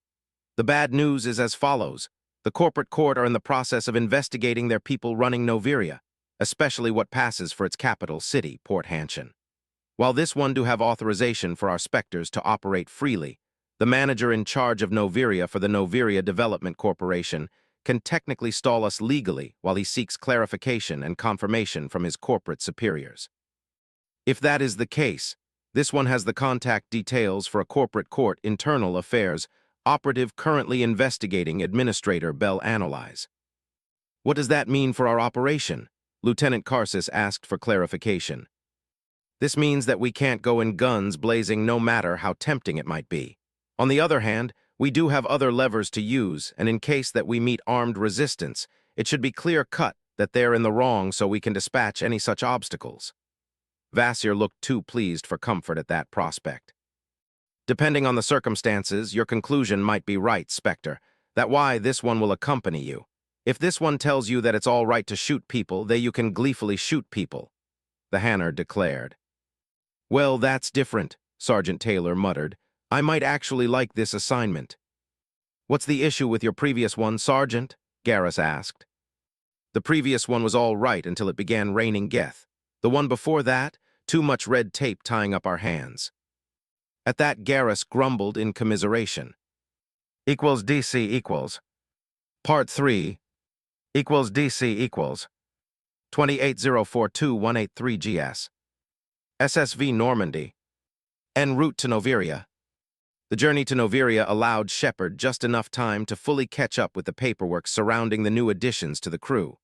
It also let him get a bit of shut-eye, and equally importantly, an opportunity to catch up with his people and have a word with the newcomers. John embarked on his friendly tour of the Normandy from the cargo hold. The largest open space on the ship currently crawled with Citadel personnel and a few token Alliance crew members. Ashley Williams, The gunnery sergeant they picked up at Eden Prime was at the far left corner, working on maintenance on arms and armor along with a couple other Marines. Every few moments, she glanced around, giving wary looks to the aliens spread throughout the hold. To the right, Garrus and a number of Turian Marines crawled all over the Mako, calibrating and upgrading it with add-ons picked up on the Citadel. Rex leaned on a nearby wall and did his best to drive them insane. As if that wasn't enough, a squad of Alliance Marines and a group of their Turian counterparts did their best to outdo each other during their early morning physical regiment. At least they had adult supervision in the form of Sergeant Taylor and a Turian NCO, so hopefully no incidents would warrant John's attention. Hopefully. Shepard's first stop was Michael Simmons, Normandy's requisition officer, not to be mistaken with an Alliance quartermaster. While the SA could produce equipment competitive with the high-end galactic standard, there were still relatively few factories able to do it, and demand was far out of reach of current production numbers. That, combined with the breakneck Alliance expansion, meant that more often than not, troopers had to make do with relatively low-quality mass-produced arms and armor. The alternative was to seek to buy high-end gear from the open market, either as limited production licenses or the equipment itself. That was where requisition officers attached to many Alliance ships and bases became invaluable. They managed production licenses and third-party equipment acquisition for the soldiers of their unit, acquisitions which troopers had to as often as not purchase with private funds, and thus one of the most important jobs of those officers was to ensure there would be no legal entanglements. Lieutenant Simmons, Shepard greeted the Normandy's requisition officer. "Commander, what can I do for you?" The young LT looked up from the data pad he had been reading from. "How is our equipment situation?" "A mixed bag, Commander," the LT responded. "We've got some interesting schematics to play with courtesy to our Turian friends. However, most of the designs they provide aren't directly useful to Alliance personnel. Their hard suits, while better than what we have available, are obviously not suitable to be worn by other species. However, we've been able to upgrade the barriers of our Marines by significant margin thanks to what the hierarchy supplied and our brand-new fabricator." At that, Simmons used his datapad to point at a massive slab of metal nested in the corner beside the elevator. "We've been replacing the kinetic barriers of our standard Alliance armor, as well as upgrading our small arms with better rails and heat sinks. My preliminary estimate is that our weapons will hit at least 20% harder, shoot a lot longer before overheating, and the Marines will enjoy increased barrier strength." The requisition officer consulted his Omnitool. "Between 30 and 60% depending on the hardsuit type. In addition, have the licenses necessary to keep the gear of the new crew in fighting shape, as long as we have enough fabricator stock." "That's excellent news. Keep the good work, Lieutenant." "I will, sir." Next, Shepard went to visit Williams and her minions. They were working on upgrading weapons and hardsuits with the new equipment. "How is it going, Gunnery Sergeant?" "Sir," Williams nearly jumped, and barely managed to keep the equipment she held from spilling all over the armory table. "At ease, Sergeant. You're overseeing upgrading our Marines' equipment, I see." "Sir, yes, sir." "At ease, I don't bite. How long before you're done?" "We have only 4 hardsuits left to go through and as many weapon loadouts. 4 to 5 hours tops, then we'll have to test everything again just in case. I believe we'll have it all squared before we arrive at Noviera." "Excellent work, Williams. Do remember to get some rest before we're to deploy ground side. I'll leave you to your work." "Sir," Ashley saluted, still holding a diagnostic tool. At least she was busy, not allowing her xenophobic tendencies cause an incident so far. However, she was one to watch just in case. "Now, gentlemen and lady," Shepard addressed the Turians crawling all over his Mako. "Keeping yourselves entertained, I see. If we're to deploy on this piece of junk, we'll have to rebuild the damn thing." Garrus moaned in a decidedly exaggerated manner.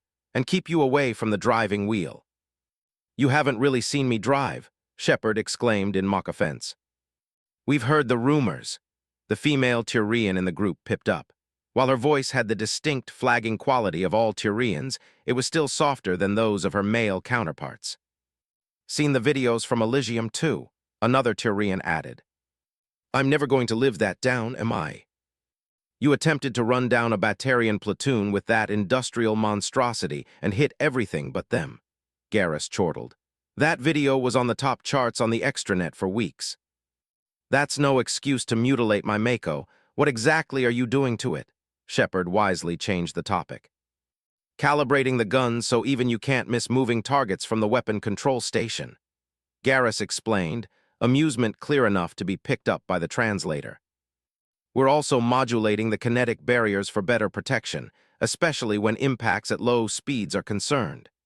The female Turian added with something that might have been a smirk. Let's not forget the suspension. We've all heard the rumors about your deluded APCs. We don't want to risk hitting our fringes in the roof when we go over rough terrain. Those rumors are blatantly false. A well-maintained Mako is one of the best troops transports the Alliance has. My fringe hurts at the mere thought. A fanged grin appeared on Garrus' face. My ass too, for that matter. Pyjax, you won't last a day on Tachanka, Rex rumbled in amusement. That's all right, you can keep it all for yourself, Rex, Garrus shot back. Bah, as if I want anything to do with that wretched place. The Krogan grumbled, all traces of amusement gone from his voice. There's story behind this, isn't there? Shepard noted. Obviously, Rex grunted in irritation and absent-mindedly touched the scarred side of his face. However, that's a story you haven't earned, Commander. A few minutes of back-and-forth conversation later, Shepard headed for the engineering. The place was cramped with new stations, Turian combat engineers, couple of Salarians, and a distinctly uncomfortable-looking Quarian kid who had almost everyone's attention. It might work, Talai fidgeted under the attention. We're basing those attack programs on what my people have been using for centuries and updating them with recent combat data. We're using better hardware to deploy them. Stronger signal, longer effective range. Micro-drones to jam, get networks in the field option. A Salarian talked faster than anyone could properly follow, and as he got up to speed, his sentences became shorter, clipped, and practically incomprehensible. Shepard silently watched the scene with bemusement when Chief Engineer Adams came to stand beside him. When I got my domain invaded, this wasn't what I expected, Commander. Are they disruptive? Only when they go on a roll. However, they're helping with maintenance, and it isn't like the Turians lack knowledge about the Normandy. The same goes for the Salarians. I won't bet against the SDG knowing everything that is to know about our girl before she exited the dry dock for the first time. If they become too much of a hassle, I'll find them another place to set up shop. It's not like there's much available space left. We're operating at full capacity right now, Commander. I'll keep it in mind. Perhaps we can set them up in a corner of the mess hall, Shepard wondered aloud. It's your call. If our guests become a problem, I'll call you to sort it out, Commander. Fair enough, how's the Normandy? She's operating at 100%. That said, I'll appreciate if you manage not to get her shot up, Adams pleaded. I'll see what I can do. Unfortunately, the Geth do get a vote as well. Pity that. Equals DC equals. If you want to support my writing or discuss this story, see the following links. Pat Rayon, Delketter's Writing Corner. The Space Battles Forums. This is where most discussion over my stories takes place. The Sufficient Velocity Forums. The Alternative History Forums. 24, Chapter 6, Parts 4 and 5. Disclaimer, I do not own the Mass Effect games. This story is written with no profit in mind. I make no money from it. It isn't for sale or rent. Chapter 6. Equals DC equals. Part 4. Equals DC equals. 28042-183 GS. SSV Normandy. Pack System. Horsehead Nebula. Having Vasir and Hunter in the shadows on board turned out to be godsend when the Normandy approached Noviria. The two Spectres and the Hanner gathered in the cockpit behind Joker's seat just in time to receive a hail for Port Hanshen's control center. Alliance ship, this is Port Hanshen Orbital Control. Please state your intention and destination. A cool female voice sounded over the comm. Who wants to tackle this one? The pilot asked. This one will speak with them. A few seconds later, Joker had the Hanner patched through.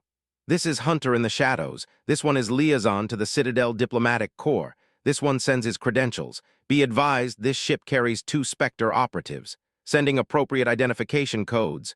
The Hanner spoke in the monotone voice typical for the translators preferred by his kind. SSV Normandy, your code's checkup.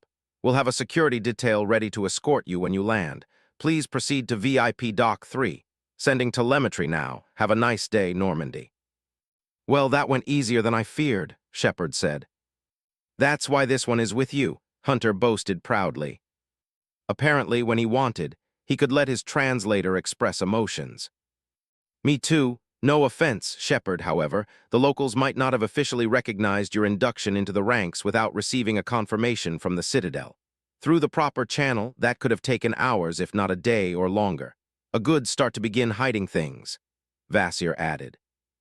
There's that. Do we need to dock at the port instead of going straight for the Binary Helix's facilities? Shepard inquired. Doing so without more data might cause further political complications we can easily avoid. There is time to go to guns blazing, this isn't it? Tella continued. As far as we know anyway. Besides, we might be able to gather some intelligence at the starport. This one will elaborate. While we have records of former Spectre Arteris and Matriarch Benizia investing in Binary Helix, it is not certain that is their only interest in Noviera. Binary Helix might be just what it seems, a prudent investment used to finance their other activities, potentially on Noviera itself. We might be able to figure out what facilities either of them visits if they ever come to Noviera in person, Shepard nodded. There should be records, and even if those are purged or altered, the administrator should know and have copies of the originals just in case. He's supposed to be a former SDG after all, Vasir confirmed. Now let us gear up. DC equals. The Spectres disembarked, leading a squad of Marines each, followed by a widely grinning Krogan. I can smell trouble, Shepard, Rex declared when they met him waiting at the airlock, and he happily tagged along. The VIP dock was stark, gray concrete and dull metal were everywhere. A mass effect field kept the snow outside, however did little for the cold. Several glowing heaters made the area tangibly more comfortable, even when wearing sealed armor.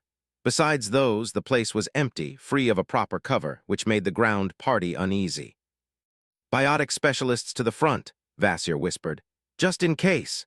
She led the party, followed by Shepard and Alenko.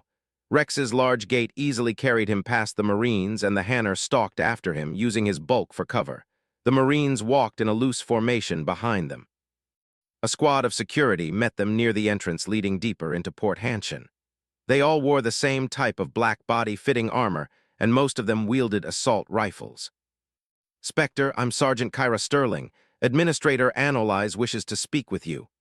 A blonde, middle-aged human woman inquired, looking at Vasir. I'm Spectre Tella Vasir. This is Spectre Shepard and our diplomatic liaison, Hunter in the Shadows. This one greets you kindly. The Hanner floated from behind Rex's bulk to introduce himself. No one missed the brief look of unease Sterling gave Shepard and the group of Alliance Marines. She further refused to acknowledge his presence and continued to address only Vasir and Hunter. Spectre Liaison, she nodded at them. You're free to follow us. I feel compelled to implore you, please keep your attack dogs on a short leash. She pointedly glanced at the Alliance personnel. We want no incidents here. With those parting words, the sergeant turned around and led them to pass a checkpoint manned by another squad. No one missed the 4 turrets pointed at the entrance. Such a charming greeting. You can feel the love, Shepard muttered sarcastically. Did you do something to piss off the good sergeant? Vasir inquired. I don't believe I've seen her before, Shepard shook his head. She might be from the outer colonies. They don't like the Alliance much. Inside, Port Hanshin didn't look much better. Even though there were some plants for color, the place was still gray and sterile. While functional, the place remained unwelcoming. The few people they saw while marching through paused what they were doing to stare at the heavily armed procession and began whispering worriedly at each other. Eventually, they reached the administrator's office, where another human woman met them. This one wore a long purple dress and greeted them with a smile. Spectre's Liaison Hunter in the Shadows, I'm Joanna Parsini, Administrator Analyze Secretary. Please follow me. The Administrator is ready for you. She quickly ushered them inside. Parsini led them through an outer office complete with a few waiting chairs in one corner and straight to the Administrator. The Salarian sat behind his desk, looking at them with huge calculating eyes. He wore a dark gray and blue suit with yellow stripes, which matched his ash-colored skin. Another round of greetings followed, and this time Hunter took a central stage. The Hanner and Salarian stared silently at each other for a few long seconds. "Liaison Hunter in the shadows, how can I help you?" the administrator inquired. "Binary Helix. Two of the company's principal investors are wanted in Citadel space on a long list of charges, including treason and terrorism. They're responsible for the Geth attack on the human colony of Eden Prime, among other crimes." "I see. You're of course aware that Noviria is outside Citadel jurisdiction. While we have a number of treaties covering less than prudent actions by our investors, any action we take must be either cleared through the proper channels first or already covered by relevant treaties. You're well aware of our position. Do you have a decision by the corporate court about Binary Helix, Lady Benizia, or Saren Arteris?" "This one's colleagues on the Citadel are pushing through a request to the corporate court. We desire for the two of them to be sanctioned and stripped of their status in the corporate court," the Hanner stated. "I see. Then you do not have a decision from the corporate court on hand. In that case, while we will, of course, assist in your investigation as the treaties between the court and the Citadel require us to do, anything more would need a clear decision from the court. If Binary Helix's CEO agrees, then you would be free to examine their facilities planetside. Otherwise, I must request you contain your investigation to Port Hanshin." "Doing so would be useless. We came here to figure out what Saren and Benizia are cooking up at Binary Helix." Shepard's patience finally ran thin. "And you will be free to do so as soon as the corporate court rule in your favor. I'll speak plainly, human, so there are no misunderstandings. Saren isn't the first Spectre to go rogue. He won't be the last. He isn't the first one to burn a colony, either working for the Council or because he let power get to his head. Noviria is outside Council jurisdiction for a reason. All relevant governments, including your own, use this place to conduct research that would be illegal in Council space. Thus assisting you against one of our investors, CEOs, or directors without an official sanction from the corporate court as a whole is simply out of the question," Analyze explained calmly. "That said," he continued, "I'm aware of the political realities we all have to deal with." The administrator nodded at the Spectres. "Lady Benizia is currently at Peak 15, the largest Binary Helix facility planetside. I can't help you go after her. I can't authorize you to go to Peak 15 without either a court decision or invitation from Binary Helix's CEO. If you attempt to engage Lady Benizia while she remains under my jurisdiction, I would be compelled to order my security to stop you. However, if you attempt to apprehend her after she leaves Noviria's atmosphere—" The Salarian shrugged. It would be no longer his responsibility then. Shepard glanced at Vasir, who simply nodded at Hunter. Then it was in the Hanner's hand, well, tentacles. The Asari Spectre didn't believe a heavy-handed approach would be prudent at this time. DC equals. Part 5. DC equals. 28042-183 GS. Port Hanshin. Noviera. Pack System. Horsehead Nebula. After half an hour of pointless negotiations, they found themselves outside of the administrator's office. Hunter floated beside us thanks to his implanted mass effect generators, lit up like a Christmas tree. "This one now regrets that the real world doesn't work like a Blasto movie. Otherwise, we could get away with shooting the administrator." Hunter waved his tentacles in agitation. Two of the largest twisted as if trying to squeeze the life of something. "Our reputation was bad enough before Saren went rouge. The last thing we need right now is more such stunts," Vasir reasonably pointed out. "Do you suggest that we wait for the courts, or for the Council to cut a deal with the Noviria Development Corporation?" Shepard asked in exasperation. Vasir opened her mouth to answer, but instead raised her left arm. The Asari's Omnitool came to life, surrounding her hand in its orange interface. "Not at all," the veteran Spectre smirked and sashayed away from the administrator's office. "I suggest we go to the mezzanine and get a drink while considering our options." With a flick of her fingers, she forwarded a message to Shepard and Hunter's Omnitools. It was plain text, just a few sentences long. "Spectre Vasir. Analyze is under investigation for corruption.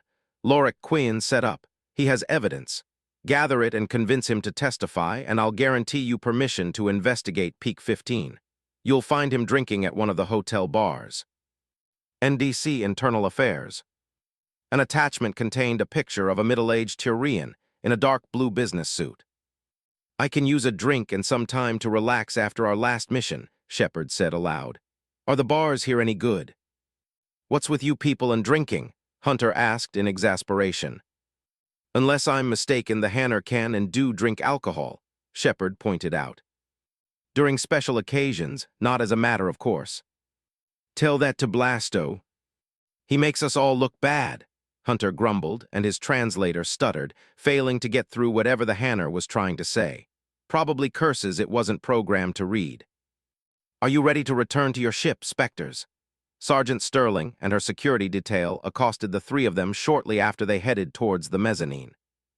"We're going to get a few drinks while waiting for the Citadel Diplomatic Corps and legal teams to reach an agreement with the corporate court," Vasir smoothly answered. "I see. Just make sure to keep your Alliance personnel on a short leash." The sergeant glared at Shepard before gesturing to her team to follow, and they headed back towards the spaceport. "Shepard, are you sure the good sergeant isn't a scorned lover or something?" Vasir asked after the latest hostile exchange. "Never seen her in my life before," Shepard shrugged. "I know we aren't particularly popular with the outer colonies, but this is a bit much." This one finds the exchange disturbing. Council Diplomatic Corps is concerned about the relationship between the system's alliance and its outlying colonies. This one has heard of a disturbing amount of hostility and incidents over the past couple of years, Hunter commented. "As long as the sergeant behaves, it shouldn't be an issue. Local authorities aren't our greatest fans even at the best of times anyway. This wouldn't be the last time they're mouthing off or being obstructionist. It's just that, it's usually because we're Spectres upsetting their little kingdoms." Vasir dismissed the incident for the time being. Equals DC equals. It took them an hour or so walking through the mezzanine and consulting the extranet about the available watering holes as a thin cover before they found Quinn. He was in the open bar of a small hotel, drinking something purple and absently tapping on his omnitool. The place was an odd mix of chiseled stone, small artificial waterfalls, steel, and neon. Compared to many bars Shepard had found himself in the past, this one offered a quiet, relaxing atmosphere. Vasir pointed Shepard and Hunter at the bar, while she grinned widely and headed for the Tyrian. "Lorik, my friend, I haven't seen you in ages," Tella exclaimed aloud, and before the Tyrian could react, she was sitting on a chair beside him, pulling him into a hug. "That's one way to greet an old friend, I guess." Shepard spoke aloud and plastered a disarming smile on his face. The few patrons who paid attention to the commotion snorted and went back to whatever they were doing. "Now this one could use a drink," Hunter declared and floated to the bar, where an amused Asari maiden acted as a bartender. "I haven't seen you around. What's your poison?" "What whiskey do you have?" Shepard asked without bothering to examine the bottles behind the bar. "Various colonial blends. If you want a genuine earth drink, sir, we've got North American brandy and various vodka brands. I can also offer you a selection of Asari drinks." "Vodka it is. That one is hard to fuck up as long as someone vaguely competent brews it." "Alec tea for me," Vasir announced aloud.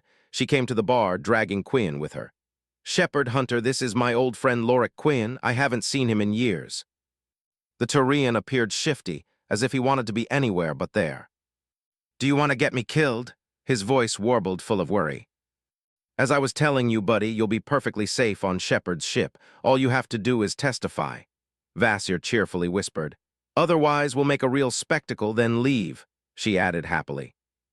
"Spirits damned Spectres." "As I told you, Shepard, no one appreciates us anymore," Vasir pouted. "You can at least pay for your boy toy's drinks, before dragging him to your quarters to have your wicked way with him." "Wasn't it supposed to be the other way around?" Hunter asked in confusion. "Your mating habits make no sense whatsoever." "I still want my tea," Vasir pouted loudly. "You two are going to the Synthetic Insights offices nearby to retrieve evidence while I bring him back safely to the ship. I'll be back ASAP with backup just in case. It's high time we give our Tyrian Marines shore leave, don't you think?" Vasir finished in a normal tone. Quinn cursed the spirits quietly and pulled out a stack of credit chips along with an access card from one of his pockets. "You're going to be the death of me," the Tyrian bemoaned. "At least you're going to die a happy man." Shepard patted him on the back, then swiped the access card from the bar. Vasir laughed aloud at that and brought Lorik to a nearby chair, where she shoved him roughly to sit down and jumped in his lap. All Shepard could think was that no one bothered to cover this during his training, not even at the villa during end school. =DC=. If you want to support my writing or discuss this story, see the following links. Pat Rayon, Delcatter's Writing Corner. The Space Battles Forums. This is where most discussion over my stories takes place. The Sufficient Velocity Forums. The Alternative History Forums. 25, Chapter 6, Part 6 and 7. Disclaimer, I do not own the Mass Effect games. This story is written with no profit in mind. I make no money from it. It isn't for sale or rent. Chapter 6 equals DC equals. Part 6 equals DC equals. 28042-183 GS. Port Hanshin. Noviera. Pax System. Horsehead Nebula. Shepard and Hunter finally disentangled themselves from Vasir's show after they all left the hotel's lobby. The Asari Spectre practically dragged Quinn towards the docks, with her whole being screaming her obvious intent for the world to see. "Can we get the evidence without breaking too many local laws?" Shepard inquired. It didn't strike him as particularly smart to go in guns blazing, so to speak, after all the dancing around stepping on toes they had to do already. Hunter lit up like a Christmas tree. While Vasir was busy demonstrating needlessly complicated mammal mating habits, I was working, the Hanner proudly announced. Holographic light surrounded his tentacles, followed by 4 Omnitool interfaces lighting up and blinking rapidly. I sent a statement of intent and request for authorization to my colleagues. They will forward it to Noviria's board of directors. Under the circumstances, we've got a good enough excuse to enter Turian's office and retrieve the data.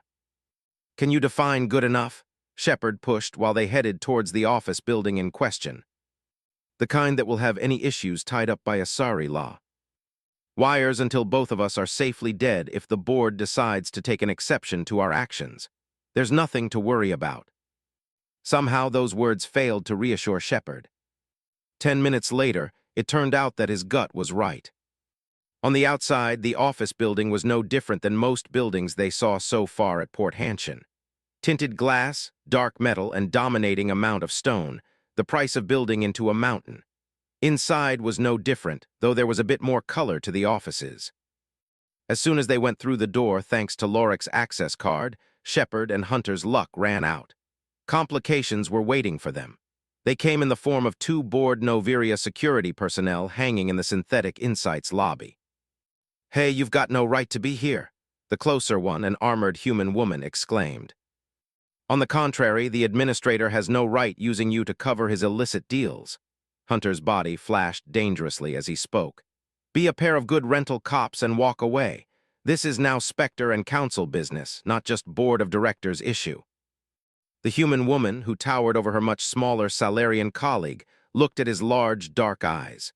He blinked rapidly, glancing between his fellow hired goon and Shepard, then shook his head. "I'm not paid enough to deal with Spectres." The private security slowly raised their hands in order not to be threatening and moved sideways towards the exit. That went better than it could have. Shepard relaxed a fraction once they were alone in the lobby. "That's true, however, we're now on the clock." The two of them raced towards the second floor and Quinn's office. It took them a few minutes to locate it, find and copy the data. By the time they were done and on their way out, a squad of Noviria's security waited for them. The ERSC unit was deployed at the small courtyard separating the regular and executive offices on the second floor of Synthetic Insights. "I knew it, more Alliance meddling," Sergeant Sterling gleefully exclaimed. "I told you he'll be trouble." "That you did, Sarge," one of the hired cops answered hungrily. "It was such a tragedy that you Alliance types are so arrogant," Sterling happily announced and aimed an SMG at Shepard. "It was a mistake making one of you a Spectre, and we're going to remedy it." "Do you even listen to yourself, Sergeant? This one finds your conduct insane." Hunter's sharp words didn't help. "Take them down," Sterling snapped and opened fire. Shepard wasted no time. A deft motion dumped reserve power into his barriers, strengthening them. At the same time, he retrieved his heavy pistol and rolled to a nearby potted plant. It wasn't much of a cover, however. It could slow down bullets, making them easier for his defenses to handle. A shotgun thundered, followed by rapid SMG fire. Hunter lit up again, this time in with a glowing barrier. His tentacles snapped up, either picking up pistols or surrounded by Omnitool interfaces. By the time Shepard was behind his dubious cover and launched a fabricated grenade at the crazy cops, the Hanner already had the situation well in hand. Multiple blinding overload charges struck the enemy squad, staggering them. Hunter followed up with precise shots, cracking the skulls of 2 hostiles. Shepard's grenade struck an ERCS employee in the chest. The explosion that followed was more than enough to crack up the light armor the human wore and throw him out of the fight. In response, bullets shredded the Spectre's cover, petering him with pieces of foliage and dirt. A couple of tiny bullets shattered or deflected right in front of his visor, making him blink at the novel experience. Nevertheless, trained reflexes responded, and a moment later, he had an incineration blast curving towards Sterling. The sergeant tried to dodge, however. Another overload struck her, courtesy of Hunter. It was enough to stagger her, leaving her open for the magnetically guided plasma. The resulting detonation was enough to throw Sterling on the ground. She writhed, screaming, while the plasma ate through her armor. The sergeant going down gave Shepard and Hunter all the time they needed to focus on the 2 remaining crazy cops. The Spectre struck his target with an overload and followed with precise shots, cracking the Turian's helmet. A moment later, bone, brains, and alien blood painted a nearby wall. Hunter once again proved that he was anything but an ordinary pencil pusher by taking out the last enemy with rapid, precise shots from no less than 3 pistols. After this display, Shepard knew he would never look at any Hanner the same way ever again. And finally, there might have been some truth to Blasto, as far as the action scenes went. Shepard shook that odd thought off and focused his attention on Sterling's writhing form. She was still on the ground, trying to extinguish herself. A somatic gesture had his Omnitool smoking due to supercooling and containing a mass of subatomic particles. Another gesture threw them at Sterling. A steam explosion surrounded the sergeant, followed by a shrill scream and the sound of cracking armor. A few moments later, the steam and smoke were gone, revealing the woman's brutalized form half frozen to the floor. Hunter, do make sure she doesn't die. I would love to hear the thought process behind openly attacking a council Spectre and diplomatic representative. Wouldn't it better if you treat her? As a human, you should be much better familiarized with her physiology than this one. I'm afraid that she might hurt herself even worse trying to get to me. The woman has issues with Alliance personnel, Shepard pointed out, bloody colonials, who pissed in her breakfast anyway. At that point, the situation got even more complicated. Tense shouts came from downstairs, some human, others distinctly Turian. There was no mistaking that warbles to the aliens' voices. That's our backup, I guess. I'll try to sort that out, Shepard sighed and headed downstairs. So far, being a Spectre was more trouble than it was worth it. Equals DC equals. Part 7 equals DC equals. 28042-183 GS. Port Hanshin. Noviera. Pack System. Horsehead Nebula. An armed standoff in progress awaited Shepard in the lobby. An ERCS captain in gray armor led the squad's worth of well-outfitted security. Every one of them had at least a medium armor, and either a shotgun or assault rifle aimed at a group of spiky, angry-looking Turians. They were spread throughout the lobby, taking advantage of what little cover there was in the large space. According to his HUD, a group of Turians led by Lieutenant Karsus faced the locals. They held the entrance, placing Shepard in an uncomfortable position. At least, if the situation went even more to hell, they would have the local security caught in a crossfire, the N7 operative thought.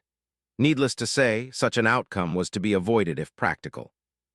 Shepard took cover behind a solid stone pillar, taking no chances, and shouted, "Lieutenant Karsus, Captain, this is Spectre Shepard. Explain yourselves." "Spectre, I'm Captain Matsumoto, ERCS. You have no jurisdiction here. You're trespassing at a crime scene. You are the one who will explain yourself and the shooting we just heard." The captain turned to look in his direction, revealing herself to be a middle-aged human woman with Asian features. "We were doing a favor for NDS Internal Affairs when a group of your people jumped us. I would love to hear the thought process behind that stunt from their leader when she recovers. Does Sergeant Sterling ring a bell? A brief grimace flickered over Matsumoto's face at hearing that name. Captain, we can do this two ways, Shepard continued. We can be reasonable adults and get out of here without a further incident. Your bosses will get their evidence, and if it's credible, you get to work with a new administrator. If you're lucky, they might not be a piece of work like Analyze, he paused. Or we can do this the hard way. We've got the high ground, and your unit is in a crossfire with little in the way of cover. We both know how that ends. Matsumoto glared up at Shepard, then at the Turians. However, after that, the captain wisely waved her people to lower their weapons. That was the smart call, Captain, Karsus added. A moment later, Rex's massive form walked through the door. We've got a Krogan battle master too, the Turian needlessly said. Shepard, I'm getting bored. Will we be fighting or going after Benizia already? Rex's voice thundered, and his voice sounded particularly bloodthirsty. Shepard was sure that if the Krogan didn't have his helmet on, he would have a chilling smile on his face too. The captain here doesn't feel particularly suicidal today, so we can avoid another incident, Shepard said, and slowly went out of his cover. Go get your people. Sterling looked like she could use a hospital. The Turians used the distraction to fan out into the lobby, bypassing the choke point that was the entrance. That got any fight that the hired cops had out of their system. A firefight under these conditions would be a bloodbath, and they knew it. She'll live if she gets to a hospital soon, Hunter in the shadows floated down the stairs. We're done here, aren't we? There is no need for further diplomatic and legal complications. That is my understanding as well, Shepard noted. Captain. Get out of my sight, damn you. You heard the lady, we're leaving. Equals DC equals. 30 minutes later, Shepard and company found themselves back in front of the administrator's office, watching an unfolding show. Gianna Parasini, Analyze's supposed secretary, dragged out the cuffed Salarian, who kept threatening or trying to bribe everyone in sight. She handled him to even more uncomfortable-looking Captain Matsumoto for processing and waved the Spectres to follow her back into the office. When I contacted you, I hoped for a bit subtler resolution, the internal affairs agent began. Your local goons had other ideas, Shepard pointed out. I say again, I would love to hear the thought process that led to Sterling's stunt. Shepard, many of the humans working out here are doing it either for the huge pay or because they want to have nothing to do with the Alliance. As a grunt, Sergeant Sterling wasn't on board exactly for the money, even if we pay the ERCS rather well. But we digress. You want access to the Binary Helix's facilities at Peak 15. Preferably without jumping through any more hoops, Vasir stated bluntly. We just scratched your back. We expect that you will do the same. Indeed, Parasini nodded and went to sit at the administrator's desk. I'll issue you passes to the garage and authorization to visit Binary Helix's compound. However, she began working on the terminal, there is a nasty storm in progress, as you might have noticed. As it's typical around here, shuttle flights are grounded for a good reason. Your military birds might be able to make it to Peak 15, though I wouldn't bet on it. If it comes down to it, we might bring down a frigate for insertion, Shepard suggested. That would be too much of an escalation. The board would prefer to keep things quiet and save face. It's one thing to hide or deny a convoy went into the storm, it's another for a frigate to go there. Many of the corporate facilities planet-side have their sensor suites and will notice, then ask uncomfortable questions. Shepard didn't bother to note that the Normandy was a stealth frigate. At any rate, she might be more useful back in space, along with the CDF detachment, making sure that Benizia didn't escape, or that a bunch of Geth wouldn't jump in to ruin everyone's day. If you can provide enough sturdy vehicles, we might try for a quiet insertion, Vasir reluctantly agreed. Your authorization is ready. There are several old Kodiaks and Makos in the garage. The weather outside is nasty enough at the best of times that it does require military-grade transports for safety reasons, Parasini explained. They would help dissuade pirate raids as well, Hunter noted. If any pirates dared brave the orbital defenses, they almost exclusively went for soft targets that couldn't shoot back at their ships. Elysium had been one of the few notable exceptions to happen in the last 100 years. And your passes are ready. Do try not to shoot up the whole mountain. Parasini picked up a stack of freshly printed security cards and stood up. We'll try our best but can't make any promises. Vasir picked up the passes. We're getting all hands on deck for this one. Shepard said, and sent an alert for the ground crew to assemble at the garage. DC equals. If you want to support my writing or discuss this story, see the following links. Pat Rayon, Delcatcher's Writing Corner. The Space Battles Forums. This is where most discussion over my stories takes place. The Sufficient Velocity Forums. The Alternative History Forums. 26, Chapter 7 Parts. Disclaimer, I do not own the Mass Effect games. This story is written with no profit in mind. I make no money from it. It isn't for sale or rent. Chapter 7 equals DC equals. Part 1 equals DC equals. 28042-183 GS. Port Hanshin. Noveria. Pack System. Horsehead Nebula. Talai was busy with the finishing touches of her Geth hacking software targeted at retrieving as much intact data from crippled platforms as possible. She moved on autopilot, doing her best to not bump into one of the humans or Turians surrounding her, while they all walked towards the garage. Ideally, she would have the software updated and distributed before they reached their destination. The young Quarian was so absorbed in her work that she didn't notice her group reaching the garage. She didn't see the several cloaked hopper platforms observing the Normandy's party, though at least her Omnitool did ping, detecting a brief data burst, ensuring all present Geth will attack as one. Talai did notice a large hand unceremoniously shoving her to the ground. A flash of a dark purple, nearly black biotic barrier formed around the big Krogan menace. GETH, Rex roared a moment before 5 sniper shots slammed into him. A 6th took the head of an unlucky technician who was too busy controlling a sled carrying supply crates to pay attention to anything else. The last sniper shot tore through the barrier of Lieutenant Alenko, then shattered a huge chunk of his helmet. Ablative armor, spinal bracing, and shock absorbers barely kept his neck from snapping, though they couldn't stop all of the energy transfer. The human biotic collapsed with a shattered jaw and heavy concussion, taking him out of the fight. At the same time, multiple crates disintegrated as their content, more Geth units, unfolded and opened fire. Training kicked in after precious moments of stunned surprise. The Turian infantry spread up, lighting up Omnitools to reinforce their shields.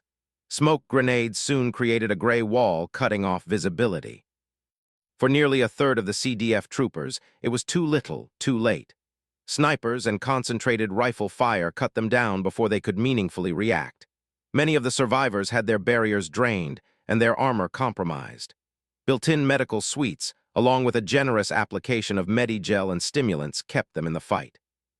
Talai's heart did its best to jump out of her chest. The sudden, unexpected attack was stunning.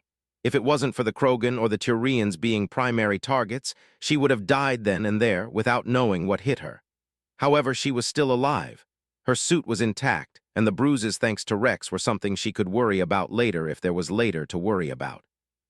Botets, Talai hissed while crawling on her stomach in search of cover. Her Omnitool was still active, and she wasted no more time in fabricating a combat drone. Go get them! The glowing orange construct bobbed once in the air and vanished in the dense smoke. Glowing bolts of plasma or disruptor-sheathed rounds tore through it, lighting it up. Overloads crackled dementedly through the haze, seeking targets. Then there was the angry turtle. Rex roared an ancient war cry, and the distinct crack of a biotic charge, followed by a thunderclap of displaced air, turned the smoke into a whirlwind. Talai finally found a dubious piece of cover, a stack of small square crates, and crawled faster towards it. She found it occupied by a pair of Turians. One was prone at its farther side and busy sending bursts downrange. The other sat with his back to the crates and clutched his bleeding chest with one arm while speaking in his Omnitool. Ambush, need reinforcements and casevac, now and compensate. I can provide first aid, Talai exclaimed when she finally crawled beside the wounded Turian and the dubious safety of their cover. Thanks the spirits. Just hold up, Kais. We'll deal with those bare-faced bastards soon. The other Turian pipped up and kept firing. Damn, that's a lot of blood, Talai muttered to herself while applying as much Medigel as she could to the wounded man. Something sinuous and agile landed on top of their cover. A glowing head pocked down, lighting them up. It blared something at them, and a red light flashed, focusing on Kai's head. The Turian made a reflective punching motion, and a glowing blade formed around his left hand, which sliced through the Geth's head just as it tried to shoot. The resulting explosion stunned Talai and had the Turian screaming in pain. The Quarian girl Bleary noted that pieces of the blown-up Geth punctured her suit. Emergency medical routines were busy flooding her system with antibiotics and stimulants. An intrusion alarm lit up her HUD, and foreign Medigel flooded her suit. When Talai could kind of focus again, she saw the other Turian kneeling above Kai's, whose helmet was cracked and leaking blood. Even worse, from where she lay on the ground, Talai could see the remains from his left hand. It was gone almost up to the elbow, with the rest being a mess of shattered metal, broken carapace, and cooked meat, held in place by Medigel. Taking left, a familiar voice shouted, "Friendlies incoming, 12 o'clock."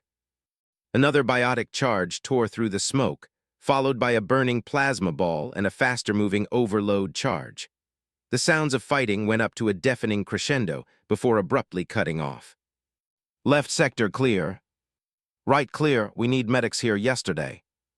Center clear, what in Kami's name happened here? At that point, Talai could hold on no more and drifted off. DC equals. XO, contact the CDF task force. We need medevac for multiple wounded Turians and a party to pick up the dead. Have Chakwas ready to receive casualties. Both Lieutenant Alenko and Gunnery Sergeant Williams are in a bad way. We'll need more boots on the ground to secure Port Hanshin before pushing through towards our primary objectives. We've got an unknown number of surprises down here, on the way to the target and on site at Peak 15. Shepard did his best to keep his anger under control as he spoke into his communicator. His hands were busy applying Medigel to Williams. She had her thigh shredded and multiple perforations in the abdomen where repeated strikes had shattered her armor. It was a small miracle she hadn't bled out already. Major Matsumoto, the kid gloves are off. This port is now an active war zone between the Citadel Alliance and hostile forces. Your cooperation will be appreciated. We will deal with any obstruction will be handled under military law. Vasir sounded as pleased at the unfolding disaster as Shepard himself felt. Right now, I need to know how much cargo Benizia arrived with. I also need the volume and weight of any deliveries sent to Peak 15 over the past couple of months at least as well. That's the board would not accept. One way to read this situation is to assume that you and the Noviria Development Corporation are enemy assets who arranged a deadly attack on Citadel forces. Even at the best of times, this, Vasir waved a hand at the carnage, is something the Turian hierarchy will want to make an example over. Shepard let out a sigh of relief when he got Williams stabilized and moved to the next wounded. He saw Matsumoto purse her lips before making a decision and activating her Omnitool. Benizia left multiple small shipping containers here, Matsumoto explained after consulting the port's records. She left for Peak 15 with 8 standard shipping containers and at least 40 smaller. Spirits, she can have at least a battalion of Geth between here and Peak 15, Vakarian exclaimed. The CSEC liaison emerged from around a far-off concrete pillar and hobbled towards the wounded.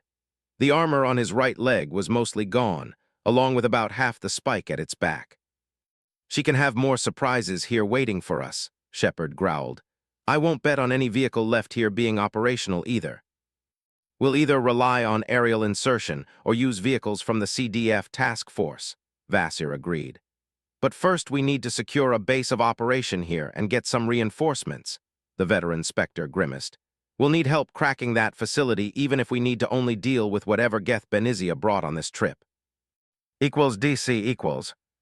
Part 2 equals DC equals 28042-183 GS. SSV Normandy. Low orbit above Noviria. Pack system. Horsehead Nebula. Shepard stood near the medical bay, seething with fury. He should have taken into account the possibility of a Geth ambush. Those things were machines, not flesh and blood people. Shut them down, and you could stuff a bunch of them in shipping crates with no one the wiser without visual inspection of the contents. He should have taken into account that someone of Benizia's status could pass through customs without having her cargo properly checked, using either through clout, bribes, or both. The results of that oversight spoke for themselves. 2 specialists from Normandy died in that garage while helping haul additional supplies for the ground combat elements.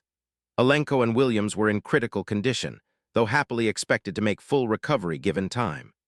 The Quarian kid was on the way to the Turian battle group en route to Noviria, along with the CDF casualties, where she was expected to swim in antibiotics for a few days and rest in a clean room. If she was lucky, Talai would get away with a few scars, a concussion, and a nasty cold. If not, she might be stuck in a hospital for weeks, depending on how her immune system reacted to her suit breach. 6 dead Turian Marines, 4 crippled enough to need significant cybernetic replacements, another 4 in critical condition, and 10 walking wounded. In practice, Lieutenant Karsus' platoon was now combat ineffective, complete with their blaming himself for not seeing the ambush either. Shepard dismissed the casualty list with an angry motion and walked towards the nearby stairway. Joker, get me a sensor sweep on the road between Port Hanshin and Peak 15. If the results are inconclusive, launch a reconnaissance probe. Roger that, Skipper. We're changing orbit now. Shepard walked into the communications room, where Vasir was talking with an old Turian with a scarred face. Face paint, almost identical to that of Garrus, made a few nasty scars jump out. We're decelerating to pick up the shuttles with the casualties, and will be in orbit within the next half an hour, the Turian Commodore spoke in a displeased tone. We're moving in position to intercept any runners from Peak 15, and will be executing active scans on that facility and the road leading there, Shepard said. We'll make a properly paranoid Spectre out of you yet, Vasir nodded. From what I hear, you missed the ambush too, didn't you, Spectre Vasir? The Commodore's fringe rose in a confrontational manner. I did, and others paid the price, Vasir answered with a scowl. We failed to take into account the nature of the enemy and some of the capabilities it offers them. We also didn't take into account that Benizia might just stroll in without anyone down there bothering to check what cargo she brought. In hindsight, someone like her could have gotten away with doing so. That's on me. Just a few days ago, you were a soldier, Shepard. You didn't have to deal with matriarchs and what they can get away with as a matter of course, Vasir grudgingly admitted. And I will own it in my AAR. However, we have more present business to deal with. I've seen the raw data. According to my staff, Benizia could indeed have smuggled at least a Geth battalion with her. Obviously, that's with her current visit alone. The odds are great that the enemy will outnumber us on the ground. The Turian didn't sound any more pleased as he stated that fact than Shepard did at the confirmation. Commander Shepard, I'm Commodore Quale, CDF. The Turian officer finally introduced himself. We should not forget Benizia's Huntress escort and whatever security Peak 15 had before her arrival, Vasir pointed out. Your other least favorite matriarch might even the odds in that regard. We can use all the help we can get on this one. Ah, yes, our uninvited Asari guests. Commodore Quale narrowed his eyes at the Spectres. Do you care to enlighten me on the political minefield you put my command within? It's not every day the Council gives me explicit orders to shoot down an Asari cruiser if it comes to it. Ithita is or was Benizia's bondmate. She's the father to her single daughter, Vasir explained. While she does have credible interest in the situation, we're not yet sure if she has been compromised or not. Her delay was for screening, and that at best indicated that she isn't compromised. The Asari Spectre scowled. She might still be willingly involved in this disaster we've got on our hands. Ah, I see, Commodore Quale nodded, speaking in a tone that sounded like grim amusement. We should assume that our Asari allies are ready to shoot us in the back on this mission. Is there something else that I should know? Like the odds of a Geth armada arriving in the system shortly. We have no intelligence on Saren's location or that of his Geth naval forces, Shepard quickly spoke, before Vasir could say something unfortunate. Of course not, the Commodore grumbled.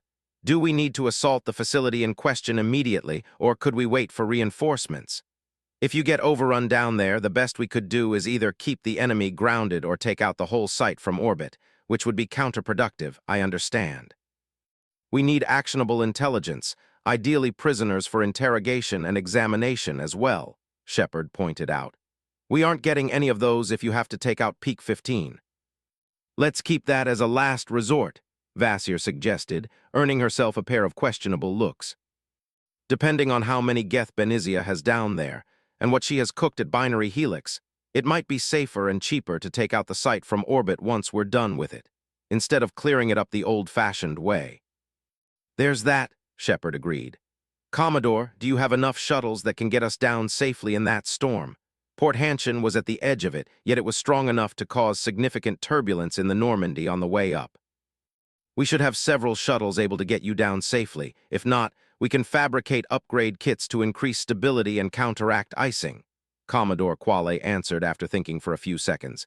Get me a detailed scan of the storm, and I can give you a better answer by the time we reach orbit. With those parting words, the Tyrian Commodore cut off the link. =DC=. If you want to support my writing or discuss this story, see the following links. Pat Rayon, Delketter's Writing Corner. The Space Battles Forums. This is where most discussion over my stories takes place. The Sufficient Velocity Forums. The Alternative History Forums. 27, Chapter 7, Parts 3 and 4. Disclaimer, I do not own the Mass Effect games. This story is written with no profit in mind. I make no money from it. It isn't for sale or rent. Chapter 7 =DC=. Part 3 =DC=. 28042-183 GS. SSV Normandy. Low orbit above Noviria. Pack system. Horsehead Nebula. Shepard, ground fire just took out my probe. Joker's offended voice came both from the cockpit and the Spectre's communicator. Sending you data to the main plot. The hollow tank in the center of the bridge shifted, changing from a close in the representation of Nav. Iria, the Normandy hanging above it, and the approaching Citadel task force, to censor data from the shot-down probe. VIs and intelligence specialists quickly turned the raw feed into easily digestible symbols. A long, perilous path built into the side of jagged mountains led from Port Hanshin to Peak 15. Despite the quickly encroaching storm, there were multiple distinct power and thermal sources identified all along the way. A few convenient hills nested what suspiciously looked like AA batteries. One of them lit up, and the probe's sensors just had enough time to focus on the source before heavy-caliber slugs tore through it, stopping the recording cold. I want a full spread of probes and reconnaissance drones sweeping all viable approaches to Peak 15, Shepard ordered. Joker. XO, prepare an appropriate strike package. We aren't going down there before taking out all enemy positions the drones locate. Inform Commodore Quale about the complications. The defenses outside obviously meant that there was something important in Peak 15, which made it that much more important that they got inside yesterday. Every passing moment gave Benizia more time to erase evidence and silence witnesses. For the next half an hour, there was nothing other to do for Shepard but wait. Meanwhile, Joker took the Normandy on a sweeping orbit above the mountains, unleashing a spread of stealth drones and one-use sensor probes packed up with powerful active sensors. 2 more AA positions unveiled themselves to take out the probes before they could get a proper fix on all Geth positions in the region. The slower-moving drones slipped through and began building a comprehensive picture with their passive sensors. Soon, the CDF detachment arrived in orbit and rained more probes all over the area before launching their drone platforms. We've got the enemy positions locked on, Commander. Presley reported. As soon as we launch the shuttles, the task force will begin bombardment clearing up the way. We won't have ground-side reinforcements in reasonable numbers for at least 12 more hours, Commodore Quale added. I've contacted both Palaven and CDF Command. They both agree we couldn't afford to wait that long. We'll have all our shuttles outfitted appropriately for the weather within 10 more minutes than we launch. We agree, Vasir simply nodded. The current plan is to establish a CP and casualty evacuation area in front of the main entrance of the facility. While the cold and snow will be an issue, the fleet is going to be able to offer precision bombardment, stopping cold any concerned assault coming out of that mountain. We'll have a safe spot to retreat after we accomplish the mission or confirm that we won't be able to crack the damn place without heavy reinforcements, Shepard noted. =DC=. 18 shuttles silently left their mother ships, which quickly accelerated and pointed their primary weapons towards Noviria. The third round of probes burned brightly through the atmosphere, struggling to maintain course within the storm front. Below them, half the drones went active, shining brightly to all sensors in the region. Geth AA emplacements and missile troopers opened fire, trying their best to blind the organic fleet in orbit. At the same time, the frigates and handful of cruisers unleashed their firepower in precise bursts that shaved off chunks of the mountainside with each impact. The mountains shook, and massive avalanches crashed down, burying the bombarded road in snow and steam. Even before the last kinetic impactor struck, the shuttles entered the atmosphere at a vector that would allow them to approach Peak 15 with minimum exposure to the discovered Geth defenses. A wing of drones swept before them, seeking any threats, while a frigate pack was in a position to silence them. DC equals. We're 5 minutes out. Drone assets show no remaining active Geth defenses on our approach vector. A typical Tyrian voice came from the sealed cockpit of the shuttle. The small craft shook as it tore its way through the howling storm outside. The combination of the screaming engines and the whipping, freezing winds was enough to make a normal conversation all but impossible. Everyone had to use the communications suite built in their armors. First, we visited an active volcano world. That would have been fun if I was down there able to break heads and shoot Geth, Rex rumbled happily. Now we're making our way through one of the nastier storms I've seen to fight Geth, Rogue Asari, and who knows what else. The Krogan slammed a huge armored fist into his breastplate. What's next? Are we going to go diving into an acid lake on a proper death world? I don't think Saren has any reasons to go to Tachanka, Vasir blandly pointed out. Rex raised his head and laughed merrily. I like you girly, you've got quad. If it's going to make you happy, you can be on point, Rex. Just remember, we will need at least a few prisoners left for interrogation, Shepard pointed out. At that point, Garrus raised a hand, as if she was in a classroom, and tilted his head to the side. Is it too late to change my mind and wait back on the ship? The detective asked with mock sincerity. I'll be back down investigating as soon as the shooting and screaming is over. That's why we're sending Rex on point, Vasir pointed out lazily. When they Geth see him, they'll be shooting him with everything they've got. That way you can snipe them at your leisure. Angry Krogan Battlemaster, the detective, nodded thoughtfully. He can take them right. Vakarian, you must be very careful. At this rate, I might decide that you aren't all bad for a Tyrian wimp. That would be a problem. Why exactly? Garrus foolishly inquired. Then I'll have you charging the Geth right beside me, as a part of my new cran, of course. Nope, I'm more than happy hanging in the back and providing marksman support. 2 minutes to the LZ. Sensors show the garage is sealed tight. There are no visible weapon emplacements on the structure itself. No detected mines or IEDs. Game faces on people, Shepard interrupted the banter. Biotic specialists will exit first. That was why they sat closest to the doors. And create barriers just in case. Heavy infantry goes out second and specialists last. Don't worry, we'll keep the big bad Geth from shooting you, Vasir shot back in a sarcastic tone. After their last encounter with the Geth, the Asari Spectre had foregone any trace of commando leathers. She wore thick, segmented armor that provided as much protection and mobility as possible. The shuttle shook and bled velocity until it grew to a halt in front of the facility's main entrance. The side doors slid open, letting in howling, freezing winds and snow. Vasir and Rex scrambled out of their seats and jumped out, surrounded by glowing biotic fields. Shepard was right on their heels. Despite all the sensors cramped into his helmet, the storm was nasty enough to cut down visibility to just a few meters. He could see, or at least hear, other shuttles disgorging more troops, or landing, carrying the parts of a modular command post. Surprisingly enough, no one tried to overrun their landing zone. Instead, Peak 15 remained silent and sealed.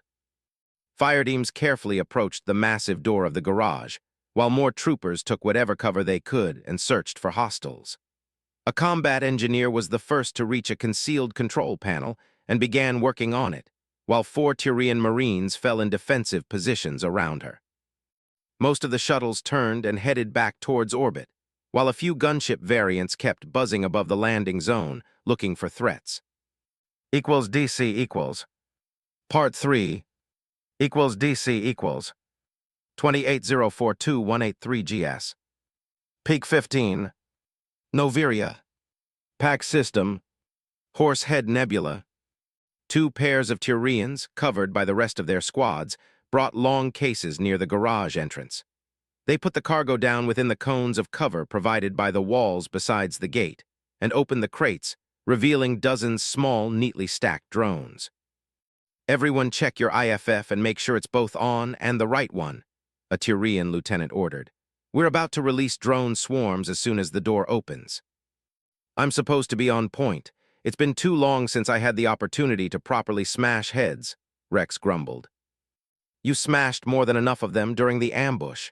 Shepard futilely tried to be the voice of reason. Nah, that was just a warm-up to get the blood pumping. The combat engineer working on the door panel turned and gave a thumb up. I've hacked through the controls. The gate is opening momentarily. She joined her squad, a SMG held in one hand and Omnitool on the ready. The massive garage door began slowly rising up. Ice cracked, and cool metal groaned in protest all the way up. Drones rose out of their small compartments with quiet hums swallowed by the storm and raced towards the opening. Geth programs are attempting to breach the network, one of the combat engineers announced. Swarm communications and coordination are rapidly degrading. Rapid fire and the distinct crack of overload fields lit up the garage, quickly mowing through the drones. 2 gunships slowly flew forward, and as soon as the door was halfway up, their missile pods unleashed a hail of smart munitions guided by the sensors of the still active drones. Explosions crawled through the interior of the building. Tyrians threw smoke grenades inside. They detonated with loud hiss, obscuring the entrance with silver mist. Cabal's on point, a Tyrian barked. 2 Tyrians, Rex and Vasir, blurred and appeared within the garage, while the rest of the assault team fanned in behind them. As soon as the remaining Geth noticed the biotic specialists and opened fire on them, 4 biotic charges got them out of the way and close to the nearest exposed robots. A volley of overloads cracked the shields of multiple exposed AI platforms and even fried the internal components of a few of the lighter ones. Aimed fire smashed through the armor of the heavier Geth, bringing them down in a quick succession. Rex smashed into the towering form of a Geth Prime, staggering the larger and heavier machine. He shoved his heavy shotgun in its belly, and the armor-piercing rounds nearly cut it in two, splashing energy-dense liquid all over the place. The Krogan grabbed the damaged platform with its left hand and brought it to its knees, while in one smooth motion vented some heat from the shotgun, before bringing it to bear to the machine's flashlight head. Rex's second shot blew up the Geth's sensor cluster to bits, and he displaced with a biotic charge, before a pair of hoppers could nail him properly. Vasir finished her charge in front of a much larger Geth platform painted in silver. She didn't bother drawing a weapon, but instead used her biotics to pick up the machine and smash it sideways into a nearby column holding up a raised platform. She slapped it with a warp field at point-blank range, bypassing its barriers, and sent a throw field at it, before vanishing in another charge. The resulting biotic detonation turned the Prime into a leaking pile of shattered scrap. The 2 Cabal members worked in tandem, flanking a third Prime. One used her shotgun to take out a knee joint, while the other shot off the heavy machine gun held by the platform. Then they used their biotics to tear the crippled platform in two. One of the Cabals managed to get away clean using another biotic charge. The second was less fortunate. He was in the open, in clear view of multiple Geth, including a pair of cloaked hoppers. Before the Tyrian could gather the necessary energy and concentration for a quick charge, a hail of gunfire smashed through his barriers and shattered his armor, before biting deeply into flesh and bone. Snipers cracked, taking out high-value targets, and hoppers fell from walls they hung from. Rocket troopers fired blindly into the smoke, while the few remaining drones focused on them, marking them as high-priority targets.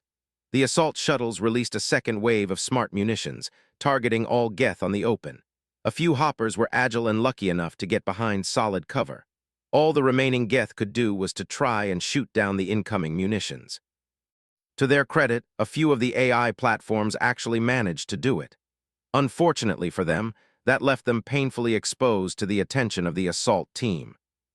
Overloads and massed fire soon demolished those platforms, leaving only the stealthy hoppers as credible threats. 4 minutes of playing cat and mouse, and 2 casualties later, the garage was more or less secure. "Get me a medic over here," a Tyrian demanded. "Secure those catwalks and set up machine guns up there. I want all exits covered by at least a fire team yesterday. Make sure all Geth platforms are deactivated and cover the engineers while they try to salvage something out of them." Tyrian voices snapped all over the command net, issuing orders, while eerie silence engulfed the garage. The respite lasted mere moments, before both people and sensors could hear distant muffled sounds of combat and something screeching in anger. "That's coming from deeper in the complex," Rex concluded aloud. "And it doesn't sound like Benizia's Geth executing witnesses. That's the sound of pitched battle," the Krogan happily declared. "You're on point, Rex. We're moving in. Major Narvis, see to the wounded and secure the garage. It's our fallback point," Vasir declared. "Cabal girl, you're with us." "Specialist Creo's at your command, ma'am." The thin female Tyrian snapped a salute and fell behind the Spectres. 23rd Platoon, you're with the Spectres. 26th, secure this compartment and take care for the wounded. The rest of you, follow the Spectres and keep a secure line of retreat open behind them," Major Narvis barked. 28, Chapter 7, Parts 5 and 6. Disclaimer, I do not own the Mass Effect games. This story is written with no profit in mind. I make no money from it. It isn't for sale or rent. Chapter 7 equals DC equals. Part 5 equals DC equals. 28042-183 GS. Peak 15. Noviria. Pack System. Horsehead Nebula. The first obstacle to slow down the assault team turned out to be a not particularly large decontamination chamber, which was locked down tight. Combat engineers had to cut through one armored door, then hook up power cells to a control pane, boot it up, and crack its encryption before they could proceed. "Spirits who thought up that thing?" one of the Tyrian engineers exclaimed. "Sir, that's not an ordinary decontamination chamber." He pointed through the armored glass of the security center that allowed clear sightlines both into the chambers and the corridor leading to the garage. The Tyrian hit a button and bright flames filled up the chamber. "Someone correct me, please, but you usually don't burn whatever you're trying to decontaminate." "Right?" Shepard asked aloud. "That's not even something a bastard like Okeer would do." Rex shook his armored head. "Leave a squad here. We need this location under lock and key if we're to get out quick," the Tyrian major ordered. "At least this will slow down anyone trying to chase us out." An optimist," Rex chuckled. They found another corridor behind the decontamination chambers. 2 turrets defended it. "I'm starting to like this less and less," Shepard voiced his opinion on the matter. "What did Saren and Benizia cook up in this frozen hellhole?" The combat engineers hurried past Rex and busied themselves reprogramming the turrets. They were set up to intercept anyone trying to leave the facility, not the assault team. "Set them up for remote control by the party at the security center," Major Navis ordered. "I do agree with Spectre Shepard's sentiment. The more I see of this setup, the more I'm convinced it is meant to contain something inside, not to stop us from getting in." "Unfortunately, we're diving blindly on this one," Vasir grumbled in her characteristic fashion. "We could get no data on what the Corpo's brewing in there." "Turrets are secure," the combat engineers chorused. "There are no traces of tampering." They fiddled with their omnitools for a moment. "Command signal wired up to the security center." "About time," Rex huffed and carefully walked between the 2 tall weapon emplacements. "Shepard, this can be an issue," the Krogan declared as soon as he reached the end of the corridor. As soon as the Spectre caught up to the mercenary, he could see why. The corridor led to a small junction ending up with 2 relatively small elevators. "If we go down piecemeal, whoever is waiting for us on the other side can shred us at their pleasure," Shepard scowled. "Cut the top of the elevators, send them down, and dump a bunch of drones inside. The shuttles should be bringing at least 4 more cases of them, along with additional supplies for the CP outside," one of the combat engineers suggested. "Get to work, I'll have someone bring up the drones," Major Navis agreed, "unless the Spectres have a better idea." "Send the drones, then Rex will follow them," Shepard agreed as well. "That's what I like to hear." Equals DC equals. A few minutes later, the elevator leading to the cafeteria and deeper into the facility was an empty shell wielded in place so it wouldn't cause problems. Magnetic clamps acted as anchors for thick, thin metal wires that were strong enough to hold Rex's weight, if barely. 2 combat engineers dumped the contents of 2 drone crates into the elevator shaft, while others worked on the second elevator, which was supposed to be defunct. Before the drones could reach the bottom of the shaft, it echoed with the sound of rapid gunshots and angry screeching. By the time the drones were busy cutting through the door leading into the cafeteria and Rex was on the way down, there was a full-scale battle going down there. In other words, a great distraction that just might allow forcing the choke point without suffering punishing casualties. The drones ate through the door and burst through, swarming a pair of Geth covering the door. An overload and overcharged shotgun blast cut through the small machines, however more than enough survived to shred the two AI platforms. Rex charged on their heels, looking for targets, followed by the Spectres and Turian Marines. They took the lowest part of the food court with virtually no resistance. The battle was above them, separated by two thick sheets of armored glass. There was a lot of Geth up there, all busy firing at something coming out of the facility's depths. Above them, the protective dome was cracked in places, with a few pieces missing, letting the storm in and burying most of the stairway leading up in snow. "Contact," Rex gleefully reported, and his shotgun boomed. Small yellow bugs were coming out of air vents at the far end of the courtyard. As soon as someone shot them, they blew up, spreading steaming liquid in a small area around them. "That's Spirit's damned acid," a Turian exclaimed. The remaining drones formed a phalanx near the ceiling, aimed down, and began mowing through any bug that dared show its ugly head. "Vasir, those things look awfully familiar, aren't they?" Rex asked in a voice barely loud enough to be picked up by the communications suite of his armor. "Benizia knows better. This has to be something else. It's not like there aren't nasty bugs to weaponize all over the galaxy," Vasir denied. "You can hear those screeches as well," Rex pointed at the battle above them. "Alpha Squad, hold position. The rest of us are taking the Geth in the back. We'll see what they're fighting soon enough," Major Navis suggested. "Damn right." Rex turned around and gleefully plowed through the snow. Attacked on two fronts, the Geth detachment didn't last long. There were a lot of them, bunched up in close quarters, where overloads, sabotage programs, and grenades made a short work of their forces. The platforms that survived the CDF attack soon fell under a wave of angry chitin, tentacles ending up with razor-sharp manipulators and acid bugs. "I knew it!" Rex let out a primal battle cry and unleashed a carnage round into the open maw of a huge armored insect. Its ugly head disintegrated, showering dozens other with ichor. "Set up those machine guns, grenade the bastards, and someone call the fucking fleet. We're about to be overrun by Spirit's damned Rachni. We need reinforcements here yesterday." The Rachni screamed, seeing enemies that could provide sorely needed sustenance, and surged forth in a tidal wave of screaming hunger. The larger Rachni warriors launched globs. Explosives, biotics, and rapid fire until weapons overheated barely stopped the horde's advance. The larger Rachni warriors launched globs of potent acid that moved slow enough to avoid triggering barriers. Turians fell screaming as the acid ate through their armor while cursing medics dragged them behind the congested firing lines and did their best with what they had at hand. Rex stood his ground at the front, even as his armor rapidly melted around him. He kept firing until his shotgun overheated, then threw it at the approaching horde and pulled out his rifle. A warp took off the front legs of a large Rachni and armor-piercing bullets shredded its head. More acid washed over Rex, ruining his weapon. He threw it away as well and pulled out a large pistol, while angry biotics surrounded his free hand. The only reason the Rachni ceased coming was that their bodies blocked the corridors leading into the cafeteria. DC equals. Part 6. DC equals. 28042-183 GS. Council Private Chambers. Citadel Tower. The Citadel. Widow Nebula.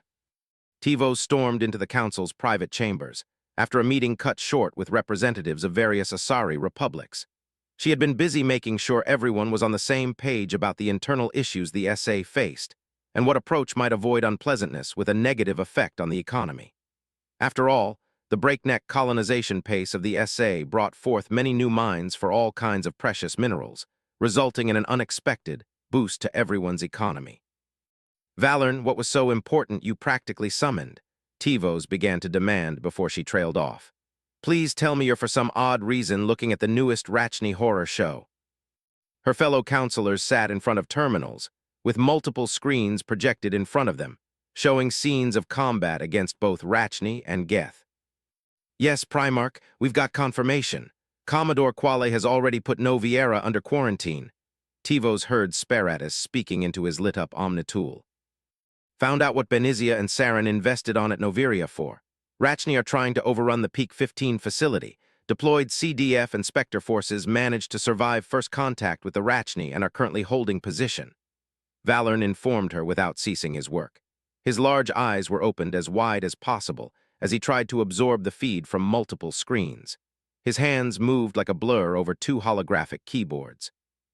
Tivos took a few moments to compose herself, while internally she allowed herself a brief moment to scream. Rachni, goddess. She took a few deep breaths, switched on her Omnitool, and began to rapidly browse through the available information. The Councilor noted that there was a live feed with the ground units on Noviera, courtesy to the fleet units in orbit. Spectre Vasir, report, Tivos demanded, as soon as she found that the Asari Spectre wasn't in immediate danger. Vasir raised her Omnitool to look into its camera, which either by design or sheer bad luck showed what was happening behind her. A mutilated Krogan was sitting on something behind her, with two Turian medics washing acid off him. Pieces of armor, tough skin, and muscle slewed off, showing raw, brutalized meat below. Soon, a liberal amount of Medigel sealed the wounds, eliciting a loud, painted hiss from the large alien. The situation is all fucked up the Azure, Vasir answered in a no-nonsense tone. The place is crawling with Rachni. We can still hear ongoing firefights. It's either Benizia or cut-off Geth units holding their ground, perhaps even survivors from the facility's personnel. Ideally, I would recommend that we call in a dreadnought to sterilize the site from orbit. In practice, doing so is going to be short-sighted in the extreme. If at all possible, Vasir's scowl deepened. Elaborate, Spectre. From where I'm standing, sterilizing the site looks like a good idea, Tivos pointed out. We can't afford to let the Rachni leave Noviria. That's the thing, Councilor.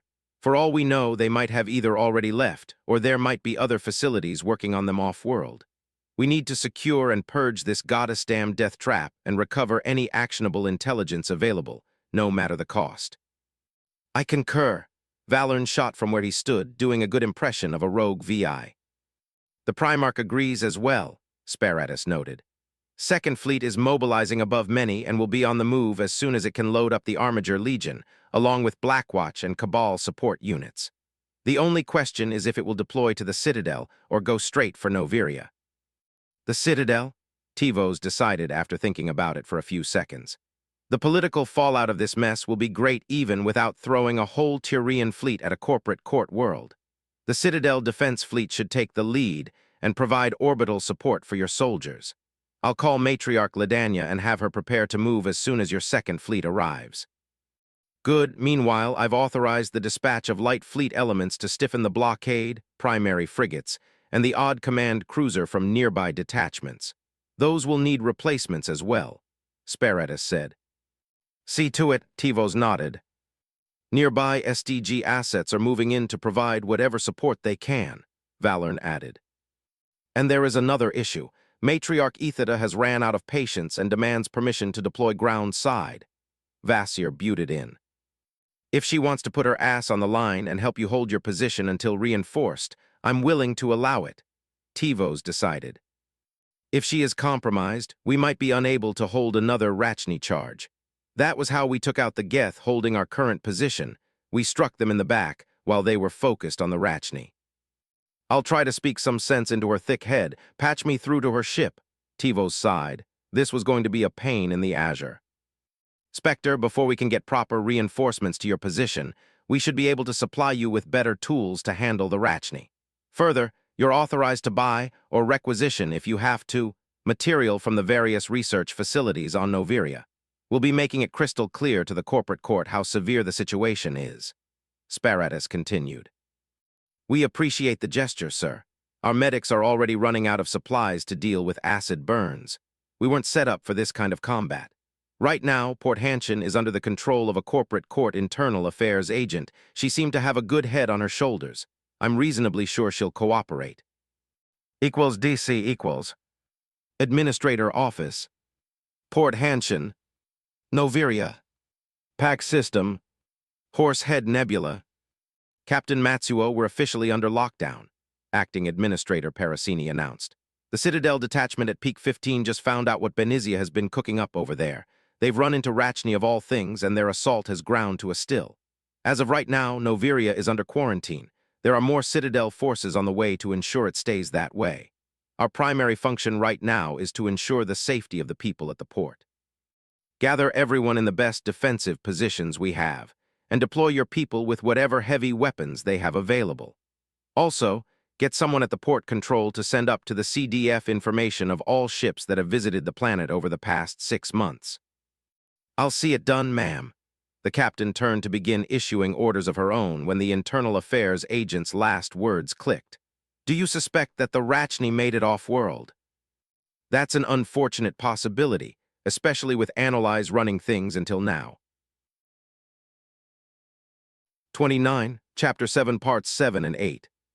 Disclaimer, I do not own the Mass Effect games. This story is written with no profit in mind.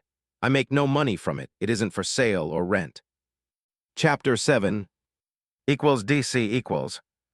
Part 7 equals DC equals. 28042-183 GS. The hub, Honkedar Shadow Works Facility. Noviria. Pack System. Horsehead Nebula. This is a disaster. Fucking Rachni, man. There will be council forces clawing up all over our butts. I came here to get away from that shit. One of the human engineers wailed. Put everyone on high alert. I want any seismic sensors we have available deployed. Those damn bugs love to dig themselves tunnels. Rob, the Krogan mercenary in charge of security, barked happily and his people raced to obey. Rob turned around and looked at the board's representative inspecting the facility. He grinned happily at her. It might be for the best if we get you out of here, just in case. I might not get paid if you get eaten on my watch. I have no intention of becoming insect food, thank you very much. Lydia Steiner's cold blue eyes fixed the Krogan for a moment before she looked around in the less and less controlled chaos engulfing the facility. Lydia whistled loudly and put her hands on her hips. She glared at the people running around like headless chickens. This is an opportunity. We have state-of-the-art prototypes ready for field testing, and the Citadel forces containing the Rachni can use all the help they can get. You've got quad, girly? Rob nodded in approval. His scarred head plate gleamed like a sapphire in the artificial light. Get a team outfitted with our best experimental equipment and load one of the cargo shuttles with the heavy mech prototypes. See what supplies we have they can use. I'm sure that the Council will pay a premium rate for any aid we offer when the dust settles. Either that, or we can write it off as a donation and get a tax break. The emirs still have that critical flaw, one of the engineers protested. That's why they're still in the prototype stage. Steiner dismissed the concern. Besides, it remained to be seen if the defect occurred often enough to justify delaying production until it was fixed. If not, the engineers had just enough time to work on it until all other kinks were smoothed over. The VI and its IFF recognition work like a charm. The things are heavily armed and armored, that's all that matters. And we are going to warn our potential future clients that as a prototype, the units we're shipping them do have a critical fault to watch for. Now get moving, Lydia snapped. Equals DC equals. 29042-183 GS. Peak 15. Noviria. Pack System. Horsehead Nebula. Sergeant Hughes glanced at the blinking light at the upper right part of his HUD. The energy drain needed to keep him comfortably warm in his armor, instead of quickly freezing solid, was busy draining the batteries powering up his hardsuit. Hughes was on the second set since deploying ground side. The strengthening storm and even lower temperatures drained his power even quicker than before. Praetorian lead to all Praetorian elements. Check your power levels. Odd numbers are free to swap batteries and gather the spent ones for recharge. Even elements keep your eyes open, Hughes ordered. That was easier said than done. The storm hit their position with a full force nearly an hour ago, and it was now busy trying to bury the forward base in snow. If it wasn't for a tweaked portable shield generator keeping the snow at bay, combined with the short distance to the main entrance, the storm would have made the fob defunct. As things stood, there were more troopers stationed within the large hangar, stocking up supplies, and turning it into a killing ground for Rachni than at the outpost outside. Lieutenant Eris quickly exited the small, prefabricated building holding communications and other assorted more sensitive gear. Within moments, his black armor frosted over, while its heaters struggled to keep the officer warm. Eris looked around and came straight at the sergeant. You're swapping the batteries regularly, good man. The LT nodded once in approval. We've got incoming, likely friendly. 2 of the local corporate offices are flying in weapons, supplies, and experimental mechs that might help. Before the fleet let them get anywhere close to us, they checked, and it doesn't appear they're associated with that barefaced bastard Saren. Either way, we're going to be ready just in case. Get the heavy weapons ready and double-check the minefield outside the perimeter. Yes, sir, Hughes nodded back, not daring to salute while in hostile territory. Even if any Rachni seeing it would likely not know what the gesture meant. Praetorian lead to all Praetorian elements. Look alive, people. We're about to have guests. Even numbers switch batteries. 5 and 10 double-check on the minefield integrity and command links. And make sure the turrets haven't frozen, Hughes ordered. Let's just hope the Rachni don't have heat vision or something, the lieutenant muttered quietly. Hughes winced at that and switched his helmet's visor on thermal. Despite all the ice-cold blue messing up everything, the camp and everything important in it was lit up like a spirit's damned offering on Remembrance Day. Yet, it has been either that or everyone freezing. The LT turned his head to the side, obviously listening to his comm. 2 shuttles from Honkeldar subsidiary are en route, ETA 5 minutes. Make sure everyone is ready just in case. I'll inform the captain. Eris informed the sergeant and lit up his Omnitool. Meanwhile, Hughes made sure everyone had fresh batteries and made a quick checkup on their equipment. So far there were no environmental casualties, though the longer they were out there in the storm, the odds of something going wrong increased exponentially. Then, he got his people into the best defensive positions available to both cover the landing pad in the middle of the fob, as well as the defensive perimeter outside. Only thanks to the sensor suite, which was standard for even small fobs like this one, allowed the Turians to notice the approaching shuttles. Without the thermal vision mode that came standard for Turian soldiers' helmets, the 3 approaching shuttles would have been virtually invisible until they were right above the base. The storm's howl did a great job at hiding the sound of their engines as well. As it was, they had come perilously close before anyone noticed them. The first thing Hughes noticed was that the transports were a bit larger than standard models. The shuttles were heavily modified to handle the weather as well. Despite that, they all had frosted over on the journey here. The first slowly descended and passed through the barrier, keeping the snow at bay. It landed with a slight wobble, and its side doors opened, revealing a well-outfitted infantry squad led by a huge Krogan. The mercenaries themselves were a mixed bag, mostly Turians and humans, with a token Batarian and Salarian rounding them up. I'm Commander Rob, Honkeldar Security Division. We come bringing gifts, the Krogan rumbled in a deep, happy voice. Behind him, the mercenaries quickly pulled out a few crates with supplies and waved the shuttle off. The second shuttle contains 6 prototype heavy mechs with various weapon loads. All have a heavy machine gun and either a flamethrower or custom flak cannon to deal with drones and infantry at short range. The armored lizard nodded at the second shuttle that landed a bit rougher than the first. Its doors soon opened, revealing 6 big square shapes and as many supply crates as could fit beside them. The mercenaries wasted no time. Acting in pairs, they dragged the large cubes out of the shuttle. They landed on the landing pad with a loud metallic clang that the storm almost completely swallowed up. We'll need your IFFs to ensure there are no friendly fire incidents, sir. A combat engineer ran up to Hughes and the big Krogan. I need to clear it up with a command. What else are you bringing? Experimental small arms, inferno ammunition, fabricator feedstock, chemicals needed to neutralize Rachni acid, Medigel, and other assorted medical supplies. Those are divided between the 2 shuttles just in case. The Krogan rattled out and raised his armored head at the storm. I'm Lieutenant Eris, in charge of this outpost. The LT finally arrived. You're cleared for access to our IFFs and limited access to the ComNet. Is there anything we need to know about the prototype mechs and other experimental equipment? The guns are decent enough if on the puny side. The mechs tend to critically overload and blow up if they suffer critical damage to the sensor clusters stuck in their heads. The Krogan shrugged. Put them in front and watch the fireworks when the Rachni overrun them. We'll probably do that. Hughes, get the supplies sorted out and the critical materials fed into the fabricators. The rest of you get those mechs and follow us. There are Rachni under this rock, right?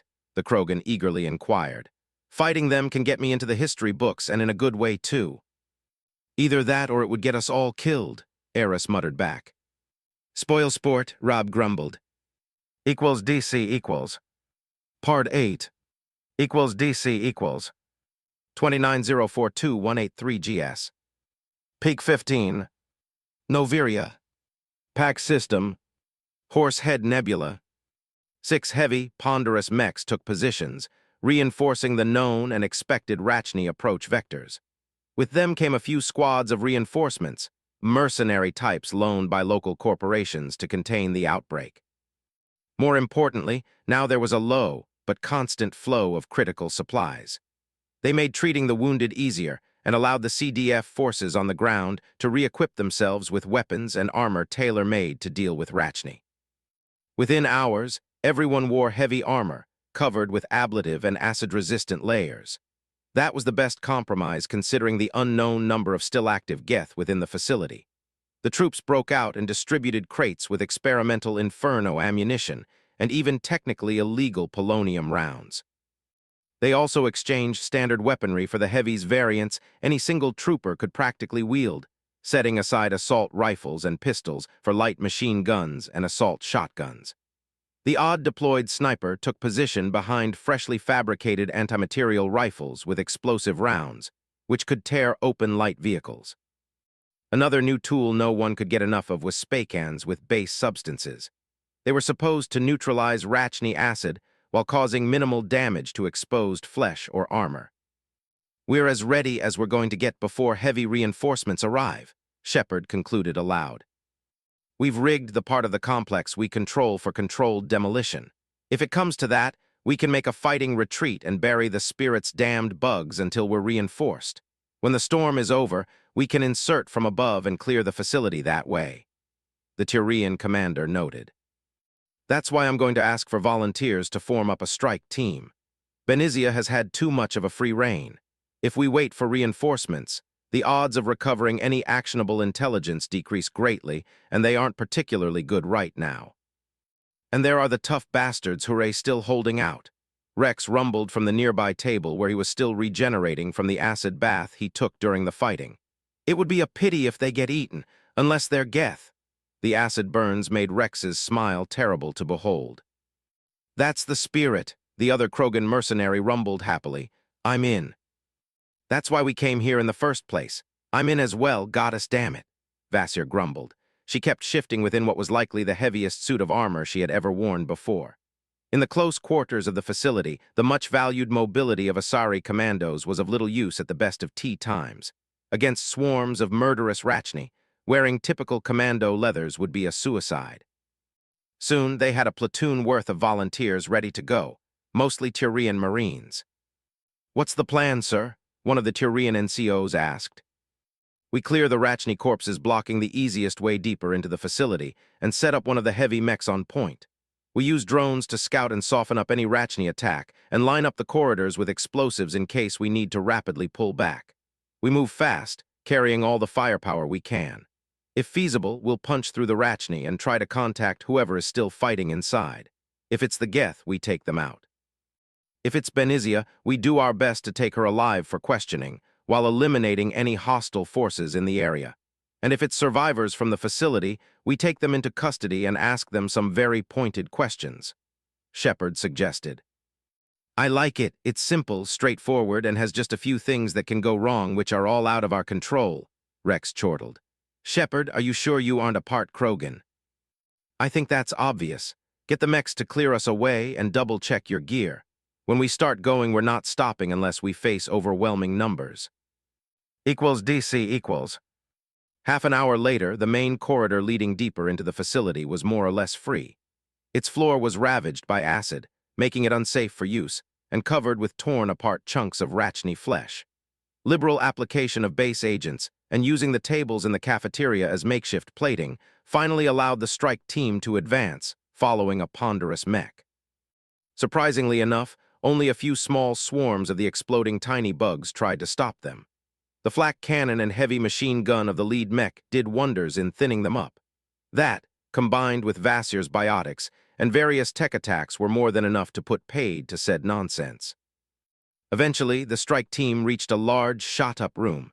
The signs of heavy combat were everywhere, from the virtually annihilated furniture to the pieces of Geth platforms, and dried-off pools of liquid covering the acid-ravaged floor. There were also pieces of Rachni, but no whole bodies. "Set up explosives and put drones to all exits," Shepard ordered. The door to the left led to a tram, which likely would lead them straight into the heart of Peak 15. The right door had signs indicating that it was the path to a reactor and a communications tower. More immediately useful was the administrative center straight ahead. "Rob, you're on point. Try not to shoot up all the computers. I want squads covering the side doors and someone keeps an eye on all the vents," Shepard ordered. Vasir silently stalked to the door in front of them, surrounded by a rippling purple cloak. She put aside her shotgun, and more biotic power formed in her open palms. 2 squads of Turian Marines stacked up near the door, and Shepard nodded to the new Krogan mercenary. Rob's large hand pressed the control panel, then immediately returned to brace his shotgun better. The door raised with a hiss, revealing a mostly intact office space with a small dark elevator in the middle.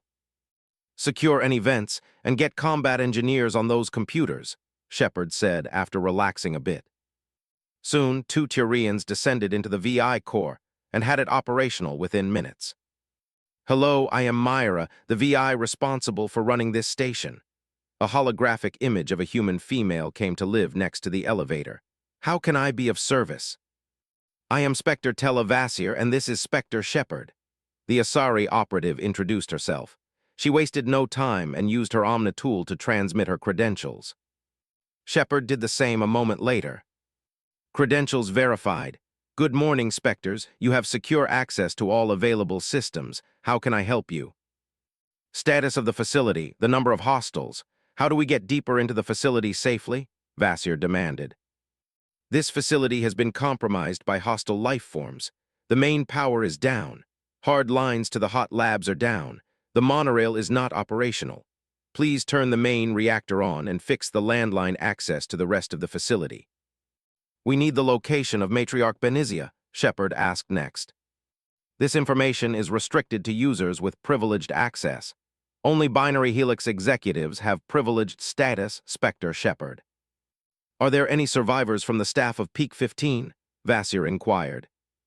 "Before the hardliners were cut, my sensors had indicated multiple survivors barricaded in the security office above the hot labs," Myra promptly answered. "What about the Geths?"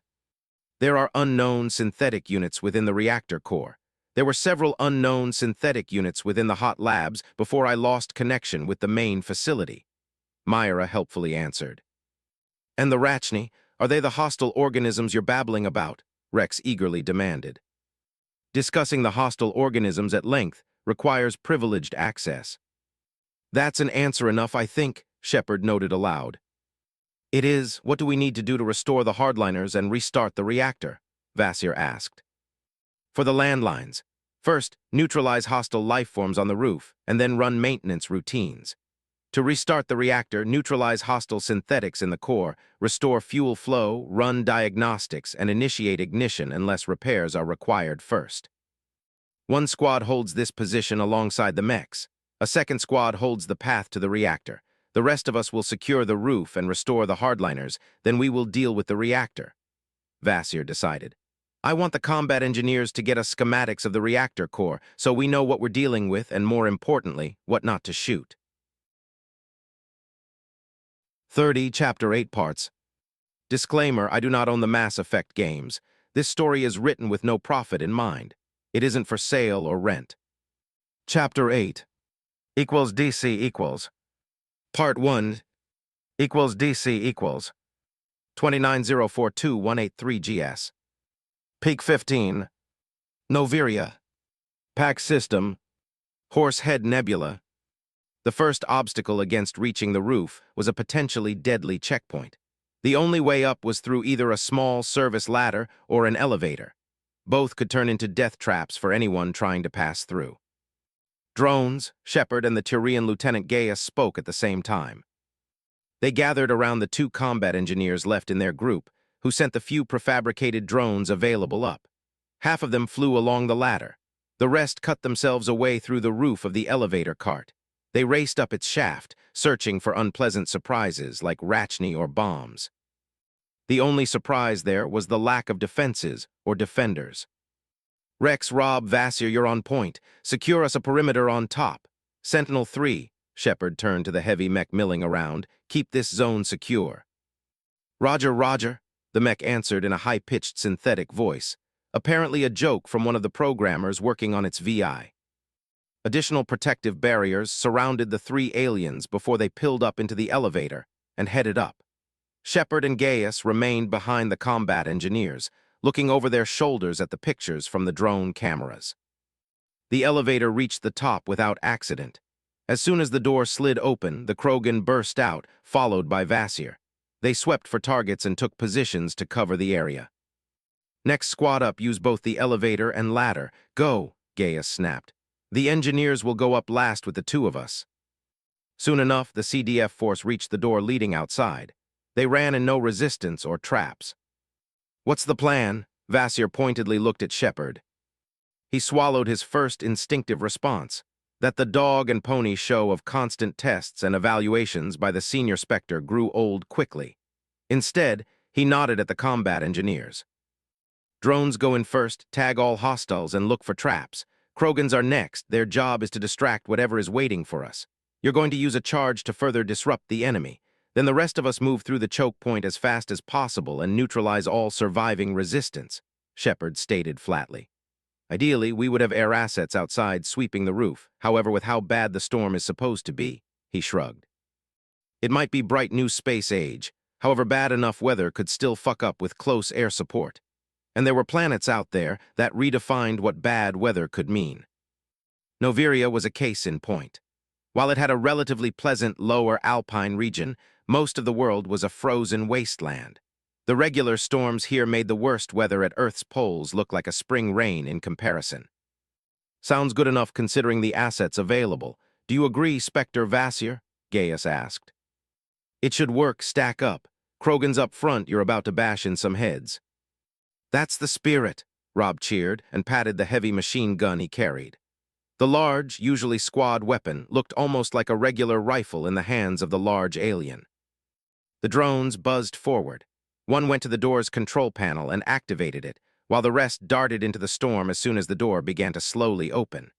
Between the snow and night shadows, visibility was almost zero. Thermal showed only variations of blue haze, with the metal parts of the roof a bit colder than the howling winds. There are no visible enemies. Stay sharp and keep your eyes open, Shepard shouted. We're going in, Rex shouted back, and the 2 Krogan charged through the door. No one shot at them, and there was no sound of Rachni screeching in displeasure. Did the bugs or Geth freeze outside? Gaius wondered aloud. We're not that lucky. Keep sharp and check everything, Shepard barked, then followed the Turians hurrying to get through the door. Even with the insulation and heating provided by the heavy hardsuit Shepard wore, a brisk chill tried to seep into his bones as soon as he got out and the wind hit him. He kept cycling through vision modes, trying to find the hostiles detected by the VI. An unpleasant tingle ran up and down his back, warning him that this could very well be a trap. Thick snow covered the metal floor despite the howling winds, hiding ice that cracked loudly with every step forward. There were too many shadows for Rachni or Geth to hide, too many places for mines and other unpleasantness to ruin someone's day. The soldiers spread and carefully advanced from cover to cover, tensely looking for targets. A sharp curse came from a Turian's throat. While the translator didn't catch its meaning, the tone and warbling voice told the rest of the story. There's something sticky below the snow here, the Marine added a moment later. Everyone had just a moment to tense before the floor shuddered. The ice shattered and flew in all directions, while snow exploded like a cluster of makeshift smoke grenades. Big, almost invisible forms tore their way through until now invisible gratings and surged forward. One was on top of the Turian who cursed. Multiple tentacles fixed him in place, while a large, odd-shaped mouth closed around his head and sharply twisted. Metal alloy screeched as it warped and cracked, acid hissed, and the Turian had just enough time for a choked scream before his helmet collapsed. Everyone opened fire at the moving shadows. Heavy burning bullets lit up the rooftop. Biological armor cracked and shattered. Alien war cries and loud hisses of pain cut through the howl of the wind. Rachni died one after another while spitting acid and shooting serrated spikes at the Citadel forces. One of them didn't bother and simply barreled into a Tyrian sergeant who was too close to the edge of the roof. Both disappeared in the howling storm, the wind cutting their screams short. The drones descended, trying to distract the Rachni, who mostly ignored them.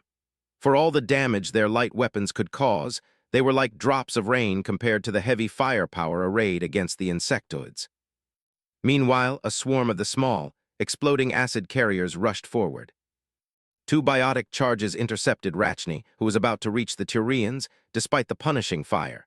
Shotguns barked at point-blank range, shattering carapace and blowing huge holes into the massive aliens.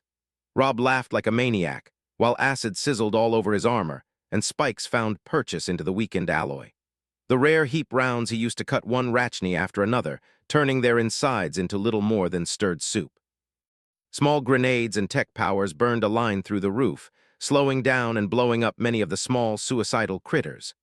A few reached the Krogan, staggering them, while Vasir had to displace, using another biotic charge. As suddenly as it began, it was over. Casualty report, Gaia snapped angrily. Get that acid neutralized and watch the spirit's damned floor. Zeva and the Sarge are gone. I have spirits fucked spikes in my hand and that acid is burning. A Tyrian wailed in pain, now that he could spare the time to worry about it. It's not that bad, it tingles. Rex shrugged and began pulling spikes out of his armor with one hand while using a spray to neutralize the acid with another. At least the medic is alive, Gaius grumbled. Sergeant Kyre's vitals are flat. He's gone, the poor bastard, the lieutenant announced quietly after consulting his command interface.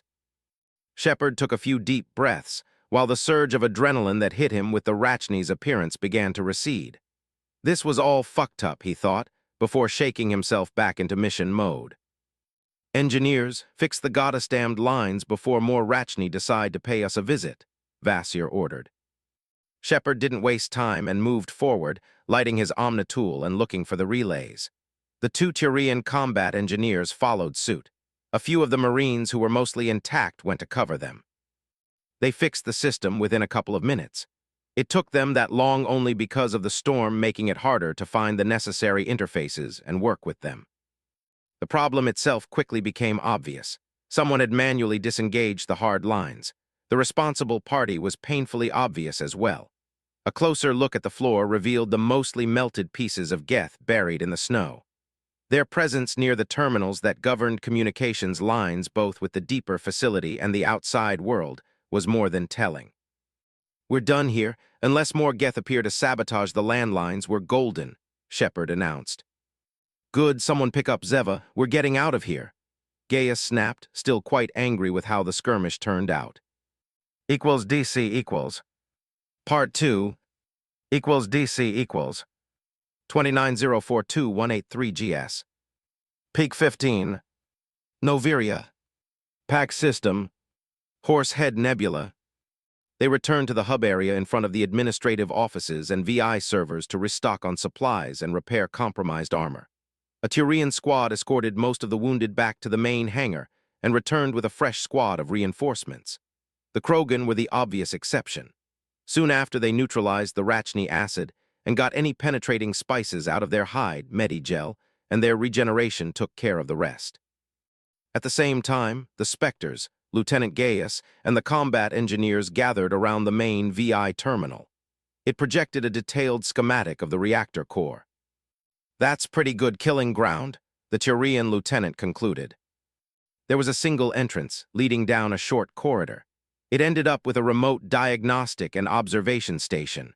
That was also a good place to put mines, remote explosives, and cover the whole area with turrets. A single catwalk to the left led to another, a bit longer corridor. It served for maintenance purposes and led up the stairs to the second level. There was a control center in the far end, with larger catwalks giving access to various parts of the reactor core. They were also good high ground to shoot down at anyone dumb enough to storm the place. The good news is the reactor core is relatively hardened. Standard light arms should cause no major issues as long as we don't use AP or Inferno ammo. Heavy weapons are a no-go. Biotics, save for warp, should be fine. The same goes for tech attacks. Overload should be harmless. Incinerate and cryoblasts might weaken the wrong part of the reactor core, making it vulnerable to small arms. Standard small arms, disruptor ammo. Use the Krogan as tanks.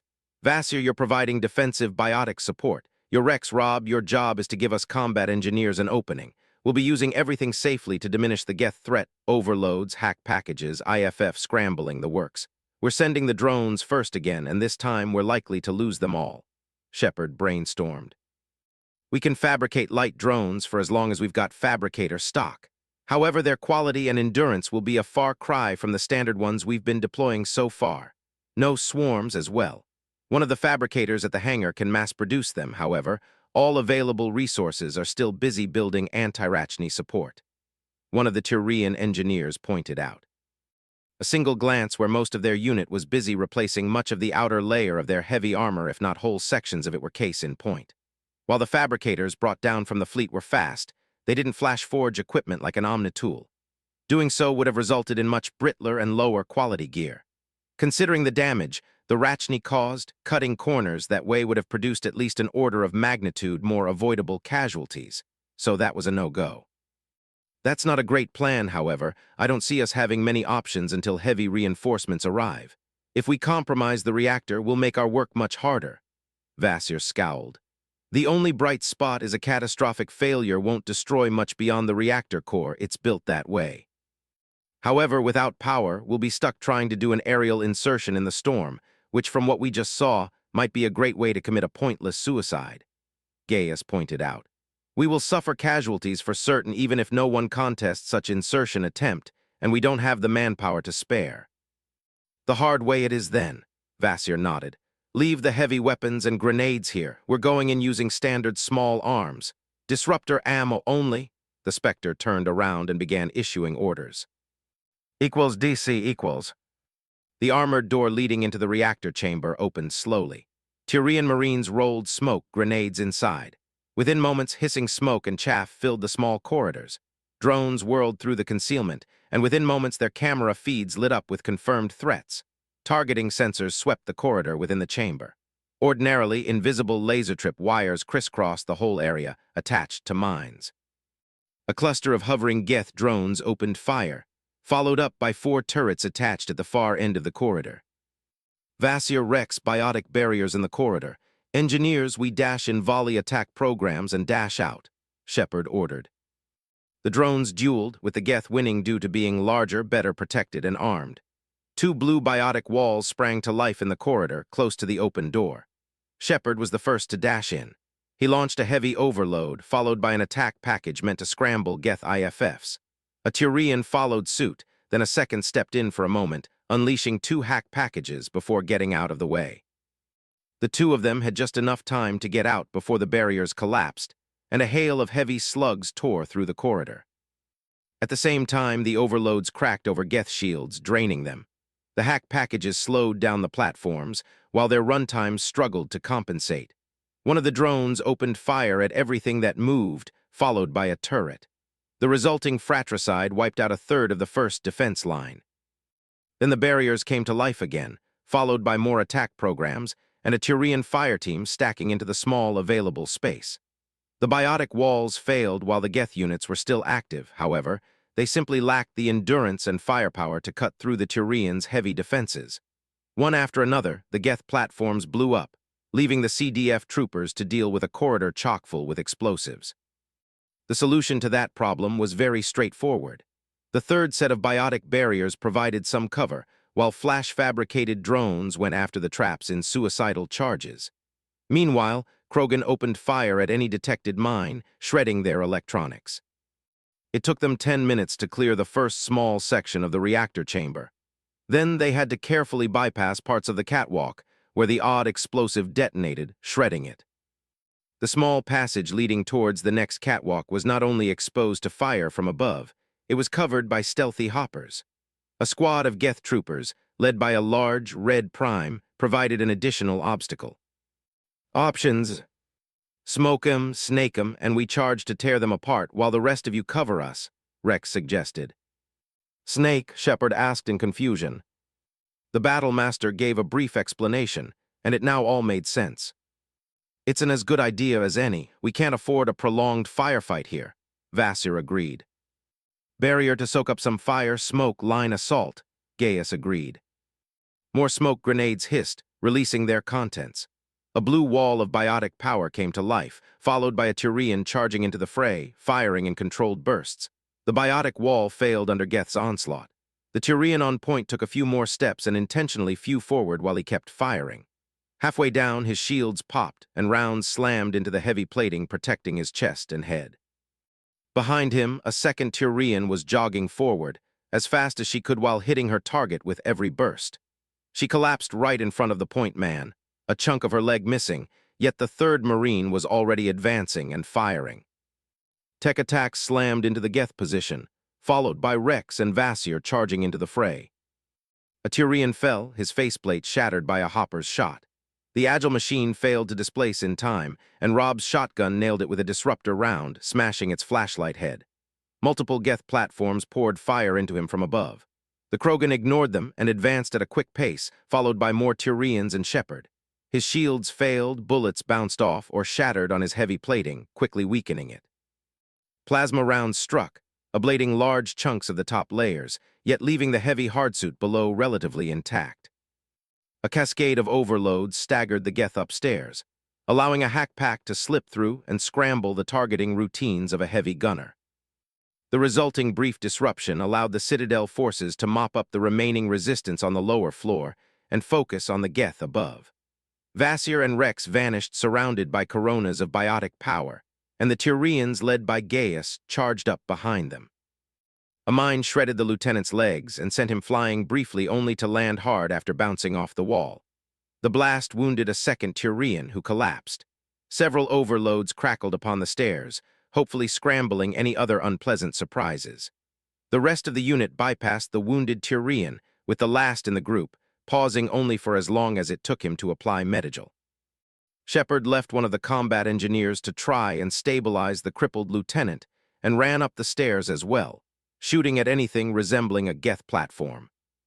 The brutal close-quarters fighting lasted only a minute longer. That was enough to see two more Turians fall victims to advanced Geth weaponry.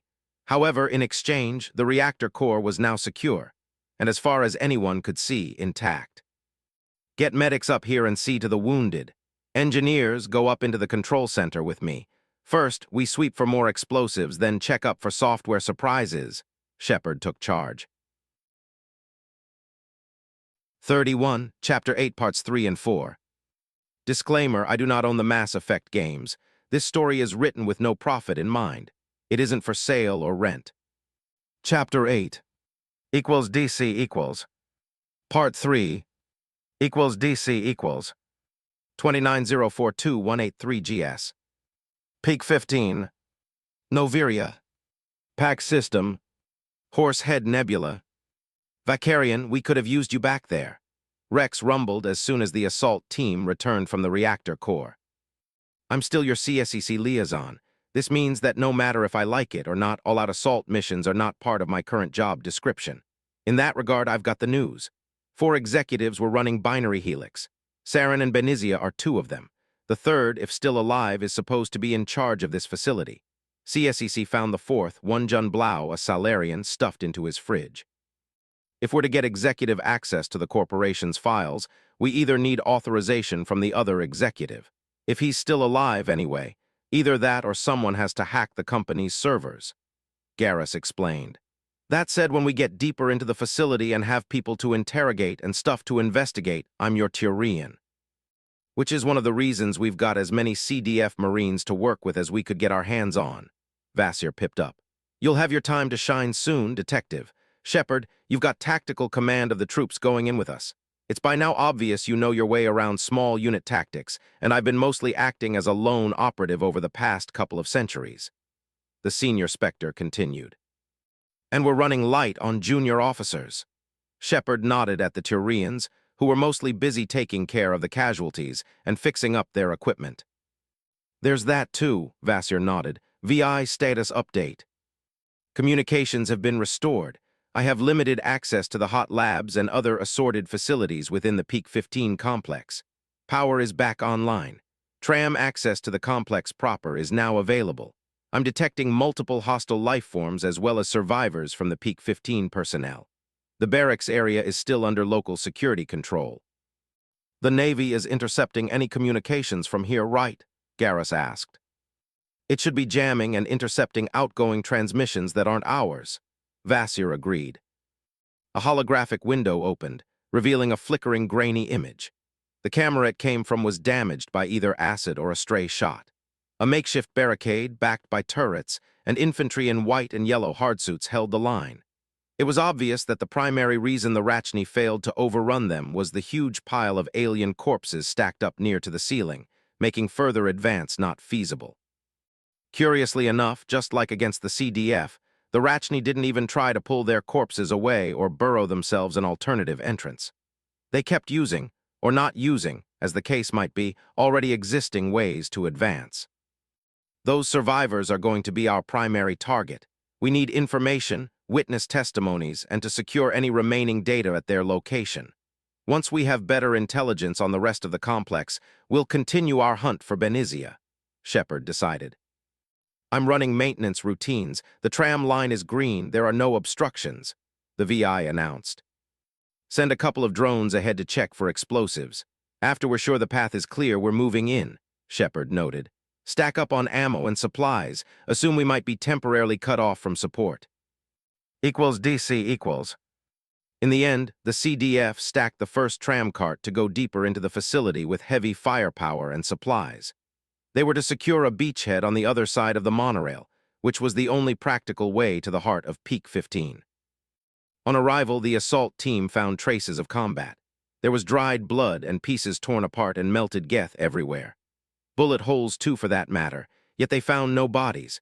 They quickly disembarked, set up makeshift defensive positions covered by 2 heavy mechs. With that done, a quarter of the unit busied itself with stacking supply crates besides a nearby wall before they sent the cart back.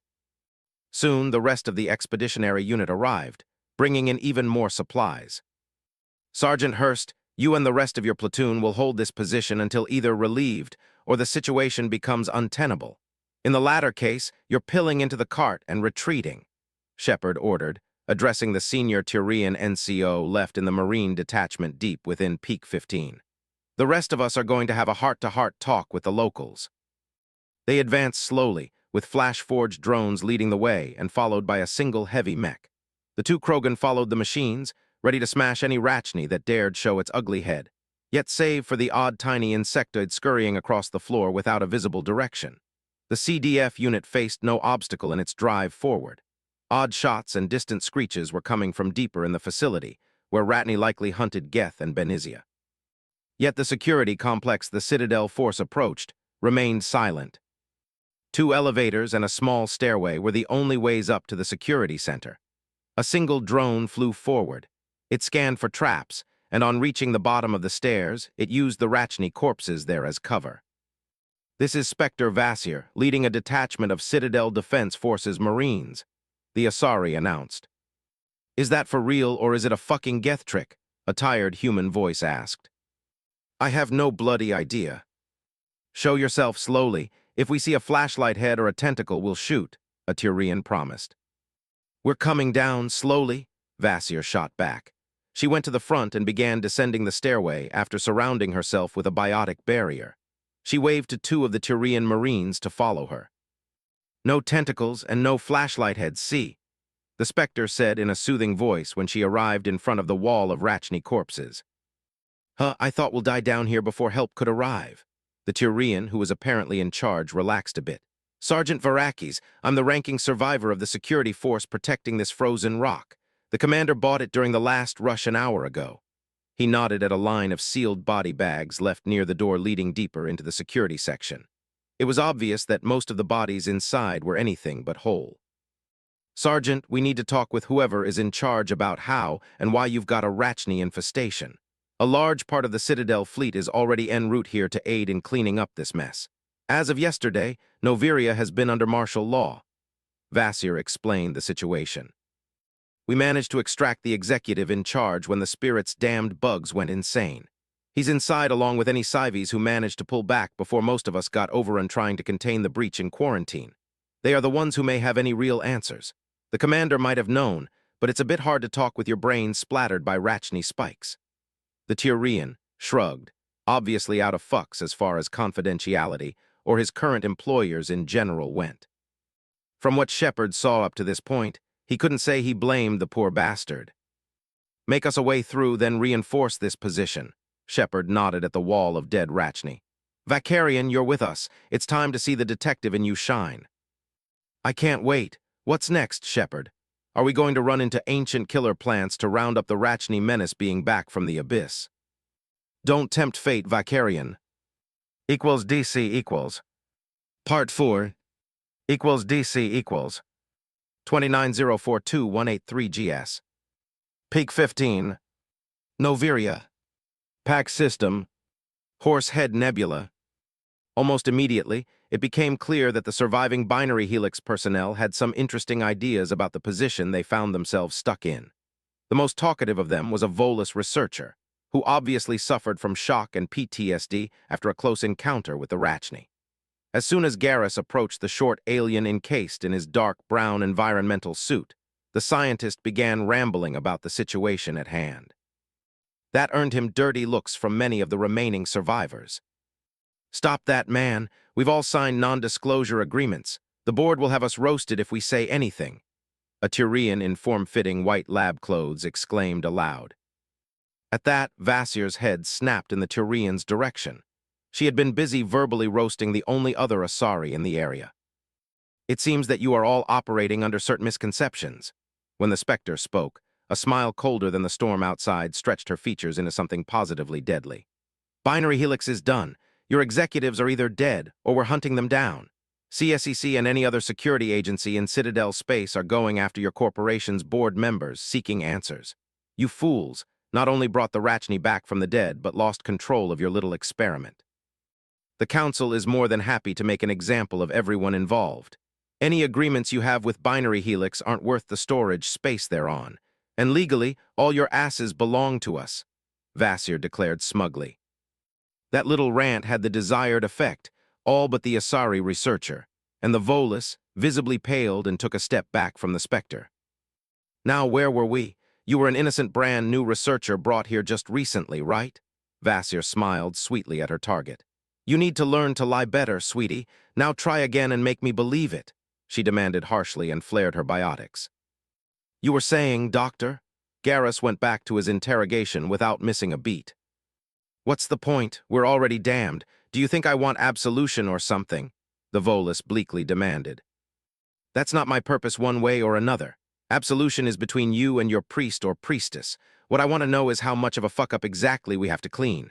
That way, more of our people won't end up sliced up, eaten, or melted. Vakarian offered a fanged smile to the Volus that was anything but reassuring. Shepard's right hand twitched, and he fought the need to rub his face. He was pretty sure those weren't standard interrogation techniques. Then again, with Spectres involved, little critically important things like personal and legal rights tended to fly out of the nearest airlock. The damned thing is that under the present circumstances, he couldn't really disagree. Worst-case scenario, they were looking at the resumption of a galactic war at a scale no human had ever experienced or could properly imagine. Still, understandable or not, necessary or not, the casual disregard of basic laws did leave a bad taste in his mouth. It wasn't because he was sympathetic to the bastards working for Binary Helix. It was the potential for abusing the sheer power a Spectre had, just like Saren did. A few pointed questions led Shepard to a nearby annex. There he found the senior surviving medical doctor in the facility, who was busy healing a bunch of wounded with the help of a handful of assistants. All beds were covered with casualties, though some of them had no visible injuries. In contrast, there were a lot of people sitting or laying on the ground who had run afoul of the Rachni. Their bloody bandages, missing appendages, and the smell of burned flesh were testament to that. You're new, so that's what the commotion was about. Did you bring Myra back online? Without her, we had to do everything manually. All the automatic equipment was locked out. We lost good people because of that. The middle-aged human doctor rambled bitterly. He took a deep breath and nodded at Shepard. Thank you. However, as you can see, I'm rather busy. He paused. I'm Dr. Cohen, by the way. Commander Shepard, Special Tactics and Reconnaissance. I'm obviously working for the Council. We're here to clean up your people's mess. I'll get medics and supplies heading this way ASAP. Thank you, I'll get any help can. Cohen nodded and went back to work. The Rachni didn't injure all of your patients. Shepard pointed out the obvious. Cohen flinched, then glanced briefly at the Spectre. There was a chemical leak when Myra went offline. Some of our people were exposed, yet I don't have access to the necessary materials to synthesize a cure. If Cohen wasn't so obviously knackered from overwork, his lie might not have been this obvious. Or her was simply that bad of a con artist at the best of times. It's over, Dr. Cohen. Binary Helix is done. There is no point in trying to hide whatever further shit you've all been up to. We're going to find out anyway, and there won't be corporate lawyers descending to help you. God damn it, you know about those murderous bugs, right? Everyone who matters knows about the Rachni. The powers that be are far from amused. Binary Helix is on the chopping block as both a sacrifice and an example, Shepard reasonably pointed out. The powers that be, heh? I like that. Let's say our equivalent wanted a bioweapon able to put down those bugs. However, there was simply no profit in such little horror if it targets a single, nearly extinct species. The executives wanted us to develop it further so it could target other species in a useful way. What we have is an agent that can be applied in a controlled fashion. It won't transmit from person to person, however. It's ideal for area denial, especially if we're talking closed systems like space stations or various habitats in a hostile environment. That's why you aren't concerned that everyone in here is infected, Shepard nodded. He had to take his previous sentiments back. Being a Spectre and legally being able to get away with murder suddenly looked like a great feature. John had to briefly struggle with the desire to draw his pistol and shoot Cohen in the head or simply choke him to death with his bare hands. Fortunately, his training quickly won out, and he pushed those murderous impulses aside. What do you need to heal the infected? Are there viable samples of the original weapon targeting the Rachni only? Cohen perked up at that. The chief of security wouldn't get anyone get down in the hot labs. There we have the equipment to finish creating a cure, and I have all the relevant data here. There should be samples of the weapon at various stages of development in the labs below. We might get to use it as intended. Cohen nodded eagerly. But first, please help me get the cure. Most of those poor bastards had nothing to do with the weapon. I'll see what I can do. Transfer all the necessary data for both the cure and the weapon to my Omnitool, Shepard ordered. After Shepard had received the data, he summoned the available medics to come in and help with the wounded, while mentioning to be careful about Cohen and the infected. When he got back to the open area of the barracks, Shepard found out he had missed a bit of commotion. Vasir had the other Asari bound on the floor, complete with a biotic suppression collar around her neck. I come bringing news, and I see I've missed something interesting. He looked at Vasir. She's one of Benizia's acolytes, I'm sure of it, Vasir declared. We'll need to properly interrogate her after gathering more information about her identity. She won't spill anything useful if we just ask nicely. And this isn't the time or place for that, Shepard nodded in understanding. What did you get? Vasir demanded. Our hosts have been developing bioweapons, and I don't mean the Rachni. Shepard filled the rest of the unit on what he learned. If that thing pans out, it might be the best way to clear this facility. Otherwise, we'll have to clean it up top to bottom the hard way. We'll need relevant specialists to check on the bioweapon before we even think about deploying it ourselves, Vasir noted. My thoughts exactly. The only thing I'm suggesting we do about it is secure samples and cure the infected. That is especially important if Dr. Death down there is mistaken and the thing mutates to transmit from person to person, Shepard pointed out. Raiding the hot labs for bioweapons is now on our to-do list then, great, Garrus groaned. I found out how they brought the Rachni back. A deep space explorer found a derelict ship from the war. Our Volus friend didn't know whose ship it was. That needs to be investigated as well. Long story short, someone found a viable queen egg on board. It somehow found its way here. The local fools hatched it and somehow lost containment of the Rachni army they've been building for Saren and Benizia. Not that they've ever got to control the Rachni, who were trying to bite off everyone's faces from day one. Garrus shook his head in obvious exasperation. What's the plan now? Shepard asked. We contact the Council first and fill them in, then go to the hot labs as you suggested and raid them for all useful data we can get our hands on. We'll also make the cure if at all possible and retrieve samples of the bioweapon like you suggested. Depending on the resistance we face, We'll decide if it's viable to push any deeper within the facility, Vasir suggested. 32, Chapter 8, Parts 5 and 6. Disclaimer, I do not own the Mass Effect games. This story is written with no profit in mind. It isn't for sale or rent. Chapter 8 equals DC equals. Part 5 equals DC equals. 29042-183 GS. Peak 15. Noviria. Pack System. Horsehead Nebula.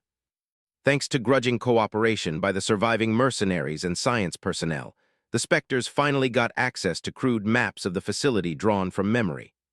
As it turned out, there was a laboratory with equipment to synthesize a cure for the bioweapon and samples of the weapon in a small annex before the proper hot labs zone.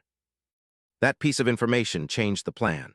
The Turian combat engineers led by Lieutenant Gaius sent a swarm of drones into the lab annex, finding it empty. Turian Marines secured the area while a combat medic went into the laboratory, followed by a security detail.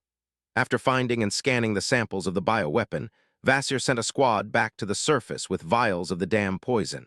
Meanwhile, the medic got busy creating the cure while receiving directions from Dr. Cohen. At the same time, the combat engineers set up another choke point. They sent their drones ahead to map up the laboratory complex. The hot labs themselves were deeper into the mountain. Sonar and seismic scans confirmed a lot of movement down there, echoing through the elevator shaft leading below. Not-so-apparent tunnels under the floor dug in by the Rachni complicated the tactical situation. Fortunately, the Rachni Queen was supposed to be much closer. Shepard and Vasir looked at screens projected above their omnitools showing raw data from the drone swarms. The first obstacle would be a relatively open and bloody lab complex. There were various large vents and the Rachni tunnels to worry about. So far, there was no trace of Morgeth or the commandos escorting Benizia. We'll need reinforcements to proceed, Vasir concluded. When we get in there, the Rachni are liable to swarm us.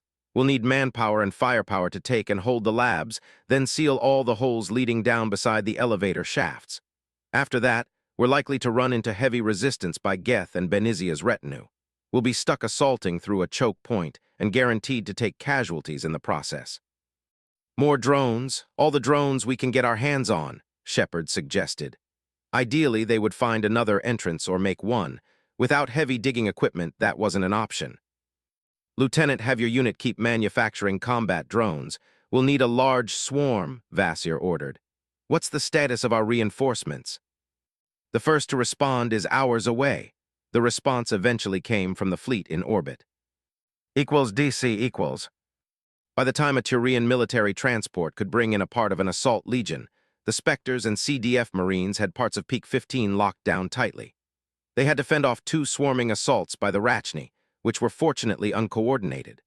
Drones, mines, improvised traps, and heavy firepower won the day, even though nearly a platoon worth of CDF personnel had to rotate out of the front line for medical aid. Despite the storm, supplies flowing in from all over the planet immensely helped hold the established positions by allowing the CDF forces to manufacture sufficient quantities of heavy armor, specialized ammo, and the chemicals necessary to neutralize Rachni acid. The combat medic managed to synthesize enough cure for the exposed casualties. She then got busy making more, just in case the wounded CDF forces would need it before being allowed to leave the planet. The reinforcements had ample time to fabricate the necessary equipment to deal with Rachni, Geth, and Asari commandos. When Major Brutus arrived leading the Turians of the 221st Assault Legion, he brought a detachment of combat engineers with Cabal support to assault the Rachni Queen Chamber. A company worth of heavy infantry ready to take on the Rachni followed suit, as well as a few metric tons of supplies.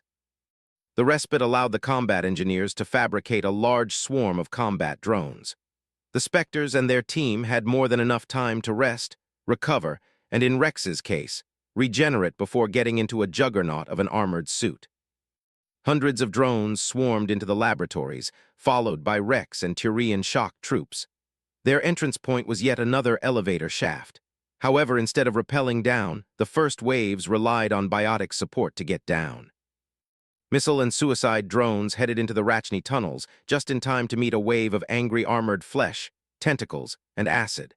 Explosions sent rhythmic tremors through the heart of the mountain. The drones did their job and slowed down the Rachni onslaught until nearly a platoon managed to deploy into the labs. Only then, the first Rachni finally managed to break through, only to get shredded by concentrated firepower. Heavy explosive packs went into the tunnels, collapsing several of them and partially collapsing the floor in parts of the laboratory complex.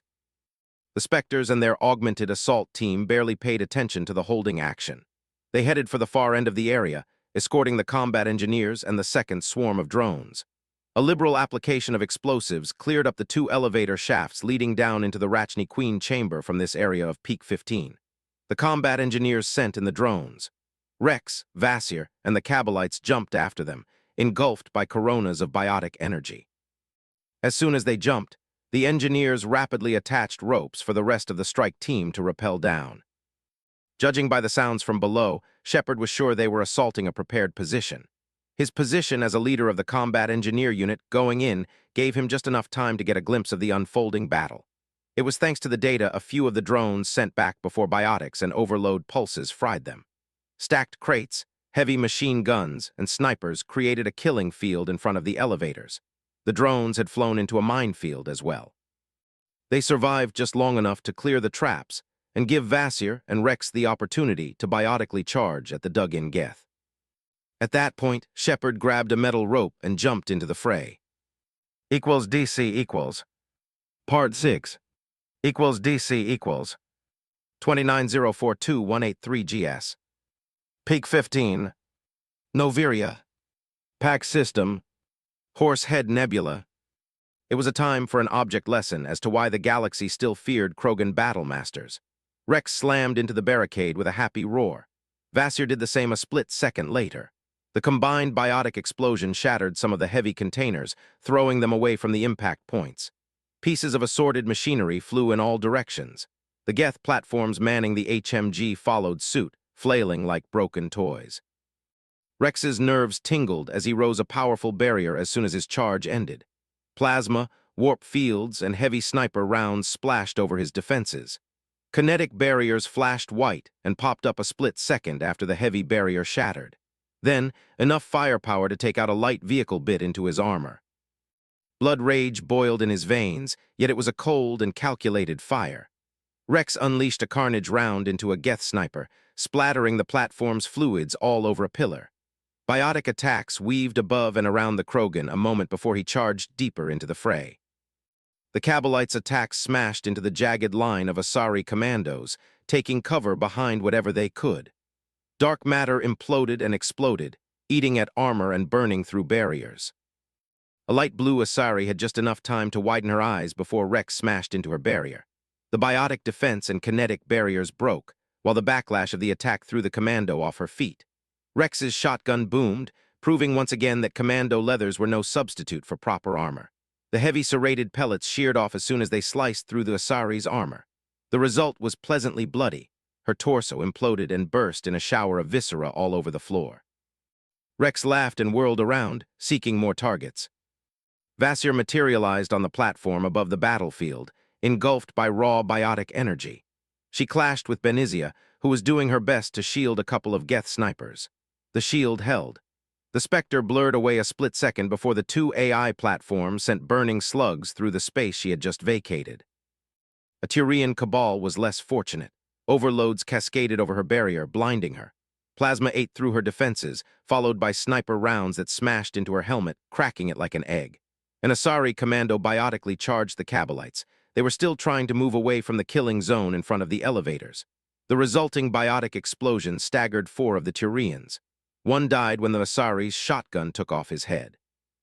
A warp burned through the kinetic barriers of a second Turian, distorting and weakening the chest plate of his armor. The Asari spun and kicked him in the chest with a leg bathed in dark energy. The armor caved in, followed by his ribs. The kick drove him into the wall with a sickening crack. The other 2 Cabalites retaliated. A warp and a shotgun blast gutted the Asari's defenses. She nevertheless managed to finish her spin and aim her weapon at one of the surviving Turians. She shot him at point-blank range in the exact moment the second Cabal picked her up with all his biotic might and slammed her into the ground. The commando bounced off the metal floor, and the Turian shot her repeatedly before she could land again. Inferno rounds shredded her leathers and lit her on fire. A sniper round smashed through the Cabal's weakened defenses and lodged into his shoulder. The shock knocked him off his feet.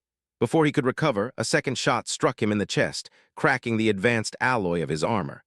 Medigel injectors went to work, and combat drugs flooded his veins. The Turian let go of his rifle and jumped up, surrounded by a biotic barrier. The Cabal drew his pistol and charged the Geth sniper. A third round struck him, deflecting in front of his face. Before the machine could shoot him again, the Cabal forced his right hand to rise despite the burning pain in his shoulder. A biotic pull got the AI out of its cover, even as something viciously tore within the Turian's shoulder, and his arm fell uselessly. He kept shooting at the damn machine until his pistol overheated, then threw it at it and followed with a warp for good measure. 2 more sniper rounds slammed into the Cabal from the side. The first bullet broke through his barrier and nearly drained his still recharging shields. The second hit him in the ribs, and the Turian went down in a shower of shattered armor, blood, and bone. Rex hammered Benizia's shield like the hammer of an angry god. The 2 Geth she protected shot at some unlucky pyjak below before focusing on him. 4 heavy overload charges burst right on top of the heavy barrier, followed by scorching plasma balls. Rex's HUD pinged, and his radar showed that more friendlies had just entered the fray. He laughed and unleashed a shock wave right into the barrier, which finally cracked. Benizia staggered, and the 2 Geth dared to shoot Rex in the face. The first round broke his defenses. The second shattered his helmet. Rex could feel something bite into his face. Blood splashed the inside of his now gaping helmet. However, the blood rage kept the pain away, allowing him to focus on the battle with cold precision earned with centuries of warfare and experience. Vasir flashed past, tackling Benizia in an explosion of dark energy. Rex roared a challenge and followed suit. He slammed into one of the snipers, sandwiching it between over half a ton of angry Krogan, jagged armor, and a pillar that cracked under the impact. The Geth imploded in a shower of sparkling liquid. A hammer blow struck Rex's hump. The Krogan whirled around and glared at the second sniper. The head flaps of the pyjak of an AI folded. Its sniper was venting heat, making it little more than a useless hunk of metal. The platform let go of the weapon and went for a rifle attached to its back. Before it could unfold and aim it, Rex was in its face and punched its flashlight head. He grabbed it and slammed it into the ground before stomping on it for good measure. Half of the strike team that rappelled down with Shepard went right after they all unloaded a full barrage of tech attacks at Benizia. The rest followed the Spectre as he ran toward their primary target. Their concentrated attack was enough to give Vasir and Rex an opening, which they took advantage of. The snipers were gone when Shepard got to the raised platform. Vasir was busy brawling with Benizia using biotically enhanced punches. Rex turned away from the roadkill he made of the second sniper and charged the Asari matriarch. Shepard gestured the Cabalites to secure the other flank while preparing a heavy overload. After the next exchange, Benizia sent Vasir stumbling back, which was Shepard's cue. He unleashed his attack and followed with a concussion round. Both struck Benizia in the face when she turned to face the oncoming juggernaut that was Rex. Her barrier broke in a cascade of electricity. The concussion rounds spent themselves battering her kinetic barriers down. Despite that, the matriarch met Rex's charge head-on. A blinding explosion of biotic energy followed. Rex stumbled back, laughing. The Asari was less fortunate. She flew back and struck the railing surrounding the upper platform with enough momentum to bounce off it. Before she could recover, Vasir materialized beside the matriarch and cold-clocked her with a biotically enhanced fist. Shepard was sure he saw Benizia's jaw shatter. Then her head whipped to the side, and she fell into a heap on the floor. Vasir wasted no time and lit up her Omnitool, using it to shock the matriarch with enough voltage to ensure she wouldn't be getting up anytime soon. Seeing the upper platform was secure, Shepard ran past the stairs up and followed the combat engineers who went to secure the left flank. He found them taking potshots at a commando who was busy ducking it against 2 Cabalites in close combat. The combination proved too much for the Asari. She managed to break the barriers protecting one of the Turians and froze him with a stasis field. However, that cost her too much time and focus. A warp at point-blank range, followed by a knife thrust, shattered her defenses. 2 controlled bursts from the combat engineers splattered her brains all over the Cabalites. Shepard scanned for more targets and relaxed a fraction when suddenly he could hear no more point-blank shots or sounds of combat, save from what was coming from upstairs. 33, Chapter 9 Parts. Disclaimer, I do not own the Mass Effect games. This story is written with no profit in mind. It isn't for sale or rent. Phase 9 equals DC equals. Part 1 equals DC equals 30042183GS. Peak 15. Noveria. Pack System. Horsehead Nebula. The few intact Cabalites secured Benizia, filling her with sedatives and administering Medigel. Combat medics flooded the chamber seeking survivors to aid. All things considered, the assault was an unmitigated success, Shepard decided while walking to the raised platform. Without Vasir and Rex, the price for just breaking out of the killing zone would have been horrific. That's a big bug, the Krogan chuckled darkly. How do we kill it? He twisted his head to the side, showing a mangled face below a bloodshot eye which focused on Shepard. Rex huffed and slumped a bit. He raised his hands and tore away his broken helmet, showing he would get a new large scar on the relatively intact side of his face. There's this big red emergency button. Vasir trailed off and looked away from the instrument panels around what looked like a huge cargo container with transparent walls. No one is touching the damn thing until we know what it does, she warned. Shepard walked to join the two of them. The first thing he saw within the container was two giant tentacles weaving gently like stalks of grass in the air. As he approached, he got a good view of the largest bug he had ever seen. That thing was liable to give him a few new nightmares. It was a few orders of magnitude larger than the biggest Rachni warrior they had to fight. Hell, the thing was larger than a Mako. We aren't killing it yet. Why? Rex's voice rumbled with controlled rage. First, I'm not committing genocide without express orders. Vasir raised a gloved finger. Second, it's contained. Third, she stared down the Krogan, if the Council wants it dead, they are free to order it. Covering your pretty blue ass, I see. You've changed, Rex huffed. The Council will want it dead. Movement, a Tyrian voice came from below. Spirits, isn't she dead? Hold fire, another voice barked. You stop or we'll light you up. This one will serve as our voice. An odd female voice came from below. You two walk with me. After speaking with the Council, we'll decide what to do with the Queen of the Monsters. Vasir ordered and ran down the steps. Shepard shared a look with Rex, who shook his head in bemusement and stomped after the Asari. He definitely wasn't paid enough for this shit, Shepard decided and followed suit. The source of the commotion became apparent as soon as he jogged around a pillar and got on the lower level. A Tyrian fire team aimed their weapons at an Asari commando who looked mostly dead. She had a sizable seared hole in her chest. Inferno ammo had done a number on her organs. She also missed an arm, though she didn't seem to notice. Her eyes were wide and empty, staring straight ahead. We cannot sing, not in these low spaces. Your musics are colorless. The Asari kept speaking in that odd tone. Musics? Did someone clobber her over the head as well? One of the Tyrians exclaimed. She should be in shock, if not dead already. A combat medic added while pointing an SMG at the Asari. Your way of communicating is strange, flat. It doesn't color the air with your songs. When we speak, all move as one. Does anyone have an idea what she is talking about? A Tyrian sergeant demanded. That's the Rachni Queen, I'm sure of it, Vasir exclaimed. And no, I have no idea what it means. The possessed Asari's head turned towards Vasir and stared her down with those empty eyes. Because why not? Possession was now a thing, apparently. Shepard decided that after this mission, he would need a vacation, which wasn't happening, and a lot of therapy, which might be possible. We are a female, the Rachni declared, using the Asari commando as a sock puppet. We are the mother, we sing for those left behind, the children you are silencing. And here I thought it was my thing to put my foot in my mouth when speaking with females, Rex chuckled. I don't recall ever hearing of one of those things talking. They didn't, otherwise the Council wouldn't have let your people wipe them out in the end, Vasir trailed off. Or at least that's what the history books say. So the Council might know better, or not, Shepard filled in that bit of trivia for later. The sky is quiet now, the not-quite-dead Asari stated.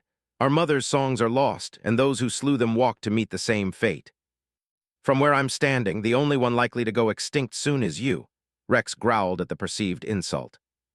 On the other hand, Shepard was curious if the Rachni could communicate as well as it might appear.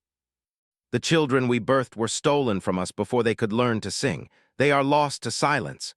The Rachni continued, either ignoring Rex or explaining what she meant. Shepard wasn't entirely certain. "And their suffering, they cannot be saved. They will only cause harm as they are," the Queen finished.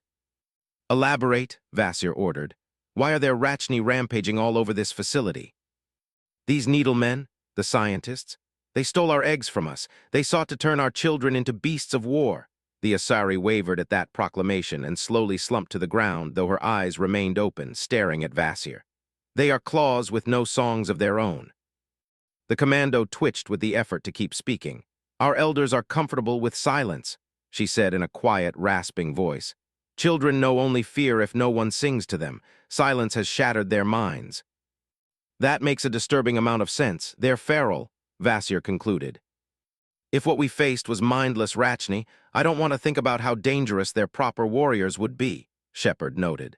In hindsight, facing crazy Rachni operating on instincts could explain the swarming behavior and the lack of proper tactics. They were still damn deadly in close quarters. "Do what you must, as lamentable as it is. Before you deal with our children, we stand before you. What will you do with us? What will you sing? Will you release us? Will we fade away once more?" "Kill it. Those things murdered billions of my people in the war." Rex glowered at the dying Asari, and then at the edge of the container holding the Queen visible from their spot. "We aren't letting her go, that's for certain. Get the wounded out of here and make sure Benizia makes it to the Normandy intact." Vasir barked. She raised her hand and activated her Omnitool. "Her fate is for the Council to decide." Equals DC equals. Part 2 equals DC equals 30042183 GS. Council Chambers. Presidium Tower. The Citadel Station. Widow Nebula. Tivo slid through the private meeting room of the Council and opened the discreet bar with practiced ease. She pulled out a tall crystal bottle filled with strong, glowing wine, rich in Ezo. Behind her, Tivos could hear Sparetis sit heavily on one of the couches while Valern paced like an angry Varan. The Asari glided to the nearest chair after grabbing a cup and absent-mindedly used her biotics to open the bottle. She poured herself a cup of wine and drank it as if she was dying from thirst. A delicious warmth spread through her, followed by a jolt of energy from the Ezo-rich wine. "Thoughts on the Rachni?" Tivos asked after she poured herself a second cup of wine, containing enough Ezo to kill anything but a Krogan or another Asari. Sparatus shifted in his seat. His fringe perked up, and he moved his hand away from his face, where his fingers rubbed the patch of tough skin between his eyes. "My instinctive reaction is to have it killed to remove the threat." The Tyrian's voice reverberated through the secure room. Valern finally ceased his pacing. His huge eyes left the holographic display above his Omnitool and focused on the Tyrian counselor. "That might be too rash an action," Valern gesticulated sharply, shutting down his Omnitool. "There are no records of the Rachni communicating during the war." "There's that, yes," Tivos nodded morosely. "I am certain that many within the republics would be infuriated if they learned of this particular complication if we remove the threat. Yet, countless Asari were raised with horror stories of the Rachni wars who would sleep easier if they knew this threat could never return. We can defer this particular decision to our governments," Valern suggested, his mouth twisted in a semblance of a smile. "Then they will, of course, happily throw the problem and the responsibility of such a decision back at us. The more open-minded Primarchs would want more information about this before deciding a genocide is the best option. The hardliners would scream for blood, like usual. The Primarch would likely prefer to avoid the political complications that come with backing either faction over this." Sparatus straightened up and looked at his colleagues. "Make no mistake, what we're discussing here is nothing short of a genocide that might not be necessary at this time. It would be different if the option were either killing the Queen or letting her, it would ever go. If those were the only options, I would back a permanent solution without a second thought." His fringe twitched. "And damn the political fallout." "Do we agree that killing the Rachni Queen right now might not be prudent?" Tivos asked. She slowly sipped her wine, taking time to enjoy its taste. "Not at this time," Sparatus grumbled. He got up and marched towards the bar with a singular purpose. "I would like to know more about the Queen in question, and whatever she might tell us of her kind in general." Valern nodded rapidly. Containment options, Tivos inquired. We need a secure black site we can dispose of in case of a breach, Valern perked up. A large asteroid base or a small moon where the Rachni could live, some place we can crack easily if we lose containment. Even if it's an SDG black site, we will have it staffed and run with Citadel forces and Spectres. Our collective governments would accept nothing less. Tivos looked pointedly at Valern. No SDG games behind our backs on this one, or there will be consequences. I have to agree, Sparatus' mandibles twitched in grimly. We will need proper contingencies to guarantee there will be no escape. If the Rachni becomes hostile, its kind will have to die in the facility meant to contain the Queen. There must be no new Rachni war. On that we can all agree, Tivos must in a placating tone. Containment and study it is, then. An opportunity to see what the Queen can tell us about the war and the current mess Saren and Benizia are involved. That's another reason not to terminate the Rachni at this time, Valern noted. Besides, if one Queen egg survived in a derelict ship, others might be out there. We need more information and options on how to deal with a potential future Rachni threat now that the Krogan are not an option to throw at them. Tivos looked between the two other councilors and pointedly didn't argue the present form of the genophage might not have been the best option, even if it worked in the end. They've had this argument before, and she, in particular, had it with multiple Turian and Salarian councilors over the years. It was worse during the Quarian crisis 300 years ago. Sadly, it was not politically viable to launch another uplift program aimed at the Krogan to reshape their society into something that could coexist with the rest of the galaxy without the genophage. And if the last 1,000 years or so were any indication, the Krogan as a species had no interest in constructively changing themselves. Realistically, the only viable option was to let nature take its course until the Krogan were on the brink of extinction, then move in and try to change them. The Rachni were in a similar situation. It was just that, with a Queen willing to talk and on the edge of extinction, there might be an acceptable option besides condemning them to oblivion once again. Containment it is, Tivos said aloud. Do I have your votes? Yes, Valern almost jumped in excitement. Aye, Sparatus agreed. He finally sat back into the armchair and took a hefty swallow of his bubbling drink. I'll inform Vasir. You two contact the Spectre office and begin hashing out the details of where we'll contain the Rachni and how we will get the Queen there safely. 34, Chapter 9, Parts 3 and 4. Disclaimer, I do not own the Mass Effect games. This story is written with no profit in mind. It isn't for sale or rent. Chapter 9 equals DC equals. Part 3 equals DC equals.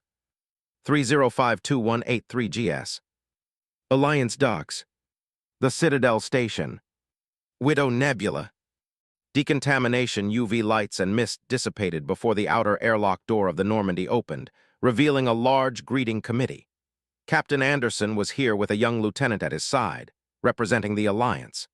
Executor Palin was beside him, surrounded by CSEC and Turian Marines, presumably from the Citadel Defense Fleet. No one was taking chances between Saren and whoever subverted him alongside Matriarch Benizia. There was, of course, the political complication of the Matriarch, who was doing her best to be a massive pain in Shepard's ass, making things even more complicated. The result was simple. After leaving that cursed corporate hellhole of an ice ball, the Spectres and those of the Normandy's ground complement who made it relatively intact had to wait for an appropriate escort to assemble to bring them back to the Citadel.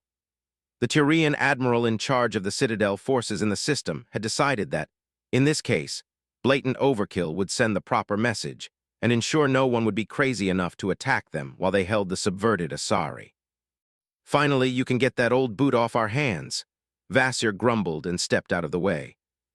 Shepard did the same so Chakwas and the Cabalite escort of the heavily sedated prisoner could move their charge on its hovering gurney. Some digitally signed paperwork later, Benizia was now in the custody of CSEC and on her way to a secure location. Some of the brightest specialists the Council could wrangle for the job would be doing their best to figure out what happened to the Matriarch, how it occurred, and if it was possible to reverse it. Executor Palin nodded stiffly at the Spectres and went with a small army of security and soldiers to ensure nothing happened to his high-value prisoner.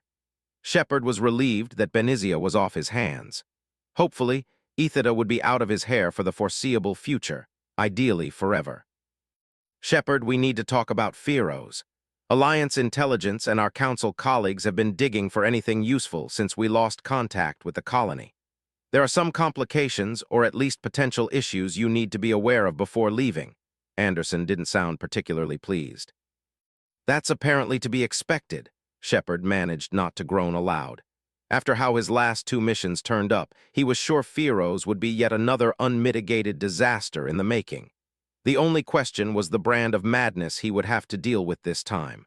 I don't believe you are here to play the messenger, sir. Rear Admiral Boris Mikhailovich has been causing a minor upheaval. The Normandy was supposed to join his 63rd Scout Flotilla after her shakedown cruise. Despite everything going around, he managed to twist enough arms and cause enough headaches to ensure he'd be getting his way in part. He should be here tonight for an inspection tour, which is mandatory. The Normandy is still an alliance ship, after all. I'm here to give you a heads up and as a second pair of eyes when he does his inspection. This is a good learning opportunity for baby Spectres, Vasir pipped up.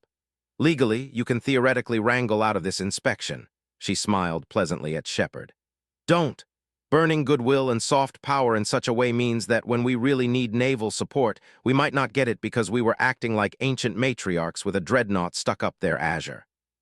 So much for the idea of giving the crew a bit of downtime before the next mission. Shepard raised his hand in the gesture that activated his Omnitool. XO, no shore leaves today. We'll have an inspection tonight. Ensure everything is squared right and we get all the resupply squared off. I'll have to attend at least one briefing before I can join you. Is this admiral of yours petty, or are we looking at political complications? Vasir asked a question that didn't even occur to Shepard.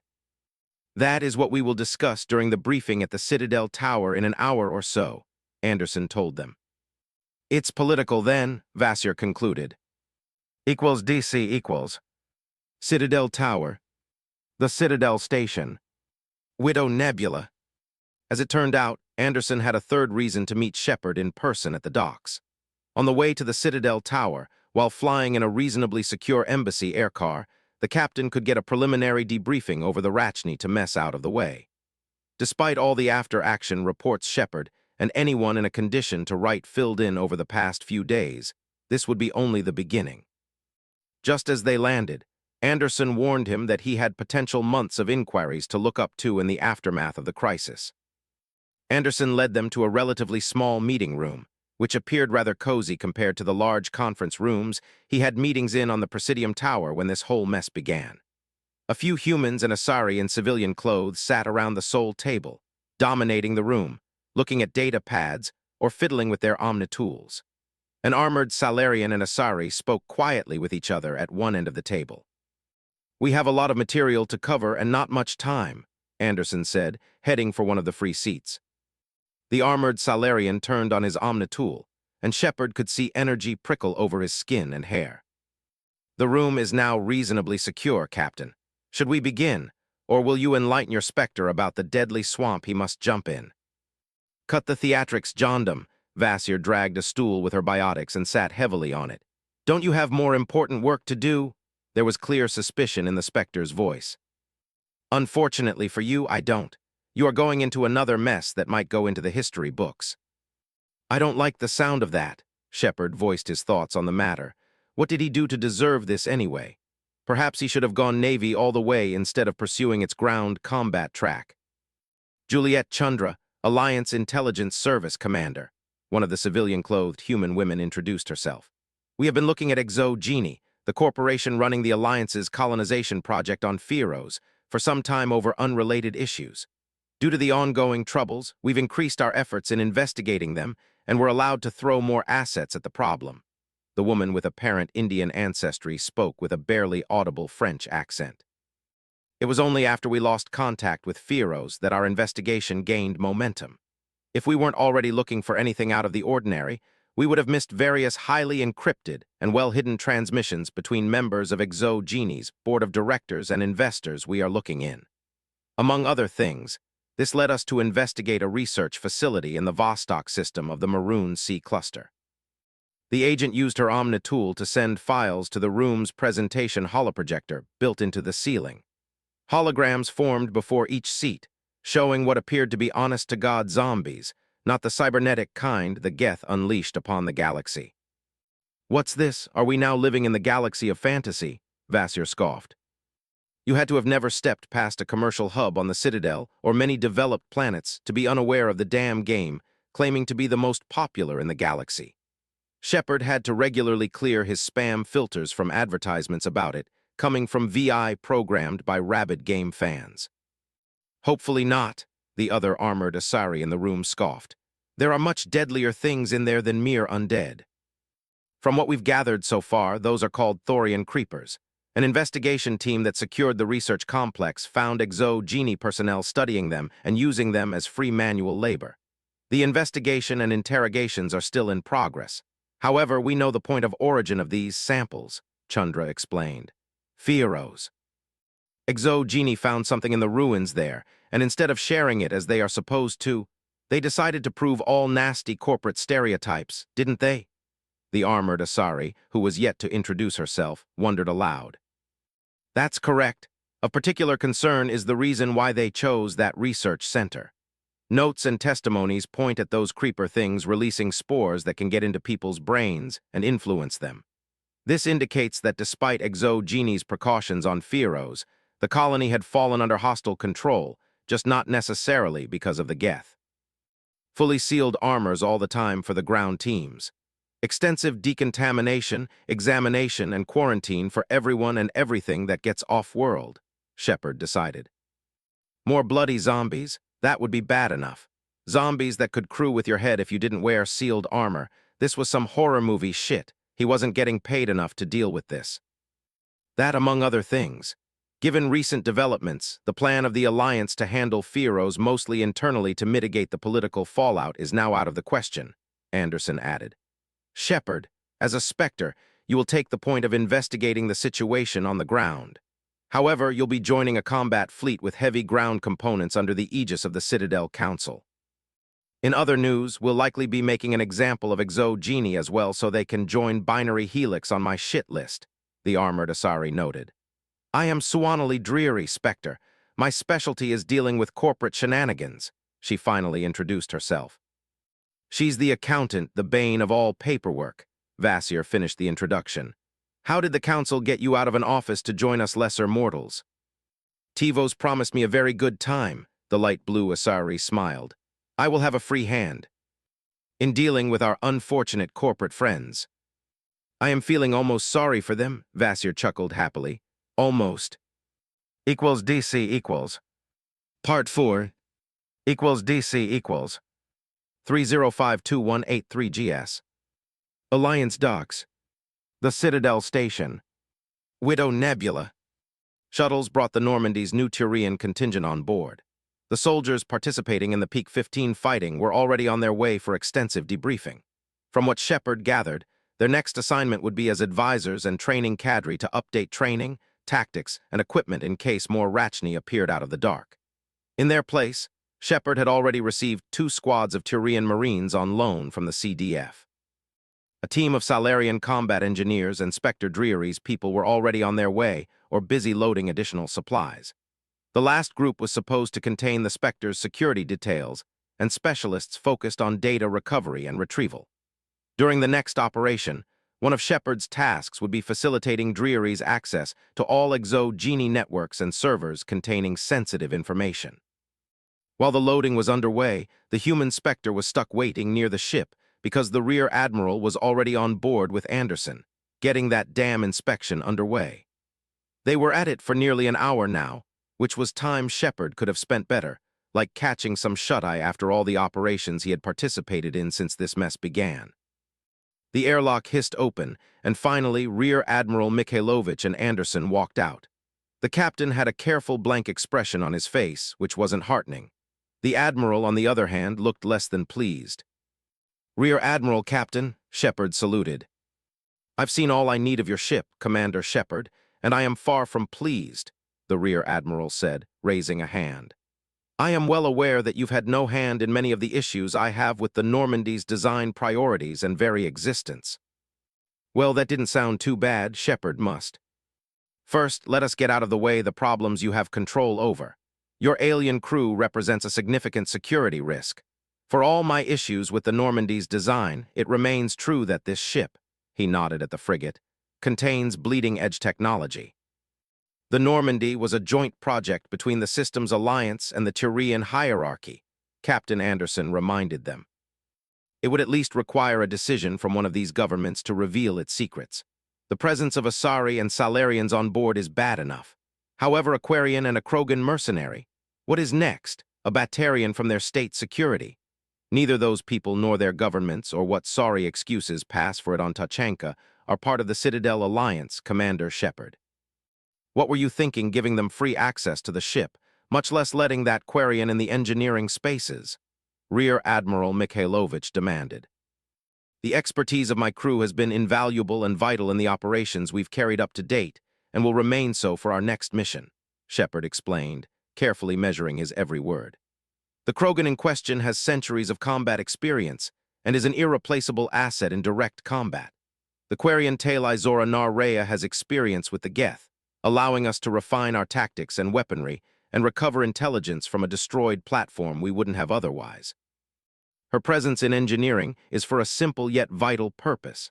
Talai Zora's expertise with the Geth helps augment our cyber defenses. She is best suited to counter any hacking attacks that slip through the Normandy's firewalls before they could cause catastrophic damage. Good, at least you put some thought behind your decisions, even if their practical and political consequences seem to elude you. That is not a good look for our first Spectre, though I guess it could be worse, the Admiral concluded. Considering that you are the ship's current commanding officer, knowing the results of my inspection before I present them to the joint military chiefs is something you deserve, Commander Shepard. That sounded quite ominous, Shepard decided. I appreciate the courtesy, sir. The first glaring issue is the position of the CIC, making command and information flow slower and harder than they should be, especially in combat. Whose idea was that anyway? It is a Turian design, Admiral, Anderson pipped in. In that regard, the Normandy is a test bed to see how well it works for us. And does it work for us? Admiral Mikhailovich asked. We don't have the Turians' resources to throw around, and our society is radically different. What works for them is not necessarily what can work for us. Simply emulating them instead of finding our way is not a particularly wise course of action, especially considering the price tag attached. On the surface, that was reasonable criticism, Shepard decided. It was just that the Normandy was built in part to see what worked and what didn't in a proper warship instead of a test bed that should never see combat. Shepard wisely decided it was better not to raise the point right now. The price tag of this ship alone, not to mention what she was built for, are large issues that will be the core of my report, Commander. Fortunately for you, those are things you don't have control over as you weren't involved in the design process or authorizing going ahead with the construction in the first place. Sir, I must point out that the Normandy has performed exemplary in her role, Shepard noted. All his after-action reports so far contained that little revelation and more. Yes, the Normandy is a great ship for a Spectre. I've seen enough of your AARs so far, Commander. She would be a great scout as well, and I could certainly put her to good use in that regard. Mikhailovich's easy agreement caught the Spectre off guard. If he wasn't bullshitting him, what was the Admiral nattering about? Then I'm afraid I am at a loss, sir, Shepard admitted. Commander, you came up through the Marine branch, then the N Special Forces program. While you're part of the Navy, your experiences and priorities are understandably different from those of the Navy as a whole. Now, the Admiral wasn't quite condescending. However, he was getting awfully close to it. I am certain that the Normandy is a fine vessel from where you stand, as you've been saying. It is a fine vessel in a vacuum, which gives us better, advantageous capabilities. However, that's an answer to a wrong question, Commander. Was the price tag of the Normandy program worth it to date? Is building more of them worth the opportunity costs? Are the capabilities of this vessel, Mikhailovich jabbed a thumb over his back at the Normandy, worth what we wouldn't be able to build if we go in full or even limited production of her class? Shepard mentally kicked himself because he hadn't asked himself any of these questions. Until very recently, they were as much political as military, and either way above what a commander would have to worry about. However, he was a Spectre now. The first human Spectre, like the news, kept reminding him at every opportunity. Like it or not, he wasn't a simple soldier anymore. There was no escaping politics now, was there? I have the sneaking suspicion that the two of us would have very different answers to those important questions, sir, Shepard stated, trying to deflect a potential pitfall. Damn right, Mikhailovich gave him an approving nod. I am in overall command of 5th Fleet Scouting Forces, Commander. By that account, I should be supporting the Normandy because she makes a fiendishly effective scout. The Admiral looked gravely at Shepard. I am not endorsing the project and its continuation at this time beyond refining the technologies that went into it in an attempt to decrease the price tag significantly. They are handy, and we will need them in the long term. They are not what we need right now or for the foreseeable future. Shepard wanted to disagree. If it wasn't for the Normandy's capabilities, he and his crew might have died back above Eden Prime or in the insertion phase of their other deployments afterward. The Navy is stretched thin, trying to protect too many colonies while maintaining the necessary strength and fleet cohesion in case of a real war. We need more light ships that we can mass produce in sufficient numbers. We need fighter wings augmenting colony defenses in all the places we can't afford to regularly patrol, much less leave ships on a permanent station there. The Normandy's mass effect cores price tag, and its material could roughly get us 12,000 fighters, Commander. Now, to be fair, while individual fighters are relatively cheap, thousands aren't, and they require bases, personnel, maintenance, etc. However, the point still stands. We can have either a division or two of exceptional scouts we can use for special forces insertion behind enemy lines, or we can have the resources to defend dozens of colonies with all that entails. There are elements in the Navy that believe the best defense is a good offense, Captain Anderson interjected. While they aren't technically wrong unless we fight a full-scale war against the Batarians and comprehensively win, we will be stuck in a defensive posture against raids for the foreseeable future.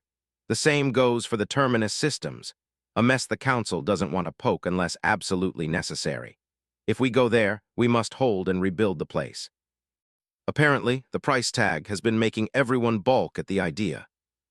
Neither Parliament nor the major SA member states would permit us to fight a war against the Batarians as long as pirates go colonies we've established beyond our capacity to defend.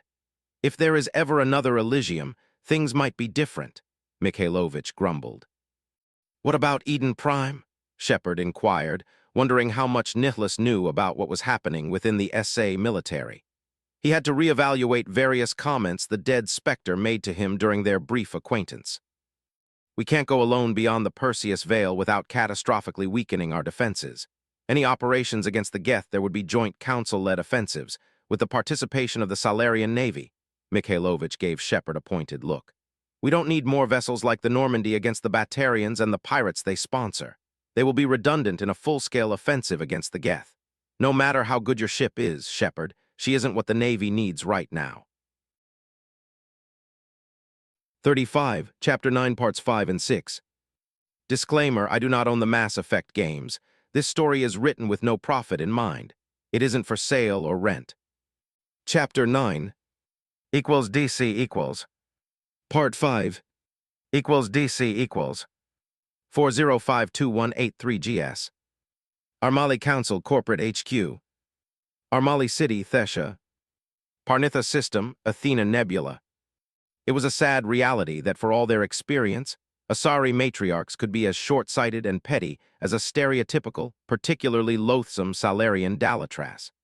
This was especially true for those who spent many centuries climbing the corporate ladder and solidifying their position on top. The esteemed leaders of the Armali Council conglomerate were no different. "Ma'am, you can't go in without an appointment." An aide waved her hands in exasperation at Matriarch Alna T-Many. Commandos serving 5 different matriarchs who were part of Armali's council board of directors had their undivided attention on the intruder and her companions. Alna walked into the building flanked by 2 Justicars, which ensured no one was foolish enough to bar her path until she reached a conference room where her newest headaches were busy bickering like unruly maidens. "Child, mind your next words," Justicar Valera chided gently. "We are here to meet your mistresses and won't be barred." The commandos had the intelligence to look uneasy at that statement. As a member of Thesha's high command, Matriarch Ilna had significant power and influence. However, that didn't usually extend to barging into a meeting among the most powerful Asari in one of the republics. However, the situation was highly unusual, disturbing, and potentially dangerous. One of the commandos tilted her head. obviously speaking with either the matriarch she served or the head of security for the building, before nodding sharply. "Lena, we will let the matriarch and the honored Justicars through," the commando ordered, offering Ilna's companions a traditional bow of respect. Her battle sisters did the same, moving in such a way to demonstrate they did not intend further confrontation. Ilna walked into the conference room. 5 matriarchs were present in person, while the holograms of 6 others hovered over otherwise empty seats. A few CEOs gave the intruders irritated looks.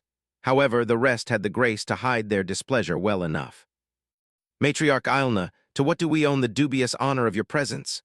Matriarch Perina, arguably the most powerful Asari in Armali, inquired in a voice dripping with poisonous honey.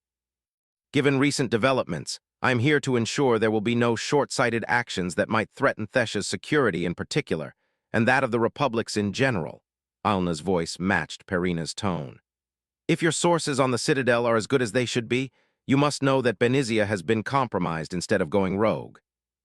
More than a few of the gathered matriarchs apparently cared not about the implications, but only about the opportunity that the fall of House T'Soni offered. That was one of the primary reasons Ilna was here today, to forestall the feeding frenzy those fools were about to facilitate, if not outright prevent. With a potential full-scale war against the Geth on the horizon, such economic and political upheavals were best left for later. More importantly, the chaos caused by the fall of House T'Soni could make the water murky and make Ilna's job that much harder. "I will spell it out for you as if you are young, inexperienced maidens, because you surely don't act like the matriarchs you are all supposed to be." Ilna ignored the bristling of her audience. "We don't know for how long one of the Council's most decorated specters and matriarch Benizia have been compromised by the Geth. As importantly, we don't know who they have compromised in turn. The Armali Council and other opportunists moving in to devour House T'Soni's assets can destroy evidence and ensure it will be much longer before we know how deep this rot has spread. To ensure no one would think themselves particularly clever opportunists, the Thesha High Command has decided to call in the Justicar Order as a participant in the ongoing investigation." Ilna watched with satisfaction first the mounting fury, then apprehension and a trace of fear exhibited by the matriarchs. For all their power and influence, they weren't beyond the reach of the Justicars. No one in Asari space was. A sufficient number of the republics on Thesha could overrule the decisions of Thesha's high command even in a crisis. Doing the same with the Justicars was much easier said than done. After all, interference in their affairs was a clear reason for investigation by local authorities and the Justicar Order as a whole. DC equals 405218 GS. Krona Station Anadius. Horsehead Nebula. Chaos presented boundless opportunities to advance Cerberus and humanity's interests. Sadly, it also presented new challenges and dangers. This was particularly true for the ongoing Geth incursion and its wide-ranging consequences. The attack on Eden Prime was yet another example of the failures of the system's alliance in protecting humanity and advancing its agenda. Just over a week after that event, recruitment was soaring. Cerberus and its affiliates were making a bank through donations and new supporters willing to back the cause in one form or another. Further, support for the alliance in almost all outer colonies was at all times low, opening even more doors for Cerberus and ensuring the organization grew in an impossible way when it was a mere alliance black operations outfit. Unfortunately, there were drawbacks, which were about to compromise certain operations. First, Harper had to ensure Cerberus cut all ties with binary helixes, burned all bridges, and salt the ground. There could be no trace to follow, and no one could know they had procured a handful of Rachni warriors and workers to experiment on. Without a queen, their options for turning the long-believed extinct species into shock troops would be limited. Either way, cloning was an option, and it would at least ensure they had enough specimens to figure out the best ways to kill them. Humanity had to know how to deal with those things most efficiently, especially if the Council managed to tame the Queen and build their own expendable army of monsters.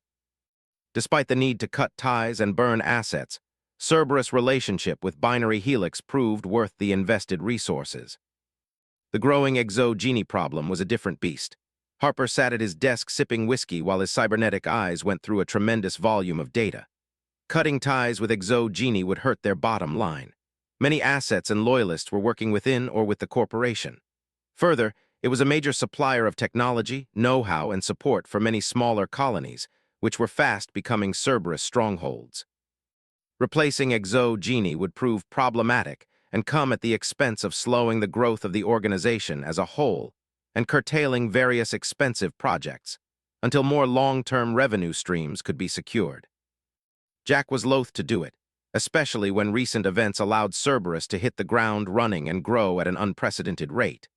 At the same time, slowing down for a bit would ensure they could better screen new applicants and mitigate the risk of cells going rogue and doing their own thing. In the end, there wasn't much choice. Exo-Genie was already on the radar of Alliance intelligence, and Saren's involvement meant that obstructing the investigation was no longer desirable. Exo-Genie would fall, Harper decided. Cerberus affiliated would be best served in managing said fall, which could be beneficial. Operative Lawson, report to my office. I have a task for you, Harper ordered before typing a message to Henry. Miranda's father was best situated to take advantage of Exo-Genie's crash and burn. Where he went, other Cerberus backers knew to follow. Meanwhile, Cerberus had to properly cut ties and ensure they had those creeper things under lock and key in facilities where they couldn't be traced to. At worst, those things could become cheaper alternatives to basic industrial mechs, and at best, they could be expendable cannon fodder. Either way, they could become useful to Cerberus. Equals DC equals. Part 5. Equals DC equals. 5052183 GS. Council Chambers, the Citadel Tower. The Citadel Station, Widow Nebula. Tivo stormed back into the chambers after concluding an exhausting talk with the esteemed matriarchs from Thesha. Sparatus glanced at her, and his fringe drooped even further. That was a rare feat highlighting how done he was with the Tyrian side of the ongoing crisis. That bad? Valorn didn't even bother to look up from his omnitool. I have matriarchs whining at me because they can't take apart the assets of House Benizia before their rivals can react.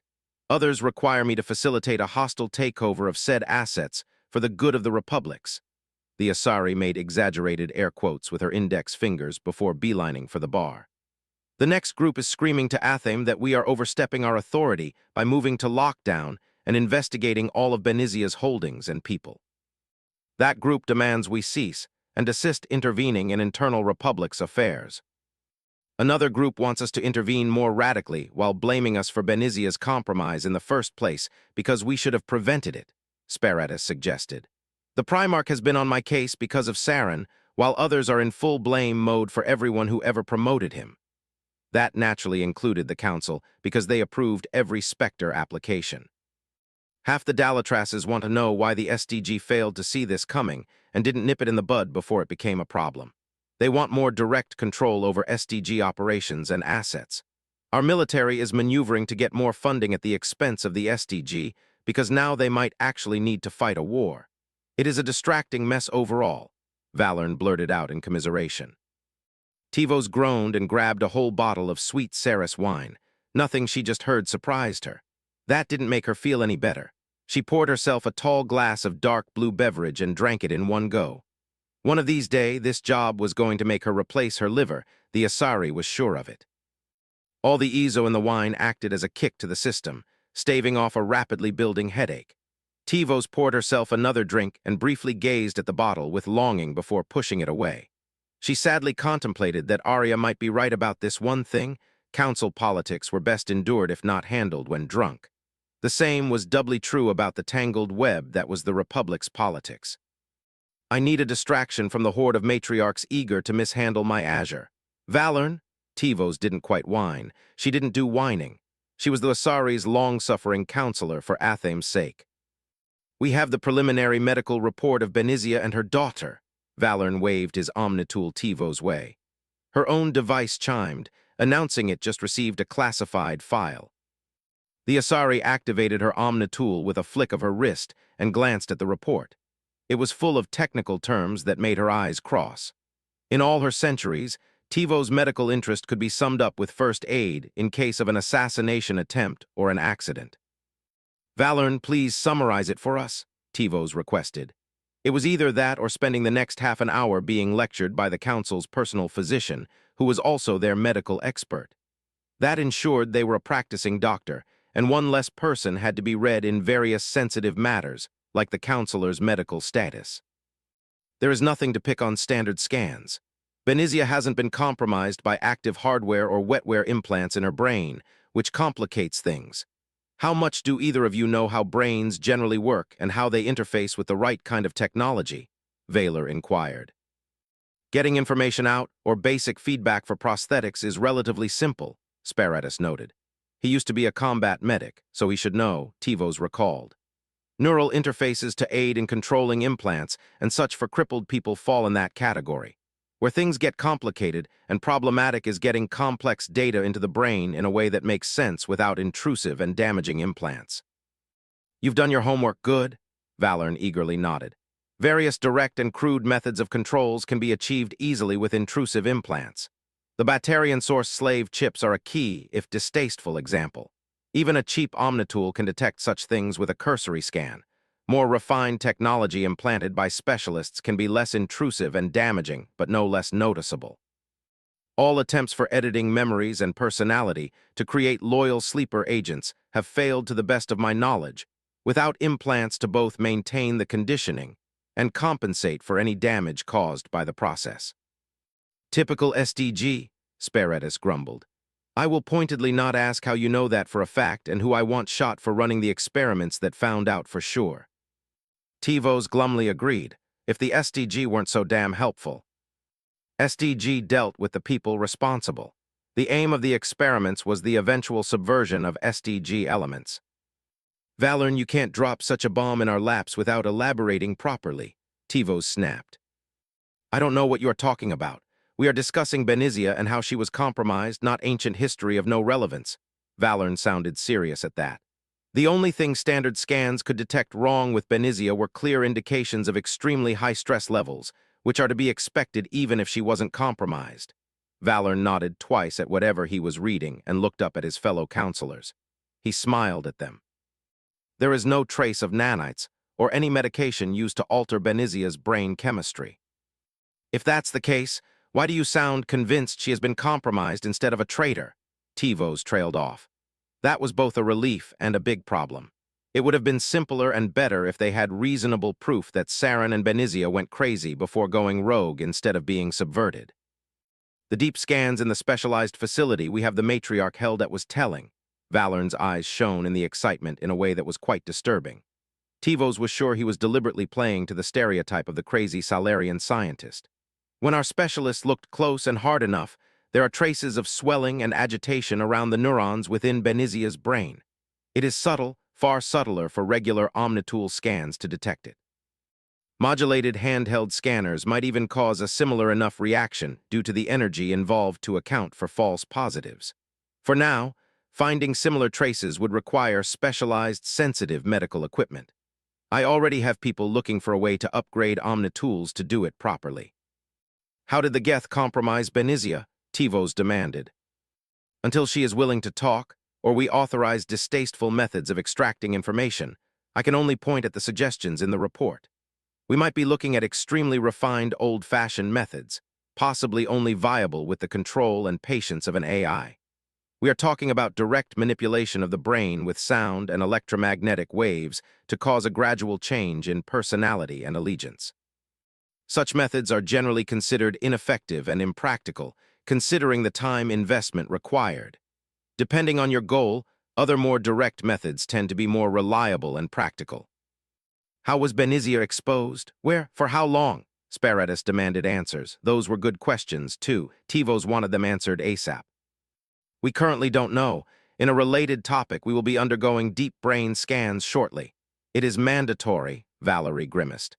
The waste of time is worth the peace of mind. Our security and a Spectre cadre will oversee the procedures and ensure neither of us avoids it. That's sensible, Sparatus grudgingly agreed. What kind of intrusive methods did you have in mind for Benizia? We all know that torture is not an effective method of interrogation, and I am reasonably sure that's doubly so when fanatics and brainwashed people are concerned. If all else fails, brute force memory extraction. With the right stimuli and intrusive implants, we can get images from uncooperative subjects. It is rather crude and final, so that would be a last resort if conventional interrogation and deprogramming methods fail. As I noted, getting information out of the brain is vastly simpler than trying to edit what is already there. 36, Chapter 10 Parts. Disclaimer, I do not own the Mass Effect games. This story is written with no profit in mind. It isn't for sale or rent. Chapter 10 equals DC equals. Part 1 equals DC equals 5052183GS. THWS Death Dealer, Tyrian Assault Cruiser. Attican Beta Cluster. A small task force dropped from a lowered mass tunnel between two relays with minimal drift. Sensors swept through the surrounding area, looking for danger, while hot lasers tracked potential targets. The only objects near the relay were tiny debris consistent with communications satellites cut to pieces by GARDIAN lasers. That's a confirmed hostile incursion in the region. Comms, send a word to the Citadel. Ops, deploy communications satellites and plan to drop a chain of them all the way to the Thesis system, Captain Isisha Duvise ordered. Her fingers twitched, a nervous tick demanding she rub the edges of the armored plates covering her face. Unless they left a guard at the relay, which was out of the question considering the size of her command, there was no way to ensure their communications lines would remain intact. That could be a big issue if the Geth-disturbing dreadnought that struck Eden Prime was in the area, no matter how unlikely. Captain Duvise waited a few moments for her crew to carry out her orders before issuing more. Comms, link us with the rest of the task force and put up the principal commanders. With an enemy incursion confirmed, they would implement one of the contingencies hastily disused before racing here. Besides the Normandy, Duviso had a division of scout frigates and their command light cruiser under her command to use as her eyes and ears. Then came the heavy hitters, her assault cruiser optimized for the planetary attack, a heavy cruiser, a division of Salarian state-of-the-art cruisers and their escorts. It was a respectable task force that had no business tangling with a dreadnought. From her perch above the CIC, the captain surveyed her crew's work. At the same time, holographic windows popped all around it, obscuring the big map of the Attican Beta cluster. The Normandy and our scout frigates will enter the Thesis system first to locate any hostile space elements. They will relate the locations of such enemy assets to the cutting wind and remain quiet until the rest of our task force arrives. If the correlation of forces is favorable, we will secure the system before deploying ground forces to figure out exactly what went wrong on Fearos. If we find an overwhelming Geth or pirate presence, we will either remain hidden until reinforcements arrive or harry them until reinforced. Isisha Duvise was a firm believer in giving her subordinates context for her orders when the situation permitted. That way, they would know what the primary objectives were and could better adapt instead of rigidly following the last orders given.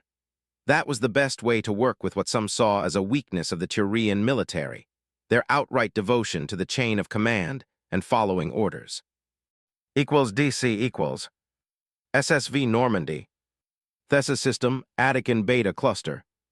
The Normandy drifted out of FTL with her engines cool and stealth mode engaged.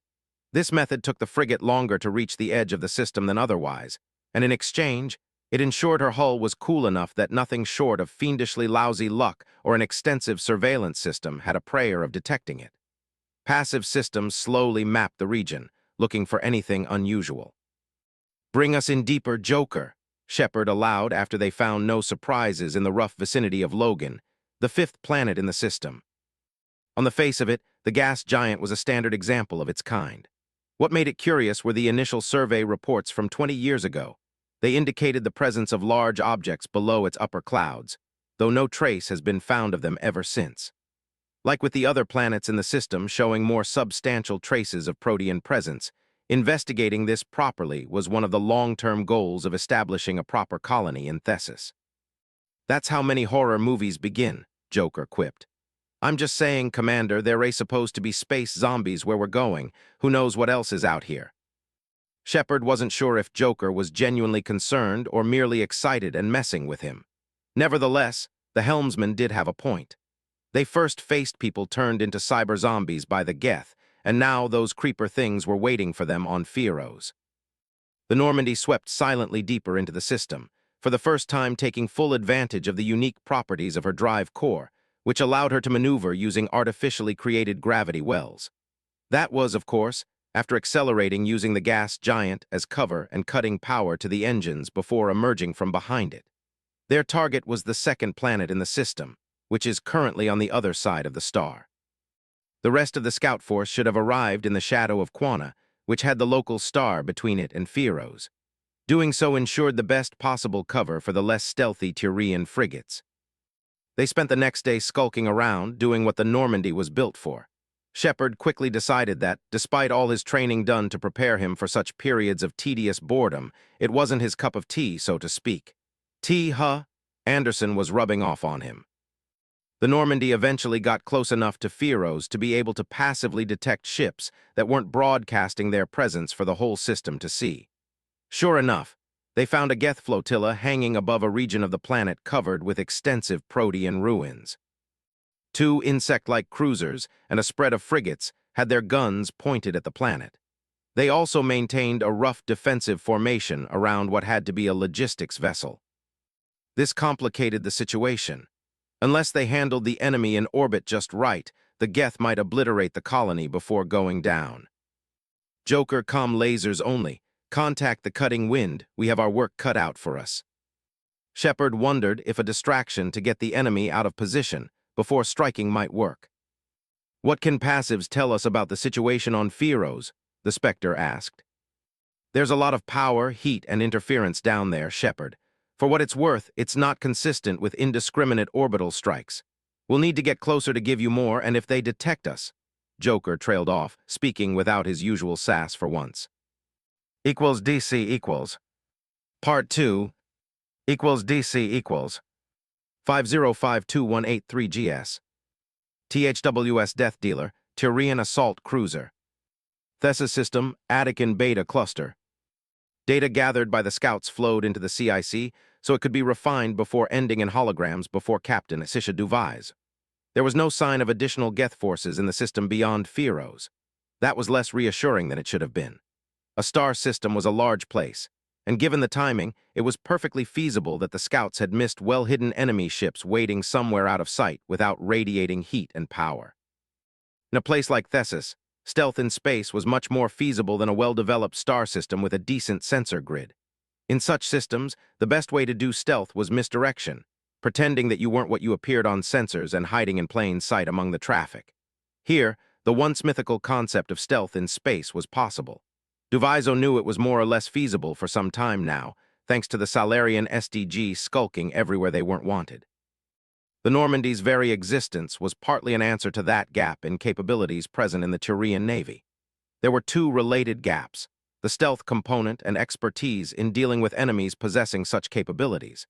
It wasn't a secret that after it entered full production, the Normandy class would serve as an op force in extensive training exercises with large segments of the Turian Navy.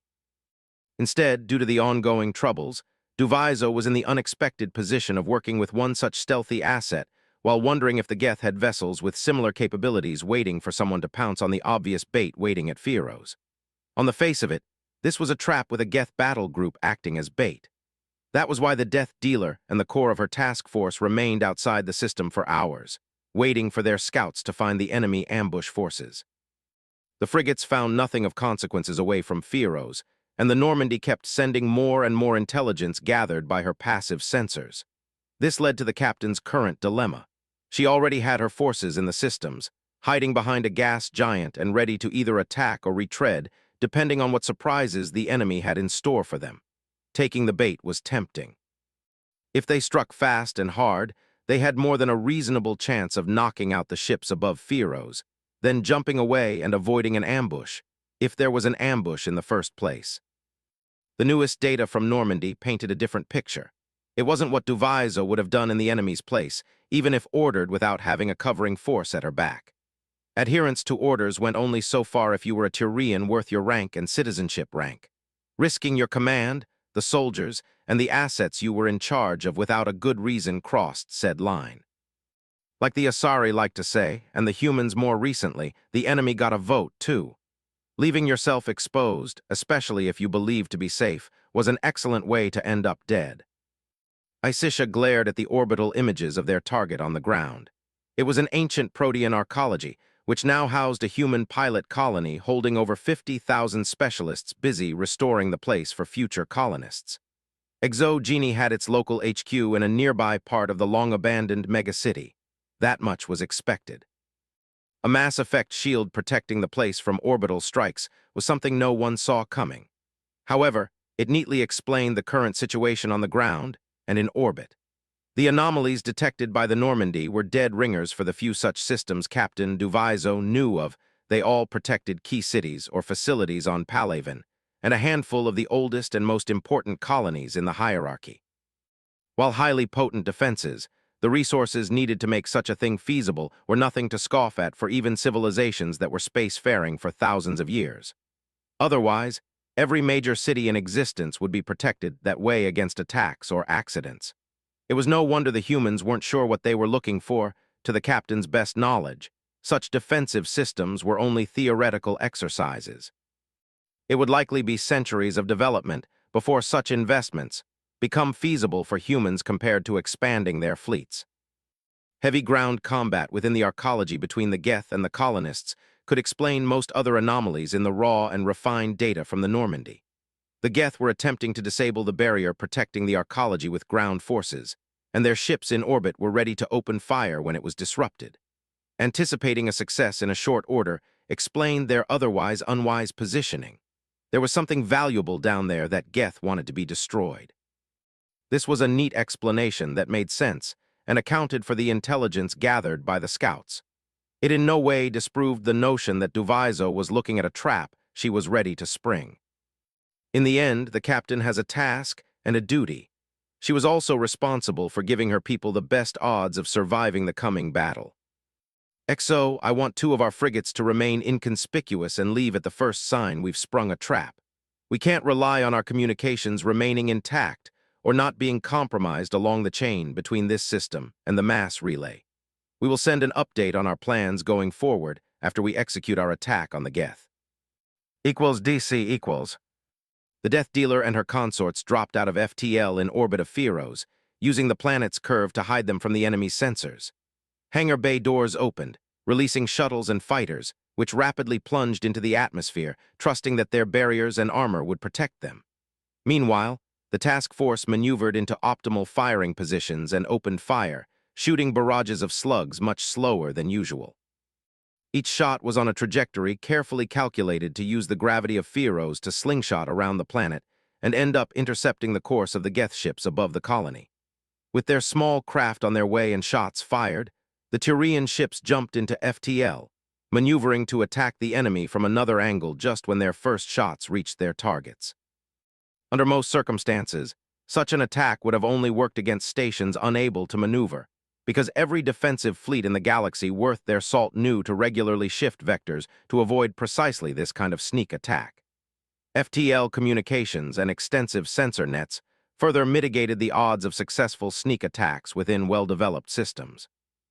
Out here, clever tactics that wouldn't have worked under most circumstances were suddenly viable, and Captain Duviso had no intention of fighting fairly. The barrage struck just as Death Dealer emerged out of FTL in a flash of blue light, quickly followed by the rest of the task force. Even the Geth were too slow to react, in no small part because just as they detected the incoming threat, their ships faltered, struck by the earlier bombardment. Shields flared, straining power systems as drives went from idle to full power in a jolt. The Geth ships did their best to go evasive. However, they were starting from being practically dead in space. Physics was a harsh mistress, and it dictated that they didn't have enough time to accelerate and move into vectors that would make it possible for the Turian ships behind them to miss. Nevertheless, the correlation of forces was such that at least a handful of Geth vessels might have gotten away from the position they got themselves stuck in before the enemy could cripple or destroy them. The opening stake barrage changed the equation. Already weakened barriers popped, and at the end of the day, the armor covering the rear arc was weaker due to the engine placement. Slugs slammed into engines, fuel lines, and fuel tanks before penetrating into engineering compartments, wreaking further havoc. Hydrogen and antimatter fuel pods lost containment, igniting chain reactions that tore apart the rear sections of multiple ships before the rapid fire of the Turians could cause even more damage, ending the fight in a brutal, one-sided slaughter. 37, Chapter 10, Parts 3 and 4. Disclaimer: I do not own the Mass Effect games. This story is written with no profit in mind. It isn't for sale or rent. Chapter 10 equals DC equals. Part 3 equals DC equals 6052183GS. Fearos, Thessa System, Attican Beta Cluster. 30 shuttles escorted by 2 squadrons of Turian fighters screamed through the shadows of vast city canyons. With the enemy ships in orbit destroyed and the orbital secure for now, speed was more important than stealth. It was a race to reach their target before enemy reinforcements appeared in space. While his shuttle hurled past surprisingly intact skyscrapers, Shepard could only marvel at how intact the cities they flew past were after tens of thousands of years without maintenance. At a glance, he would have said that the place had been abandoned a few decades ago at worst.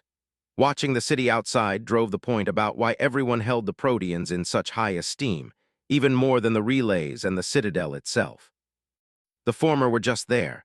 As a crew member, you only saw them if you were stationed in the cockpit or had a reason to be there during a transit. On the always bustling Citadel, it was effortless to forget who built the place and how old it was. For some reason, the long-abandoned cities on Fearos profoundly affected Shepard, even if he wasn't sure why.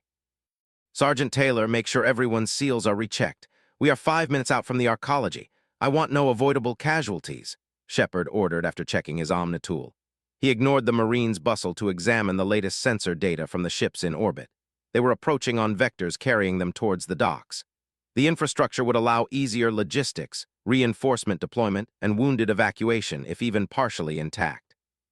Taking the security center responsible for the docks might even net them an up-to-date map of the arcology, or at least a way to feasibly contact any friendly forces in the area. Either way, the mission had already changed. They had to secure whatever machinery kept a barrier above the city and keep it operational in case the enemy brought reinforcements. Once that was done, they could proceed with their original mission, figuring out what the Geth wanted on Fearos, securing evidence against Exogeny, and finding the source of the zombies. Sadly, saving any of the locals, provided they weren't compromised already, was way down on the priority list. Shepard couldn't even find pragmatic reasons to disagree. It wasn't like he had standing orders from the Council to ignore the colonists. It was just that their lives weren't critical in the grand scheme of things. "Seals are fine, sir. I need to check yours," Taylor reported. "Do so, Sergeant." "We are 3 minutes out," the pilot informed them. "I'm detecting faint thermal blooms consistent with weapons fire. There's something hot a few miles from the barrier's edge, low in the row of skyscrapers at 9 o'clock. It's faint enough that the ships in orbit might not have detected it with all the sensor ghosts thrown by the barrier." "We're going in hot then. Mark the heat signature as a point of interest. We might send someone to investigate after we secure a landing zone," Shepard thought aloud. "Geth?" Taylor asked while waving his Omnitool over Shepard's armor, looking for anything out of order. "We might be looking at a forward base or staging ground for assaults on the arcology. The Geth were ready to pulverize the area from orbit. If that place isn't theirs, the odds are good they would have taken it out before we arrived." Shepard could think of reasons why the enemy would want to destroy the arcology while preserving something valuable nearby. However, he couldn't count on that. Either way, investigating the location to confirm whether it needed to be taken and protected or destroyed was now yet another mission objective. "Vasir, Shepard?" Joe contacted one of the nearby shuttles carrying the Asari Spectre. Sensibly, there was no more than a single officer or VIP on each shuttle. Only fools put all their eggs in one basket if they could avoid it. "You should already know about our new point of interest. Thoughts?" "We secure an LZ first and push to whatever part of the arcology holds the barrier generators. There would be no point stretching ourselves thin and risking destruction from orbit. That would make pursuing any other objectives moot. We might ask one of the drone operators to investigate remotely. Most of them will remain near the LZ during the first phase of the operations," Shepard suggested.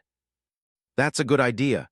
At the very least, we should have eyes in that direction to avoid unpleasant surprises. Biotic specialists are taking point as planned, followed by heavy infantry and combat engineers. "We're on a final approach, going below the barrier," the pilot informed them just as the shuttle's center of gravity shifted despite the inertial dampeners. "Talon Squadron is on CAP. Bayonet Squadron is taking point, followed by the assault shuttles. The docks are in sight, and we've got a firefight in there." The pilot kept them up to speed with the ongoing assault, narrating calmly as if discussing nothing more consequence than a weather forecast in a temperate world. "Sir, I'm seeing those creeper things attempting to swarm Geth fire teams while local security is shooting the flashlight heads. They aren't engaging the zombies." At that, the pilot did sound baffled for a moment before his voice turned back to being disturbingly calm. "We have active defenses and 2 Geth drop ships shooting at each other. The fighters are going in. Exo Jane either found a way to control the creepers or the locals are compromised," Shepard concluded grimly. "We hit the Geth hard and purge the creepers. If the locals fire on us, lethal force is authorized. When practical, use concussive rounds and tech attacks to incapacitate. We need prisoners for interrogation and medical examination."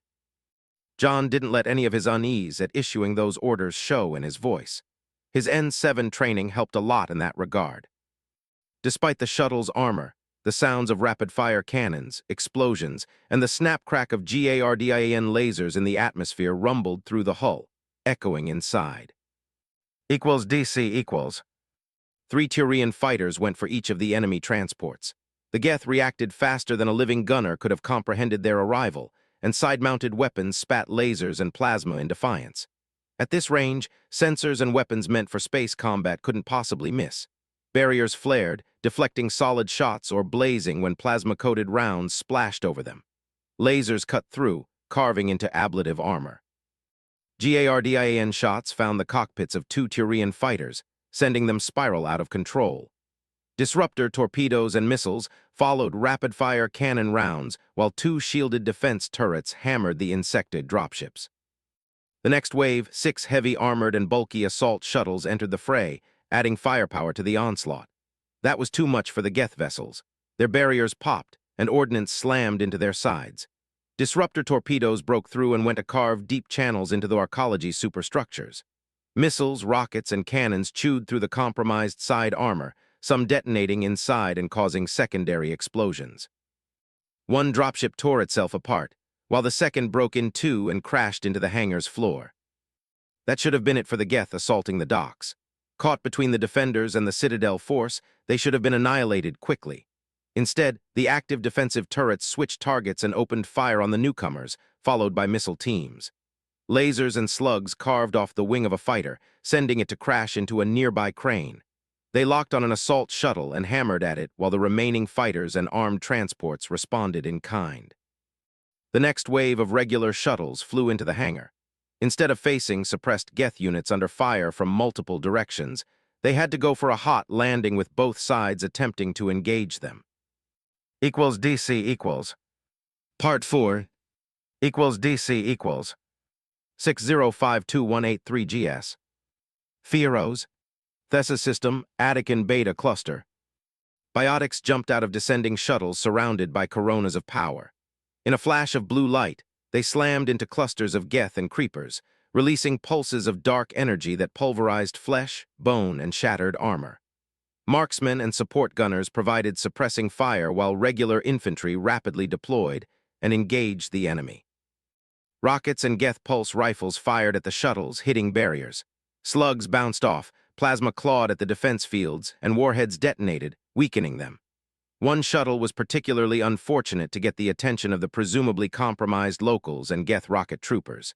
Its pilot aborted the troop deployment and went evasive.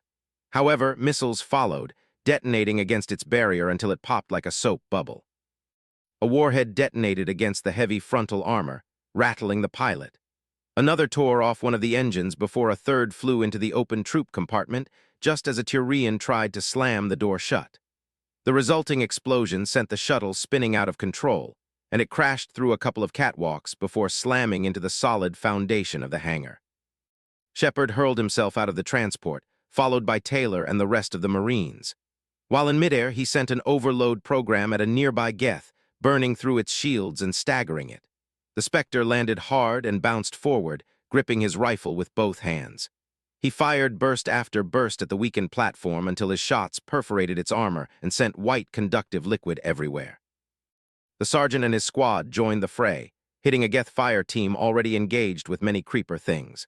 Up close, those greenish zombies looked particularly wrong and offensive. Concussive shots blew them into chunks of thick green goo before incinerate programs set it on fire. A Geth flamethrower unit had the same idea, turning zombies into screeching torches. The fire burned hot enough to rapidly burn through flesh and lock joints in position, quickly neutralizing its targets. However, there were simply too many zombies coming from too many directions.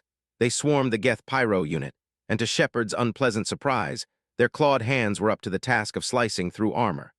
One of the strikes compromised the fuel tank on Geth's back, while another splashed charged conductive liquid into the bursting fuel.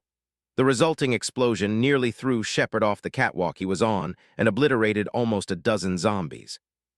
"Don't let the creepers close. They can compromise armor," Shepard barked into the chaotic command network. His unit finally finished off the last Geth in the immediate vicinity. It focused on clearing the swarming creepers crawling from below. The damn things were good climbers, too, further increasing the danger they presented if not engaged in the open. Shepard winced when he glimpsed an assault shuttle spiraling out of control, carved open by the laser turret, moments before the rest of the air assets finally silenced it. They then focused on the other heavy emplacement, hammering them with rapid-fire shells. Effective air support was out of the question until that turret was out of commission, and they hunted the remaining rocket troopers. Vasir apparently had the same idea. "All units focus on the enemy anti-air assets," the Asari Spectre barked into the command channel. "Rocket troopers are priority targets. Marksmen focus on them," Shepard added. He sent an incinerate blast into the face of an approaching zombie while putting his rifle to a magnetic clamp so he could get his shotgun. There were no more Geth nearby, and his Inferno-rounds modified katana would serve him better against the creepers. DC=. Vasir was in her element. She used her biotics to flash between groups of Geth and Athame, damned zombies of all things. She released pulses of dark energy, blasting apart creepers and damaging Geth. If practical, Tella left the odd live grenade as a present before charging into another group of enemies to disrupt them. A handful of commandos, Turian cabals, and human biotics did the same. Their primary task was keeping the enemy off balance and allowing the remaining deploying soldiers to annihilate them. Vasir and a handful of other, more powerful biotics were more than capable of tearing whole squads apart within moments, leaving crippled survivors behind to be finished off. The rest acted as power multipliers, greatly simplifying the job of their allies. Vasir charged past a rocket flying her way and slammed a dark energy-coated fist into the flashlight head of a Geth with a missile launcher. The metallic flaps around the camera eye burst away from the impact. At the same time, the lens imploded, driving shards into the electronics behind it. Most people would have died from such a blow, having their brains turned into mush. The Geth merely lost its primary sensors and reeled from the strike. A shotgun blast at point-blank range sliced through its chest armor. Vasir immediately slammed a warp field into its guts while her overloaded barriers absorbed all incoming fire. Her blood sang with power and her nerves were on fire, sparking with dark energy. Vasir jumped out of the platform she was on and flashed to another catwalk before creepers swarmed her former position, eager to tear her apart. Instead, they fell upon a crippled Geth fire team, none the wiser of the grenade Tella left as a parting gift. DC=. The last turret blew up, and the assault shuttles could finally turn their attention to the enemy infantry. The remaining Turian fighters joined the fray, strafing Geth and creepers, turning them into chunks of flesh and shards of sparkling metal with rapid-fire cannons. The air support focused on the Geth first, and the rapid decline in their numbers had a cascading effect, disrupting the remaining platforms and decreasing their combat effectiveness at the worst possible time. Citadel forces and creepers tore them apart before focusing on each other. The air support was useless in close-quarter fighting, so they focused on the compromised locals. The remaining assault shuttles pushed forward, deploying their troops to flank the defenders. Exogeny security forces and local militia held their ground with suicidal tenacity when they should have retreated. Airstrikes blew up HMG emplacements and cover while biotics danced in and out of the fray, knocking out whole squads. When fire teams from the hangar proper fought their way to the locals' positions, it was all over but the screaming. 38, Chapter 10, Parts 5 and 6. Disclaimer, I do not own the Mass Effect games. This story is written with no profit in mind. It isn't for sale or rent. Chapter 10 equals DC equals. Part 5 equals DC equals. 6052183GS. Fieros, Thessus System, Attican Beta Cluster. From Shepard's position, the end of the fighting for the hangar bay was anticlimactic. With the Geth fire teams neutralized, he and most Marines had to deal only with waves of swarming creepers. Air support managed to nail some of them before they could reach the catwalks, while the rest were manageable as long as you could keep the range open. That is not to say that neutralizing the threat came without casualties. If one of those things came into range, its claws were sharp enough and had sufficient power behind them to breach hardsuits. Anyone hit that way was potentially compromised, and thus a medical casualty, even if they were otherwise intact. Shepard had 5 soldiers that way and had to deal with them. At the same time, Sergeant Taylor got him a complete casualty list and policed the battlefield for any Geth or creepers playing dead. Put the wounded under quarantine. We'll use a proper defensive position that can't be easily swarmed. I want them disarmed, weapons, explosives, tools, comms, and put under guard. We will need a long-term holding facility until medical can clear them out. That will be either one of our ships in orbit or a local building well away from the active combat zone.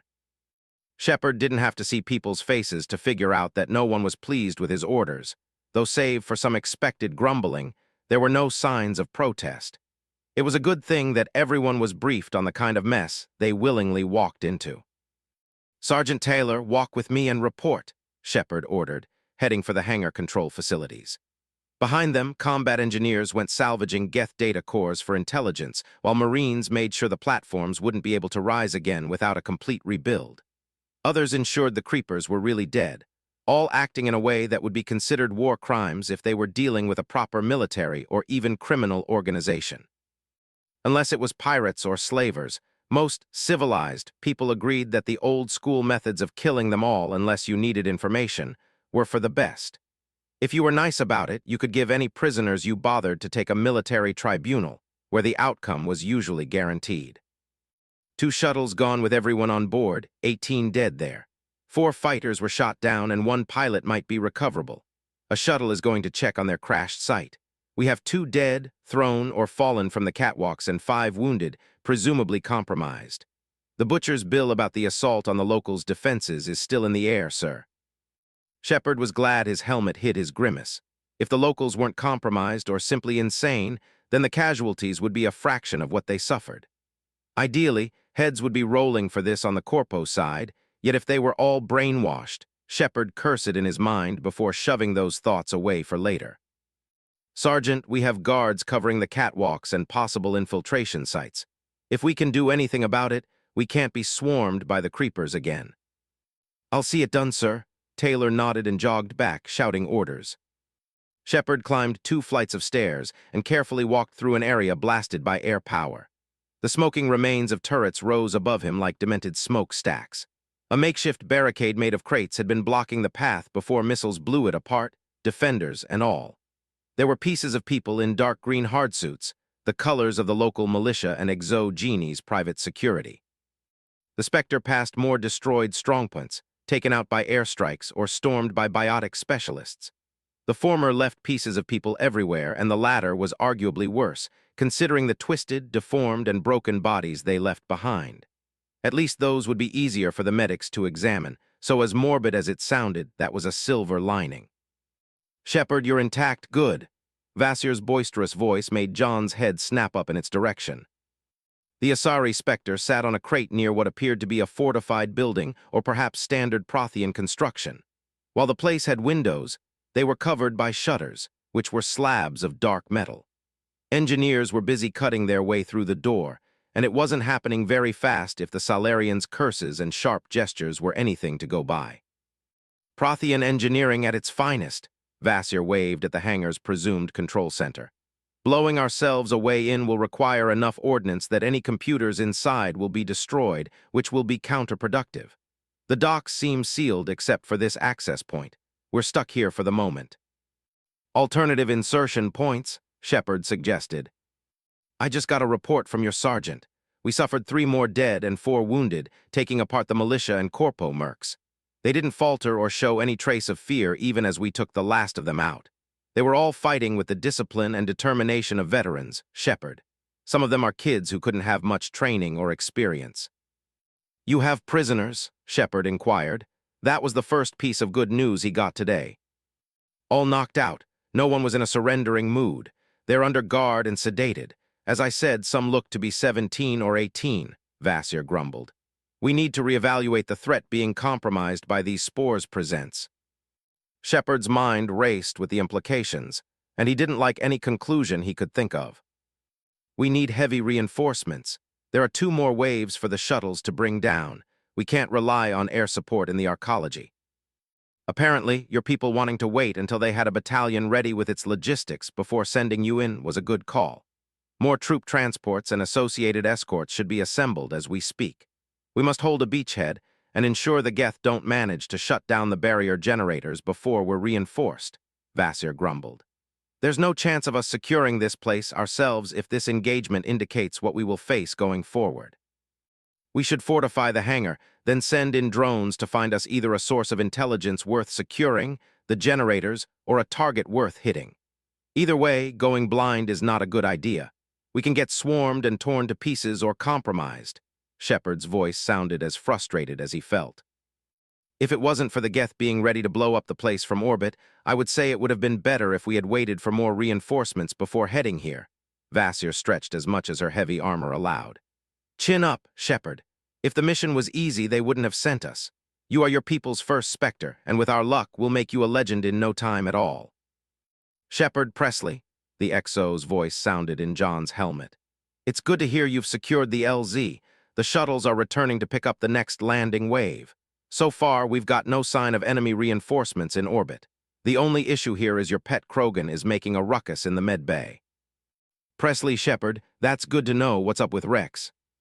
He wants to fight, Presley said in a flat tone, indicating he wasn't enjoying Krogan's temper tantrum. He always wants to fight. Isn't he still on medical leave? Dr. Chakwas is still ensuring his plates and skin regenerate properly from all the Rachni acid he drenched in. She is still plucking bullets and shrapnel out of his hump that should have been removed years, if not decades, ago. Chakwas isn't letting him out of the medbay before she's done with him. Your Krogan disagrees. Tell him we'll be here for the long haul. He'll have enough time to have fun bashing heads before we're done with Fearos. Shepard wondered when a babysitter became a part of his job description. Equals DC equals. Part 6. Equals DC equals. 6052183 GS. Fearos. Thesis System, Attican Beta Cluster. Mistakes were made, Vasir concluded in a voice drier than desert wind. Shepard had to agree, and he didn't see this particular issue coming. The second reinforcement wave was already on its way. There was no sign of Geth naval reinforcements. So far, so good. On the other hand, they were still stuck in the hangar, with the engineers busy cutting through the damn door to its control center. By now, Shepard was sure that the locals held out until now, not just because they offered stiff resistance and the creepers were aiding them. If the rest of the arcology was locked down like this place, their progress would have been slowed to a crawl even without effective resistance, unless the Geth brought the right tools for the job. We are almost through, a Salarian engineer eagerly exclaimed. Vasir pointed out, we might have to cut or blow our way out of the command center, too. Did Exo Genie set up in a military base instead of a regular city? Shepard wondered aloud. I might be a few centuries old, but I am not a Prothean expert, Vasir shrugged. We need a few of those here yesterday. They requested such experts with any future reinforcements, though those would be at least a day or 2 away. It would take longer to reach them without a hastily assembled quick reaction force. A piece of the thick, rugged armored door fell to the floor with a long clang, prompting ragged cheers of relief. The engineers scampered away to avoid potential nasty surprises and sent in drones. Clear, the computers are shot up but might be recoverable, one of the Salarians reported. And the door leading deeper into the city is locked down, Vasir prompted. We'll begin cutting through it immediately. Get the computer specialists in here to assess the damage. If we're lucky, only the user interface is destroyed. The Salarian ordered and nimbly went through the still glowing hole. Unless the recon drones and flight find us a better insertion point, we'll be stuck here for some time, Shepard concluded. There was the standard hurry up and wait inherent to most military operations, but this was ridiculous. Commander, we finally got drones close to the thermal signature outside.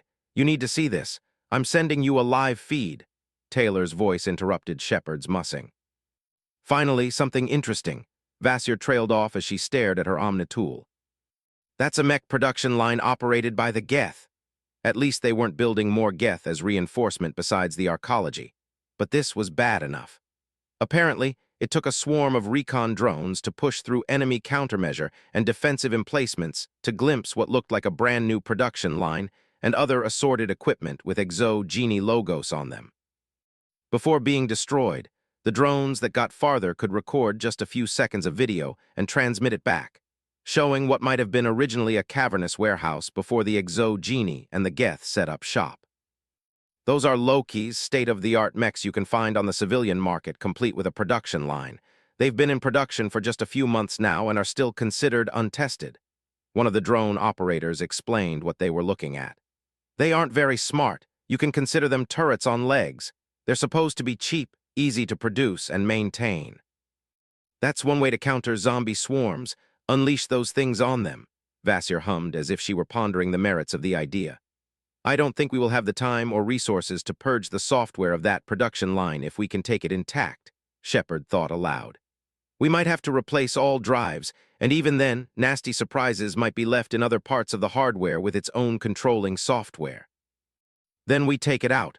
The last thing we need to worry about is a synthetic army hitting us from behind. At the same time, we're busy with everything else, Vasir decided. We're redirecting the second wave to neutralize that facility. Doing so, unfortunately, meant that even if they found another good way into the arcology, they would have to wait for the shuttles to complete their current flight. It was unfortunate they didn't have time to wait for a proper assault ship or two to join them. Those had the landing assets to get their whole ground forces complement in one go. Instead, they went with what was available.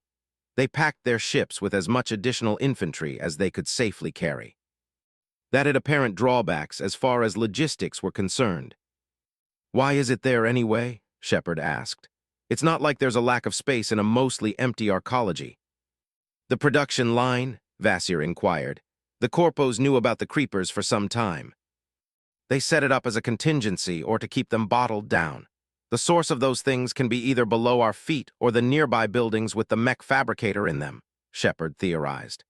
Either way, dealing with that infestation and its source would be a major undertaking, for they simply lacked the numbers. It was a good thing that doing so wasn't the key objective of their mission. Who says there's just one source of those creeper things? Vasir just had to point out how things can get even worse. Equals DC equals. Being forced to wait had a few unintended benefits. First, the engineers managed to splice a way into the shot-up computers in the control room, which netted them some valuable information. We've got a map of the nearby levels, a Turian combat engineer announced and sent everyone data packages. The place is built like a fortress, he said with approval ringing in his voice. Various corridors and junctions have been sealed or otherwise blocked, with the few remaining paths heavily fortified. We'll have to advance down long corridors without any cover. If the walls are anywhere as tough as those doors, making our own entrances won't be viable. Vasir didn't sound happy. That kind of head-on assault was something even the best Asari commandos avoided like the plague if they had a choice.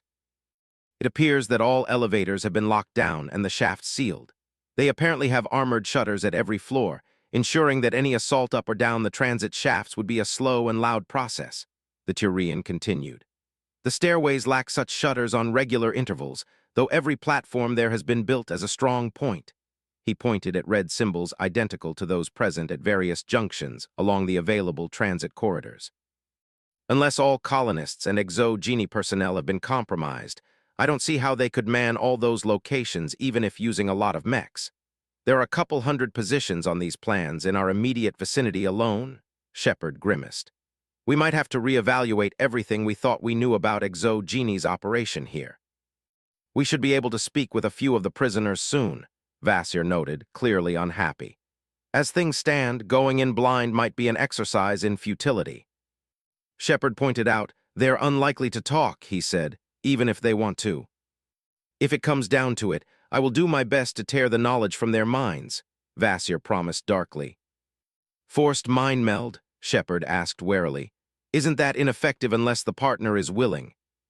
It is extremely tiring under the best circumstances, not to mention a taboo. In combination with the right sedatives, it is possible to glimpse bits and pieces. It is not an effective interrogation tool. Her frustration was evident in Vasir's voice. However, it is not like we have many good options right now.